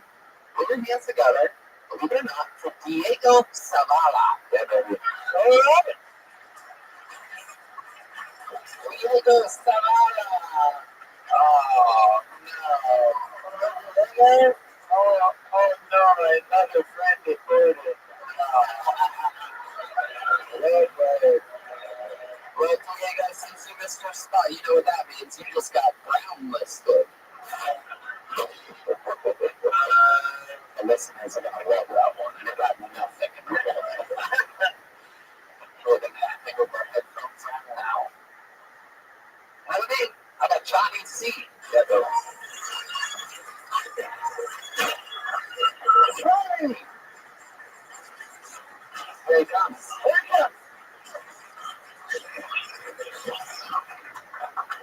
What's going on? So, I'm single, and dating gets harder and harder as I get older. And I think it's because I know what I want out of a relationship now, and more importantly, what I don't want. Like, so many women out there have terrible relationships with their families, or do a bunch of drugs, or into weird sex shit. And it's so hard to find all those things in one person. She's out there, though. I'm looking. Money can't buy happiness? It's true. I went for a rich guy, and I see him travel around the world doing rich guy shit with his rich guy friends, and it doesn't matter. No matter how much money I steal from him, I'm still not happy. Next one. Fuck it up, Johnny C. 48 seconds. Keeping it tight. Keeping it tight. You are the funniest guy that's ever performed on the show. That was a cast member on every show on A&E. Every single show. Stars, Code Red, Prison White, First 48, right? Johnny, what's your story? You seem like a funny guy. What do you mean? Can you read the tattoos and tell the story? You're really not even on stand-up. A little over a year. Where are you from? LA. Wow. Nice. Yeah. Do you ever work from Rothschild? Yeah, I do. And so you're doing it? I mean, what I do? Boy, I work, what do you do? Look, I open a dispensary every day. Like, I go get everything ready. Like, I'm gonna fill jars and stuff. Oh, okay. Cool. Story of. That's what the kind of hate. No. Okay. I thought that's what the guy was. Well, that's fine. You borrow stolen money from him. Sure. He told me my first day that he didn't trust anybody that did try to steal from him on the roadway. Oh, so I had to figure out what an acceptable way to steal one. Yeah. You know what I mean? I'm still working on the formula. You know what I mean? That's not a pleasure, but that's right. Sure. I mean, you're playing away. Right. You know what I mean? But I don't want to like not steal as much as I could. Sure. You know, turn the sweet girl. Give us some else. But I have enough to, you know. Yeah, it sounds like your boss has some sort of like childhood trauma. Anyway, that's interesting. How many tattoos do you have, Jack? I have no. Oh, well, my knuckles count is 1, 2, 8. Oh, that's 4 right there. Oh, okay. What was the first one you got? It's my first tattoo. Yeah, it's a yeah, it's what I asked. Yeah, what is that? Oh, no. Johnny, I have some questions for you. Are you in love? No. No. No. What's the last time you had sex? That was Last night. Sure, why would sex and dating? Wait, what? Sex and dating isn't the same thing, right? No. No, that's just I love it. You know what? I'll just start the date and stop just like. depends on what you did before the sex. What did you do before the sex last night? You know, I was asleep. No, when's the last time you got your burrito there? all right. Well, that was so okay. Yeah, that's what she said. That's what she said. You like girls who like crab legs and salad? I was just responding to your tattoos. You know what? Either in or out. Yeah. But immediately, you know what I mean? How do they respond when they come into your place and the cookbooks stay running towards them? When they see the cage, I want someone to write on that. I don't have any dogs. Really? I was going to have a dog. It would be a big dog that could not be. Sure. Run in some new shit. That's from back to the what? How many Sublime music videos have you There it is. Man, you're an interesting character. I feel like you've seen a lot. I feel like you're like the guy that drives the getaway food truck or something like that. I don't know.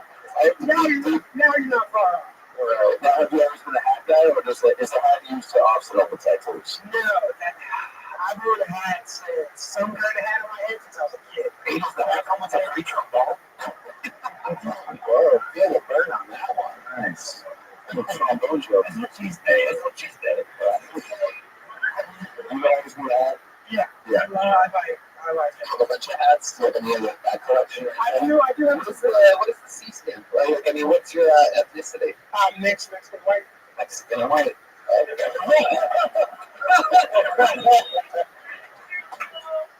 It's okay. What's the tattoo? You clearly have tattoos all over your body. What's the tattoo that you regret?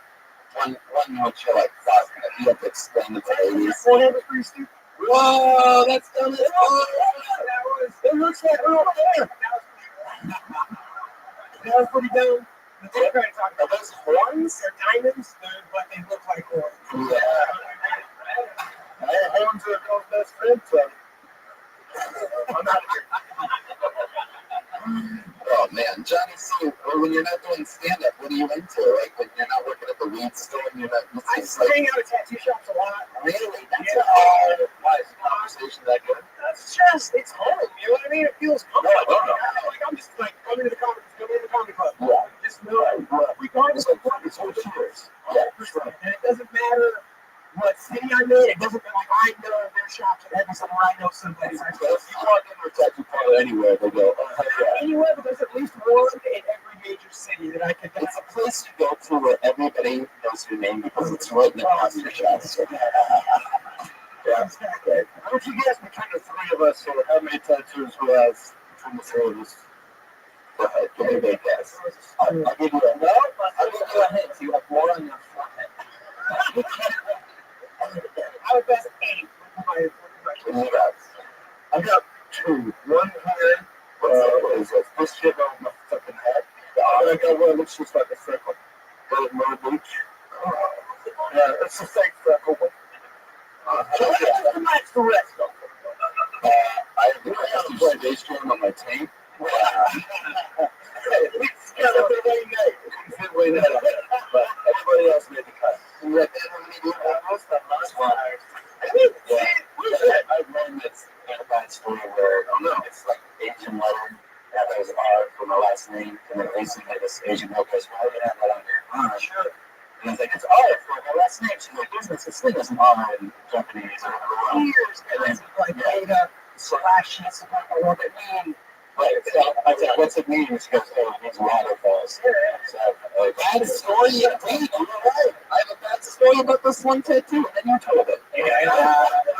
Quite incredible. One time I was into a big mystery. I have a tattoo. Yeah. He's a tattoo of the Rio Grande on my butt crack. Turkey. Everybody's malfunctioning right now.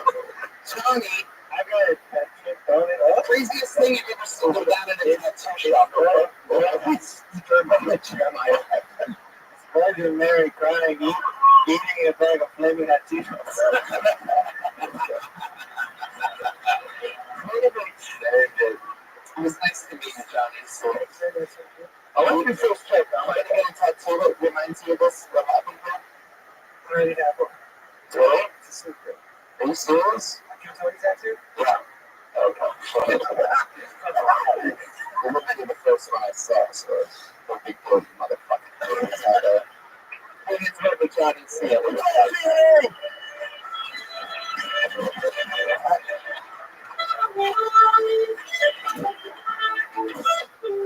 Something fun. Before going back to the bucket, let's bring a regular on who does it. This young lady, John, this is your first time on the show. She does a brand new 60 seconds every week. Like, wow. She's up to 10 minutes now. She's actually done more than 10 episodes, but yes, she's up for many, many more. That's a good deal. Put your hands together for everybody. It's the day Allie McCoskey.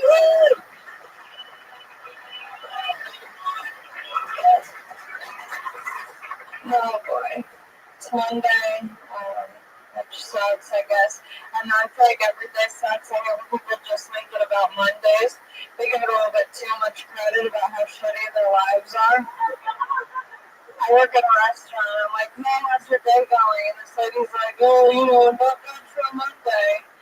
I wish people gave the same, like, props to other days. Like, on a Friday, like, hey, how's your day going? They're like, well, I want to hang myself, even on a Friday. That's something I can get behind. I would small talk too, especially at like restaurants and stuff.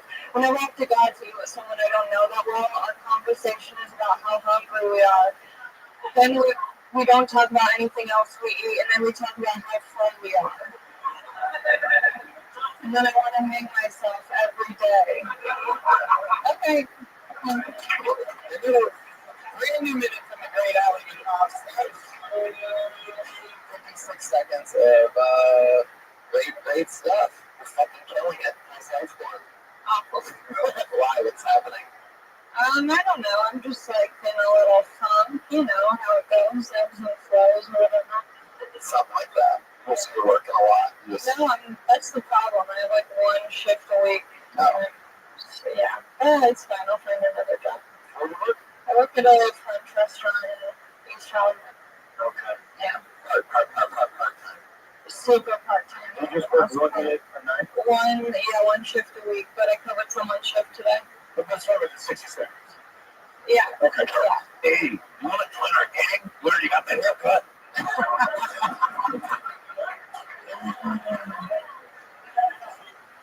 Oh, yeah. Well, that's fun. So working at a restaurant, right? Yeah. Yeah, I used to do that. What's your least favorite thing about working at a restaurant? What do you hate the most?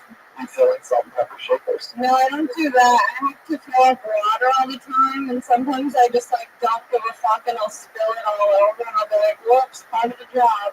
Yeah. Maybe you'll get more shifts if you stop spilling water on it. Yeah. Ellie and I recently received some good news. Well, we cast in the movie Alien. She's Sigourney Weaver and I'm the Salido.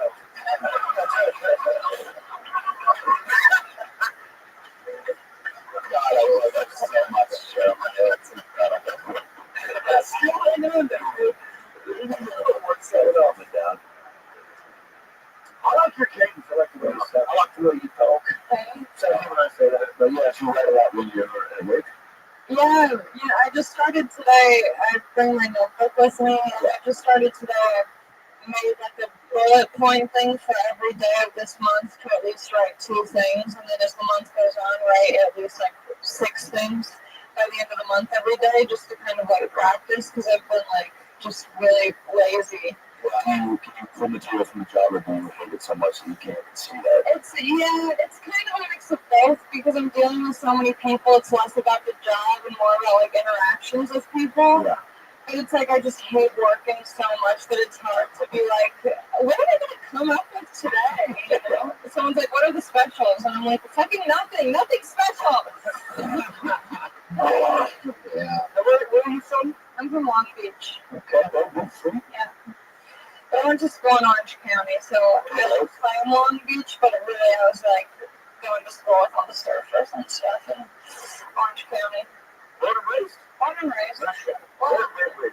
What? Really breed. Red breed. Yeah. Wait, surfers go to school? People that own bicycle repair shops go to college. I got at the bicycle shop that's severely understaffed. My goodness. Have you had jobs other than this restaurant? Yeah, oh yeah.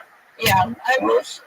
I feel like they're all the same. It's like mostly I work at restaurants and stuff. I worked at a movie theater, but yeah, everything else is restaurants. Movie theater's awful because you're just like drenched in butter at the end of the shift.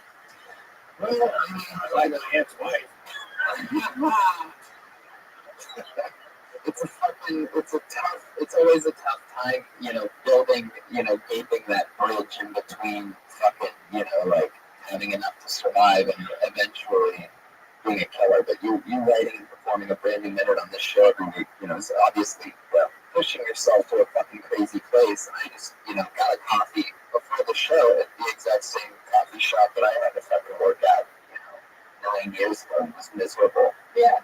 And, great stuff happens because now I have, dirty fucking Netflix money. That's a hard thing. You have to live on it. How long have you been doing? Almost 3 years. Yeah. Good stuff. Yeah, I went to a party this weekend and there's some person that was like doing tarot readings and I got the death card. And so I'm just like, I think it really took me. All right. What? I don't know. You're good. You're good. That's very good. Hello. Retarded. Keep it up. Allie, you already stumbled us at us, and I love that you are part of the show. Keep killing it. There she goes, the great Allie McCoskey. Good job. Super regular. Absolutely slaughtering it. Since episode 100, I think. Bruce Buffer. Was that when you put the switch? It was, right? Wow, we're at 208, 9. This is 209. Representative Nick Diaz, Nick Diaz. Shout out to you on episode 209. Before I report to Stockton, for those of you that don't know. Hey, is Manuel here? Manuel, are you here? Okay, well, last week, before we go back to the bucket again, we're just going to knock this out now. Last week, I fell in love with this guy. A lot of us did. Very interesting character, extremely honest. We were very excited about his interview and his set, what we saw. So we, in an unheard of maneuver, invited him back to just do a spot this week. Let's see what he does tonight. Put your hands together for the great Manuel Herrera.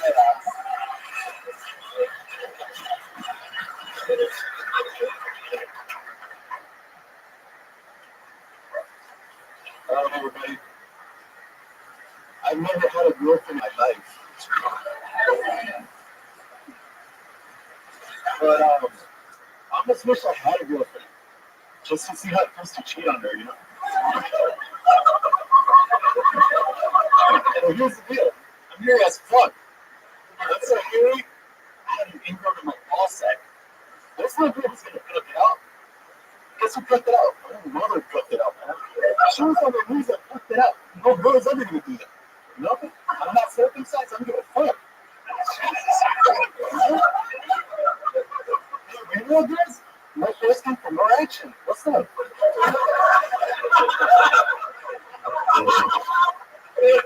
You guys can follow me on Twitter.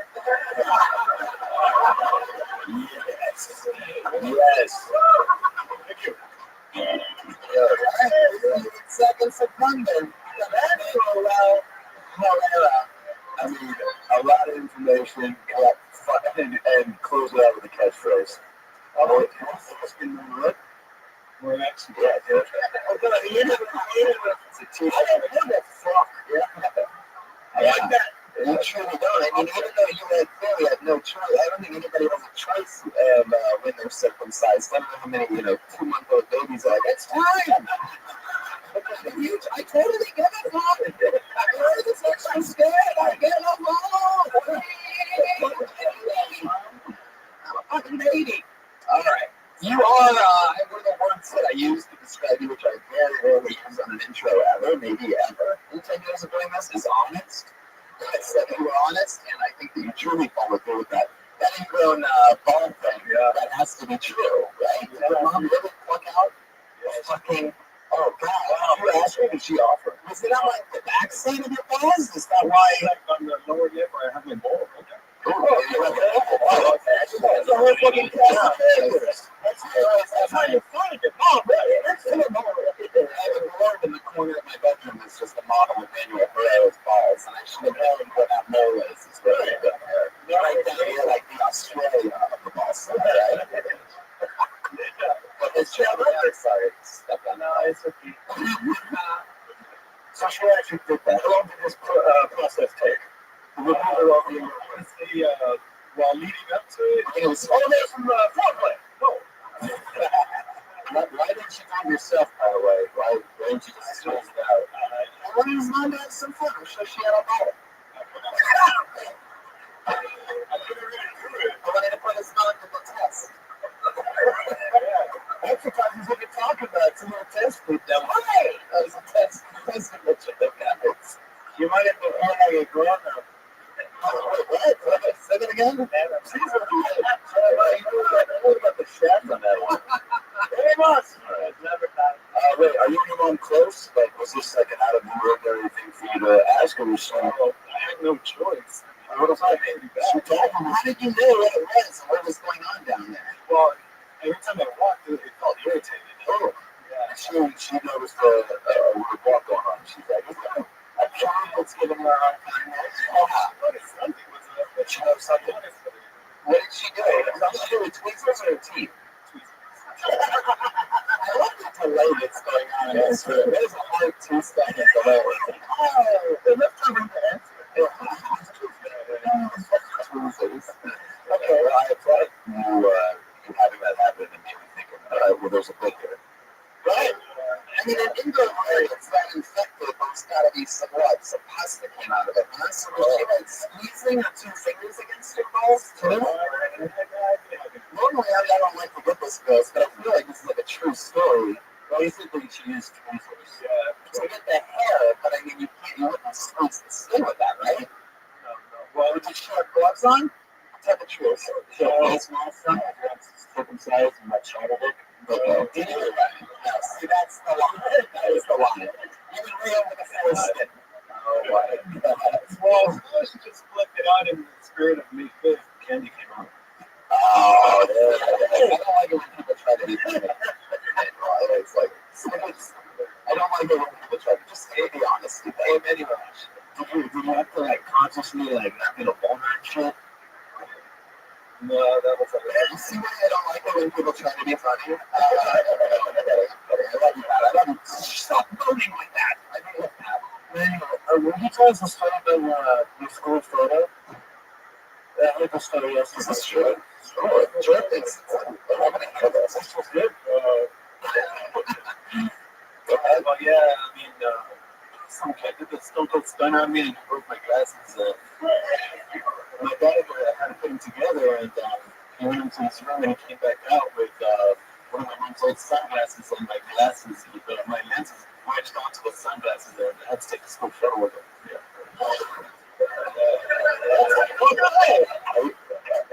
Are you still on the movie rights to that story? Not yet. I'm confused. It's called See. How many rooms are we talking about? In the picture? No, he took out the sunglasses and he wedged my actual lenses onto the sunglasses. Oh, so that's the whole thing. So it was clear over the sunglasses. No, there was no sunglasses. He took them out. Do you have a picture anywhere? Yeah. He's on it now. It's the same glasses. Yeah, I got a show for that. You kids make fun of you? Yeah, so fuck that. What do they call you? Yes. Number 4. Alright, yeah. Alright, but no, but seriously, they don't say anything. Ever since then, they started calling me Bad Boys. Bad Boys! Oh my god. That's pretty good. That's not bad. That's not bad. It's pretty bad. Okay, how long ago was that shit? She didn't do that. That was just like memories and shit. fire back? I'm not going to say that, no. Would you make fun of people back, or would you try to fight, or what would you really handle that? Would you just surprise? Or like introverted. Yeah, right. No, I don't know. Wild. More introverted, like you're good at. It's forced enjoy. You became more extrovert when you let your mom up to the name of your phone. And they say, well, I am here. God. I guess I just don't need me. Let's keep that up with my brother Rothschild between us, and make you pay for it. Anyway, How did you mom feel about your choice of profession with comedy? She's a little disappointed. She doesn't think I'm that funny. Oh, right. Yeah. It's $7 parts. Well, the kid's logic was, okay, I look at the number with the glasses and the mustache. no, we agree that you look like a pepper. You said it was good. So let me ask you this: your mom says that you're not funny. How do you make your money again? Remind me. I work at a warehouse. What's in the warehouse? Copper wire. Wow, that might be one of the saddest. What's in there? It's just copper wire. And where's the copper wire going to? Who's coming to get it? What they get it for? Well, other customers who are like construction companies and copper wire. Like, So you guys can go to copper wire warehouse, right? Oh yeah. Well, no, I'm not familiar. I'm a ginger. I come up here to copper wire. Sorry. Oh, you hates that. That's a bad boy's fucking slogan. Oh, you know it. I tried to. I would have said something about that. Do you know what it is? They used to do it. It's like a spinning llama. Spin that. Spin it. All right, Manuel. Well, anything else crazy happened this week you want to share about? I bought La La Land and they started making fun of me. Sorry. Yeah. That's how you get toys made fun of you? Yeah, because they had that exclusive 3-disc edition. I get what I say no. Okay, this is the most accidentally hilarious human in the entire world. He doesn't know why or what the fuck. I don't think he did. Hey, what about these sort of exclusive, like, more than what, like, everything about that offer got you five? You were like, only had a few to pull out. Well, I took my mom to see it and be like, I bought it. Blu-ray, yeah. That's So you've already seen the movie in the theater. You got the 3-disc. But I'm seeing that. DVD. Like, I mean, did that come in a box with the photo? What color red was this thing? That'd be Rainbow Red. Rainbow Red! It's just R-A-Y and Rainbow. Alright, that is. So your mom loves that movie. So would she prefer, if you were like, I'm going to do musical theater now, would she be all about that? Yeah. It was color. I got a number right here. You still with the come on? Yeah. Yeah, well, I mean, it would be good if you had to come over just to pull the hair out of her inside. I could take a flight. There you go, everybody. Manuel. Oh, wow! Once again, very funny. Yeah.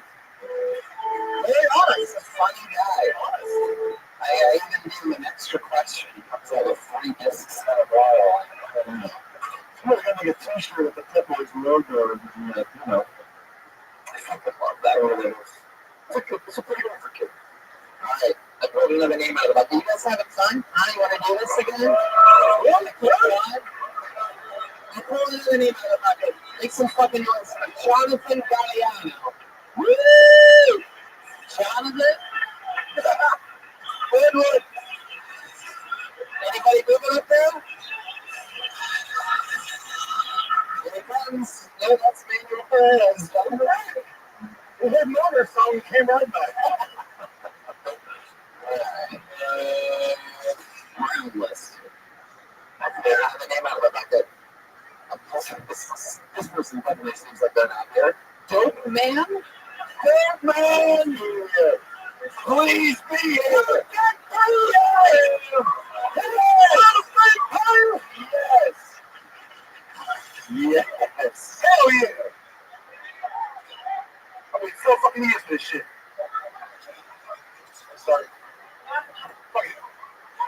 4 fucking years ago, this motherfucker like all these white people. I feel like I'm about to be sold into slavery, this motherfucker. God damn. I haven't been this shot since I went to West Hollywood, sucking on the popsicle and accidentally made eye contact with another dude. And looked at me, yes, fat man, eat that popsicle, yes! I left so quick. Ran up some stairs and shit. Fucking crazy. What do you say to your nephew who's racist? What do you say to that? Watching the news. 3 people shot dead, that's sad. No, it isn't that. Why is that? Because all the 2 people that got shot were white. Like, that's fucked up. But it's true. So fucking years, I can't believe this shit. My grandma, she got shot 6 times. My grandma got shot 6 times. We'll put us on, she'll be alright. There you go, Bill, man. There you go. 4 motherfucking years. That's it. 4 years of coming to this show, signing up for a bucket that's completely randomized. And after 4 years of sitting here obviously throughout every hour and a half, 209 hour and a half long episodes, the first words out of your mouth into the microphone were, should I start now? Obviously, you've been paying attention in the 4 years that you've been hanging out there, man. What's interesting is that next month is the 4-year anniversary, so I love that you showed up a little bit early. Held down the fort. Come back in 4 years? Nobody knows more about belly room than a guy shaped like you, dope man. So his name is Dope Man. He looks more like the Kool-Aid Man. So, Shit Knight can join us. Dope Man is an interesting name. Are you the Pillsbury Dope Man? My real name is Brandon Briggs. I don't know. I'll talk to you a couple times. Okay, yeah. Brandon Briggs, that's cool. Why are you switching Dope? Because he's a brand. I'm funny so long I get bored, so I just put random names. Sometimes I like 7 names, see what happens. Oh, what happened? Man, only took 4 years. You forgot your goddamn name. Well, that's an interesting way of doing it. And even when you sign up for 7 random names, sometimes you don't get on. Oh, wow, that you just have. Where were some of the other names? Mick Dick Dick. That's what I got for the potluck. Mick Dick Dick. I put Gravy Boat. Zap. Black Cat, of course, Black Cat. That's not. That motherfucker legs too small. Yeah, I don't get filled. Actually, Carl Wilson from Family Matters. Oh, nice. Carl Wilson. Your one-hand specialist. I go to transplants. Yeah. You get a blocking the right. How long you been doing dominance? About 3.5 years. Nice. You saw who? Tried. So I came here when you were in the do comedy 5 fucking years ago. Well, I mean, I'm from Los Angeles, and I just, it was like, I got child support. I was like, what the fuck? I got child support? Yeah, that should make you stand up. That should make you stand up. Really? Yeah. I got 1 child, and right now, my back pays up to $24,000. What does that mean? That means I haven't paid so long that it racked up to $24,000. Oh, boy. That's so dope, man. You know that show doesn't pay, right? You know what? That's why I like robbing people, but How do you start to chip away at that? what do you mean? How do you get money? Yeah, it's called not paying your everything. I mean, that's what. Okay, I got a wife, but I got another wife. Okay. So it's like, fuck that kid. No. I give her. Child support ain't got nothing to do with it. Child support ain't got nothing to do with the kid, though. Of course, get a percentage, and they just fucking you. So Yeah, we get a rural that if that makes sense. That's against the kid. Let me put it to you this way, too, man. Clearly, you are eating well. What's this kid's situation? I give her money personally. She put me on the books. What happened was she filed child support because I thought it felt joint custody. So she can move with the child. So she did that out of spite. So that goes like dope man wants joint custody. Yeah. Well, that's fucked up because you're gonna end up what? They're gonna end up coming after you. No. I pay enough so I won't go to jail. I still pay, but I just can't. Wow. They want Orthodox now. How do you make money? Oh, I do security. I give blood. I give blood plasma. You give blood? Yeah, plasma. How much is plasma? I got 4 A's. I got 4 A's. So they must make $80. So that's my uncle. That's like 40, 35, 40 bucks. You get blood. Do you ever get coke?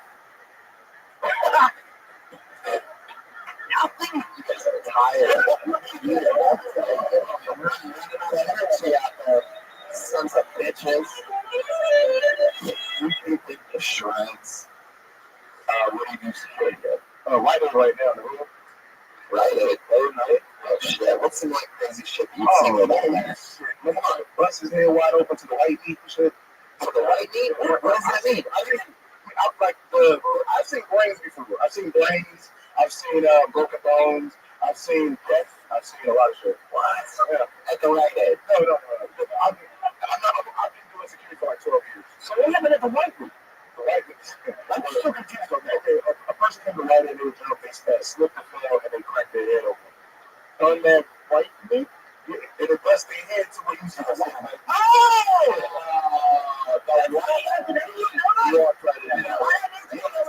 That's what we're going to Yes, one. It's white meat. All right. That's fine. I didn't know it's still that. Brandon Bricks, huh? Yeah. So, do you do a lot of stand-up now? Too much. Really? Is that true? Food shows everywhere, man. We put me all over the world. I'm all over the I get cooked in my living room, man. That's where Alright. Hey, right away, what do you put your material for? Look at this side of your shit. What do you for that material? That's a lot of material. Some kind of, do you know when you were working security at Target? No. I get that same tip. Did you steal that from Paddington Bear? Who's the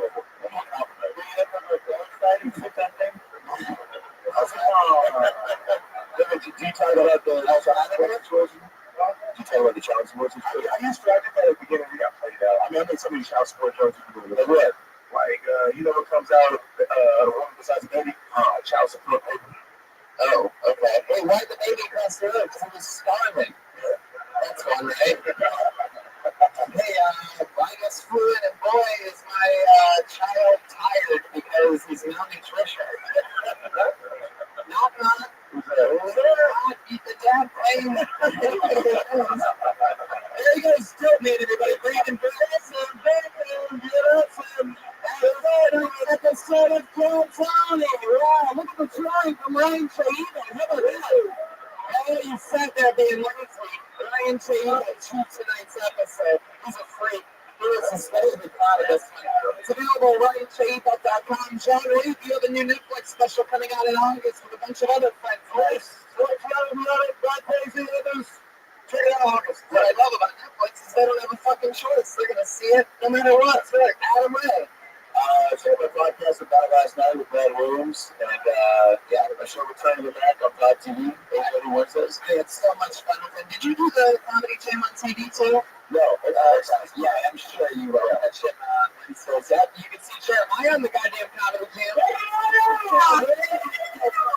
You can see Jeremiah and Pat Reagan on all the Death Squad shows. You can see Jeremiah on the Roast Battle. And you can even catch Jeremiah on the most recent episode of my interview podcast, The Pony Hour, which is getting very fun reviews today. Jeremiah, what else? Yes, please listen to the Pony Hour. And also reach out to me on social media at Jeremiah Stan. Reach out to him. He actually responds. Patty Reagan has a couple of my favorite comedy music albums ever out right now. Reagan Smells Like Shit and Bad Chad. And that's all available at SoundCloud, iTunes, a bunch of fun stuff. Check out Reagan and Watkins live on the Death Squad show on Wednesday. Let's see how well the space can get for one of my favorite Sunday children in his ladies. On the face. The great Howie McCoskey did it again. So many tour dates. If you live anywhere in America, I'm coming to where you live. So go to TonyHitchcock.com for those dates. Brian Redman. Bye, everybody. Have a good night, audience. Thank you. Love you. Good night.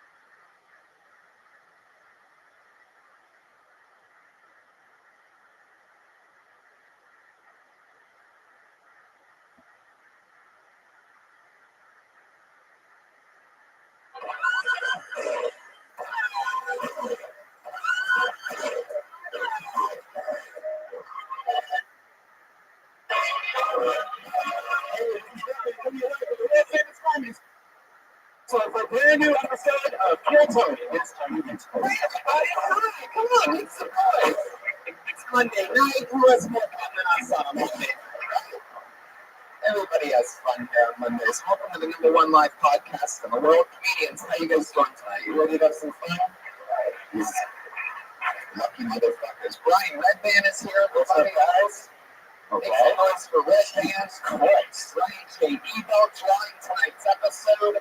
While you guys sit there being lazy, this guy's drawing already masterfully.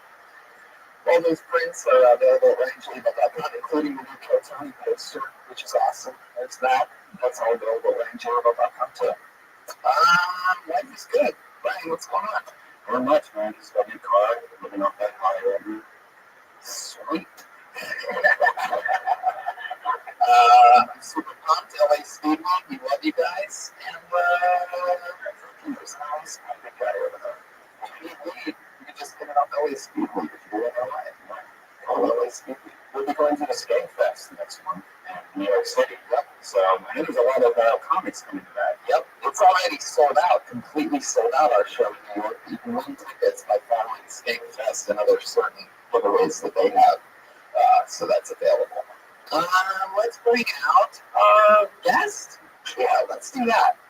What should we bring out the band? Is the band ready? No? Okay, okay. 5 no's somehow. There's only 3 people in the band, but there was 5 no's on that. Okay, I got that, Josh. Thank you. Wow.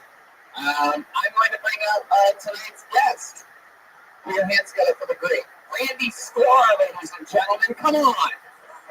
One half of the Sklar Brothers.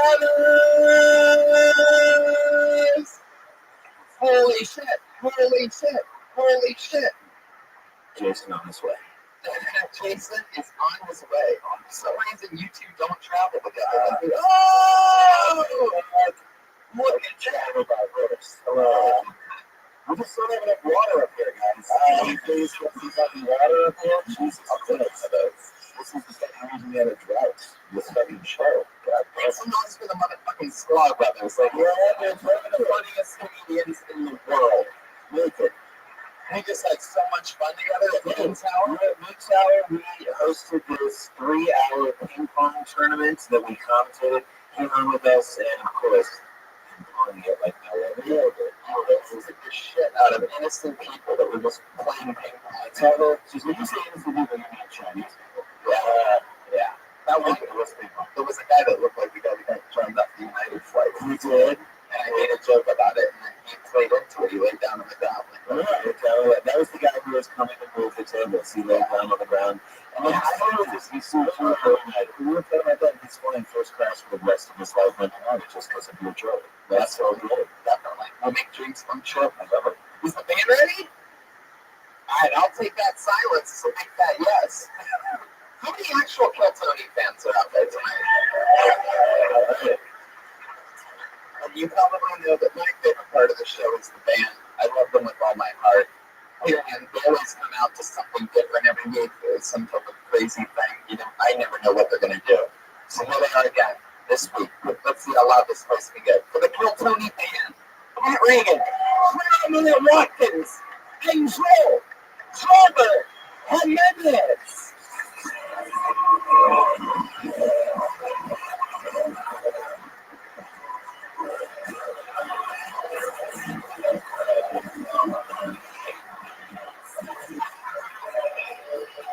They're completely pirates. Holy shit. Wow. I don't even know how to describe it. They all have eye patches. Oh, it's great to be here with the Scar.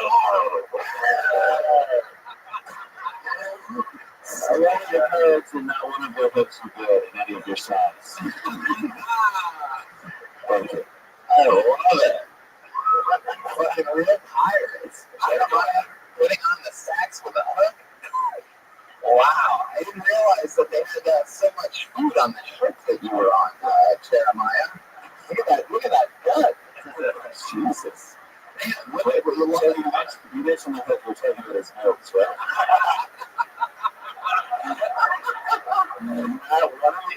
Not one of them dresses the implementation. I think that's a missed opportunity. Sports joke for two people out there. I feel very welcome here. Thank you for having me. Wow, Jeremiah, eating a lot of the chicken of the sea, huh? You know, not a booty. Pirates movie, that's a joke for people with kids. I get that. And obviously, Jeremiah is a pirate that got stuck off on the island of Jamaica up there. Clearly, John is a pirate. He's the spring boat pirate. You look like a pirate with the Norwegian cruise lines. Yeah. I stand on the deck and count crows. Sure looks like the only guy that performed at the fire festival. Looks like the only guy at Burning Man that won't take his clothes off. Well, that's what the kind of fun that we're going to have tonight. That's just the motherfucking band. How about that? You guys know how the show works. I have a bucket full of comedians' names. They all signed up for the opportunity to get 60 seconds on the show here tonight. What was that song, Jeremiah? What in the world were you playing? I can only play 3 notes in one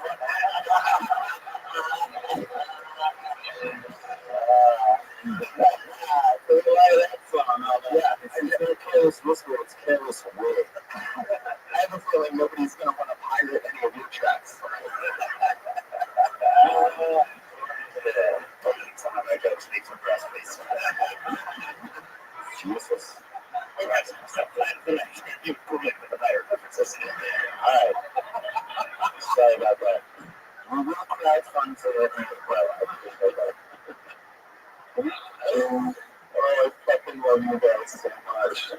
I have a bucket full of comedians' names. Some are comedians. Sometimes people just sign up for the opportunity. They sometimes get they're a fan of the show and they just think that they're funnier than other humans and they try 60 seconds. Sometimes it works. Yeah. So we at Rothschild, we saw the live one, and there was the guy, two brothers, one who was a comedian, and the other one who wasn't. And the guy who wasn't was way better than the one who was. That is a quiet car ride home. Yeah, definitely. It truly, I mean, that was an amazing episode. If you haven't listened to the episode, Austin, Texas, Moon Tower 207, I do believe, or 206 or something. Awesome, 207. The bucket full of comedians' names, you guys know how it works. If you don't, I pull a name out, and they get to perform 60 seconds uninterrupted. You know your 60 seconds is up when you hear the sweet sound of a kid. Aww, you hear that? That means wrap it up then. Don't go any longer. Sugar and anger. Be angry. West Hollywood.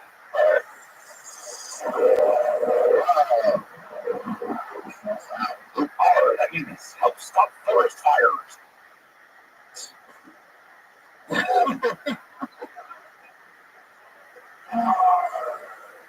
Was that the slogan, help stop forest fires? I think it was only you can prevent forest fires. Help stop is like a really more mediocre approach. So you don't have to really stop them, just, I thought you were interested in help. It's not let's make the responsibility and spread it around like a fire. It's not all on you. It's about, fuck it, just try to and relish on top of it. I believe that's it. Yes. Blow out. Always blow out the force. Only you can help blow out first. So let's fucking do it. You guys ready to start the goddamn show or what? Everything place. You are the #1 live podcast in the world. Every time that's on. Okay, the first person that gets to perform an uninterrupted 60 seconds tonight. One Davy Jones. Oh, wow. Nope. False alarm. No Davy Jones. Put your hands together. Callie. Callie?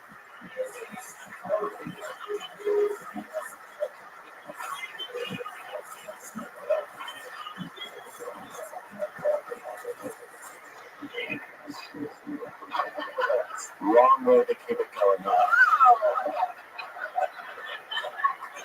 Lips. Put your hands together for Callie, everybody. Wow. It's like that song knows me personally. It's great. Guys, I have a problem with men not going down on women. That's probably just me, right? Yeah, it's probably just me. I think it's me because I don't like to shave. Because, yeah, I like to see men suffer. You know what I mean? Like, when they're like face to bush. You know what I mean? They're like, oh, they're looking so cute in their pictures. Welcome to 1975. Now, I used to be very self-conscious. About that. But now, I'm a grown woman. You know? I'm just like, you eat that shit. I eat that shit like you need it. They never call me back. That's why I'm here, guys. Yeah, thank you very much. Thank you. Fuck yeah, Callie. 50 seconds of Callie. What's that accent? What are you? I am Dominican. Oh, yeah, I hate Dominican. Wow,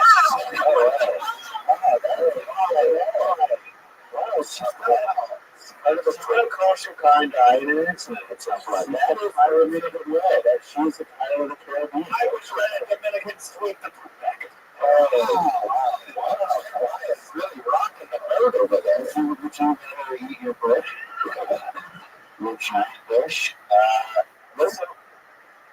Do you like when men, do you really like when men go down in the end? Is that a good thing for you? Yes, it is, actually. Is all this true? Well, I like to call it the Hitler. Because it's killed 6 million people. Tonight's episode, and today the word Hitler. Because it's written in a bunker. And also because Jews don't want to get near us. And it's on the History Channel every night. Rumors that they committed suicide for years. No, I shave the sides and leave like a little mustache. Okay. So you enjoy the grooming down below. Yeah. So it's a Hitler, not a bush.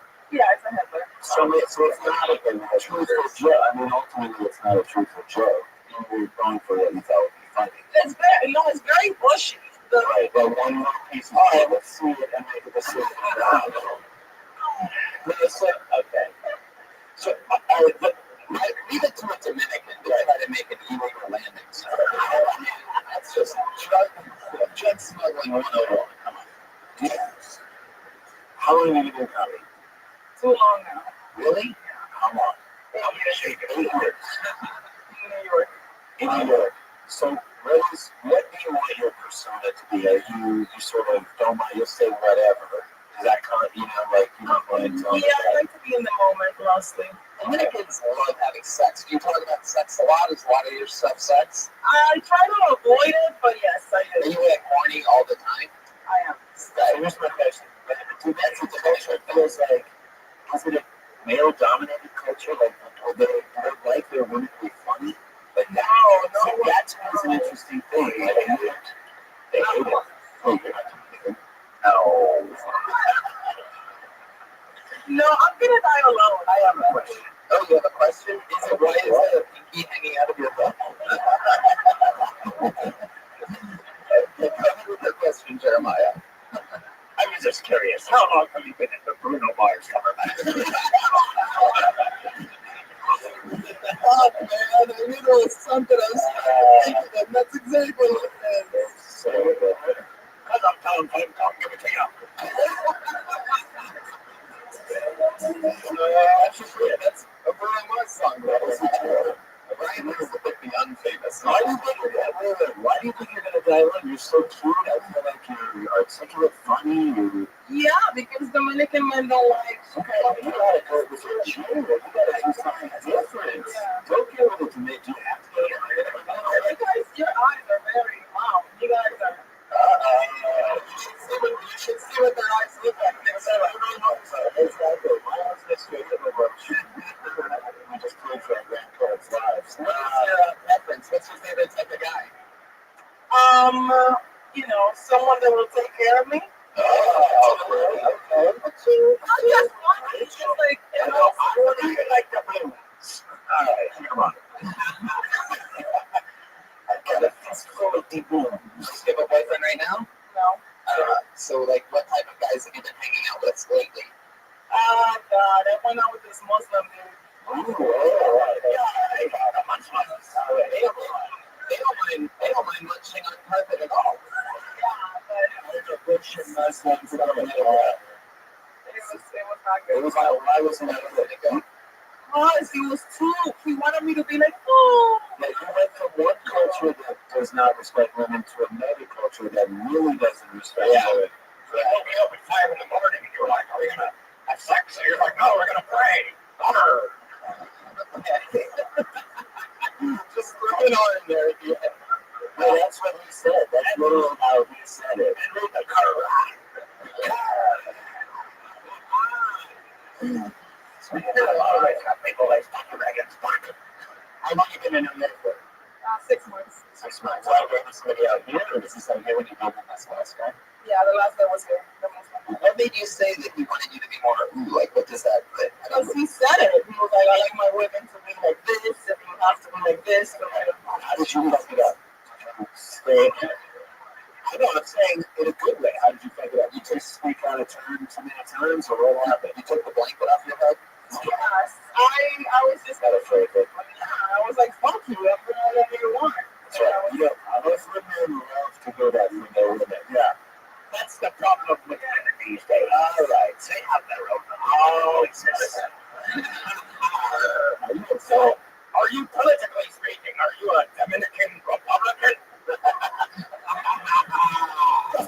These guys are pilots that work for Breitbart.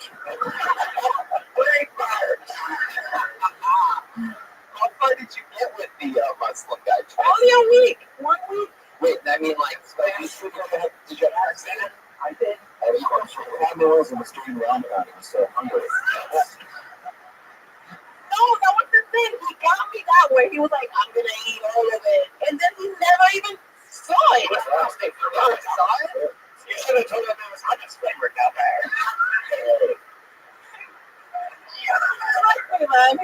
Well, I think this to me is fascinating because you're really cute. And I think you, again, have this like great persona. I want you to go down the path of talking about your wife. Somebody say go down.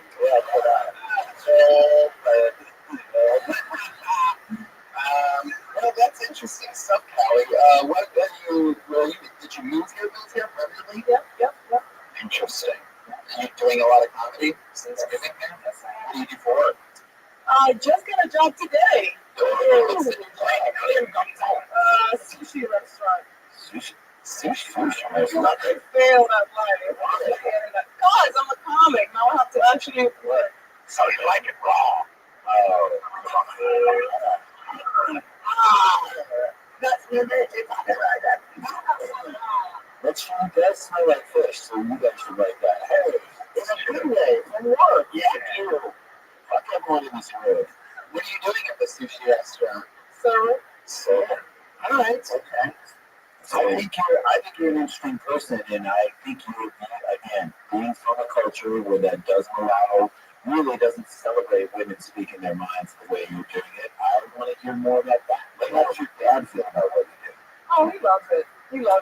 Except when I tell that story about him He knows me. That sounds like a gentleman. It was Okay. like Minutes on that one. Did that happen? Did that happen? It was fun over there to get to be on the Kelly show from a pirate. Talk. Anyway, that's when you started Joybird chanting. That was a good crowd. Callie, let me ask you, what the fuck do you mean your dad peed on you? it was my mistake. The lights go off around in the Dominican Republic. Yes, this is funny. And so he opened the door. He was like, he really had to go. He didn't know I was already on the toilet. Yes. Oh, shit. This is funny. I'm from the Dominican Republic. The lights go out in the Dominican. You've already got it. That's all you know. I agree. I said that it is, but how am I supposed to find love? Because the one daughter I have is my father, and who peed on me. Boom, man, that story. It's a good story. It's a good bit. I guess that's what it's good.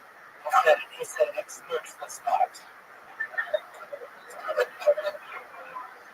Well, Callie, awesome stuff. It was so nice to meet you. Thanks for coming on the show. It was fun and informative.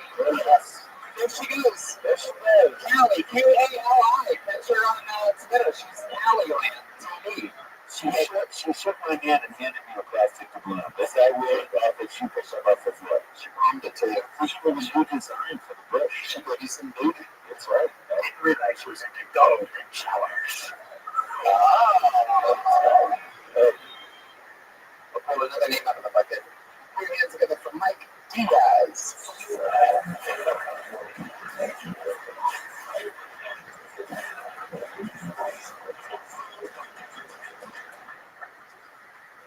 Everyone's talking about the Marvel Universe, but nobody gives credit to the Looney Tunes universe.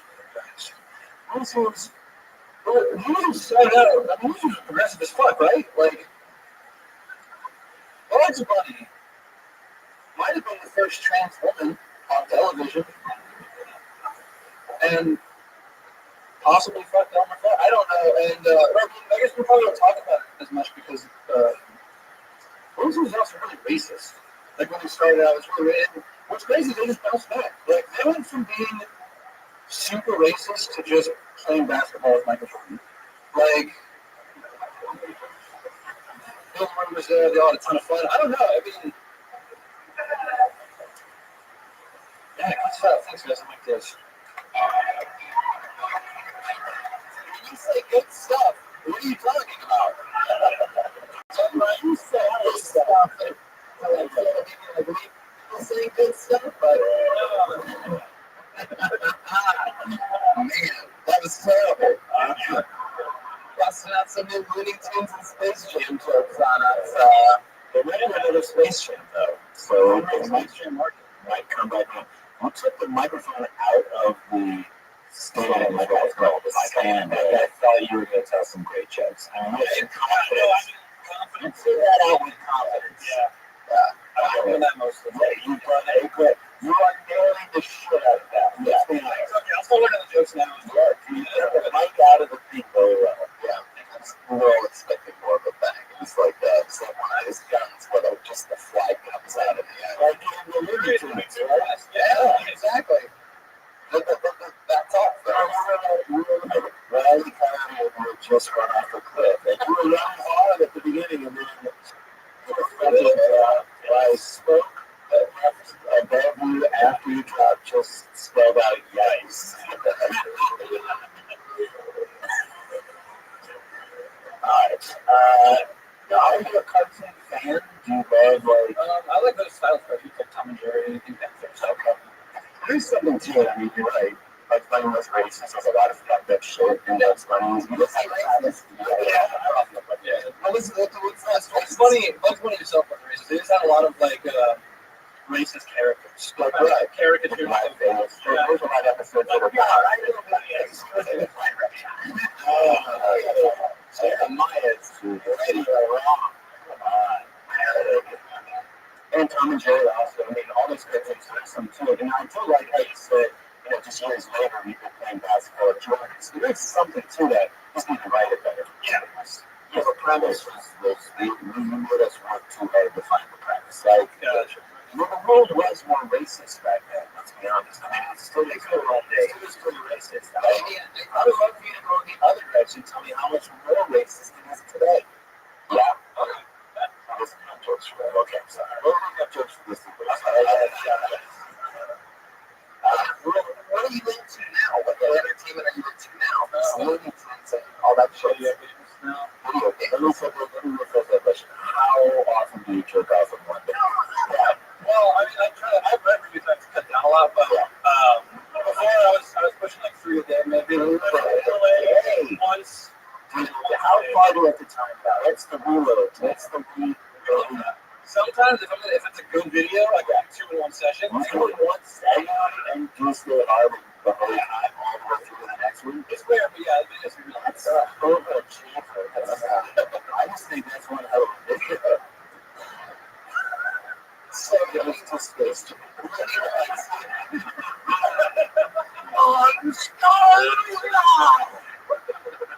many roommates do you have? I have 3 roommates. 3 roommates. Where do you jerk off now when you jerk out? When you shower. You share with 3 other people. Yes. But actually, yeah, it's really like I can see the shower doesn't like drain as fast now. I think it might be just consistently jerking off. That's what it's definitely up. Oh yeah, exactly. But I think the lease is going to be up in a couple months, so hopefully no one's going to figure it out. All right, moving on. It's an old pirate trick. Man, what do you do for work, Mike? Drive for lifts. You drive for the lift. Yeah. You try to go jerk off on the lift. I mean, not on the clock, but I've jerked off while driving. That is unbelievable. Good jerk and drive. Oh yeah, long drives. What happens where you start jerking off while driving? Like you just hear like Siri's voice giving you directions. And you're fuck off the dirty bullshit. Oh, tell me to go right again. Sorry, I didn't get that.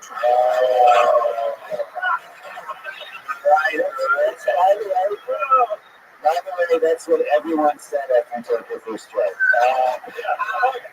Sorry, I didn't get that. How long have you been doing comedy? Now it's about 9 months. 9 months. You're pregnant. Or about to deliver a baby. You gave birth to a Bob. Congratulations. What do you love comedy-wise besides Vegas? I guess like Tom Segura. Yeah. Okay, so Tom Segura, that's a guy. It's interesting you bring him up because we've talked about him before. What he said is spend more time on your setups than your punchlines. We'll take, I don't know if you actually said that, paraphrasing, but actually, he probably didn't say that at all. He did not say that. He said he is the master of getting his setups really tight and really clear. So you know what he's talking about. That's something if you like that. That is something they like. So back and watch his special clips and watch each one of his setups and watch the economy of words. I thought he said, I'll take a number 6. No, there's no coming home. Sorry.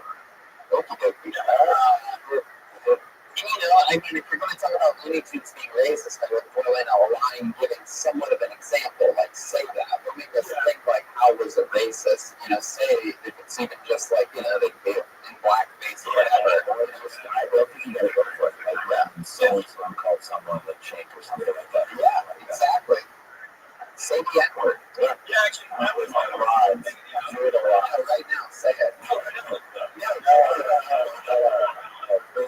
Yes. Yes.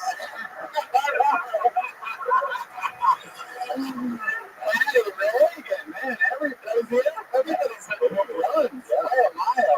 That's again, they're dressed as pirates, so a hard R reference is literally worth 1,000 points at this point.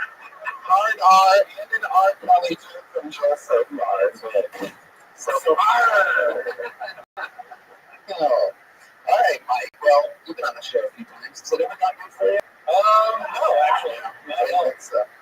Well, it was nice of you. You gave it another shot. Yeah, good. 9 months in, not bad. And he's so consistent in that. Short sentence, get your point across. I think you got some good notes. There he goes, Mike Diaz, everybody.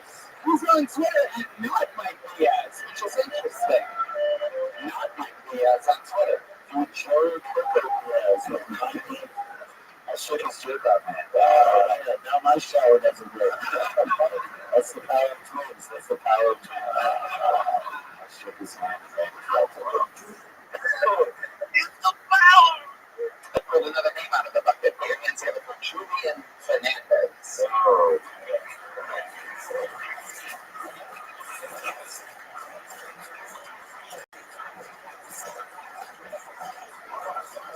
Hey, little man. I want to go confused. Looking at me, trying to figure out what exactly I am.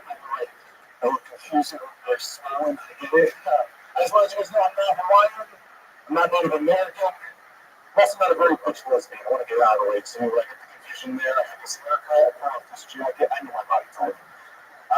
So I'm actually 100% Mexican. 100%. Thank you. That's all right. At this point in our country, I'm fine with silence being a response to that statement. It's either cheers or silence. I'm like, guys, I'm Hawaiian. Wow, it's all good. No. I am Mexican 100%. I know I don't want to come off it very much. I'll admit it. I've struggled that my entire life, but I never felt like I belonged in my culture. I just felt like an outsider. And my friend told me that that's because I was whitewashed, which I don't agree with that at all. I just felt these things about me don't come up very Mexican. You guys accept this, you know what? I'm really light skinned, which is a huge deal. Because growing up, brother and sister were darker than me, they always teased me and tried their hardest to convince me I was actually white and adopted. And I believe them. I don't know why you're calling for that, but you know my time said that. Whoa, the bear. That is crazy. I like this guy. Yeah, I'm gonna say this. I like your presence on stage. I like the premise you were going for. I just want you to get there quicker. Yeah. Just get there quicker. The premise of like being outcast in Mexican society for being too white. Yeah. Let's get to each other quicker. Yeah, you're not whitewashed. You're white. That's a bunch of one-man shows. There you go. I have one note on it. Your mother and sister built a wall around you and made you pay for it, right? And then it looks like you. The one that was on all these notes. Look, I think. Definitely look Mexican. You look like someone took a Mexican and stretched them out. Like you look like a Mexican that ran face first into the wall to see Bigfoot. Stone Mexican. You look like you swallowed a bunch of seawater. Yeah. You look like you average 9 blocks in a Mexican pickup basketball game. You know what I mean? The ultimate question is, and I don't know if you can tell from where you're sitting right there, but let me ask it, what the fuck is that mustache you're trying to do something with? You probably can't tell from where you're sitting, but it's very long and very thin. What's the shave? You just don't shave at that part? Oh, yeah. You can shave other parts of your face. No, I just look gross. It's just like it just goes there. How long is it? You have the first girl's bush on your face right now. How many days is that? How long is that? Like a couple weeks. Wow. I've never seen a guy that's 100% Mexican, not trim or edges. What do you do for work, Joe? What do you do for a living? Work at a university. The tour guide? Yeah. You can barely open your eyes. How the fuck are you a tour guide? Secretary of Bank. I can afford it. Where at? What's the ride that you guys do? So you're used to getting up and talking in front of any girl you want to see. I felt that. I felt what I liked was that you felt like you were in the moment. Like, you grabbed at the one road, you didn't like stick to this material, you kind of. I just heard a guy who looks like he's suffering from severe alcohol poisoning and bloating. Yeah, And you seem to handle yourself pretty well. and also, for those of you listening to the podcast, he just started sweating profusely in the last about 80 seconds. He's sweating an entire can of Tecato. You look like Sacagawea just walked out of an urban outfit. You're soaking wet right now. I loved you, by the way. I loved you in Moana. I think you should say that more often. I lived me in Moana. Maybe that's better than I'm not Hawaiian. Yeah, no, I'm not Hawaiian. I'm Hawaiian. Do you always sweat profusely? I've been told on, yes. We're a wet front as well.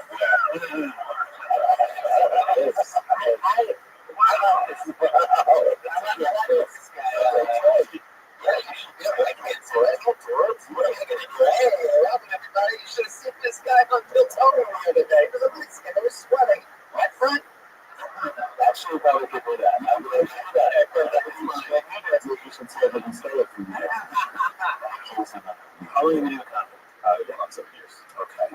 So your days got deep for that. Like 7 years. Do you get a lot? Yes, as much as possible. Okay. And you get Disney tickets to Universal. Honestly. Yes. Honestly. You have a great voice, man. You have a really good smooth voice. You're gonna try and run a go. Jeremiah. Craziest thing that's ever happened on one of your tours. Craziest thing? Yeah. Something that stands out to you, or sometimes you did something. God, you just started sweating it. I just watched it happen. When you think it just says, like water just comes out of you. It's shocking. It's just thinking juice. It's thinking juice. Don't say it 3 times, so I'll see what happens to that. I mean, you are a Mexican tour guide, and you probably have to take around these trips a bunch of fucking Trump supporters. Yeah. Who want to see your ass deported. How does that feel on a daily basis?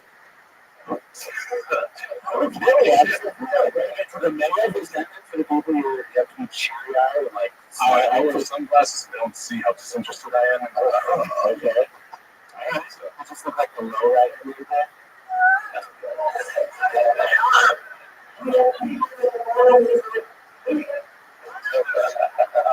Julian, craziest thing that's ever happened on one of your tours. Craziest thing, Norman Bates comes out when he goes to The Psycho House. Psycho House. Yeah, I love that you almost forgot that it's the Psycho House. When we were driving away, someone beamed him in the head with a water bottle. A water bottle. Go back to Mexico. I was literally missed you and stuff, but Someone just beamed him, just put it on, just all the way in the back, so I wasn't able to see exactly. All I see is this water bottle fling at him. and it's a person. It's got to be one of the worst acting gigs in the entire world. That guy just waits for a bus to go by and then he has to slowly walk out and then he starts chasing the bus, right? Okay, comes out and says, Oscar Bates. Is that true? Is that really? A human being in the audience is not something with that way. Get the fuck out of here. It's not Muppet Babies, so you can't throw things at the comedian. Fuck out. This guy's got a massive audience over here. Fucking dumbass Sacco in the audience. Speaking of tomatoes, back to you, Sweaty Wop. Do you ever get high? Yes. You get high during the tours and you get high on a tour? No, not at Universal. I used to work as I would get high there. That doesn't sound good. I was a character at Disneyland. So I don't want to say too much as I'll do. Shut up. That's the turtle. Finding Nemo. I did this with the turtle. And you were high the whole time. I would just be high. Because that's a good high voice. Can you give an example of Dude, like, that's nothing like that? Okay, I don't know. yeah. Alright. Well, you were high as shit. Yeah. That's right. You had some interesting jobs. Yeah. I'll talk about that. Yeah. What's your living situation? I currently live dead. With your parents? No. Yeah, we're family. Yeah. Wow. Big family? The Fernandezes? Not usually a small We've got family. like 5 people now. 5 people? Yeah. In any given room, in any given in the bed. It's like a Mexican Charlie the Chocolate Factory. Charlie, Cinco de Guerrero.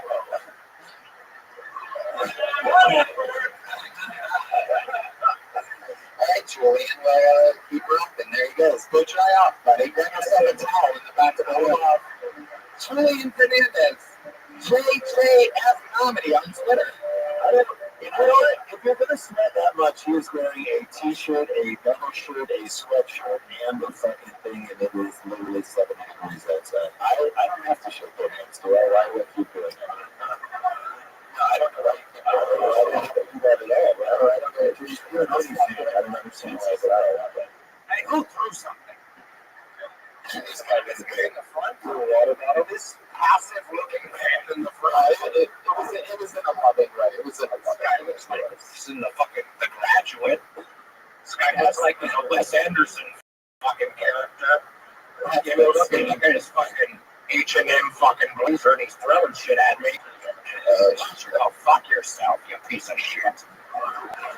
I give you in the face every night. Man, that's really his best Somali title. He's not having that bit now. Well, another game out of the bucket. Taylor Rizzo.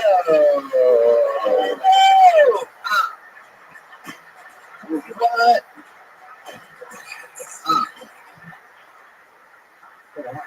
That was really big fear of falling in love with a girl who's fake. And kind of like dictates the type of girls you have attracted to. Like I've always been into girls with really big noses because everyone's looking at their nose. I'm like, I don't really like when girls wear a lot of makeup. Which I don't realize was such a controversial stance there. I even told her this girl about it because I said, I can't trust you if I don't know what your face looks like. She was like, oh, really? What about your beard, you know? Beards are just makeup for guys. And I was like, no. Because you have to apply makeup every single day. But in order to have this beard, I can't apply myself in life at all. You know? Like, this is a natural occurrence. If I was stranded on a desert island, this is what my face would look like. If that girl, if she was stranded on a desert island, this is what her face would look like. Alright? She was fucking ugly. Alright, thanks a lot, guys. Yes, yes. Yes, I good. Taylor Rizzo. Look at that. What a difference a fucking how long makes? How long have you been doing this show? I don't feel like you started on here a long time ago. Some shit, right? Years ago, you guys talked to you guys about moving out, and I did. And yeah, I met with Doug Benson all the time. Yeah, wow. You just got one show, another show. Got it all around in a minute.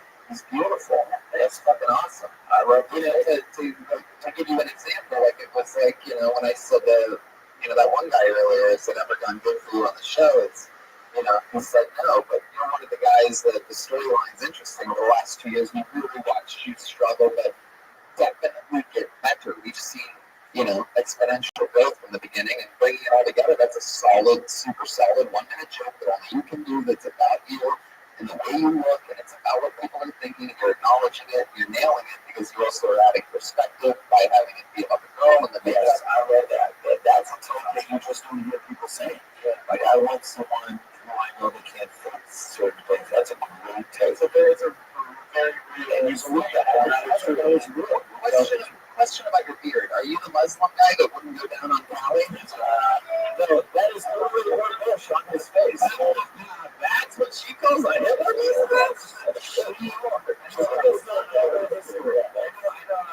know. I mean, something doesn't get behind head.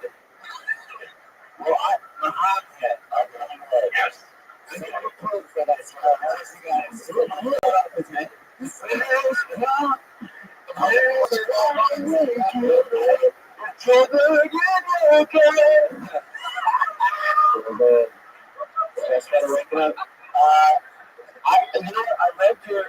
I read your take. I would have liked to see you hit the stage with a little more energy. Like as soon as you took the mic out, like I think if you had a quick something, like a quick joke that pulled a laugh, gave the crowd confidence. I do, but he likes women with big noses so much. He's gonna fuck the shit Jeremiah. Yeah. I like to see it. Fuck it all. And Deserted Island sounds like the kind of island that Jeremiah got stranded on, except in deserted being the type of meal. The dessert salad. No, I mean something quick. That's what I'm saying. Like, how you guys doing close hour? Something fast. I don't know what it would be if that's a bad one, but you have a way. I'm spitballing. But something, you know, I don't know what it is. The problem of mine when I first come on stage, I get super nervous, and if I do like a 15-minute set, the first 20 seconds, I literally won't say anything. So just let my nerves kind of go away, and it's obviously. I don't eat leftovers. I just tuck my beard in my mouth. I always opened weird in the beginning, first couple of years for some reason, and I thought it was part of my thing. Like I convinced myself, and it's a waste of time. Get good at learning how to get quick, just get your booth. Just gotta keep trying it. And then, it's more fun if you look at it like you know that you're sitting on a good opening joke, then you should be thinking about that when you That sounds like an Italian name. It sounds like a turkey boy. I'm like Taylor Rizzo. I'm Taylor Rizzo. Italian is on the watch list. I think I am actually on a watch list. Yeah, when I was in film school, I was doing a photography project and was shooting pictures of kids, like an oil tank. And I had like an oil tank. And I had to, I had to talk to Homeland Security and like prove who I was and go question me about being a oil tank. Well, that's a snake story. It's not as much serious, but Taylor, what kind of job do you have with a dude like that? Who hires you? I built the interior visuals for Urban Outfitters in West Virginia. Wow. You look like you wrote some visuals for Turban Outfitters. I like it. It's Middle East. Yeah, Middle East. I feel that. So let me go get some drinks right now. I'm moving up here. All right, listen to pop punk music. It's a Urban Outfitters. Shit.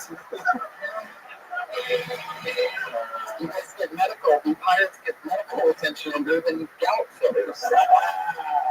By far the worst one. That's a joke about a disease. Disease. The only disease we know about is scurvy.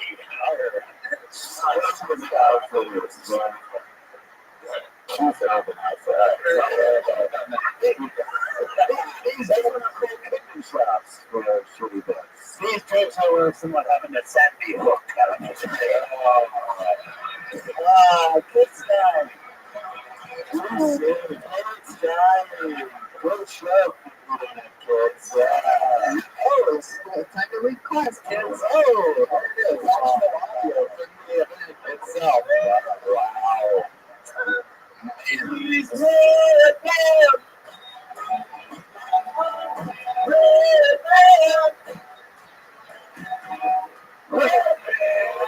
did I do this time?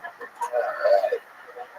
Well, Taylor, I mean, it was an unbelievable set. It's always so fun for me to watch people end up who I've watched many times, really show that they're growing and have a great performance on the show. You did it. Congratulations. Taylor Rizzo, everybody. Rizzo.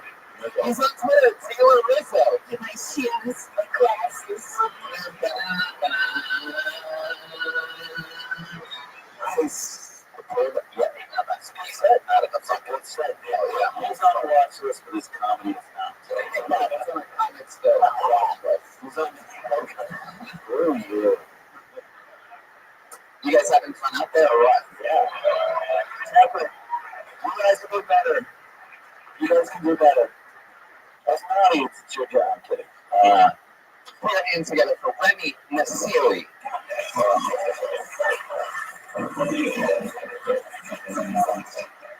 Thank you. My girlfriend recently moved to San Francisco for a job. We were together every day for 3 years, but now we see each other once every 3 weeks. So it takes some getting used to, as you can imagine. The first week's alright though, because you can FaceTime and jerk off over FaceTime. The second week's a little tough because I just want to fuck by everybody in the world. And by the third week, I'm trying, where's the nearest massage parlor? Because I'm horny. But I love my girlfriend very much. And I don't want to cheat on her. So I did the one thing that all men should do when you go abroad. I got drunk and I ordered a flashlight. Now, for those of you that don't know what a flashlight is, it's billed as the best male sex toy of all time. But in reality, it's a plastic vagina shaped as a torch. But when you get it, you learn it's not like a real woman. So I had to get it off. I had to put some lotion out. I had to put some towels down. Because I have roommates, I had to put on the playlist and don't get me having sex with a plastic vagina. But after a while with it, every time I come inside of it, I was like, really? Is this what your lives come to then? Fucking a plastic torch for the rest of your life? And it got too much for me. And after 6 weeks later, I was moving out my old apartment. I was like, no, I'm going to leave behind like a Jumanji box. So that was the fun. I enjoyed that, man. Wow. So many words, so little laughs. Remy Nasiri. You were performing like you were on 8 Mile or something like that. Nothing was happening. It's like, I did. When I got sick, I just was like, I want to Hopefully, a torch. Somebody knows what a torch. A flashlight shaped like a torch. I thought I was watching the streets. I just fucking get so nervous when you go up and you're like, I'm psyched, when you go up and you're like, no. Get like Jason Statham, person in Dumbo. Eating like a bowl of fucking. What's that? Jason Statham cancer.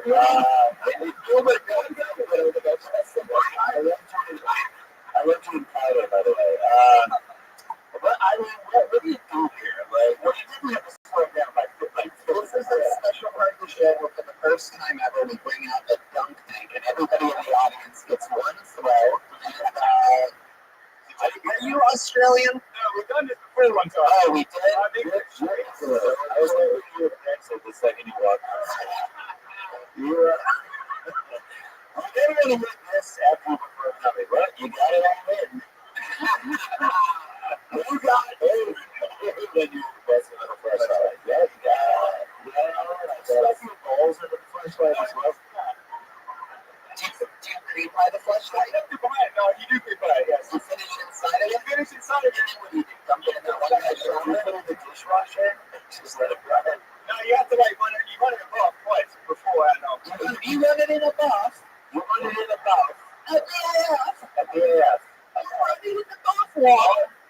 You take your bath. Turn it into the get your flashlight and take your bath. Right? A fucking bath. A fucking bath. Sometimes I just run it into bath water, and then I take my flashlight and I let it steep in the bath water. And what you end up with is a cup of tea. It's so good. It's so lifelike. You just want a fucking bathtub. It's a British show. You know what I mean. The bath just like living. Why do you want a bathtub with the sexy? Oh my fucking wanker. I wanted to came out of I'm gonna do it. I wanted the whole time for you to do that by like a group of soccer hooligans. Just waiting for them to come in and just kick the shit out of you. I really should have my tongue out. Wait, you can't roast out your own president. That's like shaking your dick in your flashlight. You ever let any friends use your flashlight? No, I didn't even, it's too true. I left it behind in the pub. You left it behind it, what? In the pub?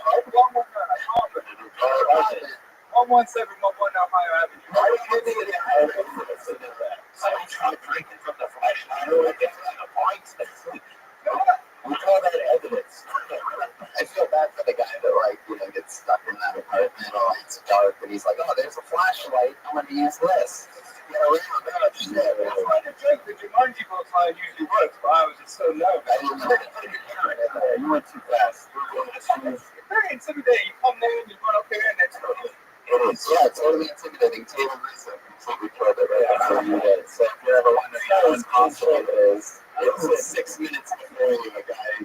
This is like one of those moments where I was like, comedy's hard. It's not an easy thing to do. It's somebody thinks it's easy. I'm not joking at a regular pace and it's work. I just never like in this audience frame. I never did presentations as a kid, so like this part. Presentations. So what did you do? Presentations. Presentation. I got to do a presentation. Where are they good? Comedy store after taking a bath, and I gave a presentation. I said, the fucking bath. That's the fucking bath with my flashlight. You know why, man. You know what I'm doing. Are you ready to rock?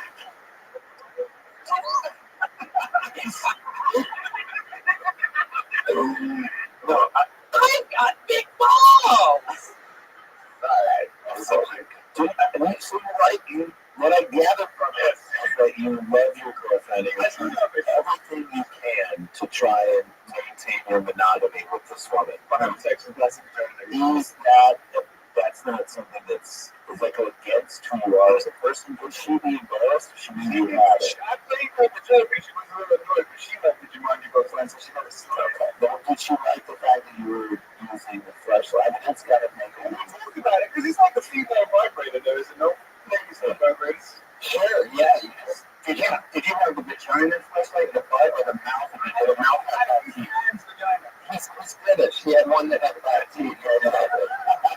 was like this. It was just flying around. Like an hedges. Hanging under the mountain. Singing Elvis Costello. It's a British flashlight. I was watching the detectives while I was putting in a blowjob. It's got a shot, right? You're gonna kill me! Can your girlfriend understand anything you say? Because you seem like the pictorial representation. I got this new character that's a British guy. He talks like English guys that fucking way he says right, and then when he sings like, I'm a bitch, I'm a lover. I just walk back and fucking like, how is that, right? You ain't got representation for that. You have to apologize for that. I do things like that all the time. I go back to the sentence. So, Why is your name Rabbi the Siri? My mom's best friend was French and my dad's Iranian. and also I'm Slytherin. Your mom's Slytherin. Slytherin. Okay, say that slowly, Remy. Why is your name Remy the Siri? Your mom's best friend was French. Your mom's best friend was stupid wizard.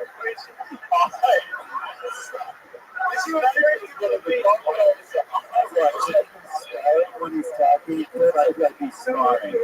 It's just about boys, one of my best mates. I'm a big fan. Your mom's best friend was French. Voldemort was my father.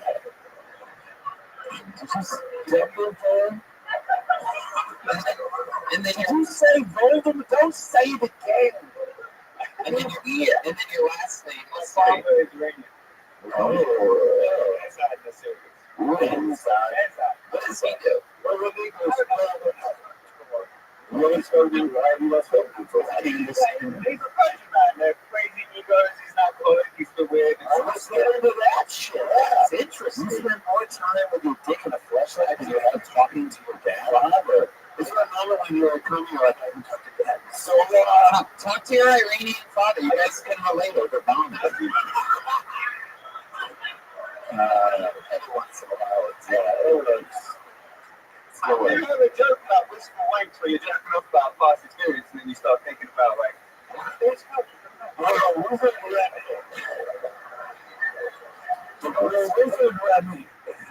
Wistful wanks was I like that. I did that recently. I only did this one because every time I've done it, it's worked.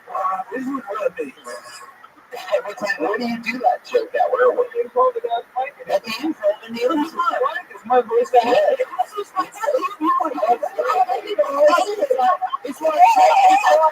It's like taking it back. With a flash in a million flashlights. On the house now, come back this building.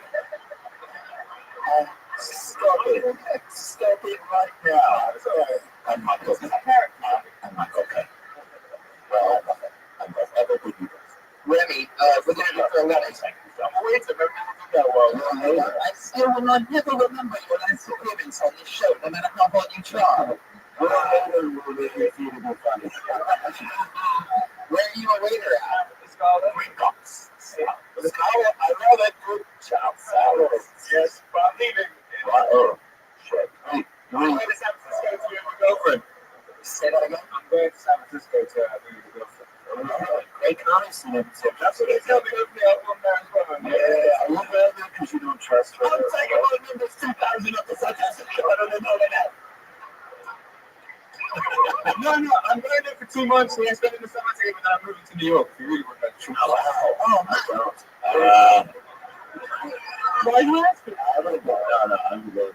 All right, so how long have you been doing this? September properly. September properly. I don't know what is it about that. Yeah, I wasn't good tonight, but it's been a while sometimes. No, like going, like committing to going to the nights every weekend, like making the effort Properly. Yeah. Properly, man. Properly. Wait.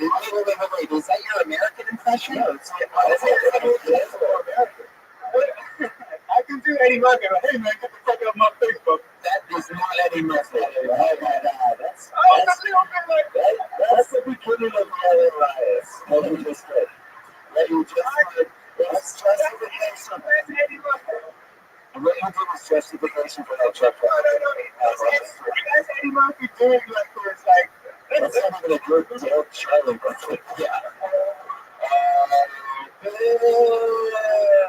Let's make a Saturday joke and laugh about their kids. Now we make a joke about a grown man who had a good life. I'll be more of these American impressions. What else can you do? I call it impressions, but I can fuck you. I can. You can do Eddie Murphy. Who Oh else my can god! You know what you're you do? Yeah. Chris Rock? No, I can name Totally TV, right? Wow. Oh my god, I'm not. Okay. Can you do Beth Williams? Forget it. That didn't make sense. You can do John McEnroe. Oh my god. You can't be serious. I know a Tinder. I'm not one of the voices. No, you aren't. You're not. But your voice is interesting if you slowed way the fuck down. That's all you have to do. Slow way the fuck down and write some really funny jokes. Switch to decaffeinated tea. Yeah. What's your outgoing voicemail message sound like? Wherever they Ready in the basket, ready for the day. I surely call you back once I properly washing off the flashlight. I'll be right back. My lantern. Oh, you be talkless. No one can get to the phone right now. Give me a call back at your soonest convenience. There you go, swimming in Syria. Good. Now balls set up. Now that's when you shook a hand. I liked it. I wanted a handshake. I wanted that hand. I was building a bridge across the ocean. That's a guy that you don't want to see in comedy, but you want him to like serve you a beer. Like that's what you want out of that guy. Yeah, I mean that in the nicest way. Would that come off rude? To be honest, I haven't been paying attention to what argument say. What kind of beer would you order from him? Perhaps a fleshlight. Something I want. It's a fucking fleshlight. And the Rona thing that was improvised a minute ago. Please. This looks like a new name. Why? Awesome. This looks like a new name. Put your hands together for Jesse Johnson. Yes.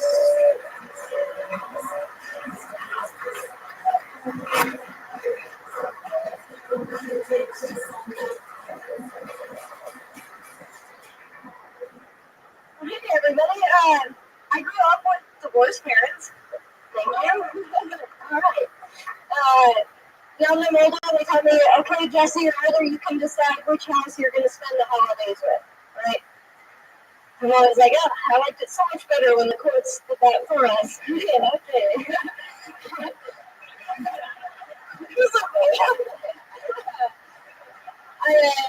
were really cool. I got great parents. I got a cool dad. And especially, and I was thinking, in a way, we've all got a cool dad. Check out G.O.D., the brand one, right here. Just gonna take you and drop this part of the show into some Christian comedy.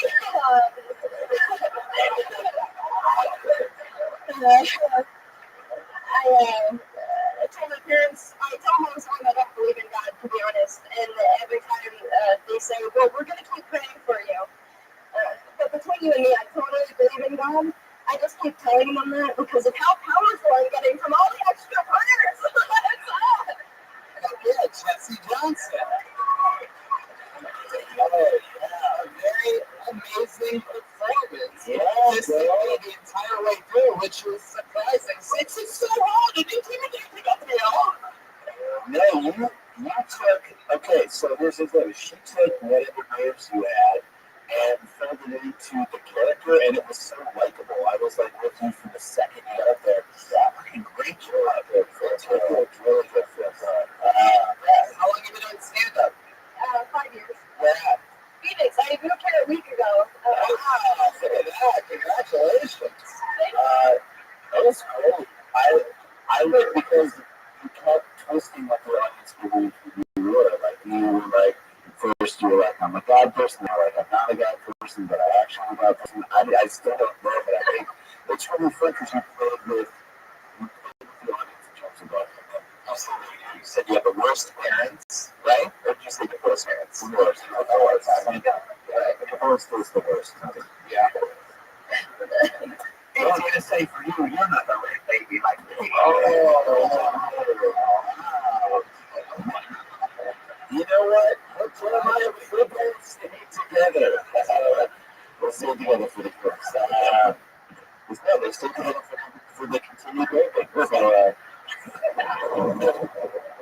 So, did you get up at comedy clubs in Phoenix? You go up to like stand up live and those clubs there?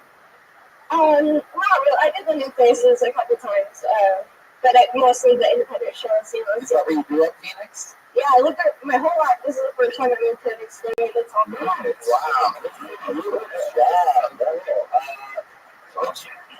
She's likable. Yeah, very much so. So your goal is to just do stand. You have a job? Yeah, I work remotely at home, and then I can just stay on the night. What do you do at home? It's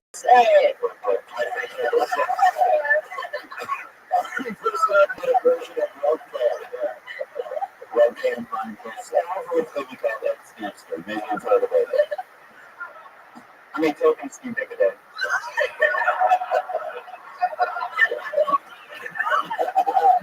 Good. She can talk for another 2 minutes. no, pay my phone bill. Are you going to tell us, Jesse? Or is it like a secret? What do you do? No, no secret. I was just letting you read it.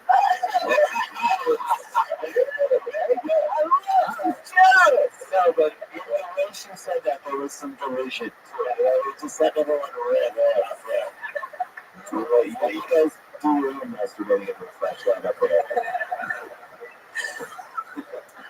No, it's an online company. Right. Okay. We make if you work in a corporation, you have to watch a video for training or harassment. We make those videos. We make sexual harassment videos. You know? I need to know, but Of course, I was like, this is what much by the way, that's funny. Do you any comedy about making sexual harassment videos at home? no. I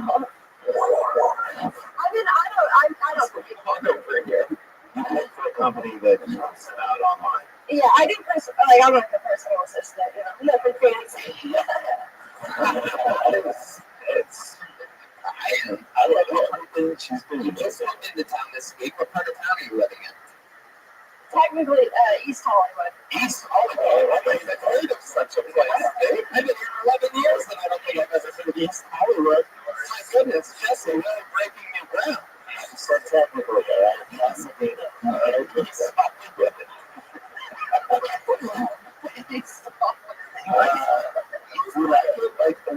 What were your thoughts? It's got to be whatever it is. It's a worst kind of time right now. She essentially was like, I'm lucky I haven't been yet. We say that every day. Right, good, so hard. Like, what are the nearest, like, major bus streets? Western and Santa Monica. Jesus. Yeah, that's fucking Jesus. East Hollywood. Hey, I have a parking space. What's a trading sleeping in it right now? Ain't no shopping cart. That's what you really know what it's like on Santa Monica and Western. It's right there. LA Community College, I think. Phoenix has like a huge party scene and stuff. Yeah, you do coke? Jesus.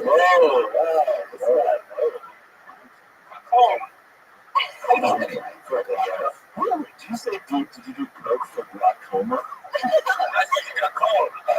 Did you go to college, Jesse? I did, yeah. What you study Christian college did you go to?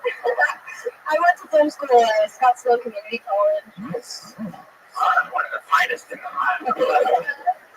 That's why I heard the jokes. Oh, That a real thing?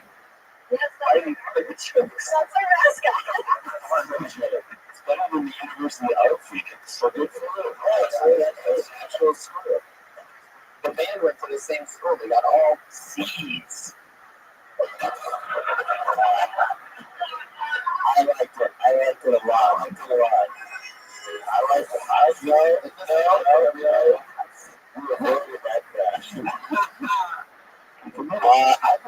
I think you're really funny and fun to watch, and I would love how you're handling all of this right now. I just think you should continue doing what you're doing. And right now, what you're doing, I mean, webcamming. No, I think you should continue doing what you're doing. I think you're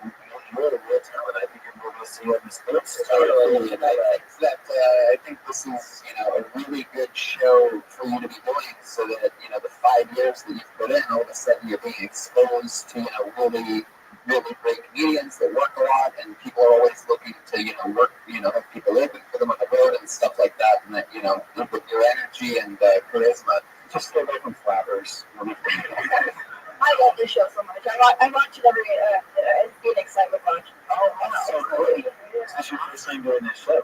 I was here on Halloween. The Ichabod episode. oh, you were on that show. I remember now. So remember over here. All right, let's go. I thought, he came back to visit, and he said, "Oh, are you back home from Pennsylvania?" And I was like, "Come on with me." Pennsylvania, Phoenix, it's all the same to It's all me. the same place. I've been in LA so long, man. Both places voted for Trump. I've been in LA so long that I now know where East Hollywood is. Pennsylvania, the East Hollywood of where Phoenix. All right, but there she goes. Really calling it. Welcome to Los Angeles, everybody. It's Jesse Johnson. Wow. She's on Twitter at Jet Ski Johnson. We have a young lady who is 21 years old, and she writes and performs a brand new minute every single week. She made her debut on the show on episode 100. This is episode 210. Putting it together for the Frankenstein of Phil Tony, the great Allie Makovsky, ladies and gentlemen. This one's shady.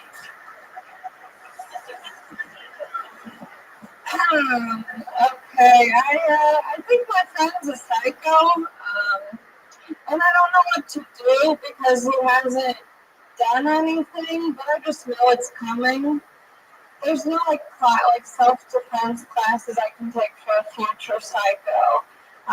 There is no end to that joke, but if you do know my friend, he probably will kill you in a couple years. Okay, great. I have another friend. His name is Armin, and I put the pieces together and figured out he's probably Armenian. That is true. His name is also 75% of where he's from. And I had another friend say, "I didn't know he was Armenian." And I was like, "Yeah, come on, it's common to be named after where you're from. I got 2 Jews named too. I mean, that's definitely not their name, but it is what I call them." Allie Makovsky with another crimes. How's it going? Things are good. Things are fine. What is the story with this friend that you think is a psycho? I have this weird premonition that he's gonna be a bad guy. I think truthfully that with all the shit of meeting people on Tinder and all that shit, you have to prepare for psychos that you haven't met yet. Yeah. That to me is a good concept that you want to open up your own self-defense thing for psychos who haven't presented themselves. Yeah, I just thought of it on my way here, and so Psychos at the Comedy Star. I mean, if anybody's a real psycho, you could just throw a bottle of water at with as hard as you can. And then after you little motherfuckers, Yeah. God you know, I think he's That is such a good Time bomb. Yeah. Who wasn't real psycho? What'd you say, Big Guy? Okay, how'd you cut down on that?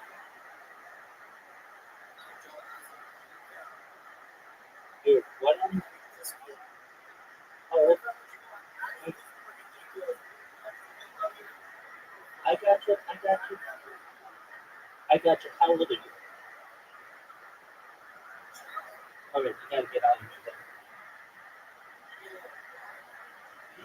You know, I love races, but you never eat TV. So take care.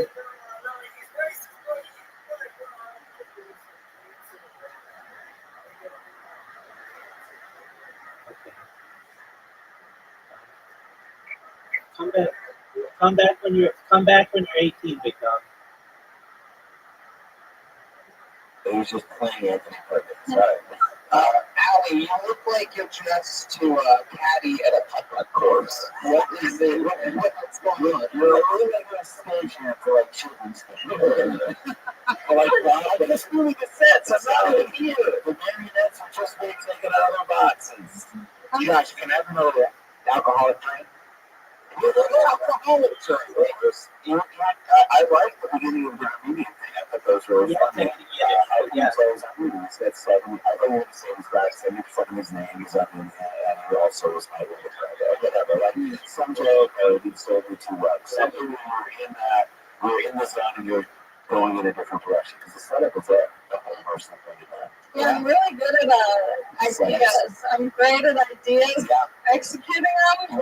Thanks. Yeah, you are. But the ideas is a really, that's one of the fucking hardest, craziest parts that people get really late. That to me is really fun.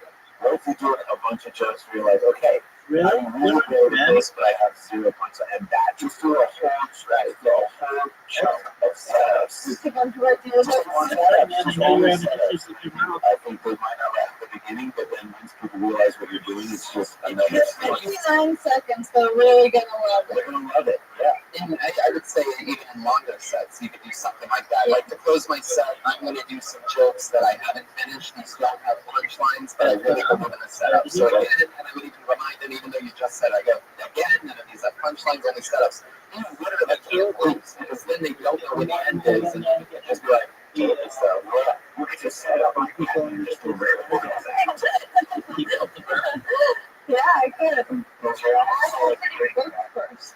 yeah, that's true. So, How do you prepare? Ali, how do you prepare every week for the video?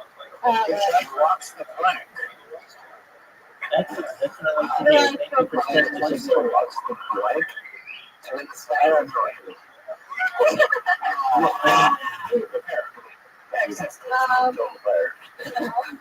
That's your preparation. I write, and then I hope that something works enough for me to try it out here, and most of the time it doesn't, and I just say, oh, I showed up. Do you get a new job?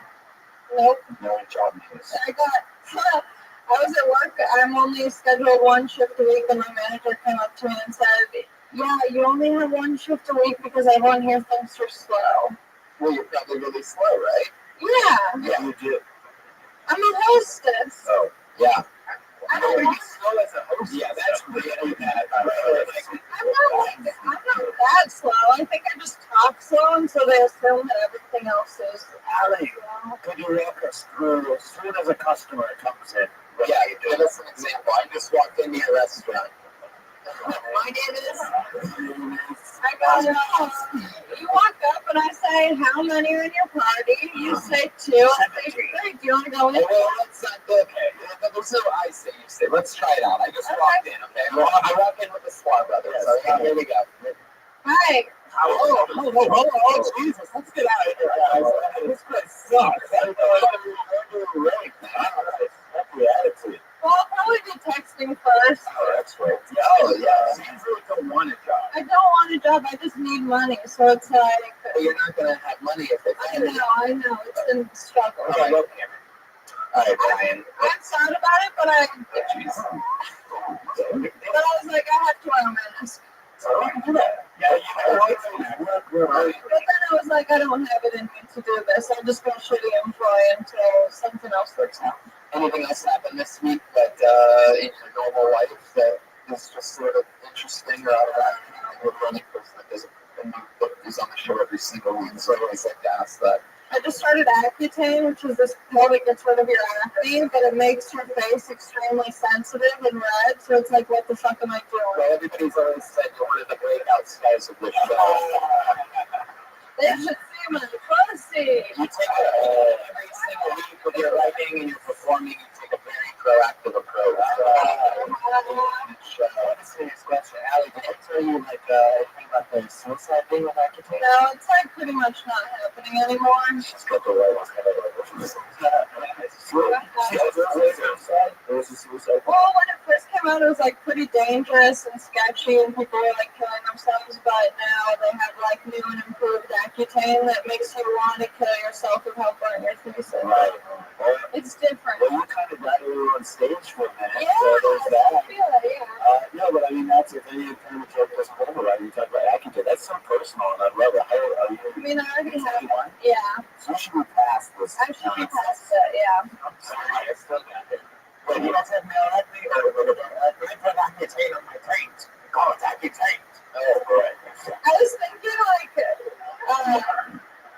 Has anyone seen my bird?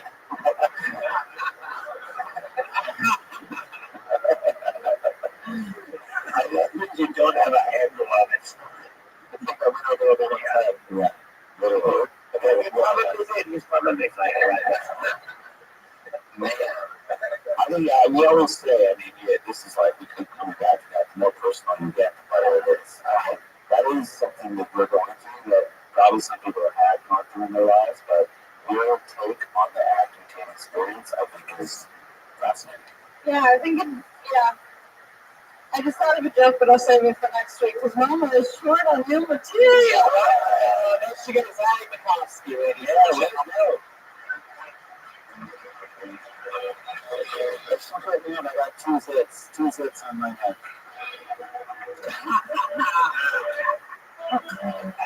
Thank you. I'm sure you enjoyed that. I went to the bucket again. Is that okay with you guys?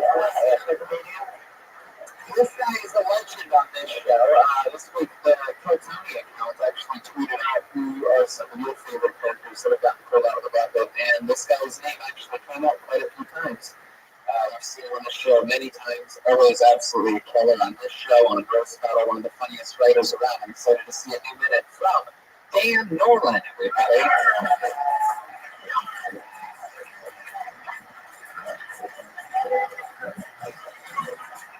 So I'm a recovering heroin addict. I gained 75 pounds after I got started. I used to shoot heroin, and I just looked like I'm smuggling it. There's still a bunch of dirty spirits on the floor of my car, but now they're just covered in pudding.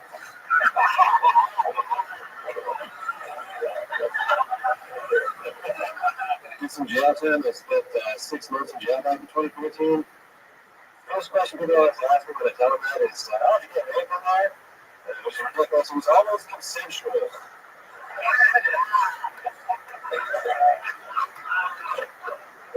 Just not that bad. Yeah, you can just hang out all day, you can watch TV. It's just like having a shitty regular life.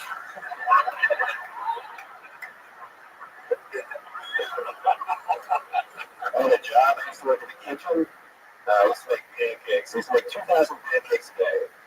One day I was walking over the hallway, and I could just jump back in 2,000 pancakes. And I take a corner, it starts to fall, and I'm like, oh my god, I'm going to drop these pancakes all over the floor, and I'm just going to look like a big klutz in front of the whole jail. Everybody's just going to think I'm a goof. You got to look tough. There's a last minute revenue left in my head that just went to, don't fuck these pancakes! Oh, good. That's how you do it. Look at that, man, Nolan. Look out there. Look at that. Look at that. Look how happy they are. Oh, everybody love it. I do it for everyone else who came up tonight.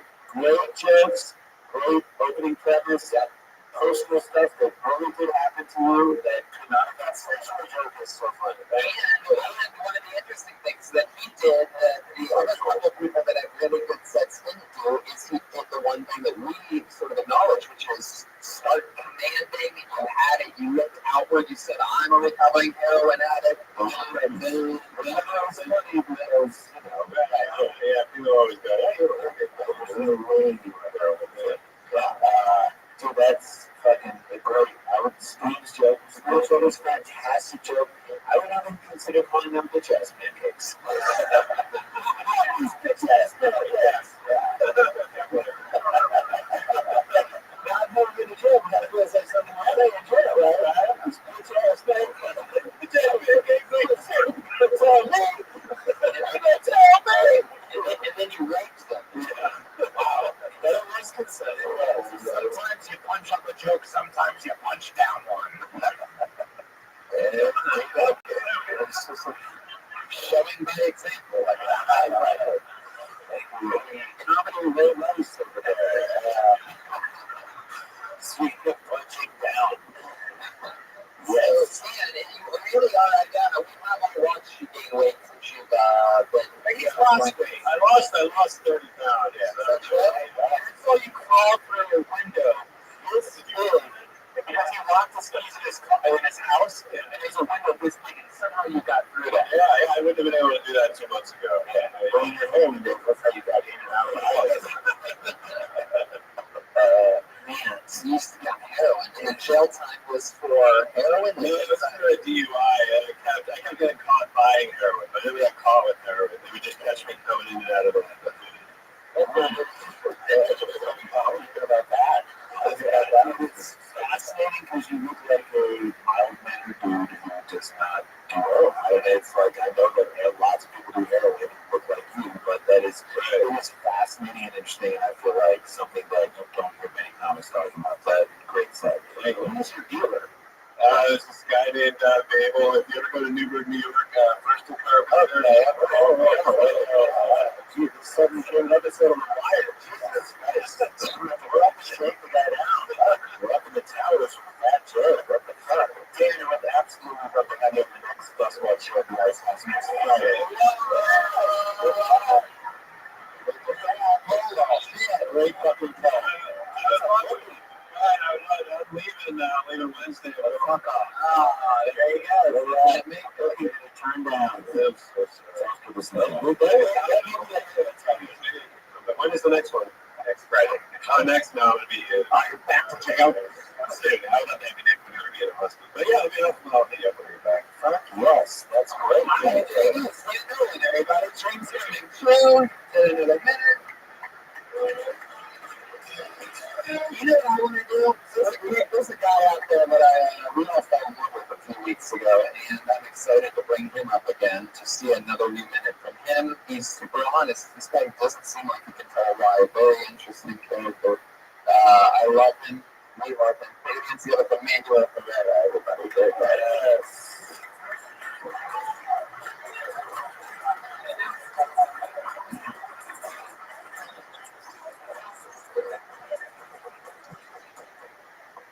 How's everybody thinking of it? Guys, I almost cut the tranny last year. I don't believe that shit. We matched up on Timber, met up at the Starbucks down here. And remember that I looked at her, I saw her hands, they looked like mine. I saw her feet looking up gargoyle like. And I was like, fuck. You're not a girl, huh? And that split second she realized she was losing me. And she threw a Hail Mary at me. She goes, yeah, but I got a knock on the ass. And I was like, oh my God, I felt lost. The fucking films that weren't baby on the Golden Globes. And I took her a $5 bill and I left. Why the fuck did I take her $5 bill? She was so stupid. But yeah. I'm Chinese, man. That was real fun. Yeah. Wow. Interesting set this week. Accidental. I always said you are one of the most accidentally hilarious human beings. We should check it. Timber. I was having the Golden Globe. In several years. No, I feel like I could do an episode of Transparent. You should mail that story to yourself. Jeremiah Watkins? Too late. Oh, did it happen? Yeah. Did it really happen? How did you do there? On Tinder. We mixed up. I don't mention the Timber is the dating app where you're willing to drop your wood in there. Timber is a dating app where if you have sex with a transvestite in the forest, then you can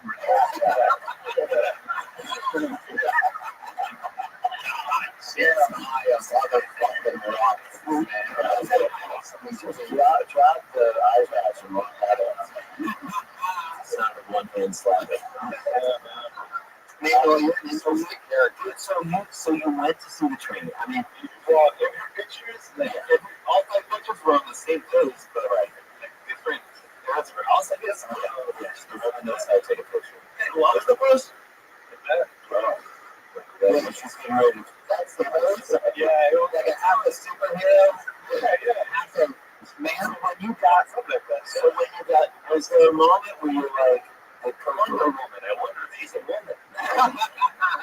Super tramp. Where you were like, I didn't spend all the time getting here. I might as well get something out of this. I give her a $5 bill. Like, hey, Dad, I don't know what it is. I gave her $5 bill. You give her that your grandmother gives you on a heart attack. Yeah. You give her that Lincoln and jump into the stick. You know what I mean?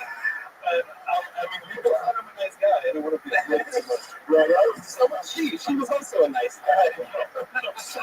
You don't want to have when you throw like small amounts of money at them. They would love that. Just the tip. But yet, so you didn't do anything with her. No, I was just there. Just sort of what? For your own sexuality?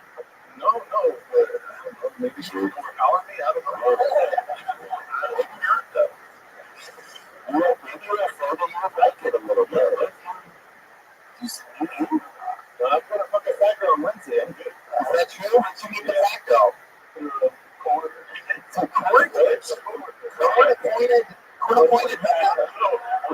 appointed obese woman. I hereby sentence you to fuck this fat chick. No. What's crazy is it's her community service. To do this. He met her on Tinder.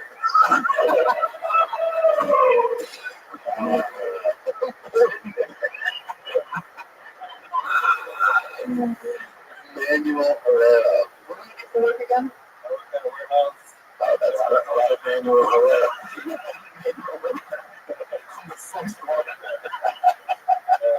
Anything happen to you interesting this week? Was that the training thing? No, that was actually last year. But I saw the Canelo fight.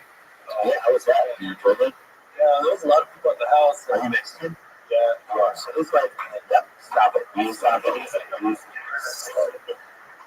I clicked on Twitter at one point this week, and one of the things that I noticed is that you respond to a porn star that's notorious for decoding people. Am I correct? Oh, yeah. 3 hours. Oh, yeah. I have 17 years old. You know she was a porn star. I'm not sure.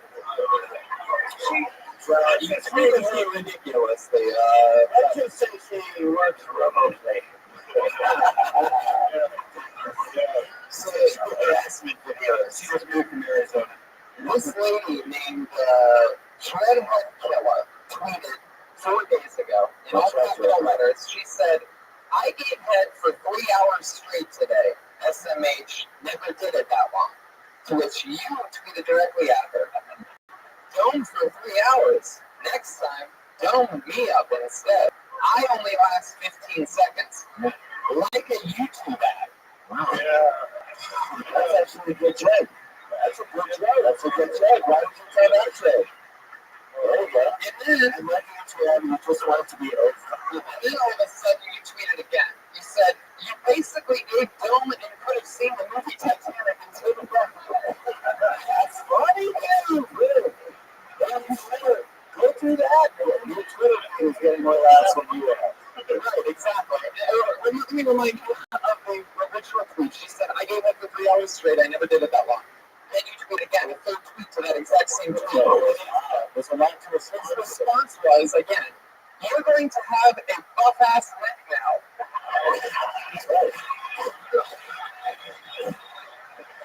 Looking like China from WWF. And then you went out with her. Oh, man. Wow. Yeah. China Rose head. Oh, does she kill? Yeah, dude. Trust your writing. And then what's crazy is that was all 4 days ago. But then 3 days ago, the same girl, Dreadhead Kella, she tweeted, "I'm really having an allergic reaction. Can't breathe well, and my face is so swollen and red. What do I do?" She tweeted out to people. And he responds the next day after all those other tweets. He goes, "I guess that's what happens after 3 hours. That's funny, dude. It's funny, yes. I was reading these by myself, stoned on my patio yesterday. And I'm eating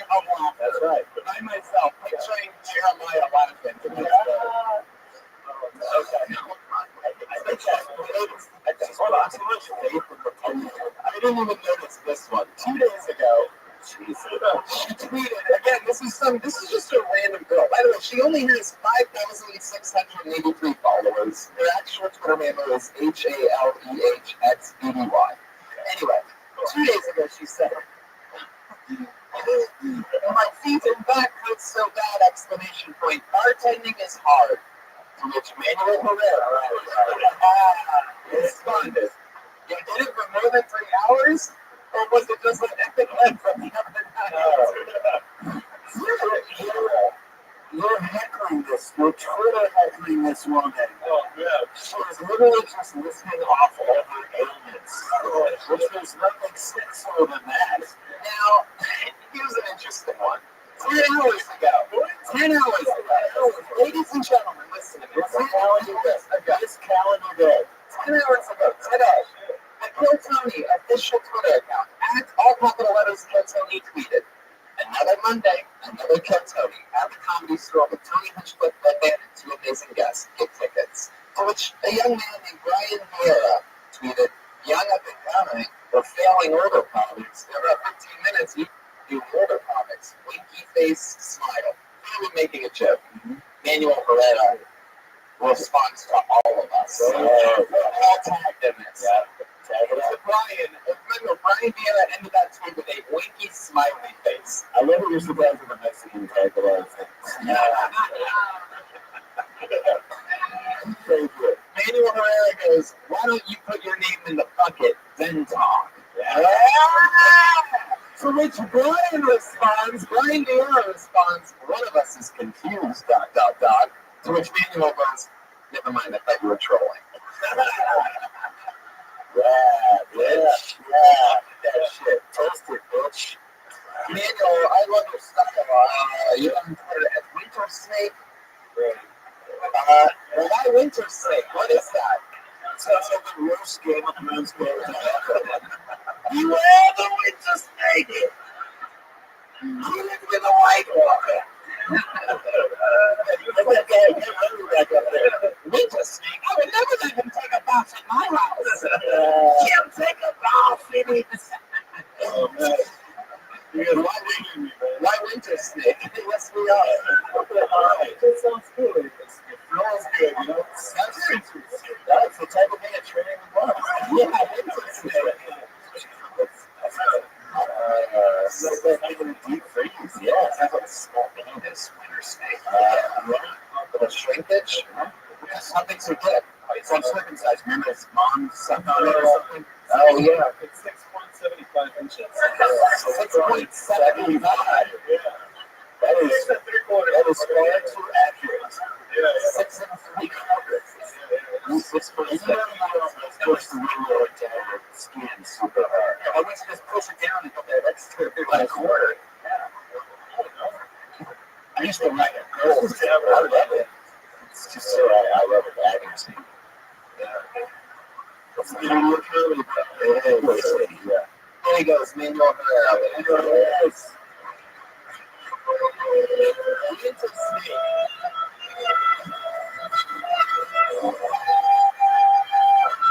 There he goes. One more time for Manuel Herrera, ladies and gentlemen. Now you all set there. Ryan J. about tonight's episode. While we're looking at that, what do you guys want to plug? Squad Brothers have a new podcast with our good friend Daniel Van Burt. That's Dumb People Town. It's on Florida. You can get it for free on iTunes. I saw it at Moon Tower. I loved it. Get it on We'll iTunes. be on it. We have that. We have our Squad Brother country, which is good. So that's awesome. Yeah, man. That's great. Look at you guys. Yeah. Twiddle D and Twiddle Dumb. I like it. Twiddle Dumb and Twiddle Dumber. This weekend, while I was on the road, I had the amazing pleasure of listening to one of my favorite musicians' new albums. It's called Bad Chad. It's from the great band leader, Patty Reagan, over there. Patty Reagan's on Twitter at Patty Reagan. Anything else, Pat? What else is going on? Yeah. The motherfucking Stone Cold Assassin. That's one of the most momentous, unbelievable comedic killers in the world. Jeremiah Watkins is on the show tonight. Just completely fucking dialed in. Yeah. Check out Stand Up on the Spot every second Tuesday of the month here at the Comedy Store. Reach out to me on social media at Jeremiah Stand Up and check out my website, JeremiahLuckins.tv, for my latest Jimmy Kimmel Live appearance. Yeah. Motherfucking Joe Jimenez has his own mic. Say something, Joe. I just broke my tooth. At most, I'm sorry. Just say hello. That's it. Happy New Year. I'm doing Rise Guys in Salt Lake City, June 2nd and 3rd. Temple Brewing Company, June 9th. Joke Chain in Houston, Texas, June 16th and 17th. The Comedy Zone in Jacksonville. And then Hartford, Connecticut. A bunch of fun places. Fort Worth, Texas. And next week on this show, I get to officially announce my entire huge Monster Energy tour dates that are happening in the month of August. I literally go everywhere around the country. Some house of blues, some big theaters, some rock venues. I'm super excited about that. So find out more about that on the next episode, episode 211. This was episode 210. Running Red Band and live audience. Thank you so much. Have a great night, everybody. We're going to take a picture real quick.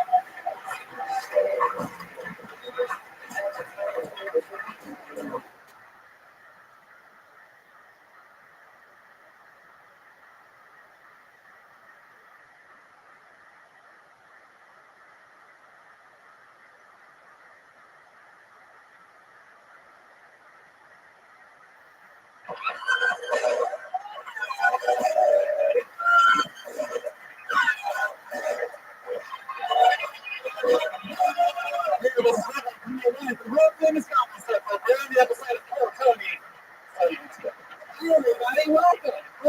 People going for Brian Red Band in the house. We're all here.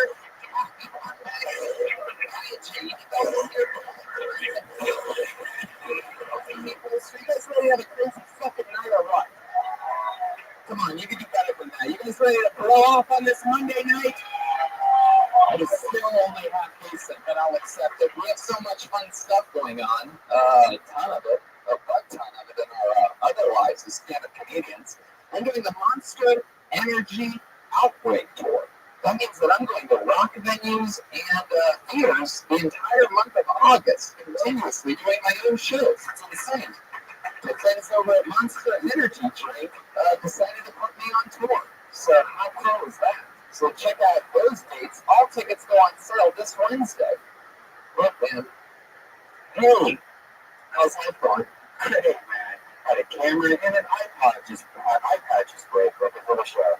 So I'm DJ iPhone tonight. There we go. Technical difficulties amongst us. That's always fun. What do you think we bring up tonight's guest? I'm down for that. You guys like some of the funniest comedians in the world? People that I love? Your hands are going to be great. Daniel Van Kirk and Pauly Shore.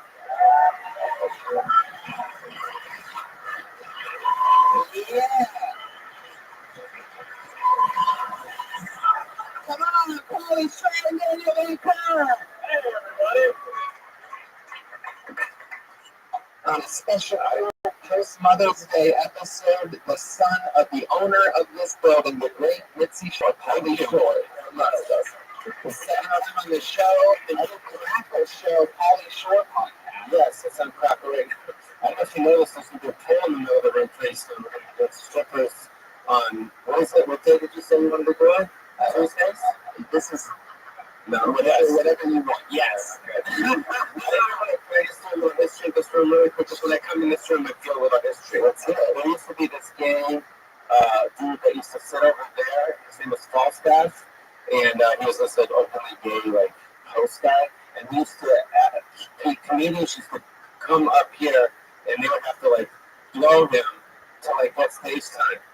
Back in the 80s, it was pretty cool. So I've come a couple times. You did. My name's McCall. Yeah, but I like to blow fat, chubby gay dudes sometimes just to do it. So, for those of you who don't know how you wouldn't know this, if this is your first experience in live writing, and writing shit, what the fuck you writing, bro?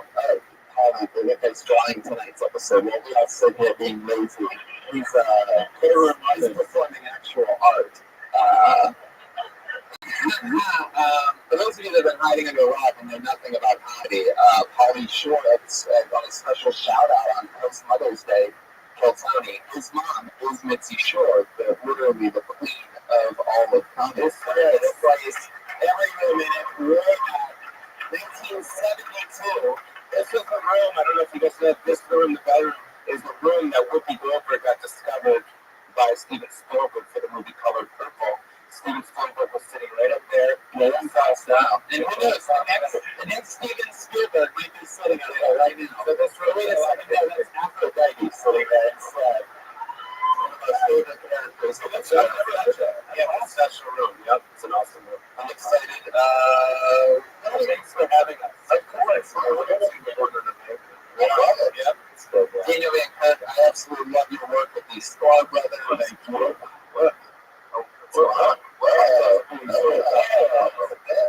My soda. Yeah, Lawrence and I have a. That's good. Another thing definitely worth mentioning is that a ton of our friends on a show that's pretty much loosely based on the story of this club and all of comedy, a lot of our friends wrote for and are starring in Showtime's new show, Undying Up Here, and that's coming out June. What did the jurisdictions that we complain? So, what did we talk about last time?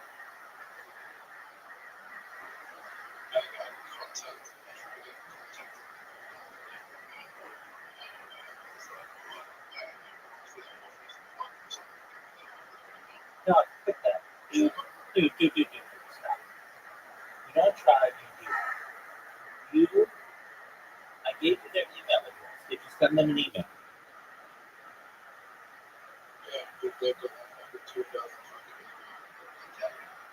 Well, you don't know that. You don't know that. Did you send them an email? Okay. And did they respond?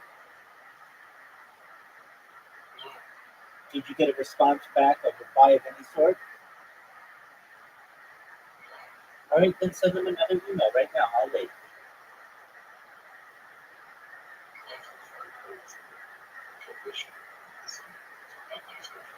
Dude, you just said that you were going to do that, but that they had you on hold for like an hour.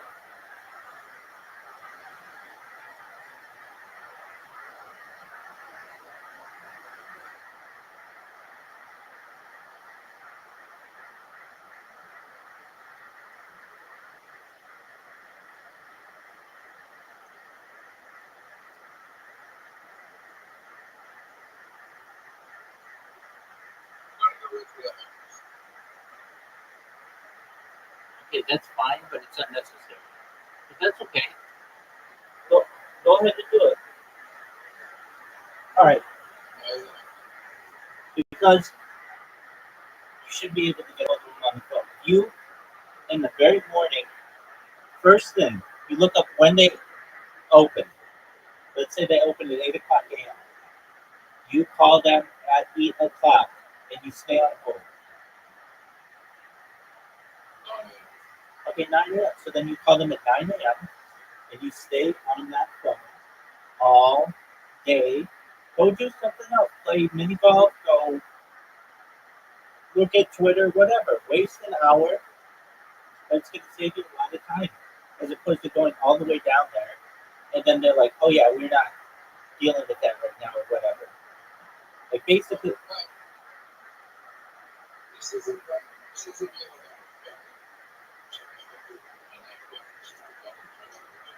It is the principle, I know.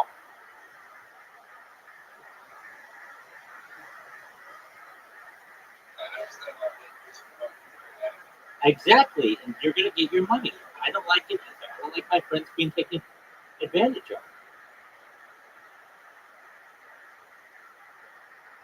It's very bothersome to me. So I want to make sure that it's very clear to this company that you're not going to let them mess around on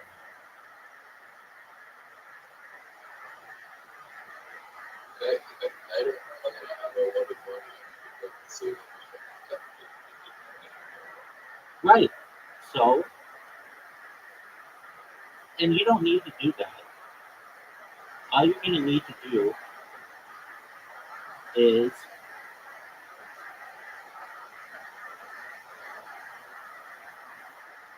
Call the company. Now, did you send an email yesterday, right?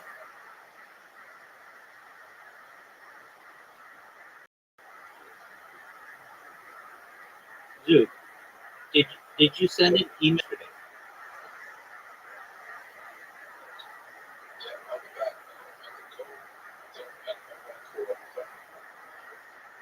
That's what you need to do first and foremost. Call the guy. Remember what I told you. You need to call that guy on another number and see what happens. Then call the company. Then call the main company. You know. June 4th. On Showtime. Yeah, I have a couple comments about that show. Yeah? Yes, it's based on the club and my mom, so I mean, I think I would know the fucking real story. Wow! And I'm not going to say it because that's another show we'll talk about. It's about bringing up the other comedians. I love that. Thank you, Paul. I was just living with that. I love that. But I also have we have a band. Have you been on the show since we had a band? Was it a robot last time? 210th show, correct? 211. 212. I was on your 6th show. That's the song since I've been on the show. Number 6. Well, Polly, it feels like yesterday. Yeah. You guys ready to meet the band? Every single week, the band comes out and they do different characters sometimes. They commit sometimes throughout an entire episode. We're going to go to the Kill Tony band tonight. It is Pat Reagan and Joel Jimenez. Reagan and Jimenez. Oh shit. It feels like it's very reggae.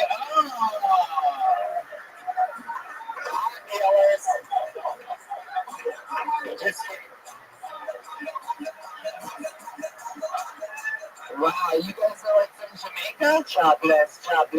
Wow, let's get some tunes up north. We forgot the roots at home, man. We had to improvise in the bag. Oh, wow. It looks like you stuck veggie fries. Yeah, that's what it is. Is this a taste the mother of them big shine? Yes. We shot up the funny show. Who's for the fire down now? Thank you very much. Thank you. You guys just got that down there in Jamaica, huh? Oh, yeah. Shout out to the Jamaican bobsled team as well, man. My lucky air. No Jeremiah Watkins this week. I love the setup that you guys have. Joel Jimenez is on the standing seat. Oh yeah, Jeremiah is by the rivers of Babylon.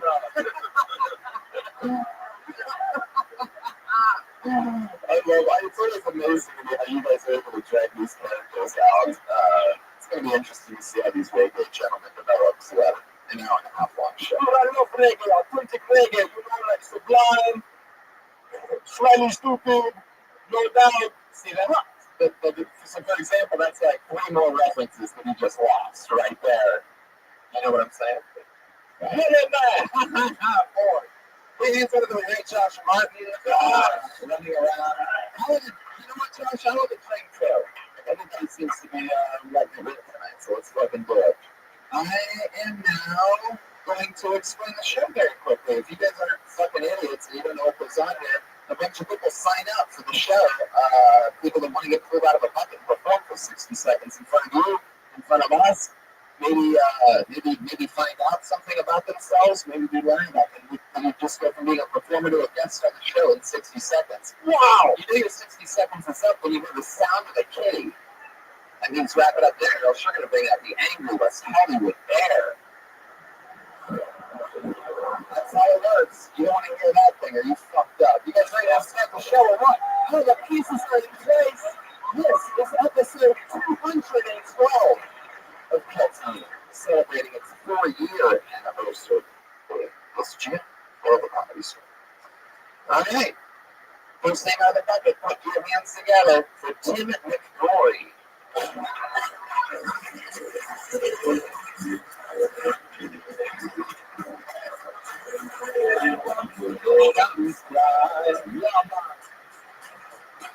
Tim McGrory, everyone. Come on. We're going to fix the mic. Like a project. Oh, there we go, yeah. Put your hands together for Tim McGrory, everyone. Positivity. Thanks, guys. Been working on some dick jokes recently. Things we don't see coming. like when ghosts fuck. Thank you for laughing at that well-placed joke. The 50 Shades of Grey sequel just got released on Blu-ray this week. I'm not sure what that is. I smoke a lot of weed. I thought 50 Shades of Grey was about the guy who invented the color printer. Another solid, strong effort from this old guy. Yeah. Good Lord. Suddenly the mind went blank. Was not expecting that. Yeah, you know? Jesus Christ, totally funny right now. Trying to remember some dumb shit from the head. Oh, I'm halfway through season 5 of Mad Men. I don't watch Mad Men still. Halfway through season 5, I don't watch Mad Men officially. But I think those Bobby Kennedy guys got a shot for elimination. That's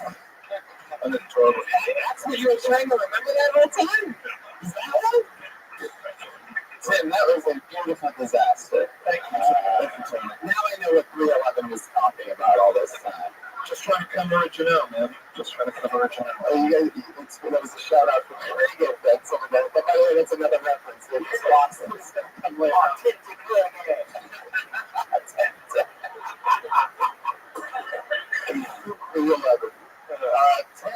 what's up, bud? What went wrong there? You said we're expecting to get up. Yeah, I was like, I usually come and set up and I never get called. So off the gate, off the jump, I was like, hey. Well, I read a shitty Postmates stuff, and I was like, maybe I'll look at that. But it was still, there are many things that I won't let wrong. Did you see the shitty Postmates stuff? No, I did not. What's that? What is it? I haven't had a smartphone for years, and I got it's Postmates when you get a hand. The guy that invented the printer? Yeah. It's Postmates when you get a hand job from an Australian mailman. Wow, that's barely a joke, man. Yes. Tim, how long have you been doing stand-up? Oh, this is going to be, I got to start lying about this. My first show was 11 years ago. Oh, man, when is your second show, tonight?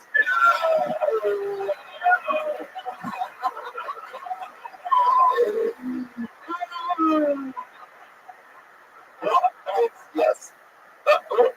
There were some positives. I just wish you would have kept going. No, okay. Things weren't landing how you wanted them to. But you woke up and we found it. We're not going to pretend that it went where you wanted to go. You found it. But I can do that. I think that you can just say to yourself at the end of the day, I put myself out there. I went on stage. I signed up for something that I wasn't prepared to do. 11 years. I wasn't prepared to do. 1 minute. 60 seconds. 11 years.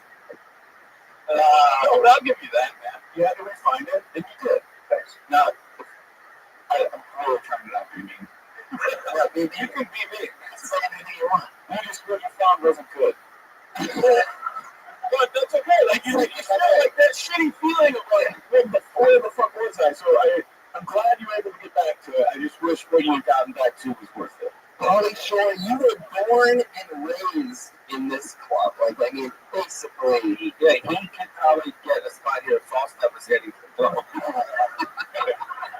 It costs the jokes up, but that's what they're saying. You did pretty good. The thing that I did like about him is that I always like when a stand-up goes on stage and something doesn't work, and they admit that it's not working, and so that's cool. I acknowledge it. Yeah, acknowledge the fact that you were being shit, which is good. Yeah. There's 11 years of precedent there, so there's a lot of that. What else have you been doing over that 11 years? Where did you start at? I started from New York. Started on Long Island doing shows open mics up there. How long did you do it in New York? I did it in New York Pop was sick for a while, so I did it when Pop was sick. We tried to find the time we could to accommodate. Family responsibility. Pops was sick. But no, I did it for what did you see? You should have wrapped that up in 60 seconds. What did they like to move? Eastville, I don't know, Eastville a lot. Other stuff. And then when did you come out here? I came out here 4 years ago, got a production job, editing and doing punch-up. I was like, editing, I'm like, where? You have to do the doors, bro. It's anytime, I got a review on here. How many years experience do you have video editing? I started in high school, so I'm 31 now. Are you at Final Cut or I'm more, it's gone downhill 6-7. It's not going to be years better. And I say also, I felt like, anyways, come on. anything that works for a stand-up, if it works, it works. But it kind of felt like to me that your jokes were a little bit more like tweets. You know, they were like stand-up jokes. Like it wasn't like a full premise. It was really put it this way. Fuck those jokes. Let's go back to your time let's go back to your time. Like, you say, how long was New York? New York was like when, let's say, 6-7 years. So then where'd you go? So you was were here for 4. and have you been doing stand-up for those 4 years? I've been doing stand-up. My first year was kind of light. I was sort of dipping my toes back into it because the last like 5-6 months I wasn't doing as many shows out in New York. And then about the last 2.5 years, I've been hitting like mics every night. And What else do you do? What do you do for fun? I don't know, moving. I'm gonna show it. Edits. Yeah. How do you touch yourself? Also, probably. I also work in a marijuana co-op, and that's when the band got on board. I love your accent. You're going places. Here we go, guys. There's some fake pets for you. Oh shit, I like this guy even more. Is that an actual Ziploc bag? Yeah. Wow. That's Just like that with 2. what kind of co-op are you running? How's a partner are you running this co-op out of? What is an actual Ziploc bag of pot? Is that a special strain from 1994? Oh, it's a special strain called Pops is Sick. All one word, all lowercase. Tim, what's your love life like for an editor that likes to go to a movie once in a while? It's going good. You know, it's all right. You know, some girls in my life. Yeah? It's all right. You consider yourself a player? No, man. Just real shit up. Music. No, it's like there's this thing where like when most nights that like I don't want to do a shit, but like most times when you're doing stand up and you're around other female like stand up comedians, like really you're like trying not to like hit on them, trying to give them like the clearest piece of what you gotta do. That doesn't really come first like most nights. I live in West Hollywood right now. I thought you were going to say that doesn't come first. I do. Who do you live with? My buddy G. Right now, I'm moving down to a place off Santa Monica. Like true love and special sauce? Yes, True Love. Cheese. Well, can I give you just some advice you can take it or leave it? Sure, go ahead. The last 2 questions I'll ask you, you include the words right now. Never do that in any answer. No, nothing is going good for anybody who caveats it with right now. Okay, right now. Yeah, like, oh, you said right now. Actually, right now, I am not in med school. It's a solid point. What is G? Are you in sales now together? Actually, right now, we're not together. I wasn't listening, but it sounded funny. It was for a connection company. It's, What does he do? he's a photographer, director of photography. What's looking like stuff, so. What ethnicity is G? Puerto Rican. Very angry person. And I mean, what's it like living with a Puerto Rican? What's the difference? It's, yeah, there's never any, like, really, That's Puerto Rican thing? like, fun texts. Like, it's usually complaining about, like, the amount of water in the water bill, and it's like, every time you take a shit, you gotta turn the nozzle off. Is that your Puerto Rican accent? I don't really talk like that. I used to live with 2 Puerto Ricans. Does your place smell like the food? No, I feel like the whole place smells like real food by the looks of it. eggs and ketchup. Eggs. Right now. Eggs. Yeah, right. Eggs. Right now? What am I eating with this? Not happening. Right now, I'm actually eating a lot of eggs and ketchup. I like other fruits.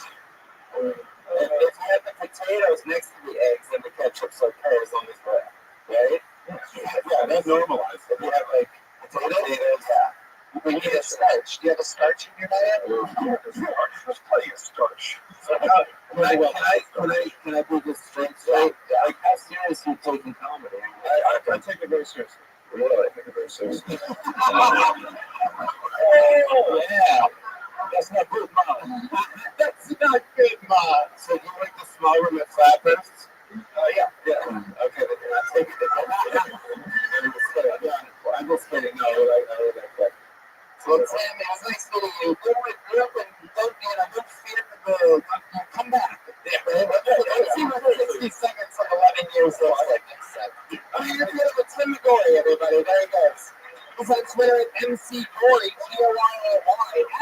GORYSESQUE. Like Gorey S. That's an interesting Twitter. So we're supposed to comment after you just keep moving. No, let's just keep moving. I guess you could ask that question in a comment now. Did you have something you wanted to say there? You did. Yeah, so well, I don't think he's telling the truth about he takes it very serious. I think he fucking is not taking it serious. You know what? That makes it a good point. We should have a lie detector. Wouldn't that be a fun thing to add to the show? Like an actual, like, is there a way to do that? There must have something. Or just find like some shitty person that's like, oh, I'm a professional body language reader.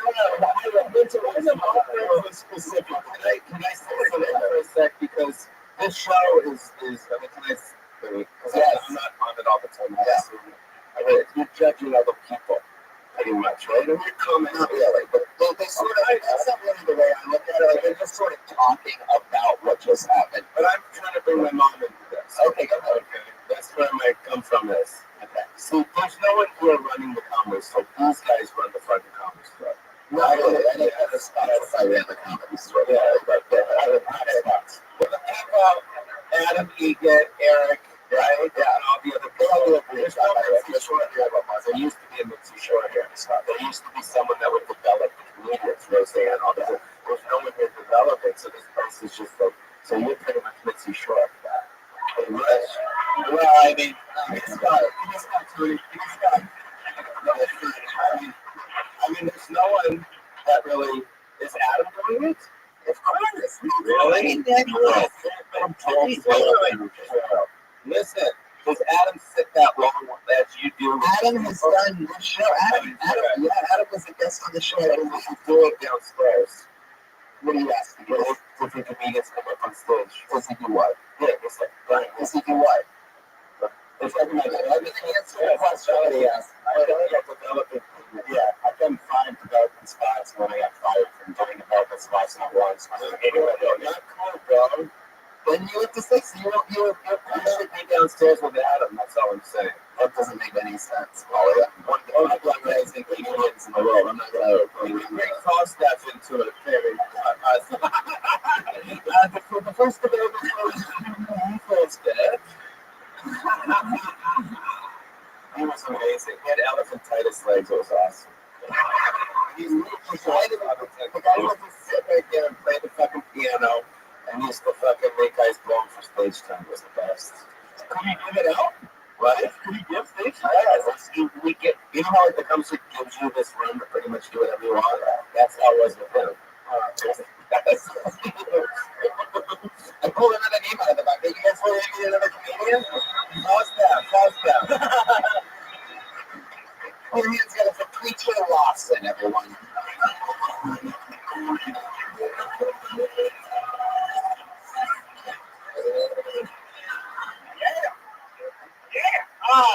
Cool. I was watching TV the other day and I seen this dude on Oprah. He has the Guinness World Record for the fastest claps per second, which is pretty stupid. How do you find that out? You know, like that. It's a little weird. And he does 17 claps per second, y'all. 1/1000. That is 17 claps. I got a question. How do you find out you're the fastest clapper in the world? How do you figure that out? You just had a track meet? You just cheating on your knees? Oh, catch it! Come on! Come on, clap out! Get the camera in there! I'm just saying, you have that camera. I can't spell it back. Don't even want to spell it back.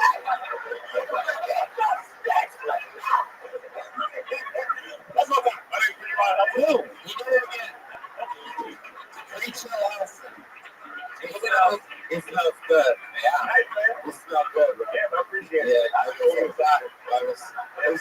nothing better in the world than a fist bump hand grab.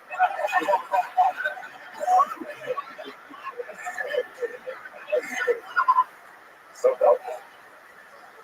Preacher, you've been on the show a few times, and every single time you absolutely kill. It's like basically a big running joke. And it's always in your amazing tone and energy and voice. How do you even find out about somebody clapping 17 seconds? I was open with a mom when I was 17. Wow, that was 17 seconds. Yeah. And it was kind of weird. I'm like, well, you know, it warmed up in the now I feel like you're sort of lying about the story. I was 17. I walked over with my grandma. I just said, that was it. You've been actually doing really good. You've been doing college tours lately. You've been on the road a lot. You've been blowing the fuck up, man. And I'm very proud of you. How long have you been in stand-up again? No, I had 8 years this year. So you're killing it. You're taking over just like we said that you would and knew that you would. How long have you been in LA now? A year. Right. And since that year, you were immediately on this show. You've been on a few times. You've always in your minute, always crush it. I got like 4 minutes with a followers, so I appreciate it. You got that. Not everybody gets the 400 followers. You get a lot of that work, Preacher. So I guess my question's this. You're doing good. You're making some money. You're doing stand-up comedy. What's going on in like your personal life that's interesting or different? Oh man, nothing really. I got a girlfriend we've been talking for. With the girl we broke up and then she so that's a little open. Oh yeah, when she broke up with me or whatever, I tried to play it like, well, if you do this way, then we ain't talking anymore. She was like, I'm gonna do it. You know, that way. I didn't think she was gonna do it, but she left for real. And so we got back together and we've been together for like since August. So she takes different now that she's back? I was thinking, I was like, this is so weird. This is not hot sauce anymore. No, you can say or do anything and it's fine. You can say or do anything. You should be like, tell me if you had to tell me that I had cancer, how would you do it? I would say,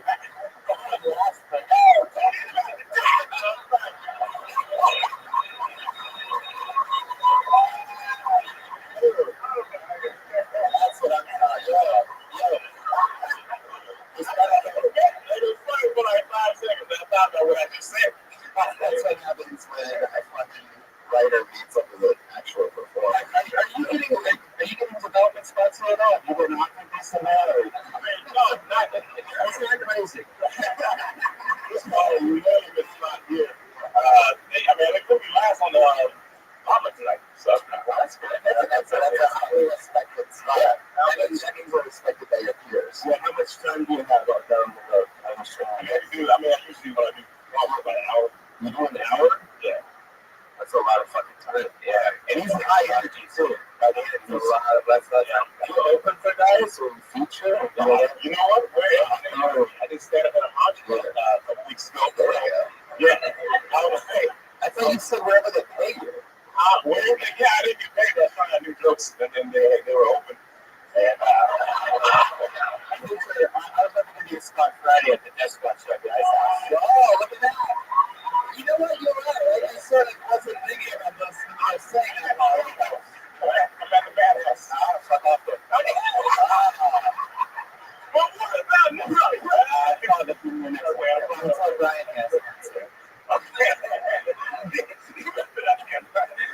I guess that goes worth mentioning when you do say the Mitzi Short thing. One awesome thing that I guess I don't ever give a shout out enough is to Brian giving a lot of people spots for giving away at the Ice House for the last few years. So that's really awesome thing. If anybody's really honestly developing people, it's him. There's shows on Saturday nights at the Ice House. The Fang Chows before they work here, the Johns, the Four Noses, all those guys. There's Jobers. Yeah, Jober's been hitting almost all of their shots. What about Renee Lancaster? I think he's done the show. It's forgettable. Coach Hashmoney's favorite guy. What's Hashmoney's favorite guy? Let's put that on record that Josh Martin's favorite guy is Renee Lancaster. Something like that. I'll put it. Preach it. If let's say that let's say okay.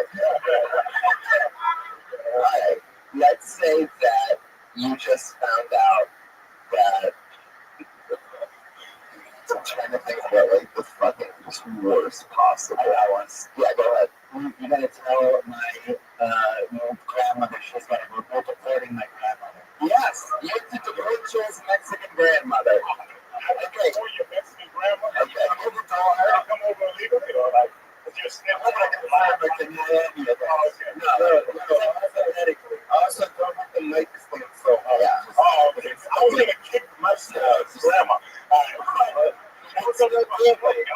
He's so violent.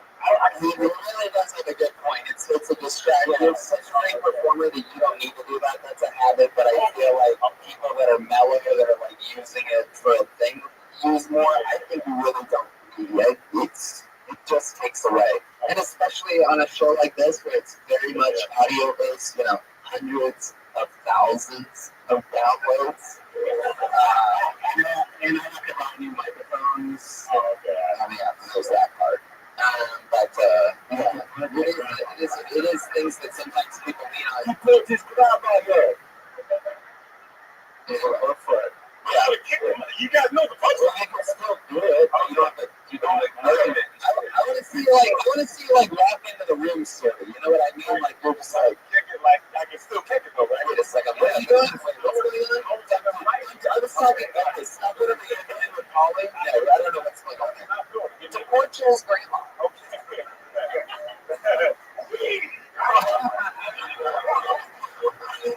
There she goes. That was good. Thanks for learning Stop at the Beast. I love guys like you coming on the show and, not being above anything and coming in and wrecking the house. There he is, Preacher Lawson, everybody. He's on Twitter at Preacher Lawson. I mean, that's blatantly a star of the future. You understand. People like that don't just not fucking make it. One more time for Preacher. It's not easy, people. Watch all these slouchy, lazy fucks come up here and try to deliver jokes after that. He puts no good, though. Oh, I forgot to ask him if he's taking it seriously.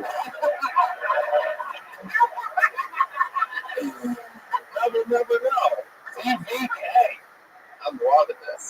All right, this looks like a new name. Put your hands together for sweet. Put your hands together for Kevin Budke. You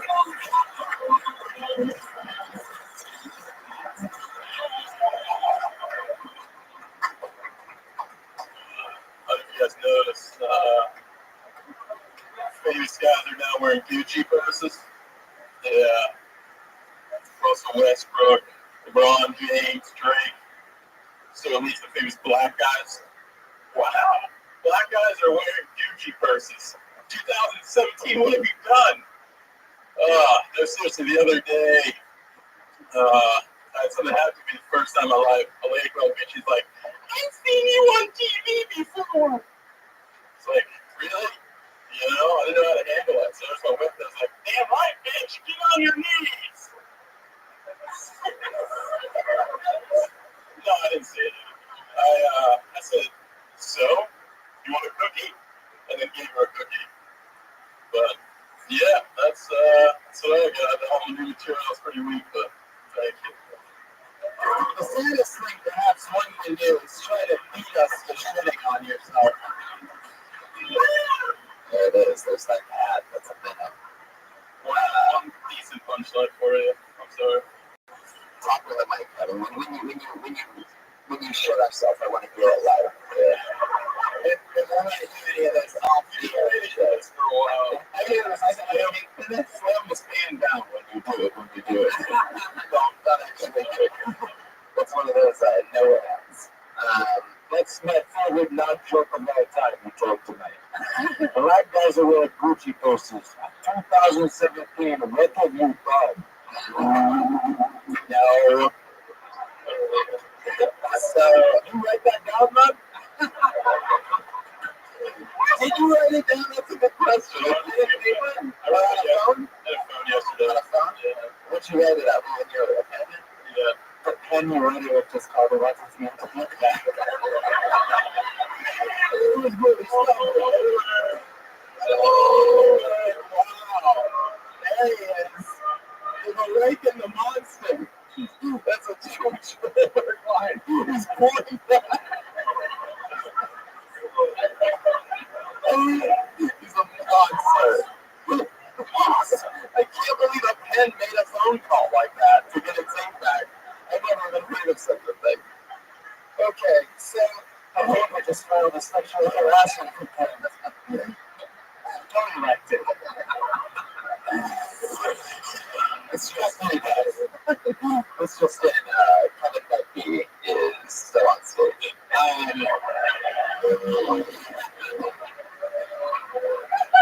long have you been doing stand-up? 3 years. What do you do for a living? Well, just tell the truth. I can tell him. Tell the guy loading up a line. Are you ready to throw right now? Right now? Unemployed / helping him with graphic design. What? You're Paulie's graphic designer? This is breaking news.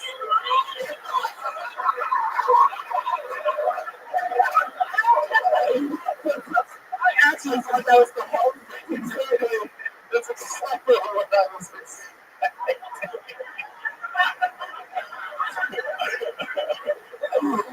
Oh, shit. Where's my graphic designer?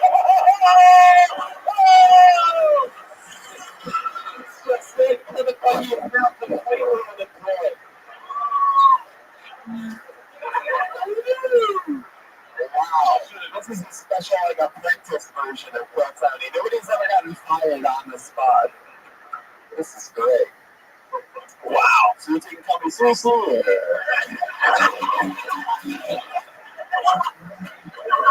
have to write so much new material that I tried out on a show that I shouldn't be trying new material.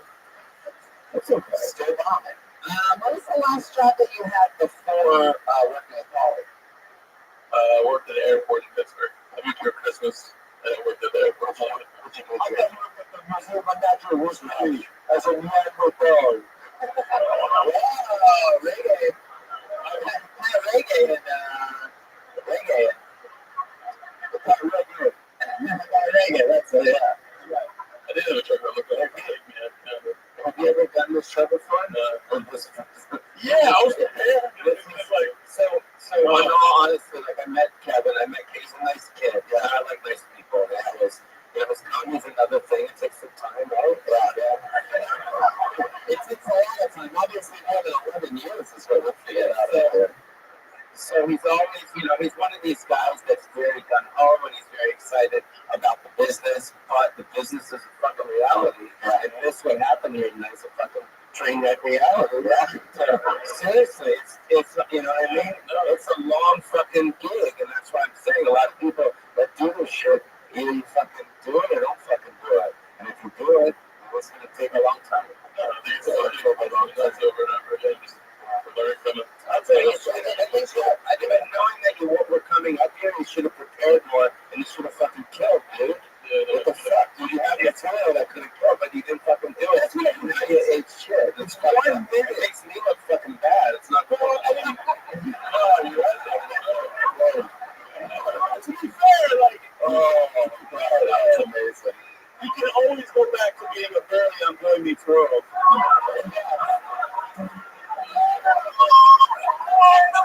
Where are you from? From Pittsburgh.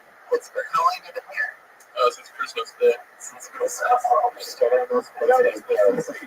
Still rocking the Pittsburgh outfits. He's not on the pro mattress anymore, though. So he's got a real mattress. So that's looking up. And he's either got 2 jobs. He's either got Target or In-N-Out, right? Yeah. Wait a second. Are we catching him in a lie right now? No, sometimes, but for his job, he's going to either get a job at Target or In-N-Out. Target pays well an hour. Oh, your voice cracked when you said that. But the thing is, if he gets his job at In-N-Out, then he can come up here and do some fucking jokes about working at In-N-Out. Which I think would be cool. And you can go animal style on the stage, man.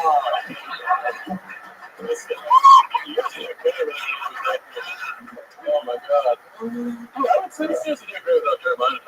What? So they do great tonight without Jeremiah. Yes, they are. They absolutely are. But I mean, that's really not your job to fucking say that at all. What are you trying to do? Win us over now? You should take his constructive criticism. Give him his constructive criticism. Okay, who's up constructive criticism? Are you ready for some constructive criticism?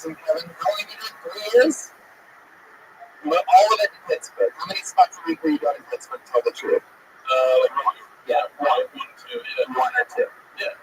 Mostly one. I worked at 2 full-time jobs there. Yeah. I'm not asking you how many jobs you worked in Pittsburgh. I'm asking you how many times you got up a week. Yeah, once or twice. Okay. Yeah.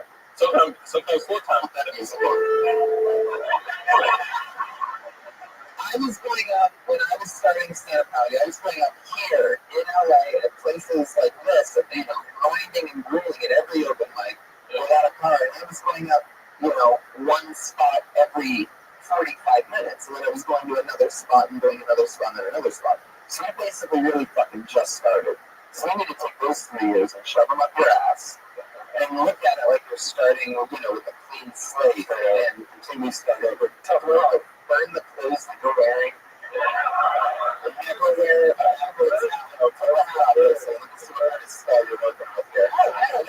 Why are you doing the bad boots like 80s, like Chuck E. Cheese? Stop it out. It's okay.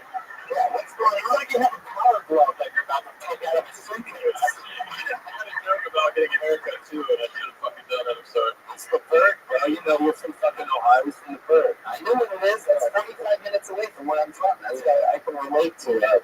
The sad apparel that he's wearing. We're the fourth guy in a gangbang that just pulls his jeans down and cuts with a shorts and a backwards hat and long white tube socks. Dude, we're gonna pull out the white tube socks or black tube socks when we're up it. That's just on the criticism you said, like getting them multiple times a week. Like he said multiple times, then there is like watching Preacher, like people like that develop. They're getting up like at least 10 times a week, if not. Yeah, well, that's what I'm saying. That's what I just said. That's what are you saying it for? I just said it. Why you just put that in place? I just said I have no troubles because it's all something. Don't say, you ever either want to do it? No, absolutely. Kevin, how good of a graphic designer are you? Pretty good. Good. I love you, Kevin. Welcome to the show. You did it, buddy. You popped your cherry.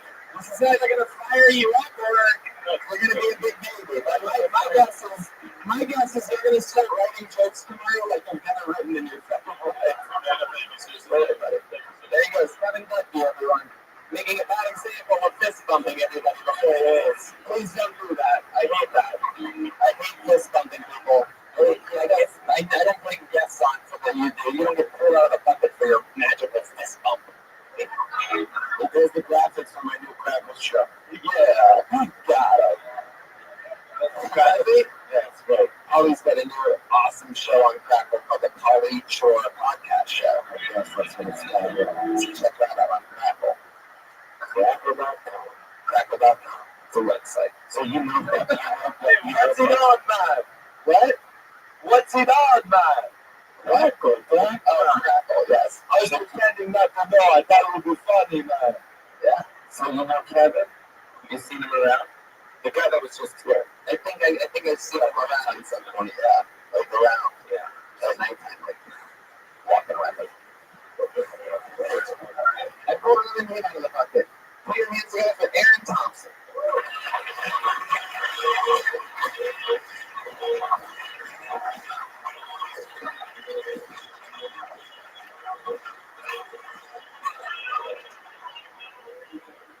So I'm a police officer, Los Angeles.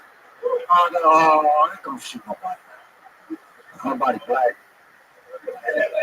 I'm pulling all white people over, man. I work in South Central. What are you doing here? Irvine is that way.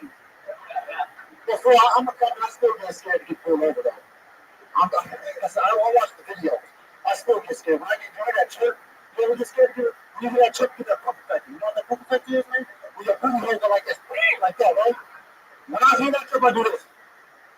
Hey, what do you mean? Registration is in the black box. I'll get it now. Oh, sorry, two friends. I was at work, had a white partner. We had a black dude with a gun. Put your hands up. Come down to your knees, partner. You got it from me? I'm so scared. I'm over here like this. What you doing, man? Don't confuse you. You know, we all looking like, man. Wow, like Aaron Thompson. That's crazy. Is that true? You're really at LAPD? I did not lie. That is so fucking awesome. We got info on this guy. Look at a real full-time job.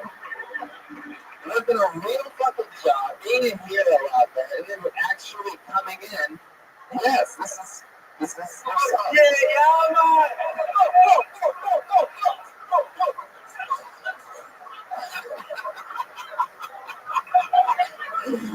Yeah, man. Listening to the podcast, Joel's celebrating his fun time over there and putting a pot out there.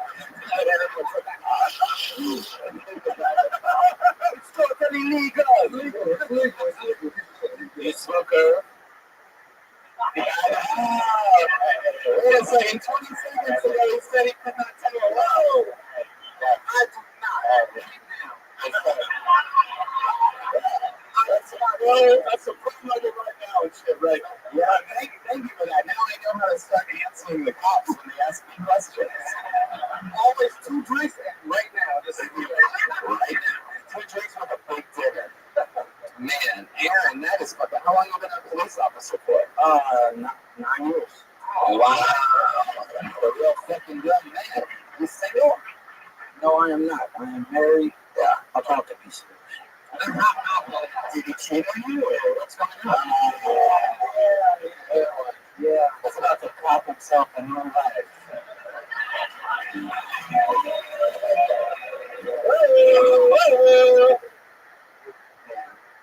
So, is that true? You really having some trouble with the lady? How long you been with her? Going on 12 years. Wow, that's crazy. That's all right. It's a good 12 years of sleep.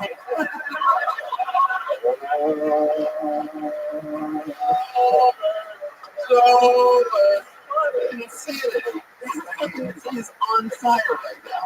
Yeah, hold on to it. Fire. It's pouring more water on his face for some reason.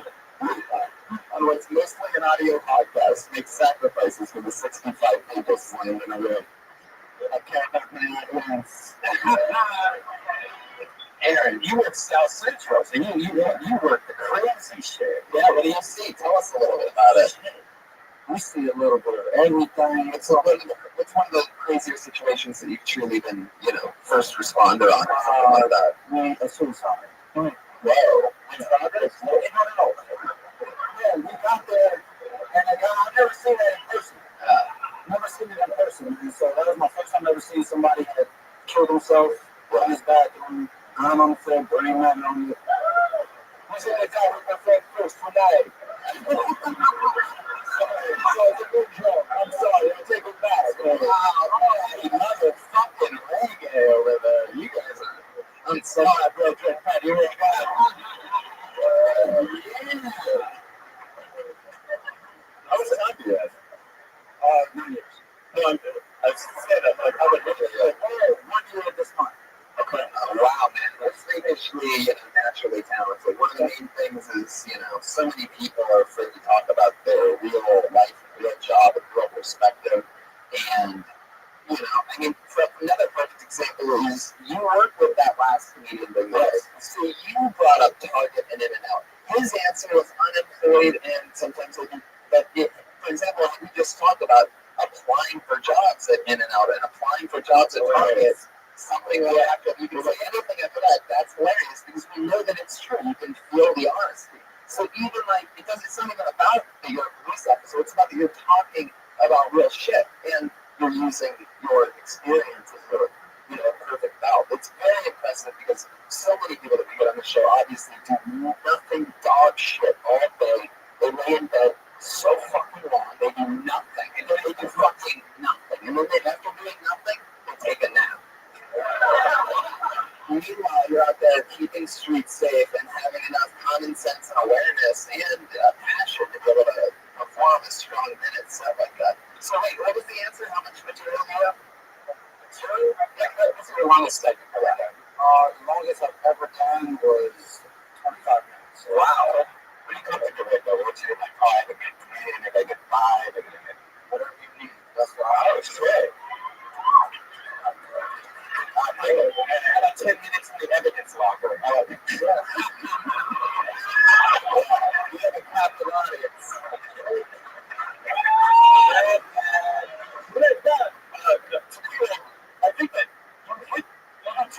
all at the top, what you should do is, actually some thing about the last guy we had up there, like talking about, usually upgraded from their mattress, more formula, so, you coming out and saying, I'm a cop, right, and then addressing the like, here's what I'm not going to do, so I am, I'm not going to, I might shoot something, all of that stuff, and then being able to get into your real life, like, heads everything off at the top for the audience. So that is like coming up with that bag of bricks and just dropping that and then getting into your real shit because everybody's with you after that. I think that was great.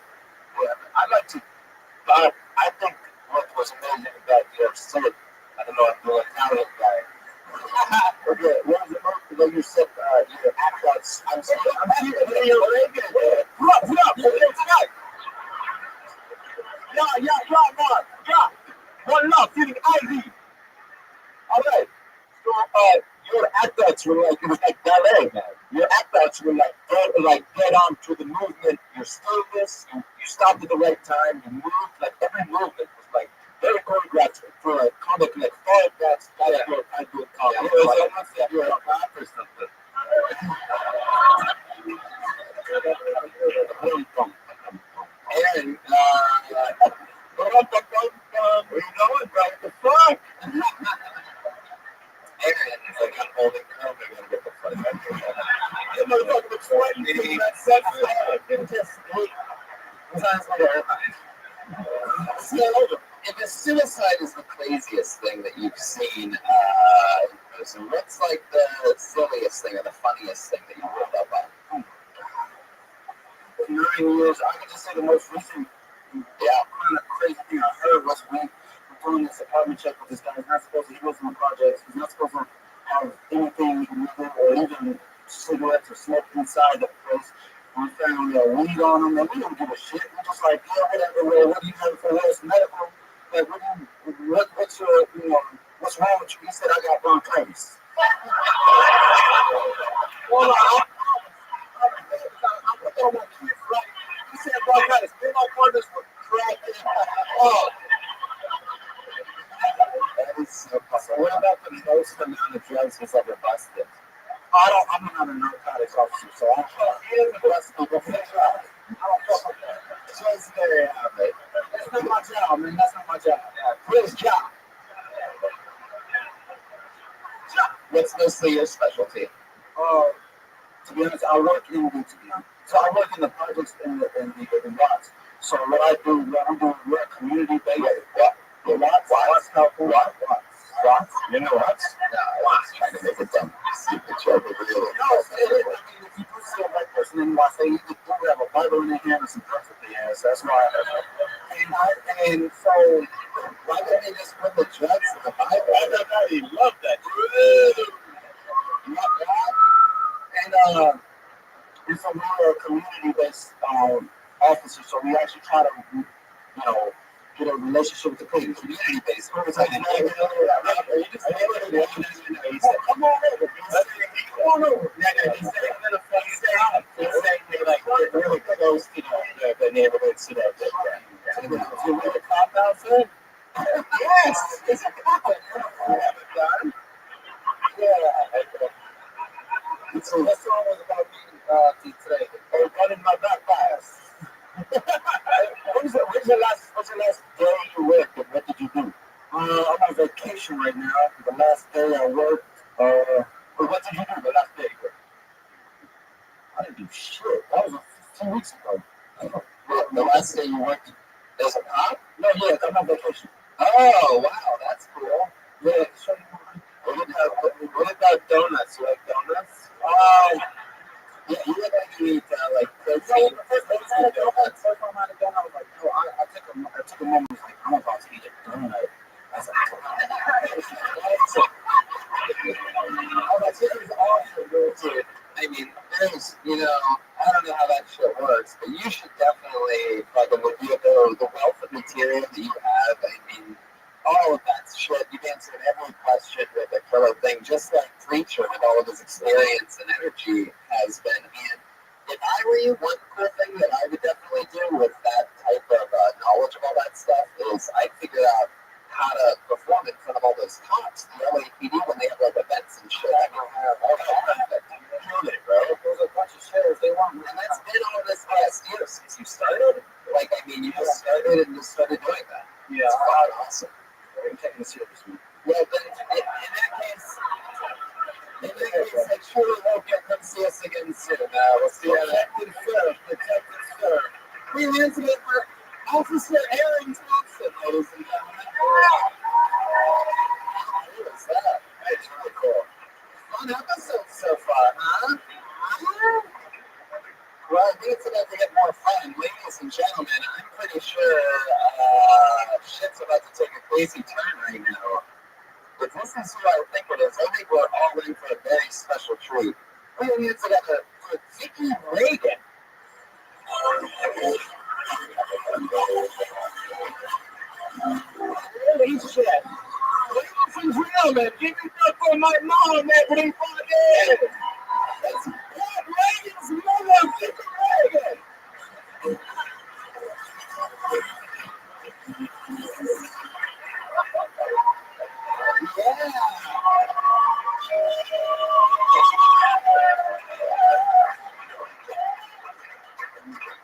I'm not a comedian. I'm a comedian's mom. And he just did the song, one song. 2 years ago, we did it for Comedy Central on YouTube on Mother's Day.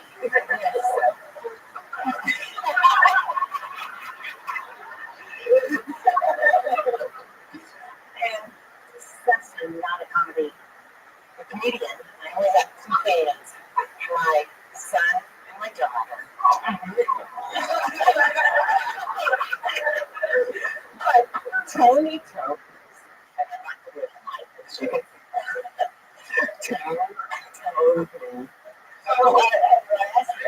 asked you last time I was here about 3 months ago, did I have something funny to talk about? And I was speechless because I don't like microphones. But I thought of something. Okay, good. And then we can prove. We put the cat in the box. Yeah. But take your time. It's okay. And Pat was about 3 years old. He couldn't say truck. He always substitute TR for F. And so one time, we were in church, and like you said, it was a Catholic, we were at Mass, and it was in the solemn part of the Mass. And what happens is there's a little kid in front of us who has a truck that he's playing with. And in the middle of Mass, all of a sudden, I get so excited I can't stand it. He says, "Duck! Wow!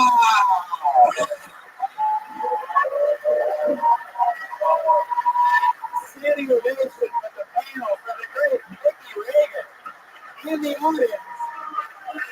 The first ever universal standing ovation in the show's history. Pat Reagan hiding the papa fell out of his pocket from his mom.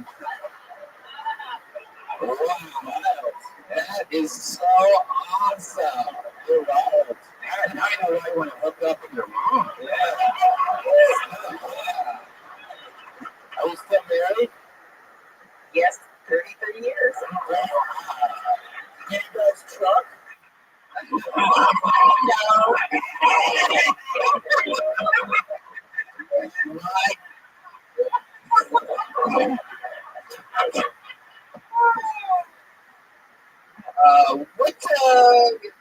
Test. All of my child, what's up for my test? There you go. You're good. That was awesome. Fuck yeah. It's a real life show.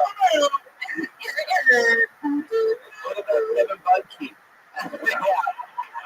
Oh man. Vicky, that is so fucking awesome that you did this.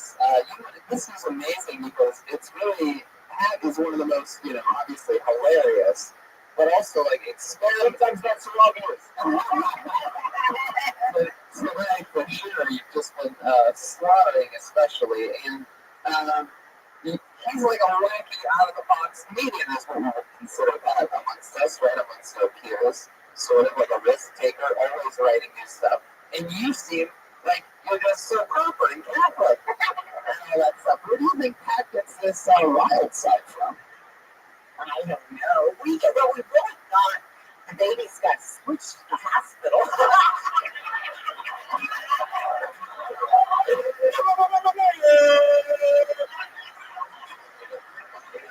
Yes. Wow. Because he's a little bit like wilder. Is he wilder than his sister too? Is that right? Is it a brother and sister? Right? He's really conservative in high school. And Really? Was he part of the Young Republican Smokers Association? Not the one He that's was coming the in front of conservative crowd back in the day. Is this okay what I asked? he never used the F word. Really? Only in church? In high school, only in church, in high school, and college. Wow. And now that he's a comedian, That little laugh is everything I need to know. You explode with charisma after everything that you say. What have you always, what was your, like, career? Were you just always, I can't tell how much effort you put into Pat, actually. A lot. You tried. I was a dietitian. Oh, cool. I'm pretty sure that's dietitian music. You haven't heard it before. Cherry pie. We're gonna have some thick ass thighs. Oh, yeah. The spirit of Jeremiah is thriving. You guys are fucking wackadoodle. Yeah, Pat's always been, I've always known him as a ladies' man. Has he always been a ladies' man his whole life? Or that's a really good question. Let me fucking. I'm just kidding. Jokes. But, just because I haven't done this show a lot and I'm really kind of confused. Which one is her kid? So, I mean, we got a special caller who wants to join in, but we have to be pretty quiet about this. Let's give some round of applause, ladies and gentlemen. Calling in, it's Jeremiah Watkins. And now we silence up all the way. Everybody, shut up. Jeremiah. Hello, this is very important. Yes. Yes, go ahead. Is Pat's mother Vicky there? Actually, you wouldn't believe it, but she is. She is there. Okay. Right, you got it. Let's move on. Right to Jeremiah. Patrick is here. Okay, Pat, Vicky and I have been waiting a really long time to tell you this. We don't know how to tell you this, but well, Pat, I've called you my boy for years, and there's a reason for that. And the reason is you're actually my boy, Patty Reagan, because you're my son, Patty Reagan.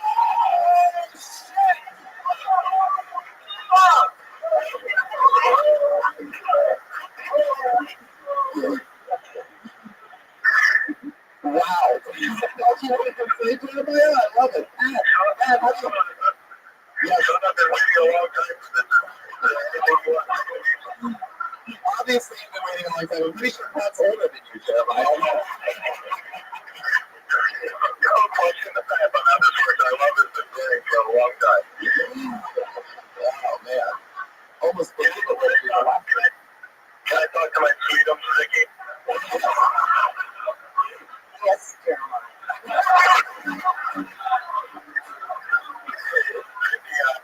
I'll be back in California soon. And,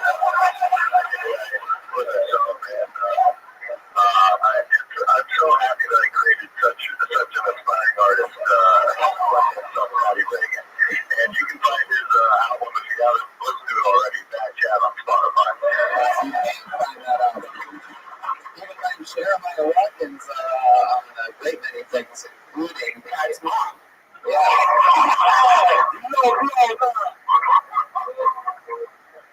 Jeremiah, anything else you want to say before we let you go? No, that's all. Just a very happy father this Mother's Day weekend. I'm glad I can finally tell my son, Patty Reagan, about how our relationship is going to blossom in the future. And I love you, son. I love this. Well, there he goes, ladies and gentlemen. The great Jeremiah Rothschild. A live phone call. Great comedian and the father of Pat Reagan. Nikki, how's the shoes? Nikki, how do you feel now that the secret's out about you and Jeremiah? Well, surprised. Perfect. Pat, what was it like watching your mom on stage, like getting to hang out like this? What do you think? It's cool, man. You know, it's cool. She was nervous and she did it and she killed it. Yeah, it was. I absolutely agree with Pat. And you have so much charisma. Really, really awesome. And I really, really appreciate you doing it. That was one of my highlights of the shows this week. Our first ever Tony mom. There she is, Nikki Reagan, everybody. Come on. Pat's mom. That is fucking awesome. And by the way, that is the first ever all-out standing ovation anyone's ever gotten on this show. Very impressive for you, Reagan. Holy shit. It's so fucking fun. That sounds like a cutie, right? Yeah. I'm jealous of Jeremiah. Who's your profile? I'll let her on my tongue. Anyway, we're going to go back to the bucket in a second. Let's get you a regular on stage. Every single week we have a comedian who writes and performs a brand new 60 seconds every single week. So she doesn't get pulled out of the bucket. She literally has been doing this since like her 21st birthday. So that's Kim Fabinsky. No, that's an old reference, Paulie. I like it. Put your hands together. You know her, you love her. It's the great. Did you have sex with Esther? That's all. This is all 10 years ago. This is 10 years ago. How dare you? I have no idea. I swear to God. You did know that. I swear to God. Everybody knows that. For the listeners, Paul is making Tony bring his life to the stage. That's not true. And now what happened? Did you have sex with him at the comedy store?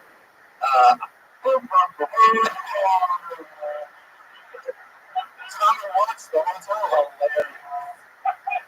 I thought it was the other girl that's on Saturday Night Live. What's her name? Melissa Nielsen. Right, but no, it was not that one. That was Matt Ecker. Okay. I don't know who your favorite comedians were dating a decade ago. You just found out. Cool. Like I was saying, this young lady writes and performs a brand new minute every single week. Not easy to do at all. Put your hands together for the great Allie Makovsky, everybody.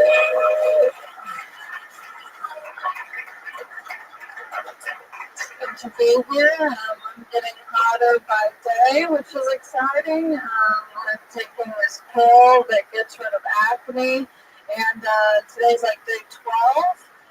And the first month is the roughest month on Accutane. It's what I call a personality test. People always try and ask, like, if you would rather be deaf or blind. I think blind is not the way to go. I'd rather be deaf. People say that love is blind, and I think that just ugly people think that when they've made a mistake. It's kind of like people who have a long second toe, and they're like, it just means I'm creative. I'm like, no, it just means you need to cope with your ugly ass toes. I had a deaf Uber driver, and that was exciting. I noticed that all the Uber drivers I get that are deaf have lower ratings, and I think it's because people don't realize that they're deaf and they're just having one-way conversations with themselves. Okay. Well, what was the... Go ahead. And I kind of like having deaf Uber drivers because I don't have to talk to them, but one time I had a deaf Uber driver who was using his hands way too much, really chatty with the hands. And I was like, how do I say 10 and 2 in sign language? That's awesome. There you go. There's the meat and potatoes of that one. All that stuff you're saying, you just have the most common mistake, even when all the best comedians are just starting out.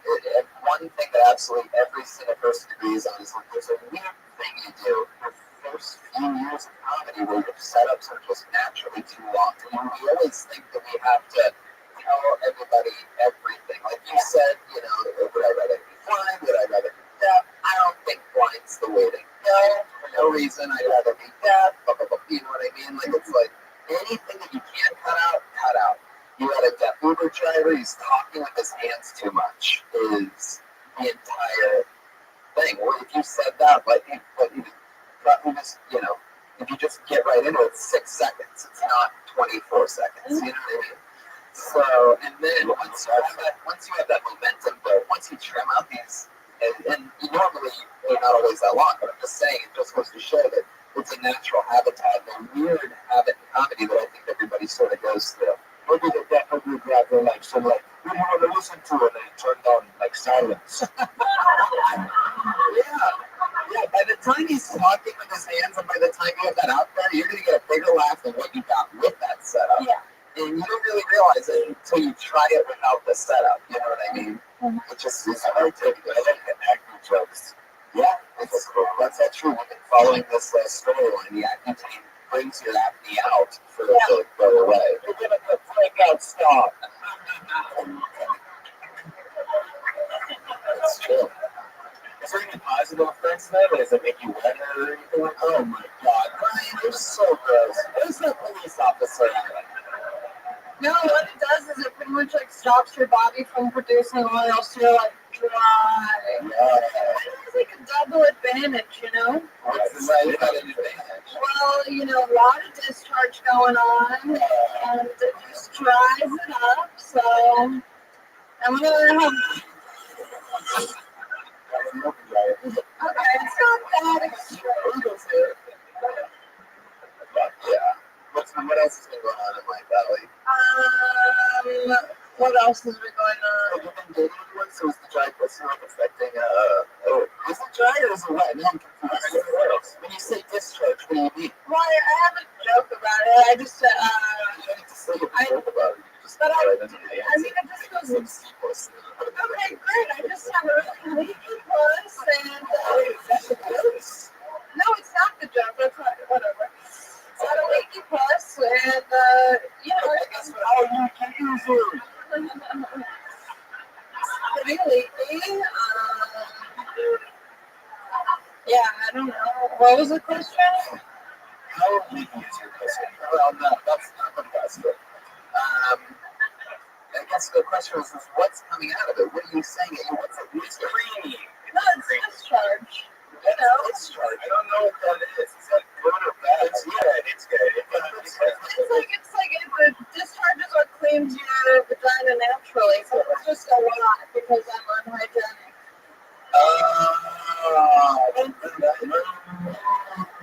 So wrong. But you know what? What do you mean?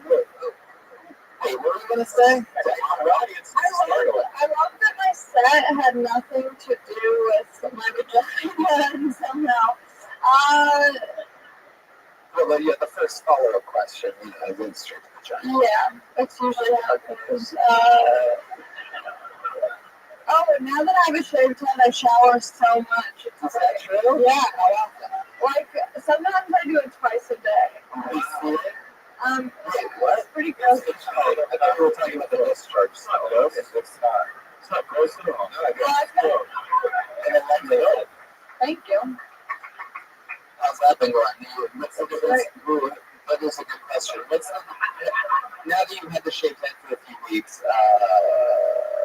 what's the deal with guys? So there's no hair to pull if they're like making out or something, so they just aggressively rub my scalp. But since I'm on Accutane, my whole body is really dry, so it's just a lot of dandruff. Oh man. I'm so grossed out. That's so good. Have you had sex since you've had your head shaved? No, I haven't. Have you given oral sex since you had your head shaved? Mm-hmm. Okay, that's not a question. That's he knows how to do it. Because I'm sure if you should give you an oil, it's like your dude's blowing you or some shit. Yeah. Because usually, you're holding the hair of the chick, but this is like fucking, dude. You gotta lose yourself in the moment. It's kind of hot in a way. You only get one shot. So not miss your chance to blow. What's happening to you, Chris? My mom's sweating. This mom on his finger already. My mom is ready. This is hard. Spaghetti, honey, rub down. The whole time goes so loud. You don't think it's loud, but the words won't come out. He's showing out. Everybody's shaking now. You're not set up. Time's up. The reality of the ghost marriage. The ghost marriage. You're so mad. You know, the whole dad. The whole dad. The whole dad.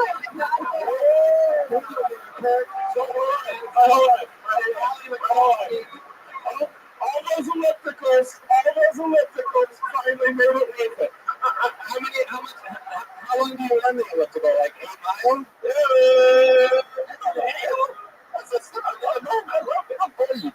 have a quick question that you might have covered in other times when you guys are doing this. We had so many people up here tonight that we felt like just weren't digging into like mining themselves. One thing for me, if you haven't seen it, Sleepwalk with me, with my prolific. It was that scene where he's just bitching about his life, and Marion looks at him and goes, "That's what you should be fucking talking about." He was right in front of him, and he's like, "Oh, I got this thing, I'm going through about funnel cakes." Like, who gives a damn funnel cakes are great? But like, so for you, I wanted to ask you, you've got to come up with a new, maybe people who didn't do this tonight or want to do this, or like, what do you look at when you're trying to go for another 60 seconds every week? Like, what do you look at? I was trying to think about that today. That was a I'm trying to think about that today. Like throughout the week, I'll kind of be like, what like bothers me, but then I get in my head, I'm like, I just sound annoying because I'm like, oh, you hate, like I hate this, and then I'm like, okay, but that's not like genuine. I'm just like trying to come up with things. So sometimes it'll just happen naturally, where like something will happen, and I'll be like, oh, that's like something that I'm passionate about, whether it's good or bad, that I can write about. But it's just like every week, I'm kind of like struggling to find. I don't know why, I just felt it. Yeah. Probably right. Next week, stay tuned. Alright, then she goes the way down in the hospital, ladies and gentlemen. You better never let it go. Whoa. Great song. That was the cop. Oh, sorry, I'm like, we should have rappers now since we started. No? 2 minutes. I was going to say the cop, I heard he's in the green room yelling, King Kong ain't got nothing on me. Nothing worth it. All right. You guys ready to go really quickly through one more comedian and wait for the bucket? One more name out of the bucket? Yeah, I'm sorry. We're going to do it anyway. We're going to go with Mikey Milios.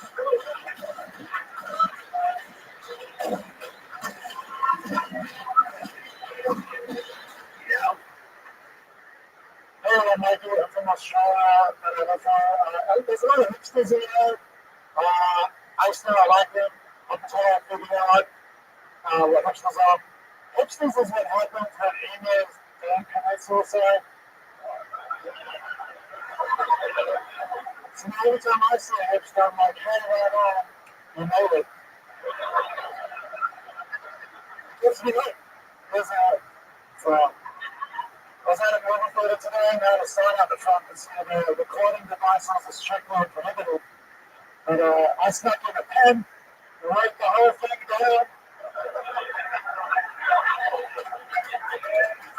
Anyone's interested, I'm just like papers with other things outside. It's a touch on the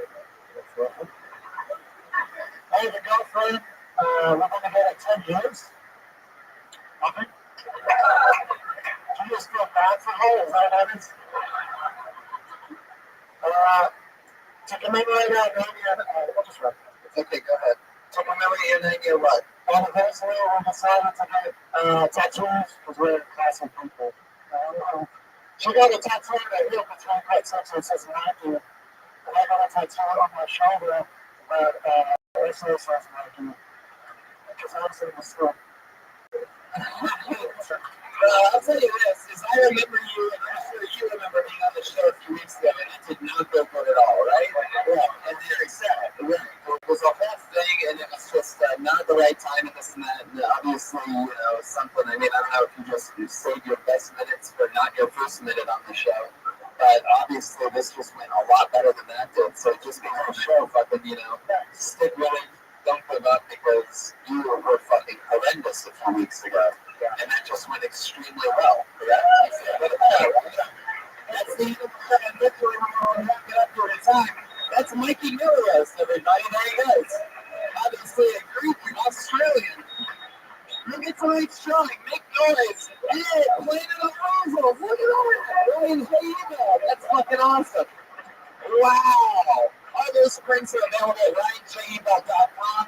Also, he sells the original artwork on that website as well. That's all available at RyanJable.com. When I say you guys, congratulations for Tony for having a fucking awesome show. Thanks, Holly. Holly Shores podcast show is on Crackle. And he has he's in the new Santa Rex movie on Netflix. Yep. And just follow me on Twitter too. It's fun. Holly, I'm sure. Daniel Van Kirk. Make some noise for Daniel Van Kirk, ladies and gentlemen.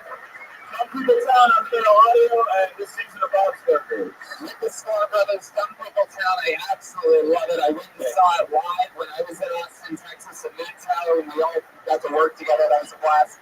Make some noise for the great Troll Jimenez, ladies and gentlemen. We today is like 1 year anniversary on the show. On the show. Also, happy Mother's Day to my mom. How about the great Vicky and Pat Ray?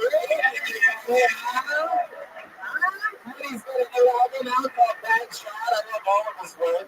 Riggin and Watkins have a new sketch. Check it out right now on YouTube. It's very, very funny. I've checked it out. I'm doing the Monster Energy tour in June. Check out those things at TonyNinjaFest.com. Live audience, thank you so much.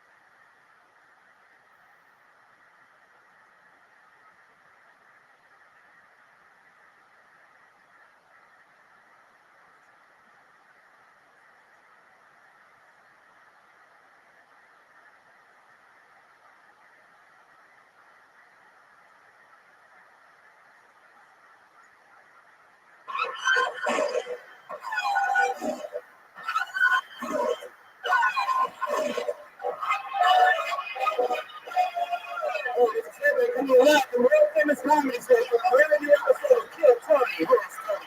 Everybody, how are you? Welcome. Make some fucking noise. It's a goddamn Monday night. You're the #1 live podcast in the world. Kill Tony. This is Brian Redband, everyone. What's up, guys? Yeah, tonight on the ones and twos, all the crazy sounds you would come from him. The great Ryan J. Eagle is here drawing tonight's episode. House artist. Will you all sit there enjoying yourself? Who's drawing? And everything's good. Everything's in place. I'm excited about stuff. The Monster Energy Outbreak Tour is a stand-up comedy tour that I'm doing the entire month of August and a bunch of other dates leading up to it and after it. All those dates are available at TonyNinjaFest.com. Rock venues and small theaters all around the country of the United States of America. My first ever theater tour. Classic. The Monster Energy Outbreak Tour.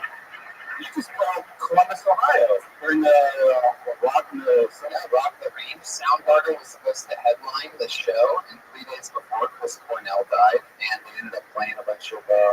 got to play at a cool rock concert in my former hometown, Columbus, Ohio, and it was crazy. I played a bunch of cool tributes. That was a lot of fun.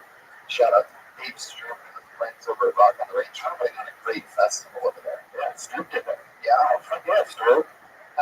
So, fuck yeah. What else? Should we just get into it? Should we bring up tonight's guests? All right, awesome. Two of our favorite guests. They've both been on the show. Oh my god, oh my god, oh my god. What are you doing? Whoa, what the fuck is that? You gotta get him out of here. What's going on? No, you gotta leave, dude. No, you can't do that. You have to get him out of here. That's the former Iron Patriot, Jeff Crabtree, and he just stormed the stage. You have to get him all the way out of here. That is so crazy, Iron Patriot. I'm so disappointed in you. Wow. I thought that was it. I thought that was truly it. I saw him coming out. I pictured this numerous times. He was the entire, he was part of the, he was the band for the first, 50-some, 60, 70-some episodes of the show. He was the Iron Patriot. He wore a suit. Slowly over time, we found out that he was insane. He's been messaging us for a little over a year or two continuously to no response. And he just jumped up on the stage, and you saw that live. That was a live part of the show. If you're wondering why we call ourselves the #1 live comedy podcast in the world, that's why, not #1 pre-taped comedy podcast. That was creepy. I thought it was a biker. I thought he lost his bicycle, and he was coming up to his. I saw that fucking face. I checked both hands to make sure there were no weapons. But if there was a weapon, I was going to do this crazy front kick. I was half a second away from blasting this way. Exactly. That's what it would have sounded like. That was a very scary moment. I can't believe he thinks it's okay. Yeah, but I don't think he didn't really think much. I have to get a restraining order or something. It just got weird. Shit just got very real. And he looked at the camera and shit. We're gonna edit that out. Edit that out. Wow, that's crazy. So only you guys will ever know that ever happened just now. Shout out. Make some noise for the Comedy Store staff getting him out of here quickly. Wowzers. I was just stunned. I didn't even flinch. I just saw colors coming at me. It's interesting. We have a real mental health issue in this country that needs to be dealt with. People like that. That guy wears an Iron Man costume for, he does that thing at Hollywood and Highland. He's one of those guys, but he's the Iron Patriot. It's not even Iron Man. First of all, there's 2 or 3 Iron Men. This is what you have to know. They're getting a lot of attention. Right? He's the Iron Patriot. He's this version of the, what are those people called? What are those, the Iron Patriot fans in the real world? The Patriots, this isn't the show that we want to see. Anyway, this guy's not even like Hollywood. The thing is, he thought that he was the part of the show that worked, and once we got rid of him, we became the #1 live podcast. Yeah, we're slowing us down. We got better ratings when we just bought shit off Amazon Prime and had other people do the Iron Patriot. And it actually cost $8,000. You guys ready to meet tonight's guests or what? Wow, that was crazy. 2 of our favorite guests, as I was saying before, 2 of my favorite comedians in the world, 2 guys that I'd love to work with. We're doing a bunch of shows coming up before, in the past, and in the future with these 2 guys. Let's see how loud this place can get for the great Sal Volcano and Louis J. Gomez. Wow. Yeah. The best. Yeah. Fucking motherfucking fuck yeah. Louis J. Gomez from Legion of Skanks. We're going to be doing the Skank Fest at the end of June in New York City. Kill Tony for the first time in Bates, New York City. That's going to close out Skank Fest. And I believe that, well, at least we're working on it. I'd love to officially announce that you and Big Joe are the guests on that, right? Yeah, of course. Okay, there you go. You got to do that. So to close out Skank Fest, it's really going to be a super hybrid fucking Legion of Skanks meets Kill Tony collision course. Yeah, with all New York comics. That is June 27th. No, June 25th is the Kill Tony. But it's all now. It takes time to keep buying tickets. You guys sometimes give it away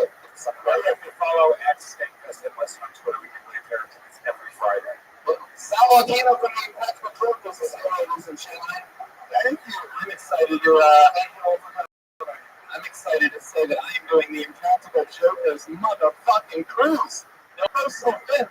Me, this guy, the Chokers, Bert Kreischer, Sarah Tiana, a bunch of other amazing comedians. I think it's Tony, still. can you stop promoting stuff that these people can't go to? Feel upset they are. I only have guests on them, but I have things that I get to promote myself now. It's like, you know what I'm doing with this guy? I'm excited about that. We're going from New Orleans to Mexico and back. Sounds dangerous. Yeah. Originally we were coming back, but we ended up. See you guys. God bless. I don't know if you guys noticed, but we got like trolled earlier live from some crazy guy that used to be part of the show. The whole audience saw it. I thought there was a band we had a row back to us that was Iron Man. It was our head of security. Oh, you just saw it. You know what it is? Twice in a month. And I told Tony this was attacked. He ran away. Well, it wasn't like they attacked the area on a Grande concert. So, Too soon. That's too soon. Yeah, that's you're probably right. But maybe by the end of this episode, it'll be time for a good Ariana Grande show. So you guys ready to meet the guys that replaced the old Iron Patriot? I know I am. Missing 1/3 of the band tonight, but put your hands together for the great Pat Reagan and Joe Jimenez, the Kill Tony Band. Jeremiah Watkins in Las Vegas tonight doing some big boy gigs by himself. Oh! Cheech and Chong! Wow. Joe Jimenez, Joe Band. He's obviously Cheech. Pat Reagan nailing it as Chong. I've never seen Chong activate his own smoke machine before. Joel Jimenez over there ready to rock and roll as Cheech or some version of Mario or Wario. I'm not exactly sure. We ran into some Jamaicans backstage. I hope you saw it. With that paper towel roll? Oh, it's weed. Oh, they're joints. I love it. Well, we're going to be going to Cheech and Chong tonight. Every week we guess other band plays different characters, and I'm excited about this. Shout out to Alex Dewey. LA Speedway for sure, taking great care of us. If you like getting high at all in any way, That's okay. LA Speedway. We'll straight to your fucking door stuff. Well, all the pieces are in place. You guys ready to start the fucking show, right? Live audience, are you guys ready to start the motherfucking show tonight? And let's do it. I love doing this show with you too. I found the guys from New York are really great at this. Thanks, Tony. Audience, you know how it works. You get 60 seconds. You do your time's up and you hear the sound of a kitty. That means wrap it up then, or else you're going to bring out the angry West Hollywood bear. What is that first thing? A goat? Yes. Wow. That's what gets them angry. It's the goat. He hates goats. Yeah, well, that means don't go over your time. The goat seems furious. Yeah, that seems scarier than the bird. You start getting goat. Anything can happen with this puppy. We can talk I about just have a question. Is this round on heroin? Is this what crowd? Oh, it's just the weird energy in this round now. We're all shaking up. That's the open here. We got people like crazy people I've running. been shaken up because I was a little bit shaken up. I was blatantly. Hatred got me good. That was a scary thing because that's one of those guys. And let me put it to you this way. I make fun of people a lot. I roast a lot of people, and in that market, in that brand, sometimes things get dangerous. There's a professional UFC fighter named Cyborg, the female fighter that absolutely hates me. That's on the front page of ESPN. We're super punching another person today, and she hates me. She's a Brazilian, and I made fun of her because she took male testosterone. Well, to be fair, she did think you were a 115-pound fighter. Yes. And so part of me having this, part of being this way and making fun of people and stuff is every once in a while, and I'm not afraid of really anybody, but every once in a while you're like, there's certain people that I know will kill me. And it just so happens that Jeff Crabtree, the Iron Patriot, the guy who approached the stage tonight, is one of those guys that I literally like, man, if I see him, I need to make sure there's not a weapon in his hands first. Like, that is my, who's the guy that shot fucking, Beetle. Sean looks cool. And we're off. I don't know. Who was it? Who was the penguin guy? Yeah, Chapman. Mark David Chapman. That's what that guy is. It's Chapman. Hey, Aphrodite is here, everybody. Look, it's the real deal, Aphrodite. I thought that was just another black curtain, but no, it's the real Aphrodite.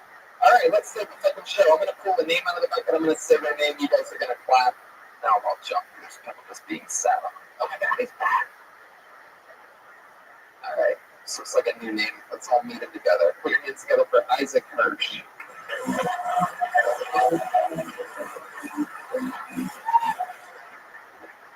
Right. I'm an extra. That's my job. It's really easy. I just walk around the background of TV and movies. The one downside is that Hollywood keeps trying to tell me what I look like. That's never anything good. Like last month, I was picked out of all the extras for my picture to be a kid in a wheelchair. That means they chose me over kids who are actually in wheelchairs. Somebody was just like, this guy's got a disabled face. What's wrong with him? Very easy days, and once you know what to do was wheel past the actors and flip them off. That was fun. Do that once when an actor comes up and he's just like, hey man, that's really funny. I'm Michael. Nice to meet you. I was like, oh, what is it? Do it again. Different actor comes up to me and goes, oh buddy, you're doing a great job. And I was like, well, what did you say? And then I figured out what you guys may have already figured out, which is they thought I was actually in a wheelchair. And I couldn't get up for the rest of the day. I just had to stay in the wheelchair because it would have been terribly awkward. They were like, you're really great. And I was like, thank you. That would have been terrible. Pretty easy day, but at the end of the day, I had to just be like, it's a miracle. Sorry. All right, thanks so much, guys. Nailed it. Exactly a minute from Isaac Hirsch. No extra time needed. How long you been an extra for? You're about to hang it up, though. Really? You're about to hang it up? Yeah. You're about to hang up the costume and they get you when you arrive and have to give back at the end of your work shift. So that's true. Went in one striped. He's going to hang himself. He's going to hang it up. I get it. What are you going to do? What are you going to hang it up? What are you going to do? I would stop more reliable work. Like what? I don't know, delivery driving and stuff. What if I was like, if I was glasses and turned into a like Superman? Oh, Jewish Tony. And back to all the gigs did I get me today? I was one of the guys so funny said, what do you do such sexual work? To impress you, like, future work. How old are you, Isaac? 24. Where you from? Oh, you're obviously. I mean, really flew that tiger, really. That's a little bit feisty of an age, according to Red Band. Yeah, I'm from Maryland. Known for its peace. Yeah. A lot of animal noises. You want to hear something interesting? Okay. What are those places? Tommy Jones. All right, forget it. Today I was on Who Wants to Be a Millionaire. Oh, you were an extra? No, I was a contestant. Obviously, it's a gut win, otherwise he wouldn't be here right now. Yeah. Trying to fucking kill Tommy. Is that what you were on the show? No, it taped in August. It just aired today. Oh, Ooh, right? Hell yeah. I love the weed. Yeah, you almost smoked the wrong end. I guess you really love the weed, Isaac. how far did you get on the shot? I got the $20,000 question. Yeah. It's hard. It's so hard. When's the last shit? Which of these is not one of the original 4 Canadian provinces? A. Ontario, B. Quebec, C. Nova Scotia, D. British Columbia. Yes. I know. You know? Yeah, it was British Columbia. That's right. Thank you. Wow. Am I? It's the farthest west. It's easy. It's the furthest west. Unfortunately, when I was up there, very nerve-wracking. Didn't think about it. You ever need to phone a friend? They don't have that anymore. You can't think about it. You might need to text a friend. And you have to bring the friend with you. They have to be in the studio because there's an episode. What would you do? Because you obviously don't have any friends. I brought my dad. Did you phone him? I'm right. Did you phone him in the audience? No. He's like, I'm going to phone a friend. We're calling your dad. And then you just hear the ringer in the crowd. And the camera pans in on him ignoring his phone call. Who's the host? It's Chris Harrison from The Bachelor. Man, I bet He still wants to be a millionaire. That's a tough job for a guy who hasn't quite made it yet. How long did you have a member? I remember, my grandfather died and gave me the jacket. So, 18 years. It's a members only jacket if you can't read. Is that really your grandpa? I just recently bought it, but I don't know. It looks like your grandpa sort of stretched it out before he gave it to Yeah, you. he's a bigger guy. Really? But I like the jacket, so it was great. So how much money did you take home? $5,000. $5,000, that's it? Yeah, man. That's a fucking opportunity. Ask the audience on this I question. did, and then What did they say? They were Nova Scotia. I mean, They said Nova Scotia. They're a bunch of fucking idiots. well, I mean, to be fair, all right, here's my reasoning. Dude, that's almost $1 million short of a million. Yeah, it's rough. You're not much better off before you went in. And after taxes, You were closer to homeless than you were billionaire. Yeah. My reasoning was just, Nova Scotia. It's a rock, lowest population of the port by a long shot. British Columbia has like 4 million. Didn't really think about the West thing. I know it's far west. Didn't occur to me that they would do it the same way America did because Canada was founded later. I'm telling you right now, there's no way he doesn't end this weekend. Did you do that boring talk out of on the show? I was a little more interested in the show. Really, what you talk about on the show? Yes, the audience is excluded. I don't really just like, I don't know. Oh, I'm very nervous. You played that role. Yeah. I mean, you're a party machine, Isaac Hirsch. Yeah. It was like when you had the crowd with the crowd. You didn't know. You waiting for the race. It was like, Well, what happened was I auditioned like way before. you ran the homeless to India. And I'm leaving, actually. I auditioned and Loads of cross talking about the movie.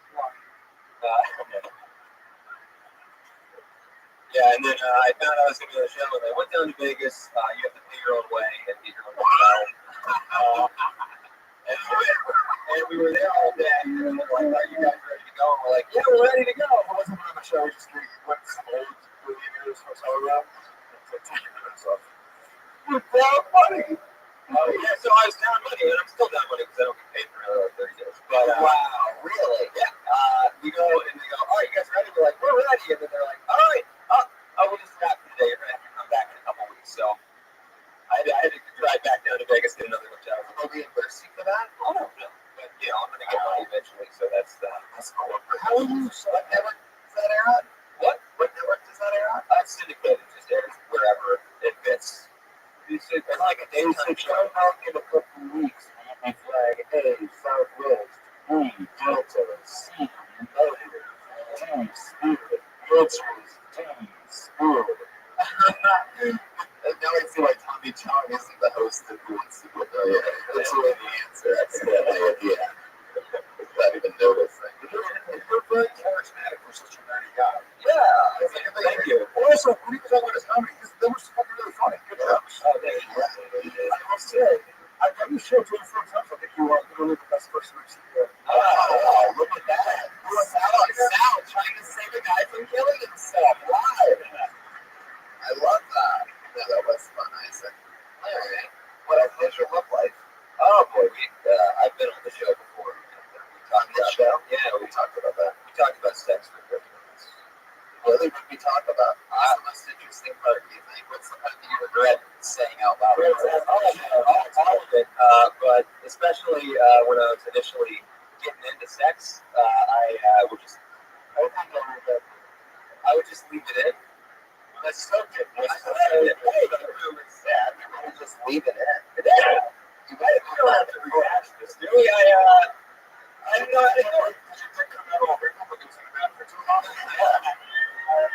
When you say you just leave it in, do you mean you put it in a wreck and then no thrusting? Yeah. Or do you mean that you finished and kept it in? No, the first thing. Yeah. So you put it in, And then I guess it's supposed to be a little. Wait, if I remember correctly, the first time you did it, you put it in, you left it in, and then you pulled it out without even coming out. Yeah. Wow, I remember that. I That's was like, crazy. man, sex fucking blows. That's like just like putting a fucking like turkey in the oven for Thanksgiving and then just pulling it out and throwing it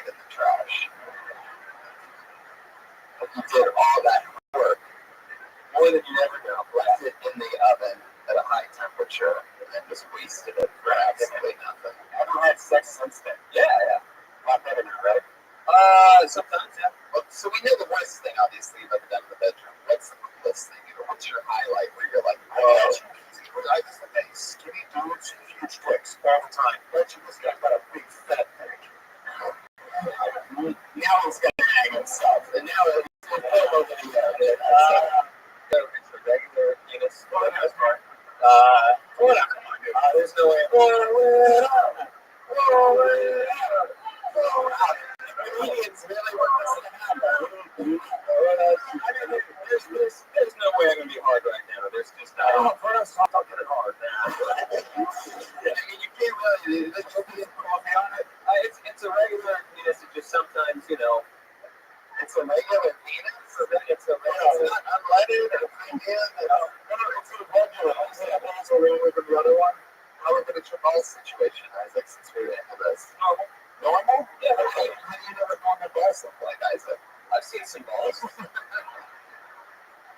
been there too. All right, pressure. Yeah. You know how someone knows happy. Yeah, I have. Shit, fuck up. You know how sex works, though, right? Yeah. I just didn't really get the. I didn't then. I had no. Oh, so it's I didn't watch porn until I was like 22. so what's a long time ago? Lord, that is one slow internet. This was like when I was 20. Yeah, but I was 20 years old. You did I This This is for you. 20 years old. You didn't know this was it out? No, I had.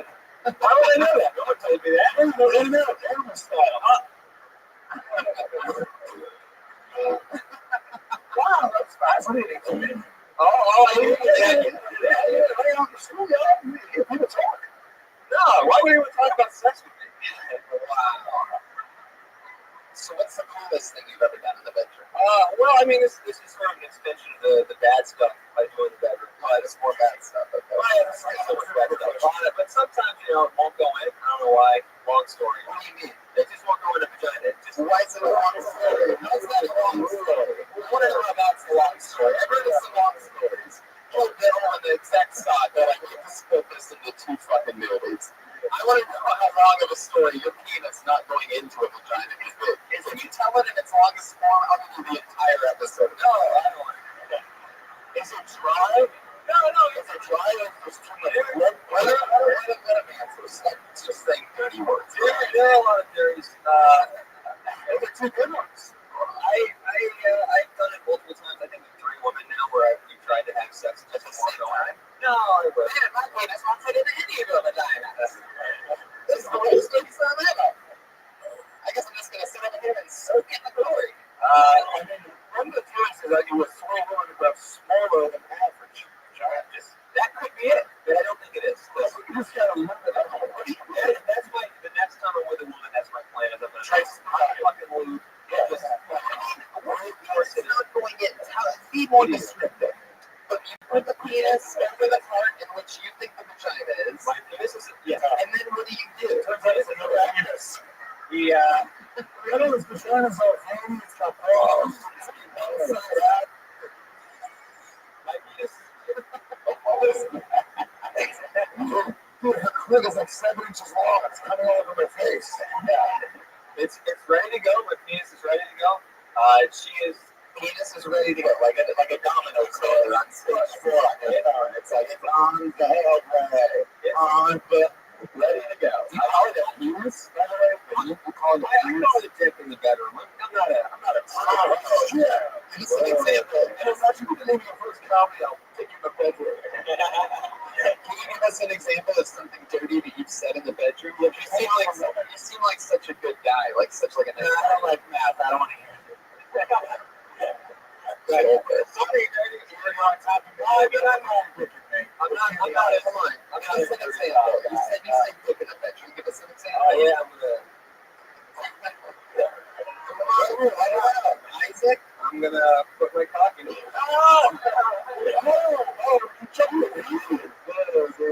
You said cricket, dinner. And then you say, never mind. I'm gonna I'm gonna put my cock in here, and that's it. Help! Look at that.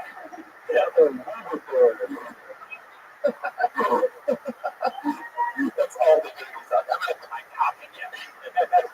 Radio silence.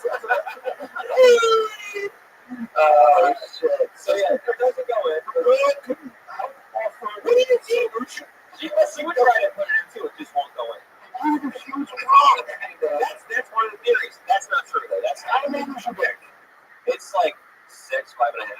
That's not big though. Yeah, I know. I shook my head. Why is it good? He's probably got that half.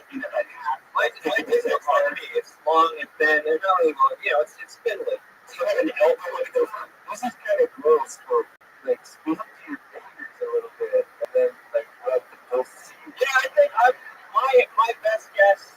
Let me ask you this, Isaac. Definitely. First of all, that Tommy Chong is absolutely correct. And also, you can also go down on the girl too, or you can have her put your penis in her mouth, and you can even leave it there. There's like 3 or 4 things you can do. Look, I got. This is my impression of Isaac eating pussy.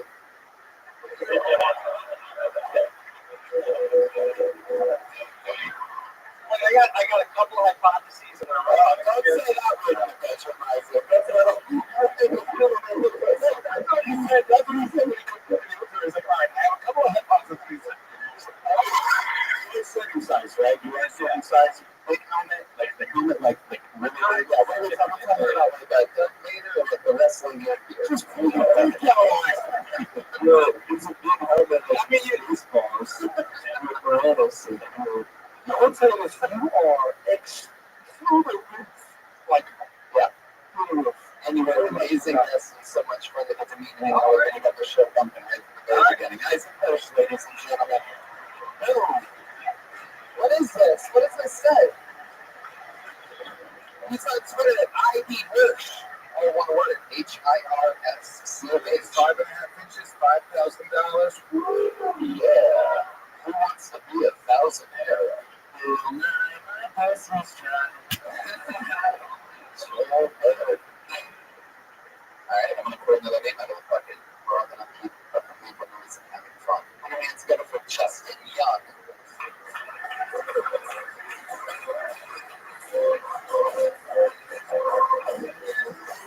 Whoa, no Justin Young. Yikes. Living well. Very complex.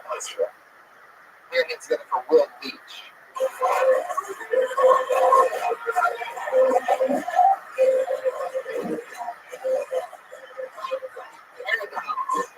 From the very back of the room. We'll reach everybody. Come on, put your hands together for it. So my mom called earlier today and she said, can you get a hold of your big brother? Probably can't, but maybe you can help him. I have my password for the internet. I said, Mom, it could be pretty much any random combinations of letters, characters, and numbers, but if you try my brother's name, followed by the number sign, followed by the number 1. Click, she goes, oh my God, you got it. I said, Mom, you know what? I've gotten that for a few years now. Not my clever people. She then said to me, she goes, you know, I'm still not online. I don't know what's going on. I said, sometimes when you got to unplug the internet, plug it back in. She turned to me and she said, the whole internet? I said, yeah, the whole internet. But don't have that thing off for more than 30 seconds because you know what? Banks, airlines, a lot of people rely on them. And Mom, you know what? Tonight you can watch your brother's son on the #1 live streaming podcast ever. Mom? Release, ladies and gentlemen. Fuck yeah. One of the funniest doctors in all of show business. How are you, Will? Awesome. How do you feel about that? I don't really get it. I don't get what you were trying to say. They're weak, man. Like your name, that's You just got roasted by Tommy Chong, man. Hardcore. last time we was here, he did really good. Yeah, it was your first time, right? Yeah. And he put you in his one. Is that doing sounds? Yeah. I think so. You don't keep your mom's alive. That's fine. That's awesome. Have you been performing since the last time you were here? Other places? Yeah, I have done it back on Vancouver. Oh, very cool. That's where you live? Yeah. Yes. Vancouver, by the way, is a part of British Columbia, the last in the provinces. The learning lesson is that first bit from your time is the first time, so that's a lesson. Yeah, sometimes that happens. Yeah. Sometimes it's good and sometimes it's horrendous. How old's your mom? 70.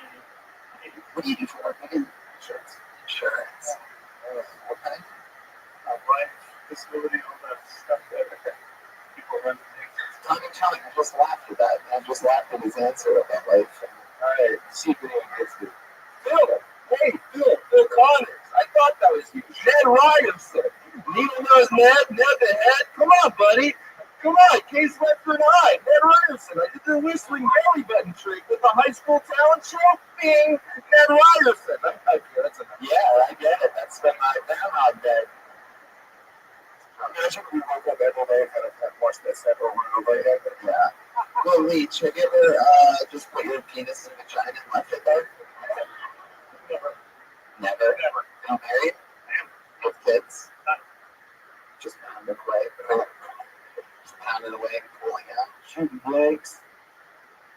What'd you say? Shooting blanks. Shooting blanks. Well, That's real. yeah. Those matches was like that. I wish I could have had a kid a long time ago. I probably would never had to get into this whole life crisis. How long have you been with the same woman? 20 years.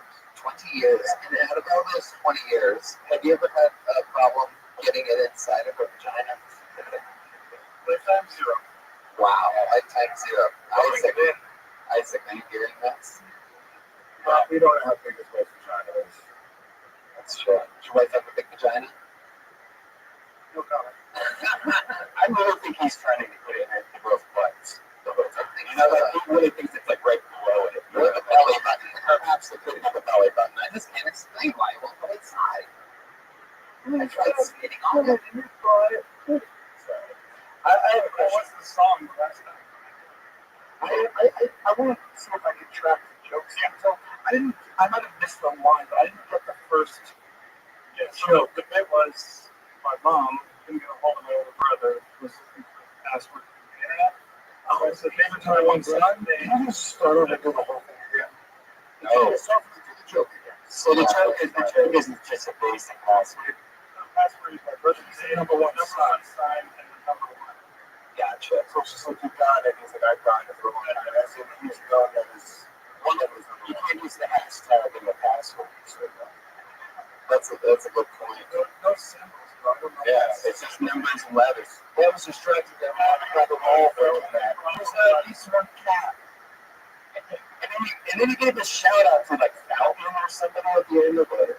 Like you said, No, he shouted out clever people. Then he called everyone who didn't laugh at the joke unclever. So everyone went, fuck you, Doug. yeah. I hope my next joke bombs. And that's what happened. So we all just went through that. It happens sometimes. Like, I didn't really come to a sentence and then just clarify that. Because I realized you clever concept, but I didn't read it. No, and clearly not with these people either. So I wow. He's playing on super, man. I'm sure that you have to shout. I have the crowd jump shit. I really do. I would say more like the delivery didn't work with these people either. Wow, I love it. I almost like bad guy Will Leach more than good guy. He's doing like a pro wrestling coaching right now. Let's roll with this a little bit. Be a little bit meaner. Like, say, let's see if you know Spider-Man, right? Anybody want to be alive? Sure, Tommy John, with everybody hi, for you podcast listeners out there. Will, be mean to the audience. If you were going to try to get them to not like you, what would you say? Obviously, this is your. What about this guy right here, right in the front row? Stop roasting him. Yeah, be mean. I would probably say this guy here, I challenge him to go fight outside. He's got a huge advantage because that's probably where he'll sleep tonight. Oh! All right, you're targeting one guy. I want you to tell this. I want you to tell this audience what you really think of them, though. Like, obviously you think they're stupid. So in your own way, tell them. I don't think you guys are. I think we're having a lot of fun tonight. But I want to hear that guy Will Leach. That guy, Can I talk about Joel Vick for a minute? No. Okay. Well, do you like America? How often do you come here? Probably 4 or 5 times a year. How often do you stay usually? 4 or 5 times a year. What I mean, like how often you stay in those 4 or 5 times a year is like a one-day trip, but we Usually 4 or 5 days. Yeah. you with the wife? Usually with the wife, yeah. You with the wife this time. Oh, she's right now. How uncomfortable that is. She would never get wet for him again. I get the not going in. Your signs were up this week. Is that like a version of like Pearl Unleashed? And what are you doing this week long? Well, last time she was here, it didn't go this bad. So maybe she's just working. That wasn't my question at all. I'm just saying, by the way, she's never the key to your performance unless she wrote that dog shit that you said earlier. And it's not dog shit. It was just a lot of math. I'm just fucking around. It comes from a real place, so just busting your balls. I sort of feel mean. It makes it mean when I feel like I'm talking to like a real Canadian. You seem like such a nice guy, bro. What's like the meanest, most evil thing about you? I'll let the 10-year-old. Yeah, this is being recorded, so I can't speak to that. Okay, well, what's the second, third, or fourth? Wow, you just winked. We just winked. You got a point and shoot the link. You're going to tell. I said this is a guy's trip earlier. I was just doing slow hands. Nothing to do with that. I don't know what's going on. I think there's a lot of felonies going on this stage tonight. You got somebody in the freezer. Will, all right. What's your favorite thing to do when you're not doing comedy and not working on insurance? Going on a farm.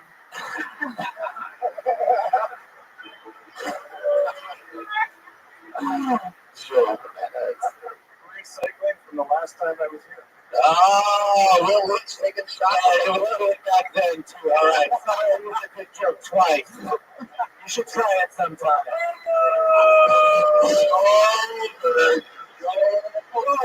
Isaac Hirsch really grew up quickly. So that's going to be an extra tomorrow. Ladies and gentlemen, Will, that's what you're going to learn the longer you do. You just started doing stand-up a couple months ago, right? The longer you do this, you're going to learn there's, high highs and sometimes there's fucking low lows, and that shit never ends. And it really, you're at the beginning of realizing that. And that's what makes the high highs so fun when you have them and you're able to control them. Because you're going to be able to look back on nights like this and go, wow, it's never that bad again. It's going to go reach, everybody. There he is. That's on Twitter. I will too. All one word. He's a Canadian. The Canadians still talk to their mom when they get that age. That was funny. Yeah, man. It felt mean, but it was all good. You are good, man. Thanks, Tommy. I actually knew this guy. Put your hands together for Shane Smith, everyone.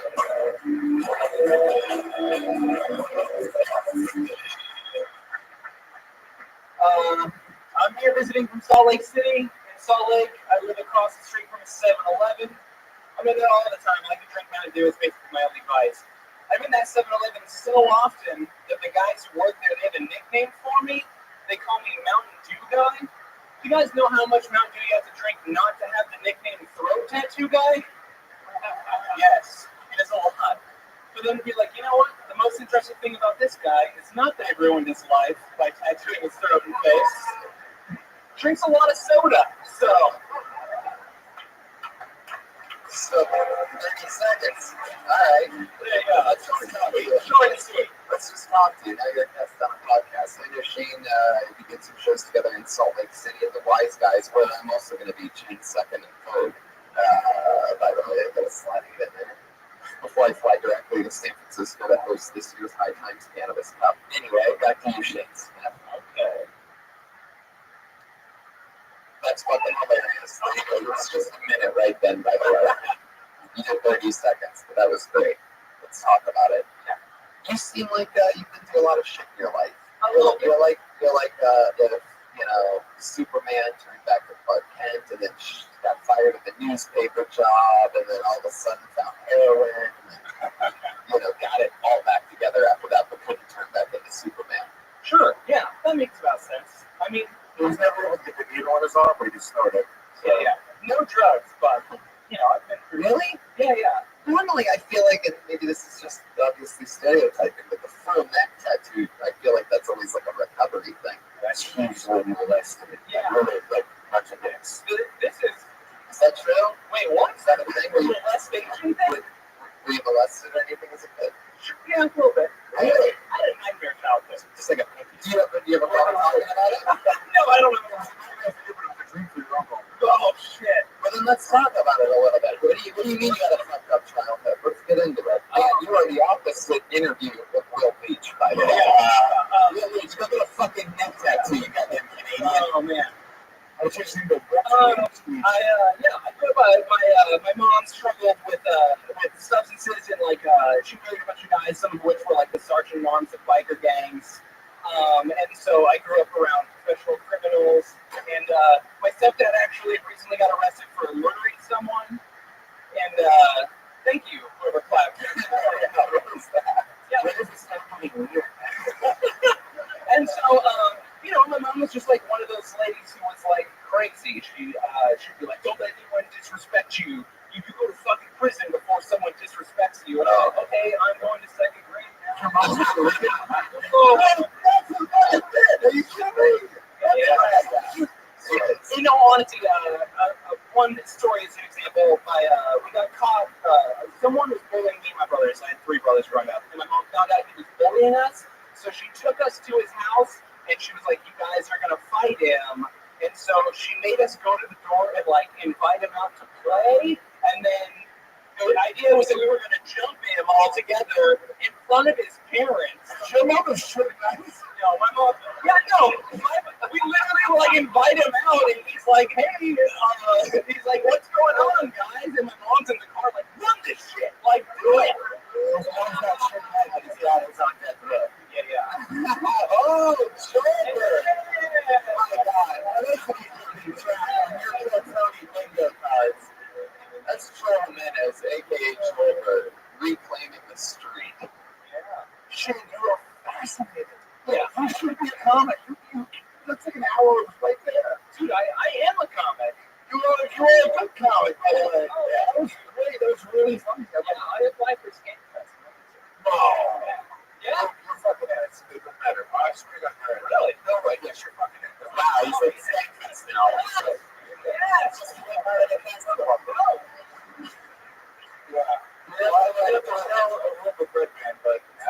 All I had to do was fly to LA from Salt Lake, randomly get on the And jump in the I'm looking at that. That was incredible. I think your story's great. My mom was the same fucking psycho who would bring me house to house to beat up my fucking bullies while she smoked cigarettes and watched me. Yeah. So I think more than this. So you really? I've never met someone who might be others. Dude, fuck Yeah. Dude, my mom is up to some shit. It's impossible. My mom was also a whore, so that's Yeah, mine too. My mom also started an entire a riot at a Little League baseball game that I was playing at. Yeah, it was an interesting thing. So it's the end of the baseball game, really tight game. This is fucking Youngstown, Ohio, and I think I'm like 12 or 13 at the time. And the reason you was a dad. Yes, that was the It's not today you couldn't get in. Yes. Okay. And my mom in an unheard of maneuver. There was this African American woman who, when the game ended and we won by 1 point, goes, "You guys are all a bunch of cheaters," or something like that. Like there was some close call, and she was being really aggressive. And my mom, in public, at a baseball game, calling an unheard of maneuver. Thank you, Tommy Chung, for the comedic delivery of a hijacker of the show. Yes, she dropped the N-word. In front of the entire baseball team, and in front of that African American woman, and her husband, who was waiting on the sideline. Was it a basketball game? Was a sheriff. Yes, and the lady that my mom called the N-word was a judo instructor. My mom got her ass beat in front of all her friends. Yeah, this was obviously 20 years ago.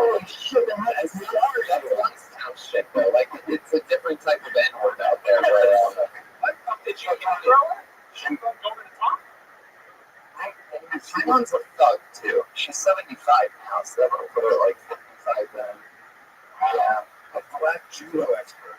Yeah, my mom didn't know she was a judo until she said the N-word. That's when she found out. There wasn't like judo instructor on the lady's t-shirt. That's literally why I don't say the N-word anymore. I don't know who's a judo instructor in Australia. That's usually my own. No, you gotta be careful. She was a judo instructor. And there ended up being an entire brawl between both. That's how it started, was my mom and this lady. Cut to her husband coming up to break it up, and my head coach getting in, and then every sideline and every kid was fighting. We're pulling our moms off of one another. It was ridiculous. Oh, that's right. Shame You really guys are race war. I love it. Talk about that for the first time. Yeah. One interesting fact, I'm actually Sal, was your racing with Isaac while I'm here in town. Oh, really? Yeah. Wow. Yeah, that's weird that you're both up here.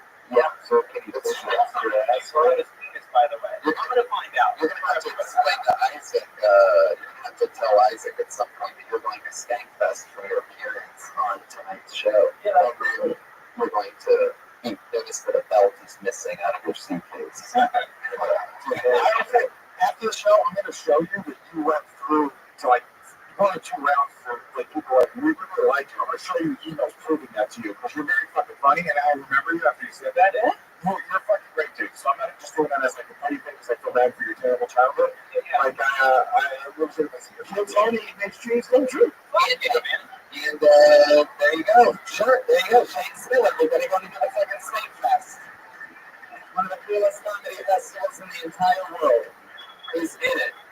That's how showcase works, motherfucker. I'm never going to answer an email. I How old were you during that brawl? think I was 11 or 12. And did it did you get PTSD from that? No, that was telling you, my hometown was fucking ridiculous. I have stories, never-ending crazy shit like that. You have to look up Youngstown. I used to do it. Really? Yeah. My mom mortified me in my first month of high school, and I went missing for like a day. Really? I ran from the scene, and she couldn't believe it. It was a fun time. She showed up at the train station, and I went to school, which all the other kids went to school too. School starts in September, so it was Halloween, so it was school a month. She showed up. She showed up my sister. She told me before me. She showed up dressed as Homie the Clown. And she showed up there. At the train station.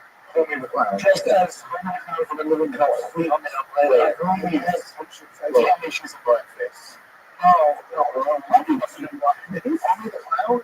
He's a clown. He's black. And we love to put the blackface in the clown as a blackface. I left the show last week. I left the show, so she thought it'd be fun. And then she was like, hey, Sal, I'm looking at a clown. I didn't really know that. Oh my I god. saw my sister with a clown. It was like very quick. Everybody was standing there waiting for the just off the train. I just was like, and I literally looked at the movie. I dropped my school bag, I turned, and I ran, and then they didn't see me for a day. To this day, I was like, what do you think? And that mortified you. Mortified. Like one time I walked up to my mother doing heroin in her car. Same thing. Really? Kind of same. Is that real? They embarrassed us in our own way. Yeah. This was factual. Yeah. And still, no neck tattoos. My mom sold Avon. Back to the book that we go. Ooh, I love one-word names. That's always foreshadowing. There's no Twitter handle here either, so that means we're about to find out everything we need to know about Landon. It's supposed to be there, Landon. Is that Landon? Is this Landon? Nope. Is this Landon? Are you Landon?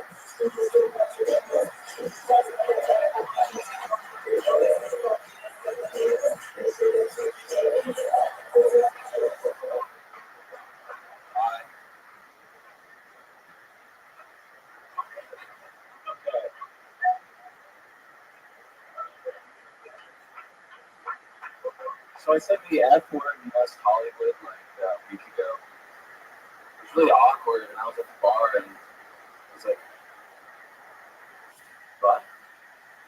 And it confused me, so I decided I wanted to just sing a song because I'm this show.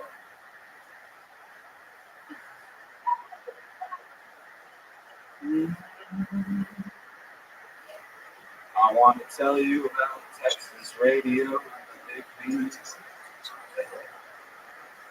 Driven into your soft perimeter of your sacred and your sincere smile. Stone and welcome. I just, I think this is good. And, that's all.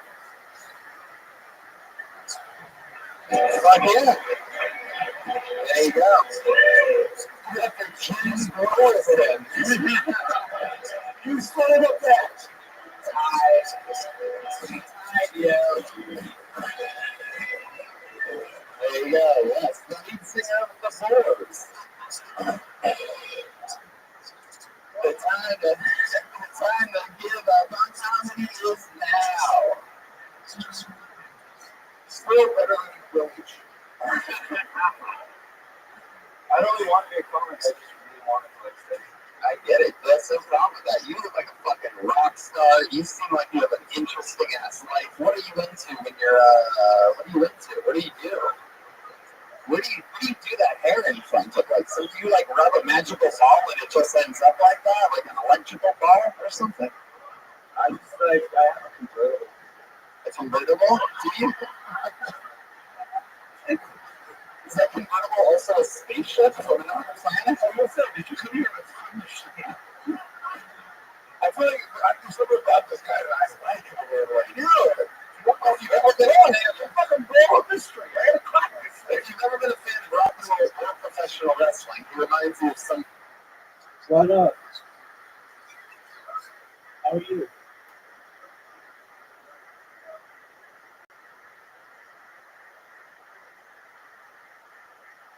Where'd you get that?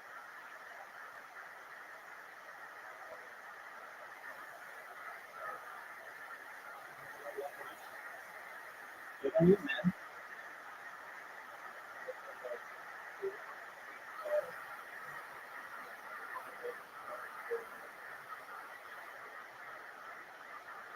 All right, well,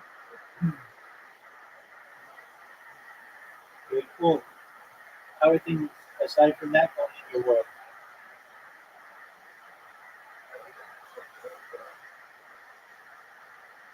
Excellent.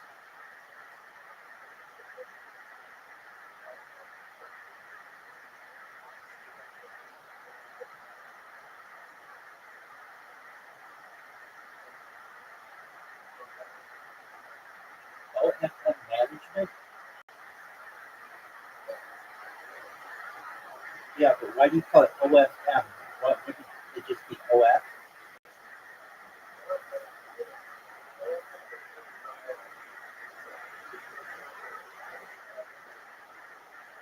Okay, but then it's redundant. Then you're just saying OnlyFans manager management. You just call it OF management or OFM. All right. I mean,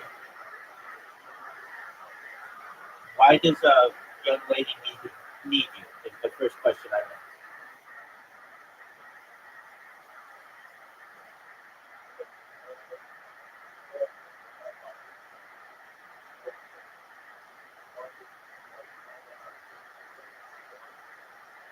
I mean, she's good enough at doing that. Do you have? I mean, like, how many followers do you have on Instagram? Okay, that's nothing. That's nothing. So basically, you can't even market yourself to more than 1,000 people. How are you going to help some chick?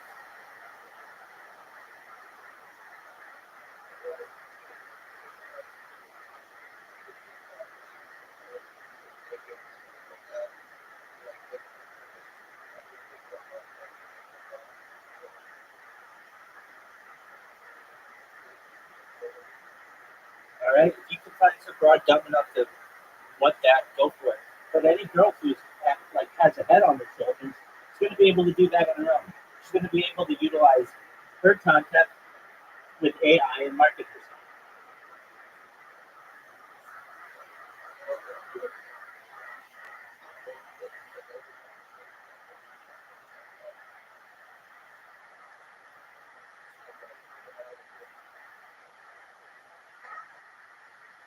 Okay.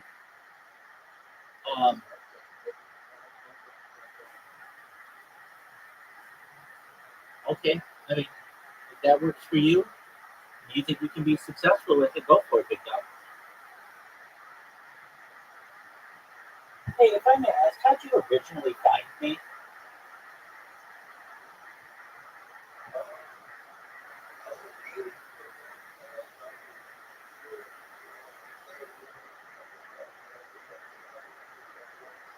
Very cool. Yeah. Have you been in that server recently? I'm live streaming in there right now.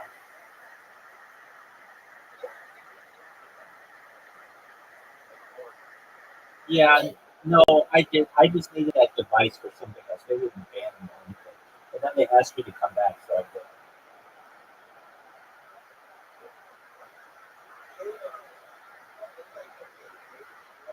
Yeah, he came into my YouTube stream once.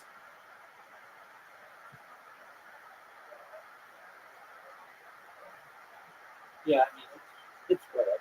Um, but yeah, I mean, they're nice people in there. They just Aiden doesn't do much with his own server,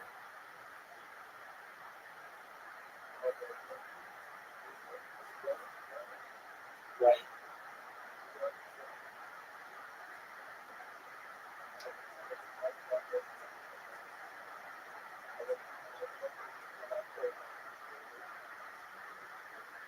Yeah, I mean, but that's where like the core of his fan base is.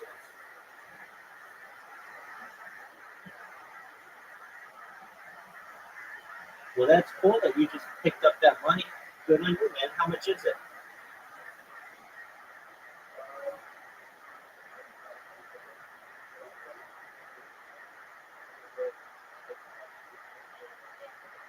So you found 30 grand in some car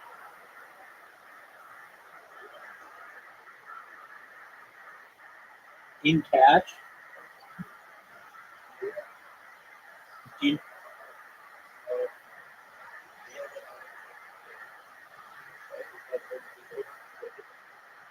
wow. Well, somebody's gonna be pissed.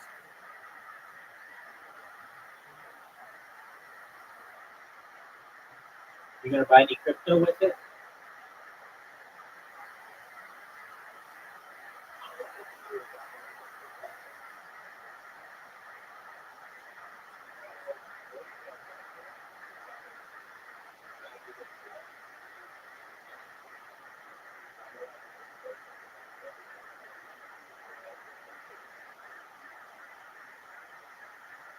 All right. I mean, you could play it off on some chick and say, "Hey, I can get you 10,000 followers on Instagram or OnlyFans or whatever," and then, but you have to let me manage your shit for a year. And if she says yes, then you just buy the followers with the money that you have, and then you just basically get each of that.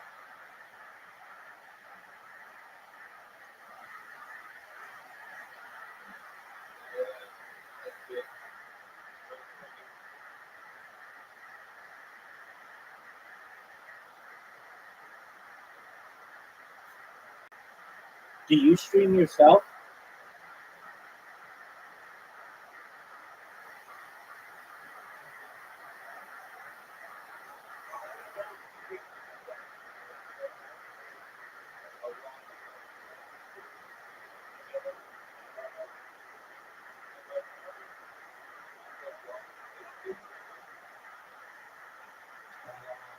That name sounds familiar, yeah.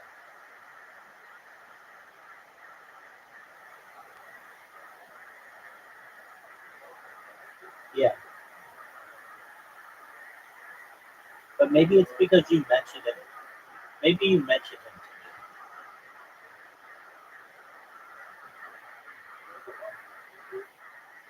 to me. David Dobrik?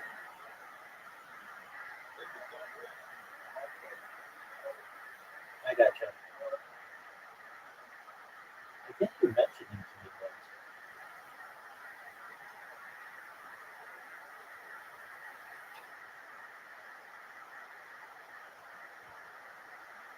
So he's a friend of yours?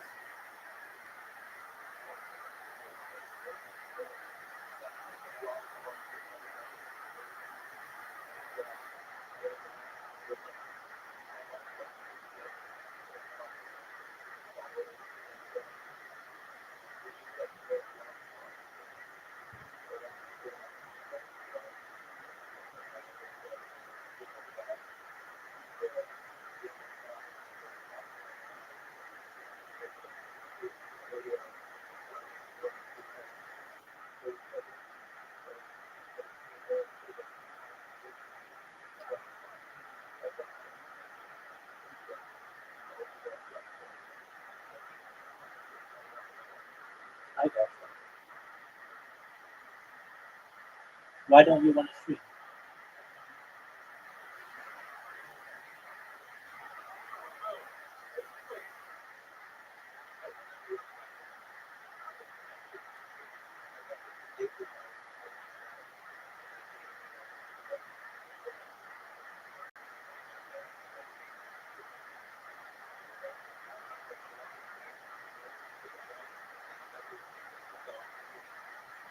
Right.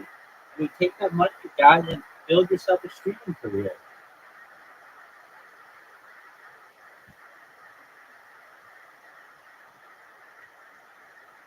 I mean, that money's gonna, yeah, that is it. That money's gonna just burn a hole in your pocket if you don't do something with it. So you get a good computer that'll be like 2 or 3 grand of that, and then you buy followers, so that'll be another grand or two, and then um, you'll have the ability to basically just start getting paid to stream, and then you will just be collecting money off of it.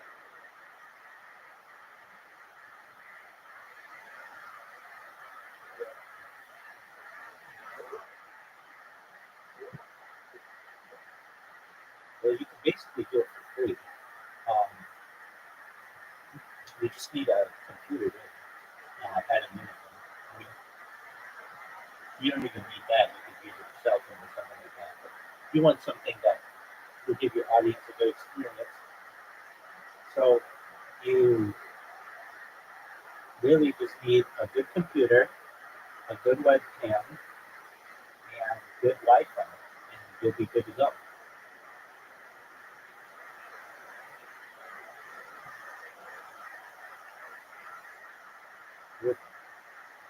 Well, that was quite a windfall for you.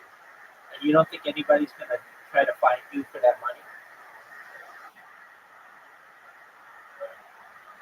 But then you're good to go, man. You should start your own little live streaming career. I mean, think about if you do OnlyFans management, any girl who's smart doesn't knows that she doesn't need you. And if anything, you don't have a reputation of being good at it. If anything, you have a reputation of not being good at it. She's going to say, let me see your social media. You're like, well, I have an Instagram account with 1,000 people. And she's going to say, fuck that. I have 50,000 and I wasn't even trying.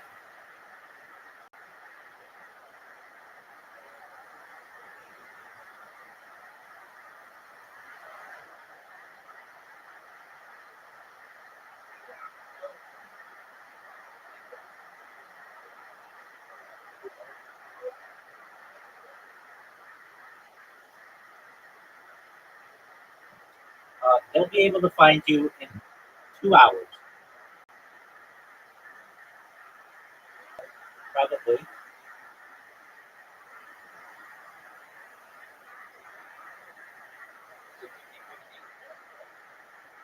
I mean, oh, you're saying you got that money in Calabasas? Oh, yeah, then you're probably good.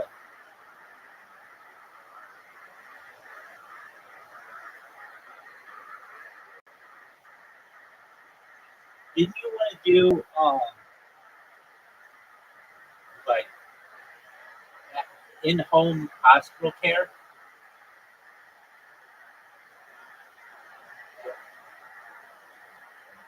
Yeah, but again, as I said to you previously, that's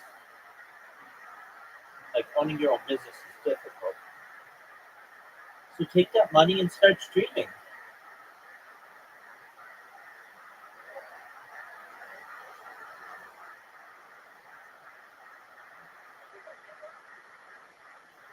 It takes work, but I mean, all you need to do is just get in good with like, just buy yourself an Xbox or PlayStation and just game all day. That's content. People like that shit. Create a Kick account, create a Rumble account, create a YouTube account, create a Twitch account, and then multi-stream. And just connect it to your bank account, and the money just will come in.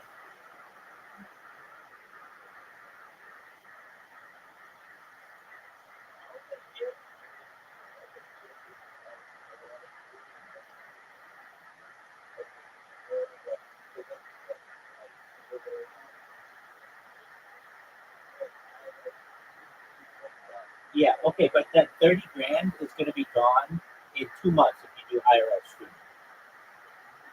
It's expensive to do IRL streaming. It's gas, it's insurance, it's a car, it's all the stuff that you want to do. It's Disneyland fare, and you know, then you need power strips and power banks. You need lighting for a night. It's a lot of work.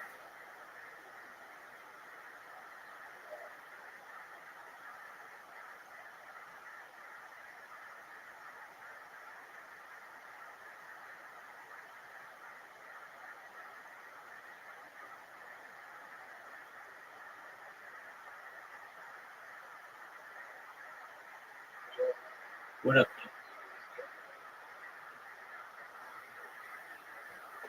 Oh, look how sweet. What's his name?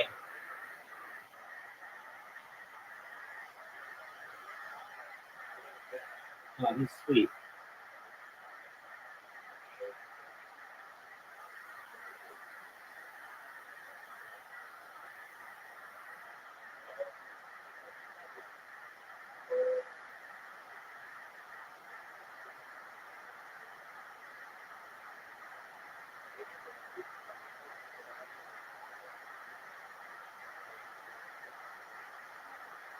Generally, we don't.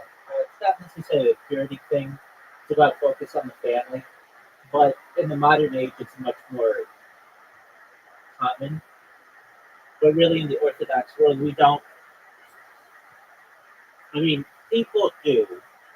A lot of Orthodox people do, but it's not considered what we traditionally would have done. But in the other more liberal sects of Judaism, yeah, people have done it. People want to.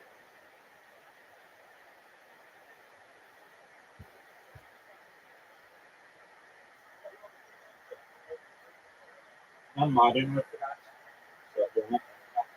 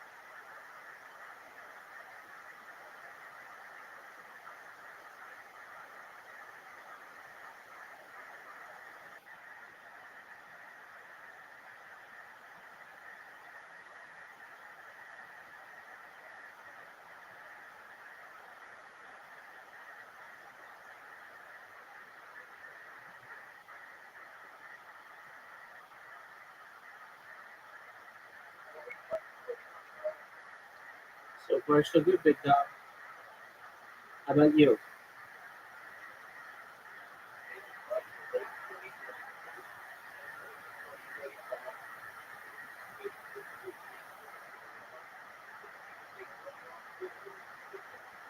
Yeah, no, people make tons of money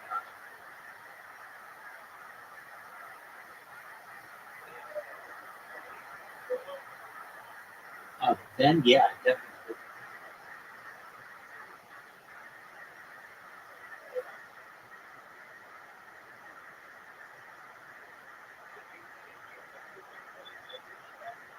No, I don't invest in coins. I just take donations.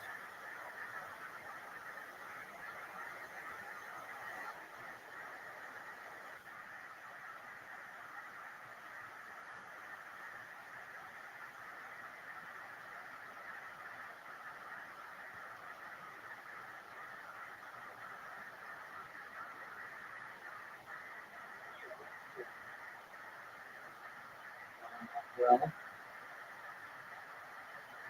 basically, you tell people you're going to launch a coin, you get a bunch of people to invest in it, and then you sell, to essentially pulling the rug out from someone.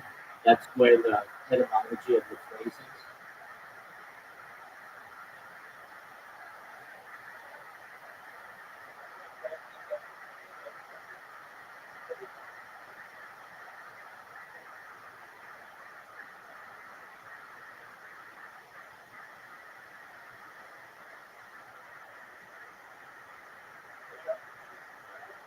No, I don't do that.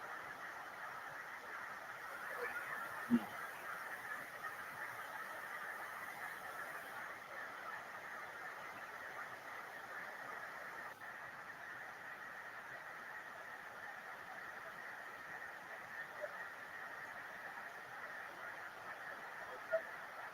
Sounds good, Victor.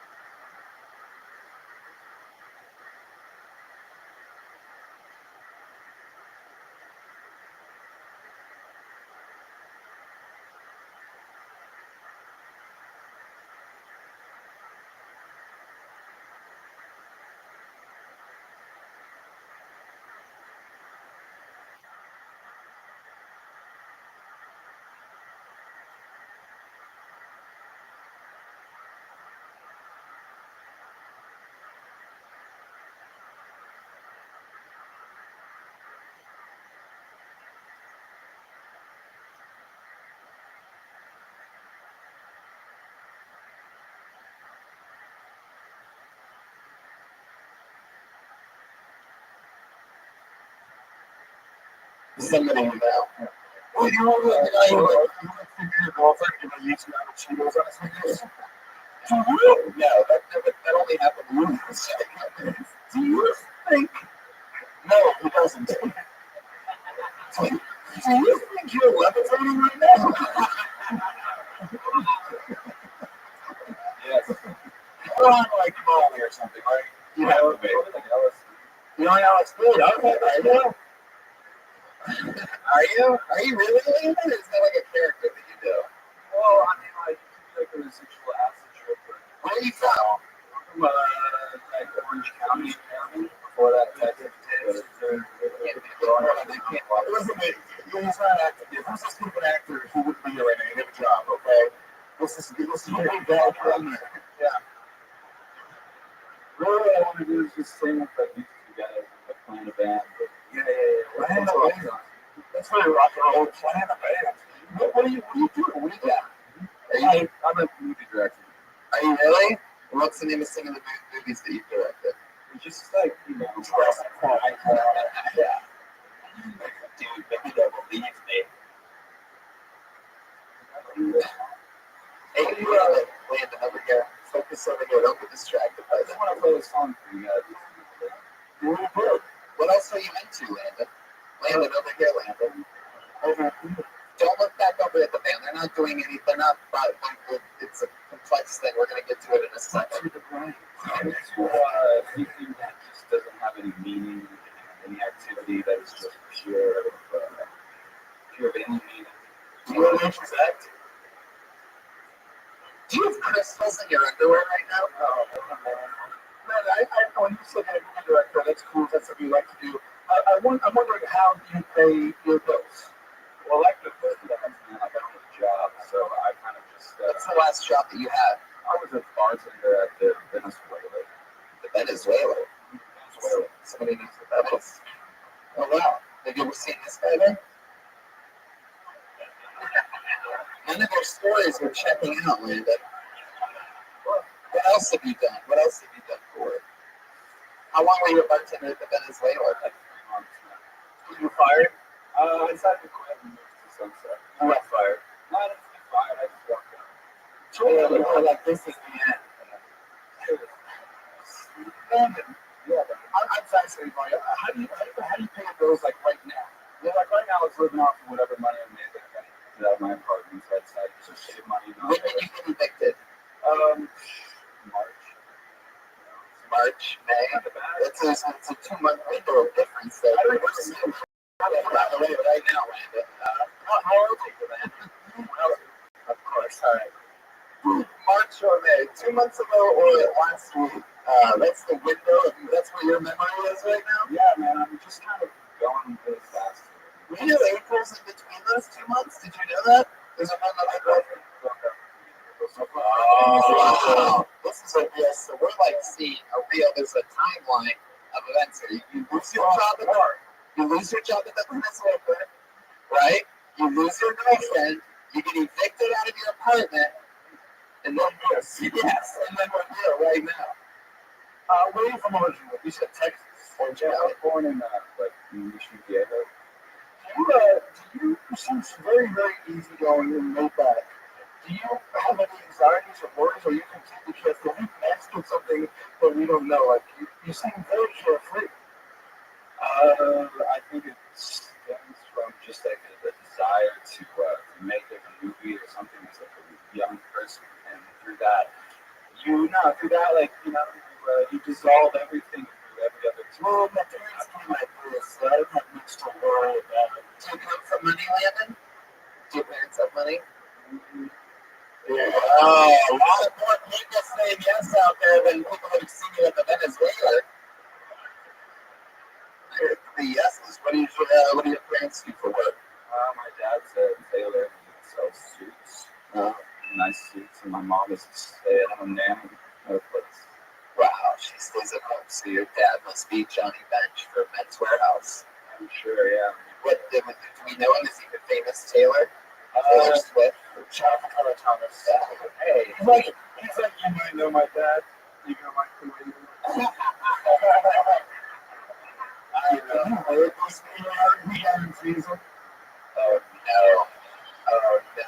This isn't okay, hit the button so that it doesn't. Let's just, there we go. Yeah, what? There you go. That was a ticking time bomb if I've ever seen one before. Yeah, Landon pulls this thing that's spilling a drink at a fast rate.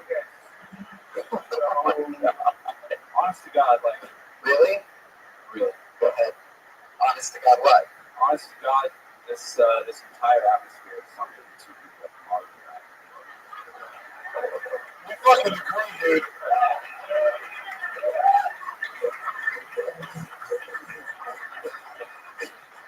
Wait, you should just try the thing. You play the saxophone. No, but I can like sing, but like, sing. What, I just would like to. have you ever been in a cliche? I would rock it. Have you ever been in a band? Landon, stick with me. Have you ever been in a band? Not just like a lot. I had friends in bands that inspired me. So what have you been living since you've been evicted?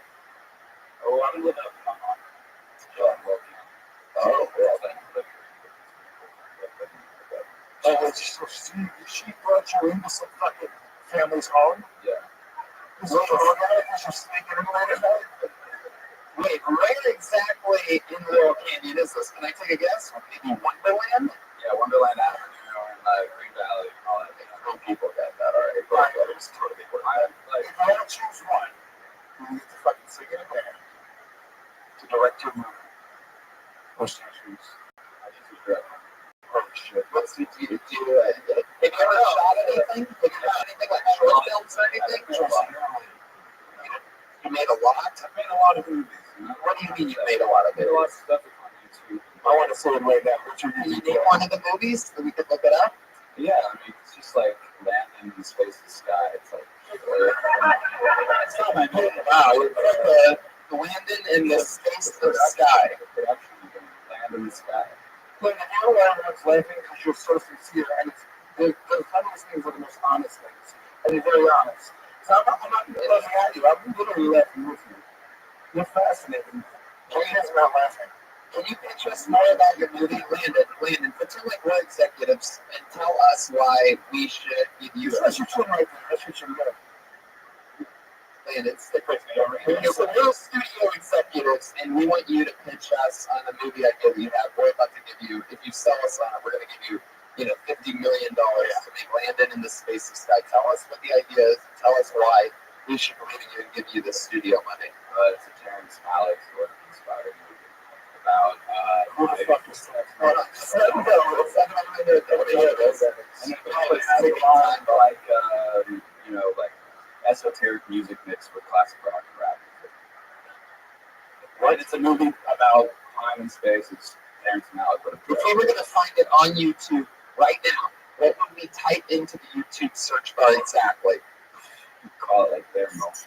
No, you wouldn't write this right now. This would be how we would find the thing that you already said is on YouTube. I think perhaps when you said Landon in the space and sky, you weren't guessing that we have powerful Wi-Fi connection right now. If you don't have Wi-Fi episodes in front of him was furiously typing. Like a courtroom reporter waiting to find the Minecraft. You guys will be in the space. It's called Landon in the space. Landon. I have a question. How did you find out about this show?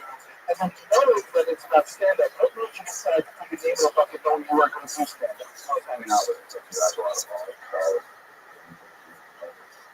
I would much rather be like listening to the music of the biker and the distance of album sometimes better than that. Right. Yeah, because not from the show. Yeah.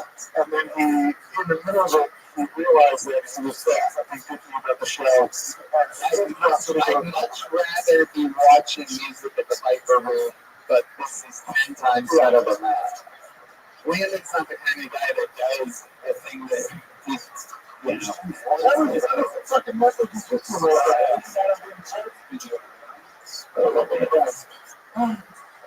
children is the fourth, honestly. How did you find this place?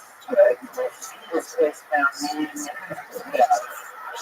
Actually, I want to reopen the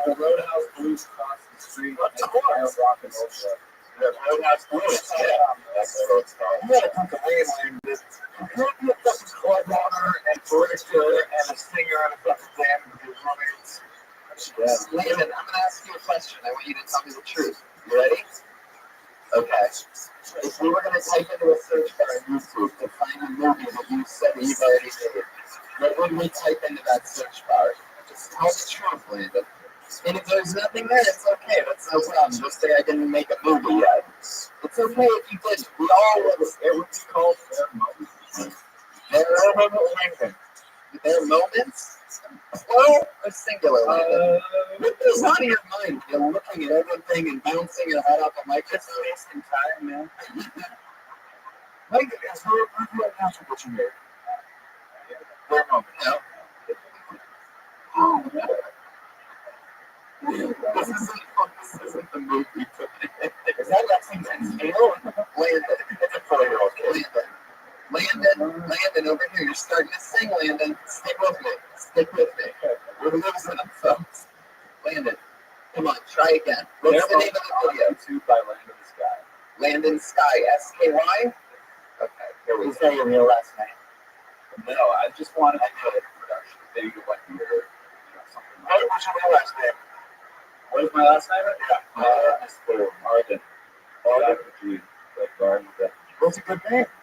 Langdon Arden is a better name than Langdon Sky. Langdon Sky sounds like a fucking douchebag, right?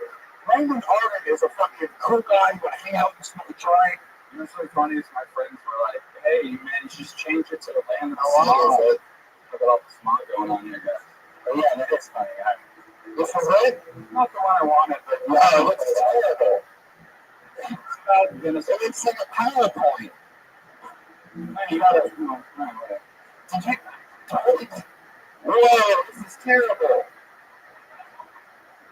What did you direct this with? Your imagination? Those are collections of good pictures. Those are given artificial insemination.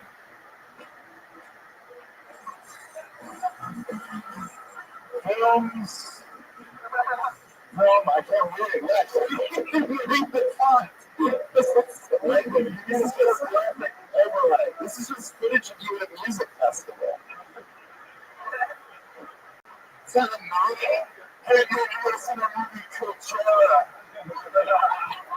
That isn't a movie at all. That's just the longest line I've ever seen in my life. It's like this movie I directed. It's called Cell Phone Footage. Hey, that film's not really like, it's just too long and thoughtful, and you just can't have time. Are you fucking crazy? That's too long and fucked up. There you It go. was Cell Phone Footage with the first dancing. Go back to your mic, Landon. It's a fucking scary episode tonight. By the way, normally this is a comedy show, not a horror movie. It's good. Let me offer something up, okay? It is super fucking hard to stand up here and get judged by everyone, so I give you credit for that. I hope you take it in stride. It's all in fun, but it is hard to do again right now. Yeah. And you're Shut up, Sal. No, don't take it in stride, man. That was ridiculous. I need to stop telling people about that movie. It's the advice I'm giving you right now, dude. You have to say, hey, man, you want to check out me and my friends dancing on acid? I can show you some fucking cell phone footage of that. We're going to describe it as some fucking heavy movie. We're expecting some shit. You're setting the bar too high. Yes, Al, I got that summer. You got to do this is a chick you read that for. We're good cop, bad cop, you stupid. Oh, sorry. I'm doing what I'm doing, so you can do what you're doing. Otherwise, you come up like a fucking asshole. You are. So you're right. So you're right. Mom, Dad, stop. Landon. Yeah, because I know you have a spirit animal. I just want to know what it would be. Man. Probably like a Leonard Skinner, like Beagle mixed with the lion, so probably like a Gryffindor. Oh my God. There's one of the houses in Harry Potter. It's not an animal. Oh, it is. A Gryffindor is one of the houses in Harry Potter. You're straight up fucking Napoleon Dynamite right now. Gryffindor also sounds like the type of band that Landon would be in. If he was Napoleon Dynamite, he'd be like a Tina, eat the acid! I wasn't worried about that. All right, cool. Next time I'm on a stage, I can, do my own poetry. Yeah. Do you have any poetry? I don't really care if I would ever do that. Like, You know, this is like poetry for the message poetry. oh, shit. Sweet. This is actually a stand-up comedy show. You're supposed to do stand-up comedy. 100%. If you do poetry on here, we'll just cut the mic and like play like violins or I was something. just asking. Well, I don't know. The poetry, if you to look at the poetry and today's comments are rather go up right now than listening to some guy on mushrooms. It's not on my head. He was a quote that he's not even those comics out there are naturally as funny as this guy. Very few. You're right. Exactly. Right. No, I agree. The cynical part's been incredible. And when you're dialing in a little bit, be less shy than you were even in the beginning. I'm always constantly shy. So. Is that true? I think it is. I'm constantly shy. Have you taken into your mom's house in the hills? Now? Where are you going, Landon? Alright, there he goes, Landon. Dismissing himself. I'll tell you that. He felt it too. He's going to say that he quit the show, but he didn't get fired. I'm going to be honest with you, he might actually be able to be a good director because he realized the moment that it was just time to go. That was just very natural. Roll credits. What was this guy? Back to yours. A complete flight back to Miami. What's that? Alright. We're going to go back to the back in a second. Let's get our regular up here. Every single week we have a regular who writes and performs a thing in 60 seconds every week. It's one of the hardest jobs in all of comedy to be judged and scrutinized every week and get to show off a new minute. Here she is again. Here hands together for the great Allie Pomsky.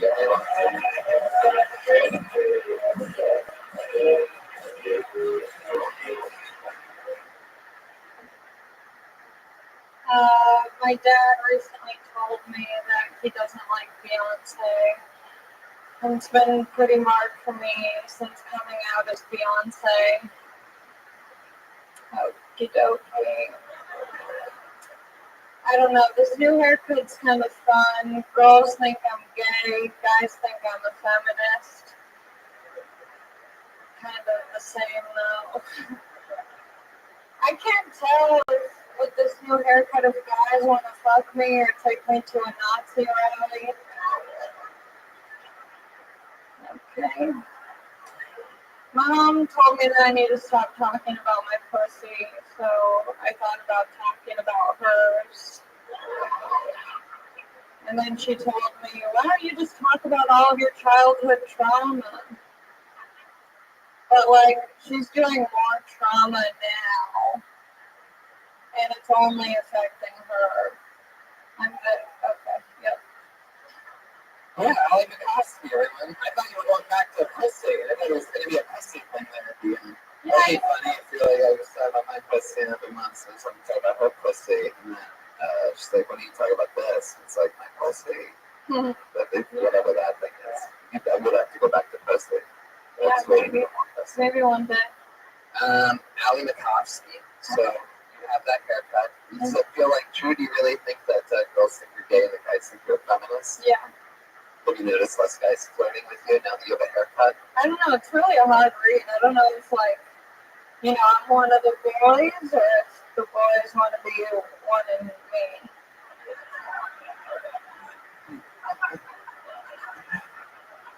There you go. Okay. So that's is there a different? Have you noticed a difference in the type of guy flirting with you in the past couple weeks of having that? Yeah, it's usually guys who look like me. Which is like cool because I'm a narcissist. So I'm like, Yeah. But then, yeah, it usually doesn't work out. So how do you? I could be Eminem or Dido. I think we're ready. Thank you. I'm killing right now. You are.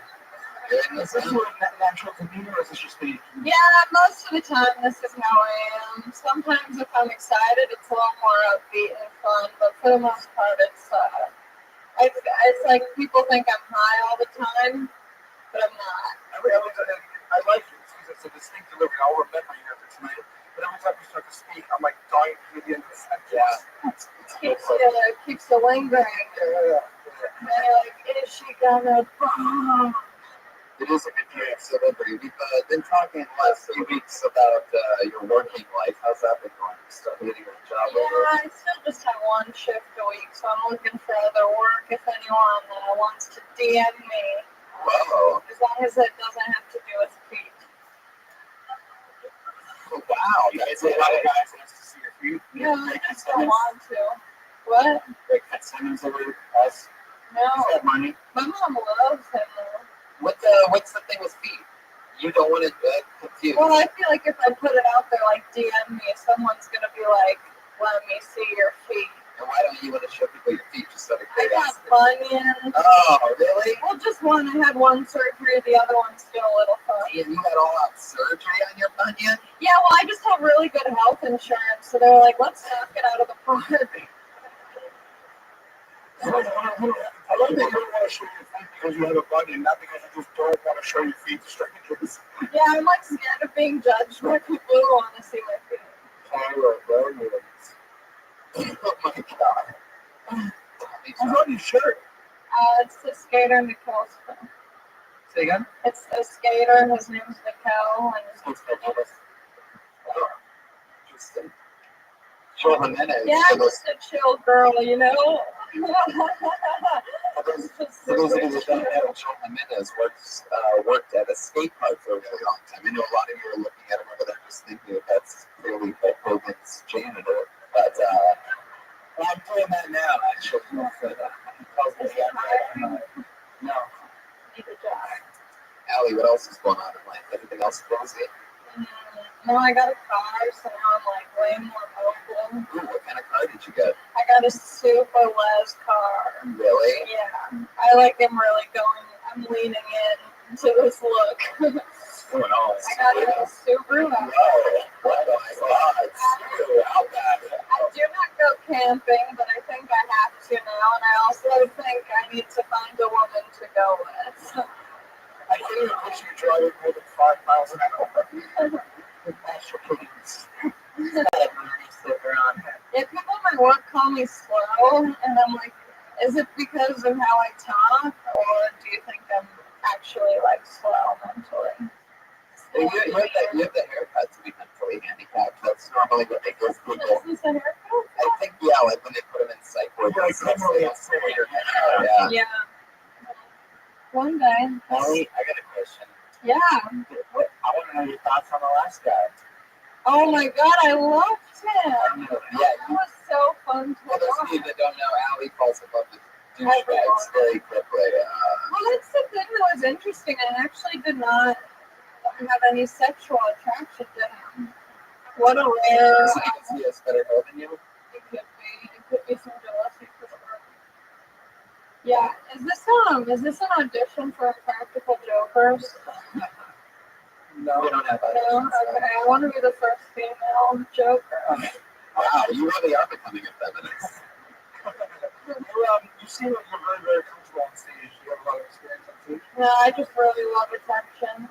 Yes, and she does. She's been doing it a long time. She's only 21, but you've been doing what, 3, 4? Almost 3 years. Almost 3 years. I'm an old hag. What? Nothing. Oh. All right, well, there she goes. Another brand new minute from the regular Allie motherfucking Makovsky. Back to the bucket we go, where anything can happen. As we learned tonight, some people sign up for this show that don't even give a fuck. I mean, truly, with that, I don't even care about stand-up. I just wanted to fucking maybe do a fellow. Hey, how awesome. This is a young lady in which a lot of ruckus on the internet about, people wanting her to be a regular on the show. We absolutely fell in love with her when we've met her the last couple times she's been on. Truly, truly a great young rising comic. We're going to get for Jessie Johnson, everybody.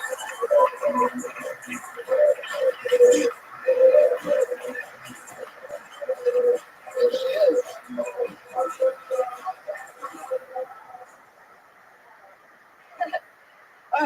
Guys, a lot of children of divorce blame themselves for their parents. But I got, not me, I blame my sister.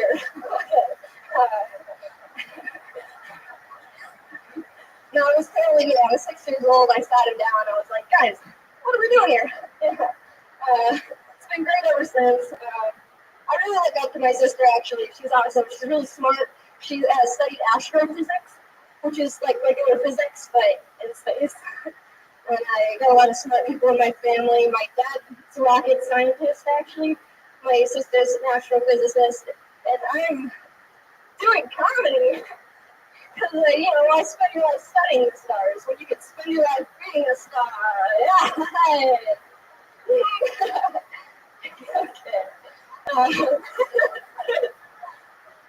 The two moms, they don't really like each other that much. One's married my dad. I don't like posting things on my stepmom's. Jesse Johnson. Murdered her first 2 times on the show, and I believe we just had a little Will Leach moment. I guess equal opportunity bombing on this stage here tonight. Anybody can do it. That was a Will Leach bombing. Well, she doesn't laugh. She's just very, very nervous. It seems like we're going extra fast tonight.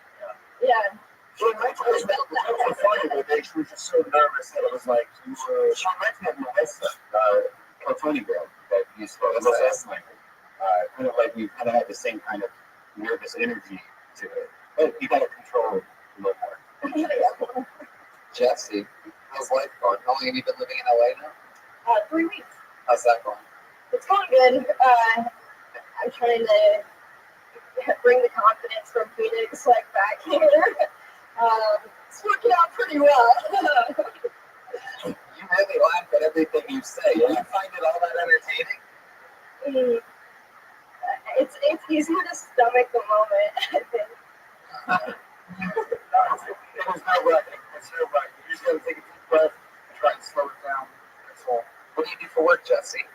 I'm a personal assistant for a remote company, and I think I need to get another job because I'm just indoors all the For a remote company, like remote controls? No, I really, to be honest. Because those jobs are really, really, really hard to find. I'm working for a remote control company, you piece of shit. Nothing. I mean nothing. That was bad. Nothing. Yeah, that was really good. You guys failed him on that. You guys really failed. That was the most clever joke of the entire night. And they got good for nothing. That's going to be the last thing I think about before I fall asleep tonight. I'd like you and other people fighting who gets that job. Okay, I'm trying to help them out. If you want to find the job, the only way to find it is in between illustrations. Come on. Oh, can we put last channel on that? Oh my God! I had another remote control joke, but I can't quite recall. All right. I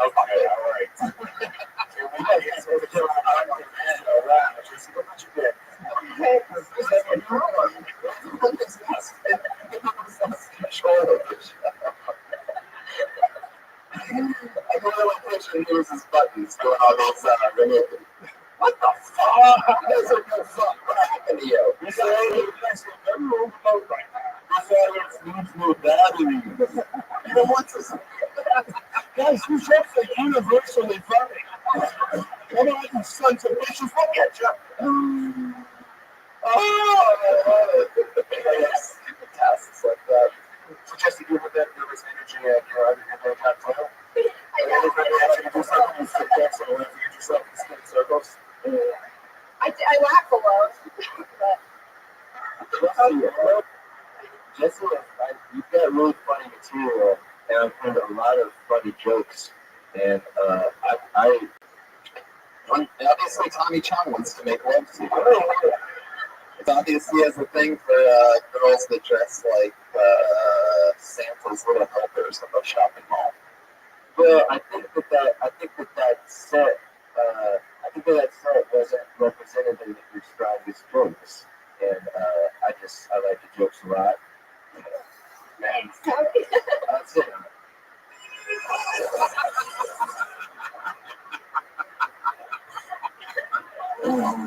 Right in that band with my favorite sound effect in the world. Wow. yeah, I think I got it there, and usually I move the microphone, and I just That's for me. Is that where you think it all went wrong? That's what I mean, I did a lot of things wrong, but that was like, okay, it's 2 weeks.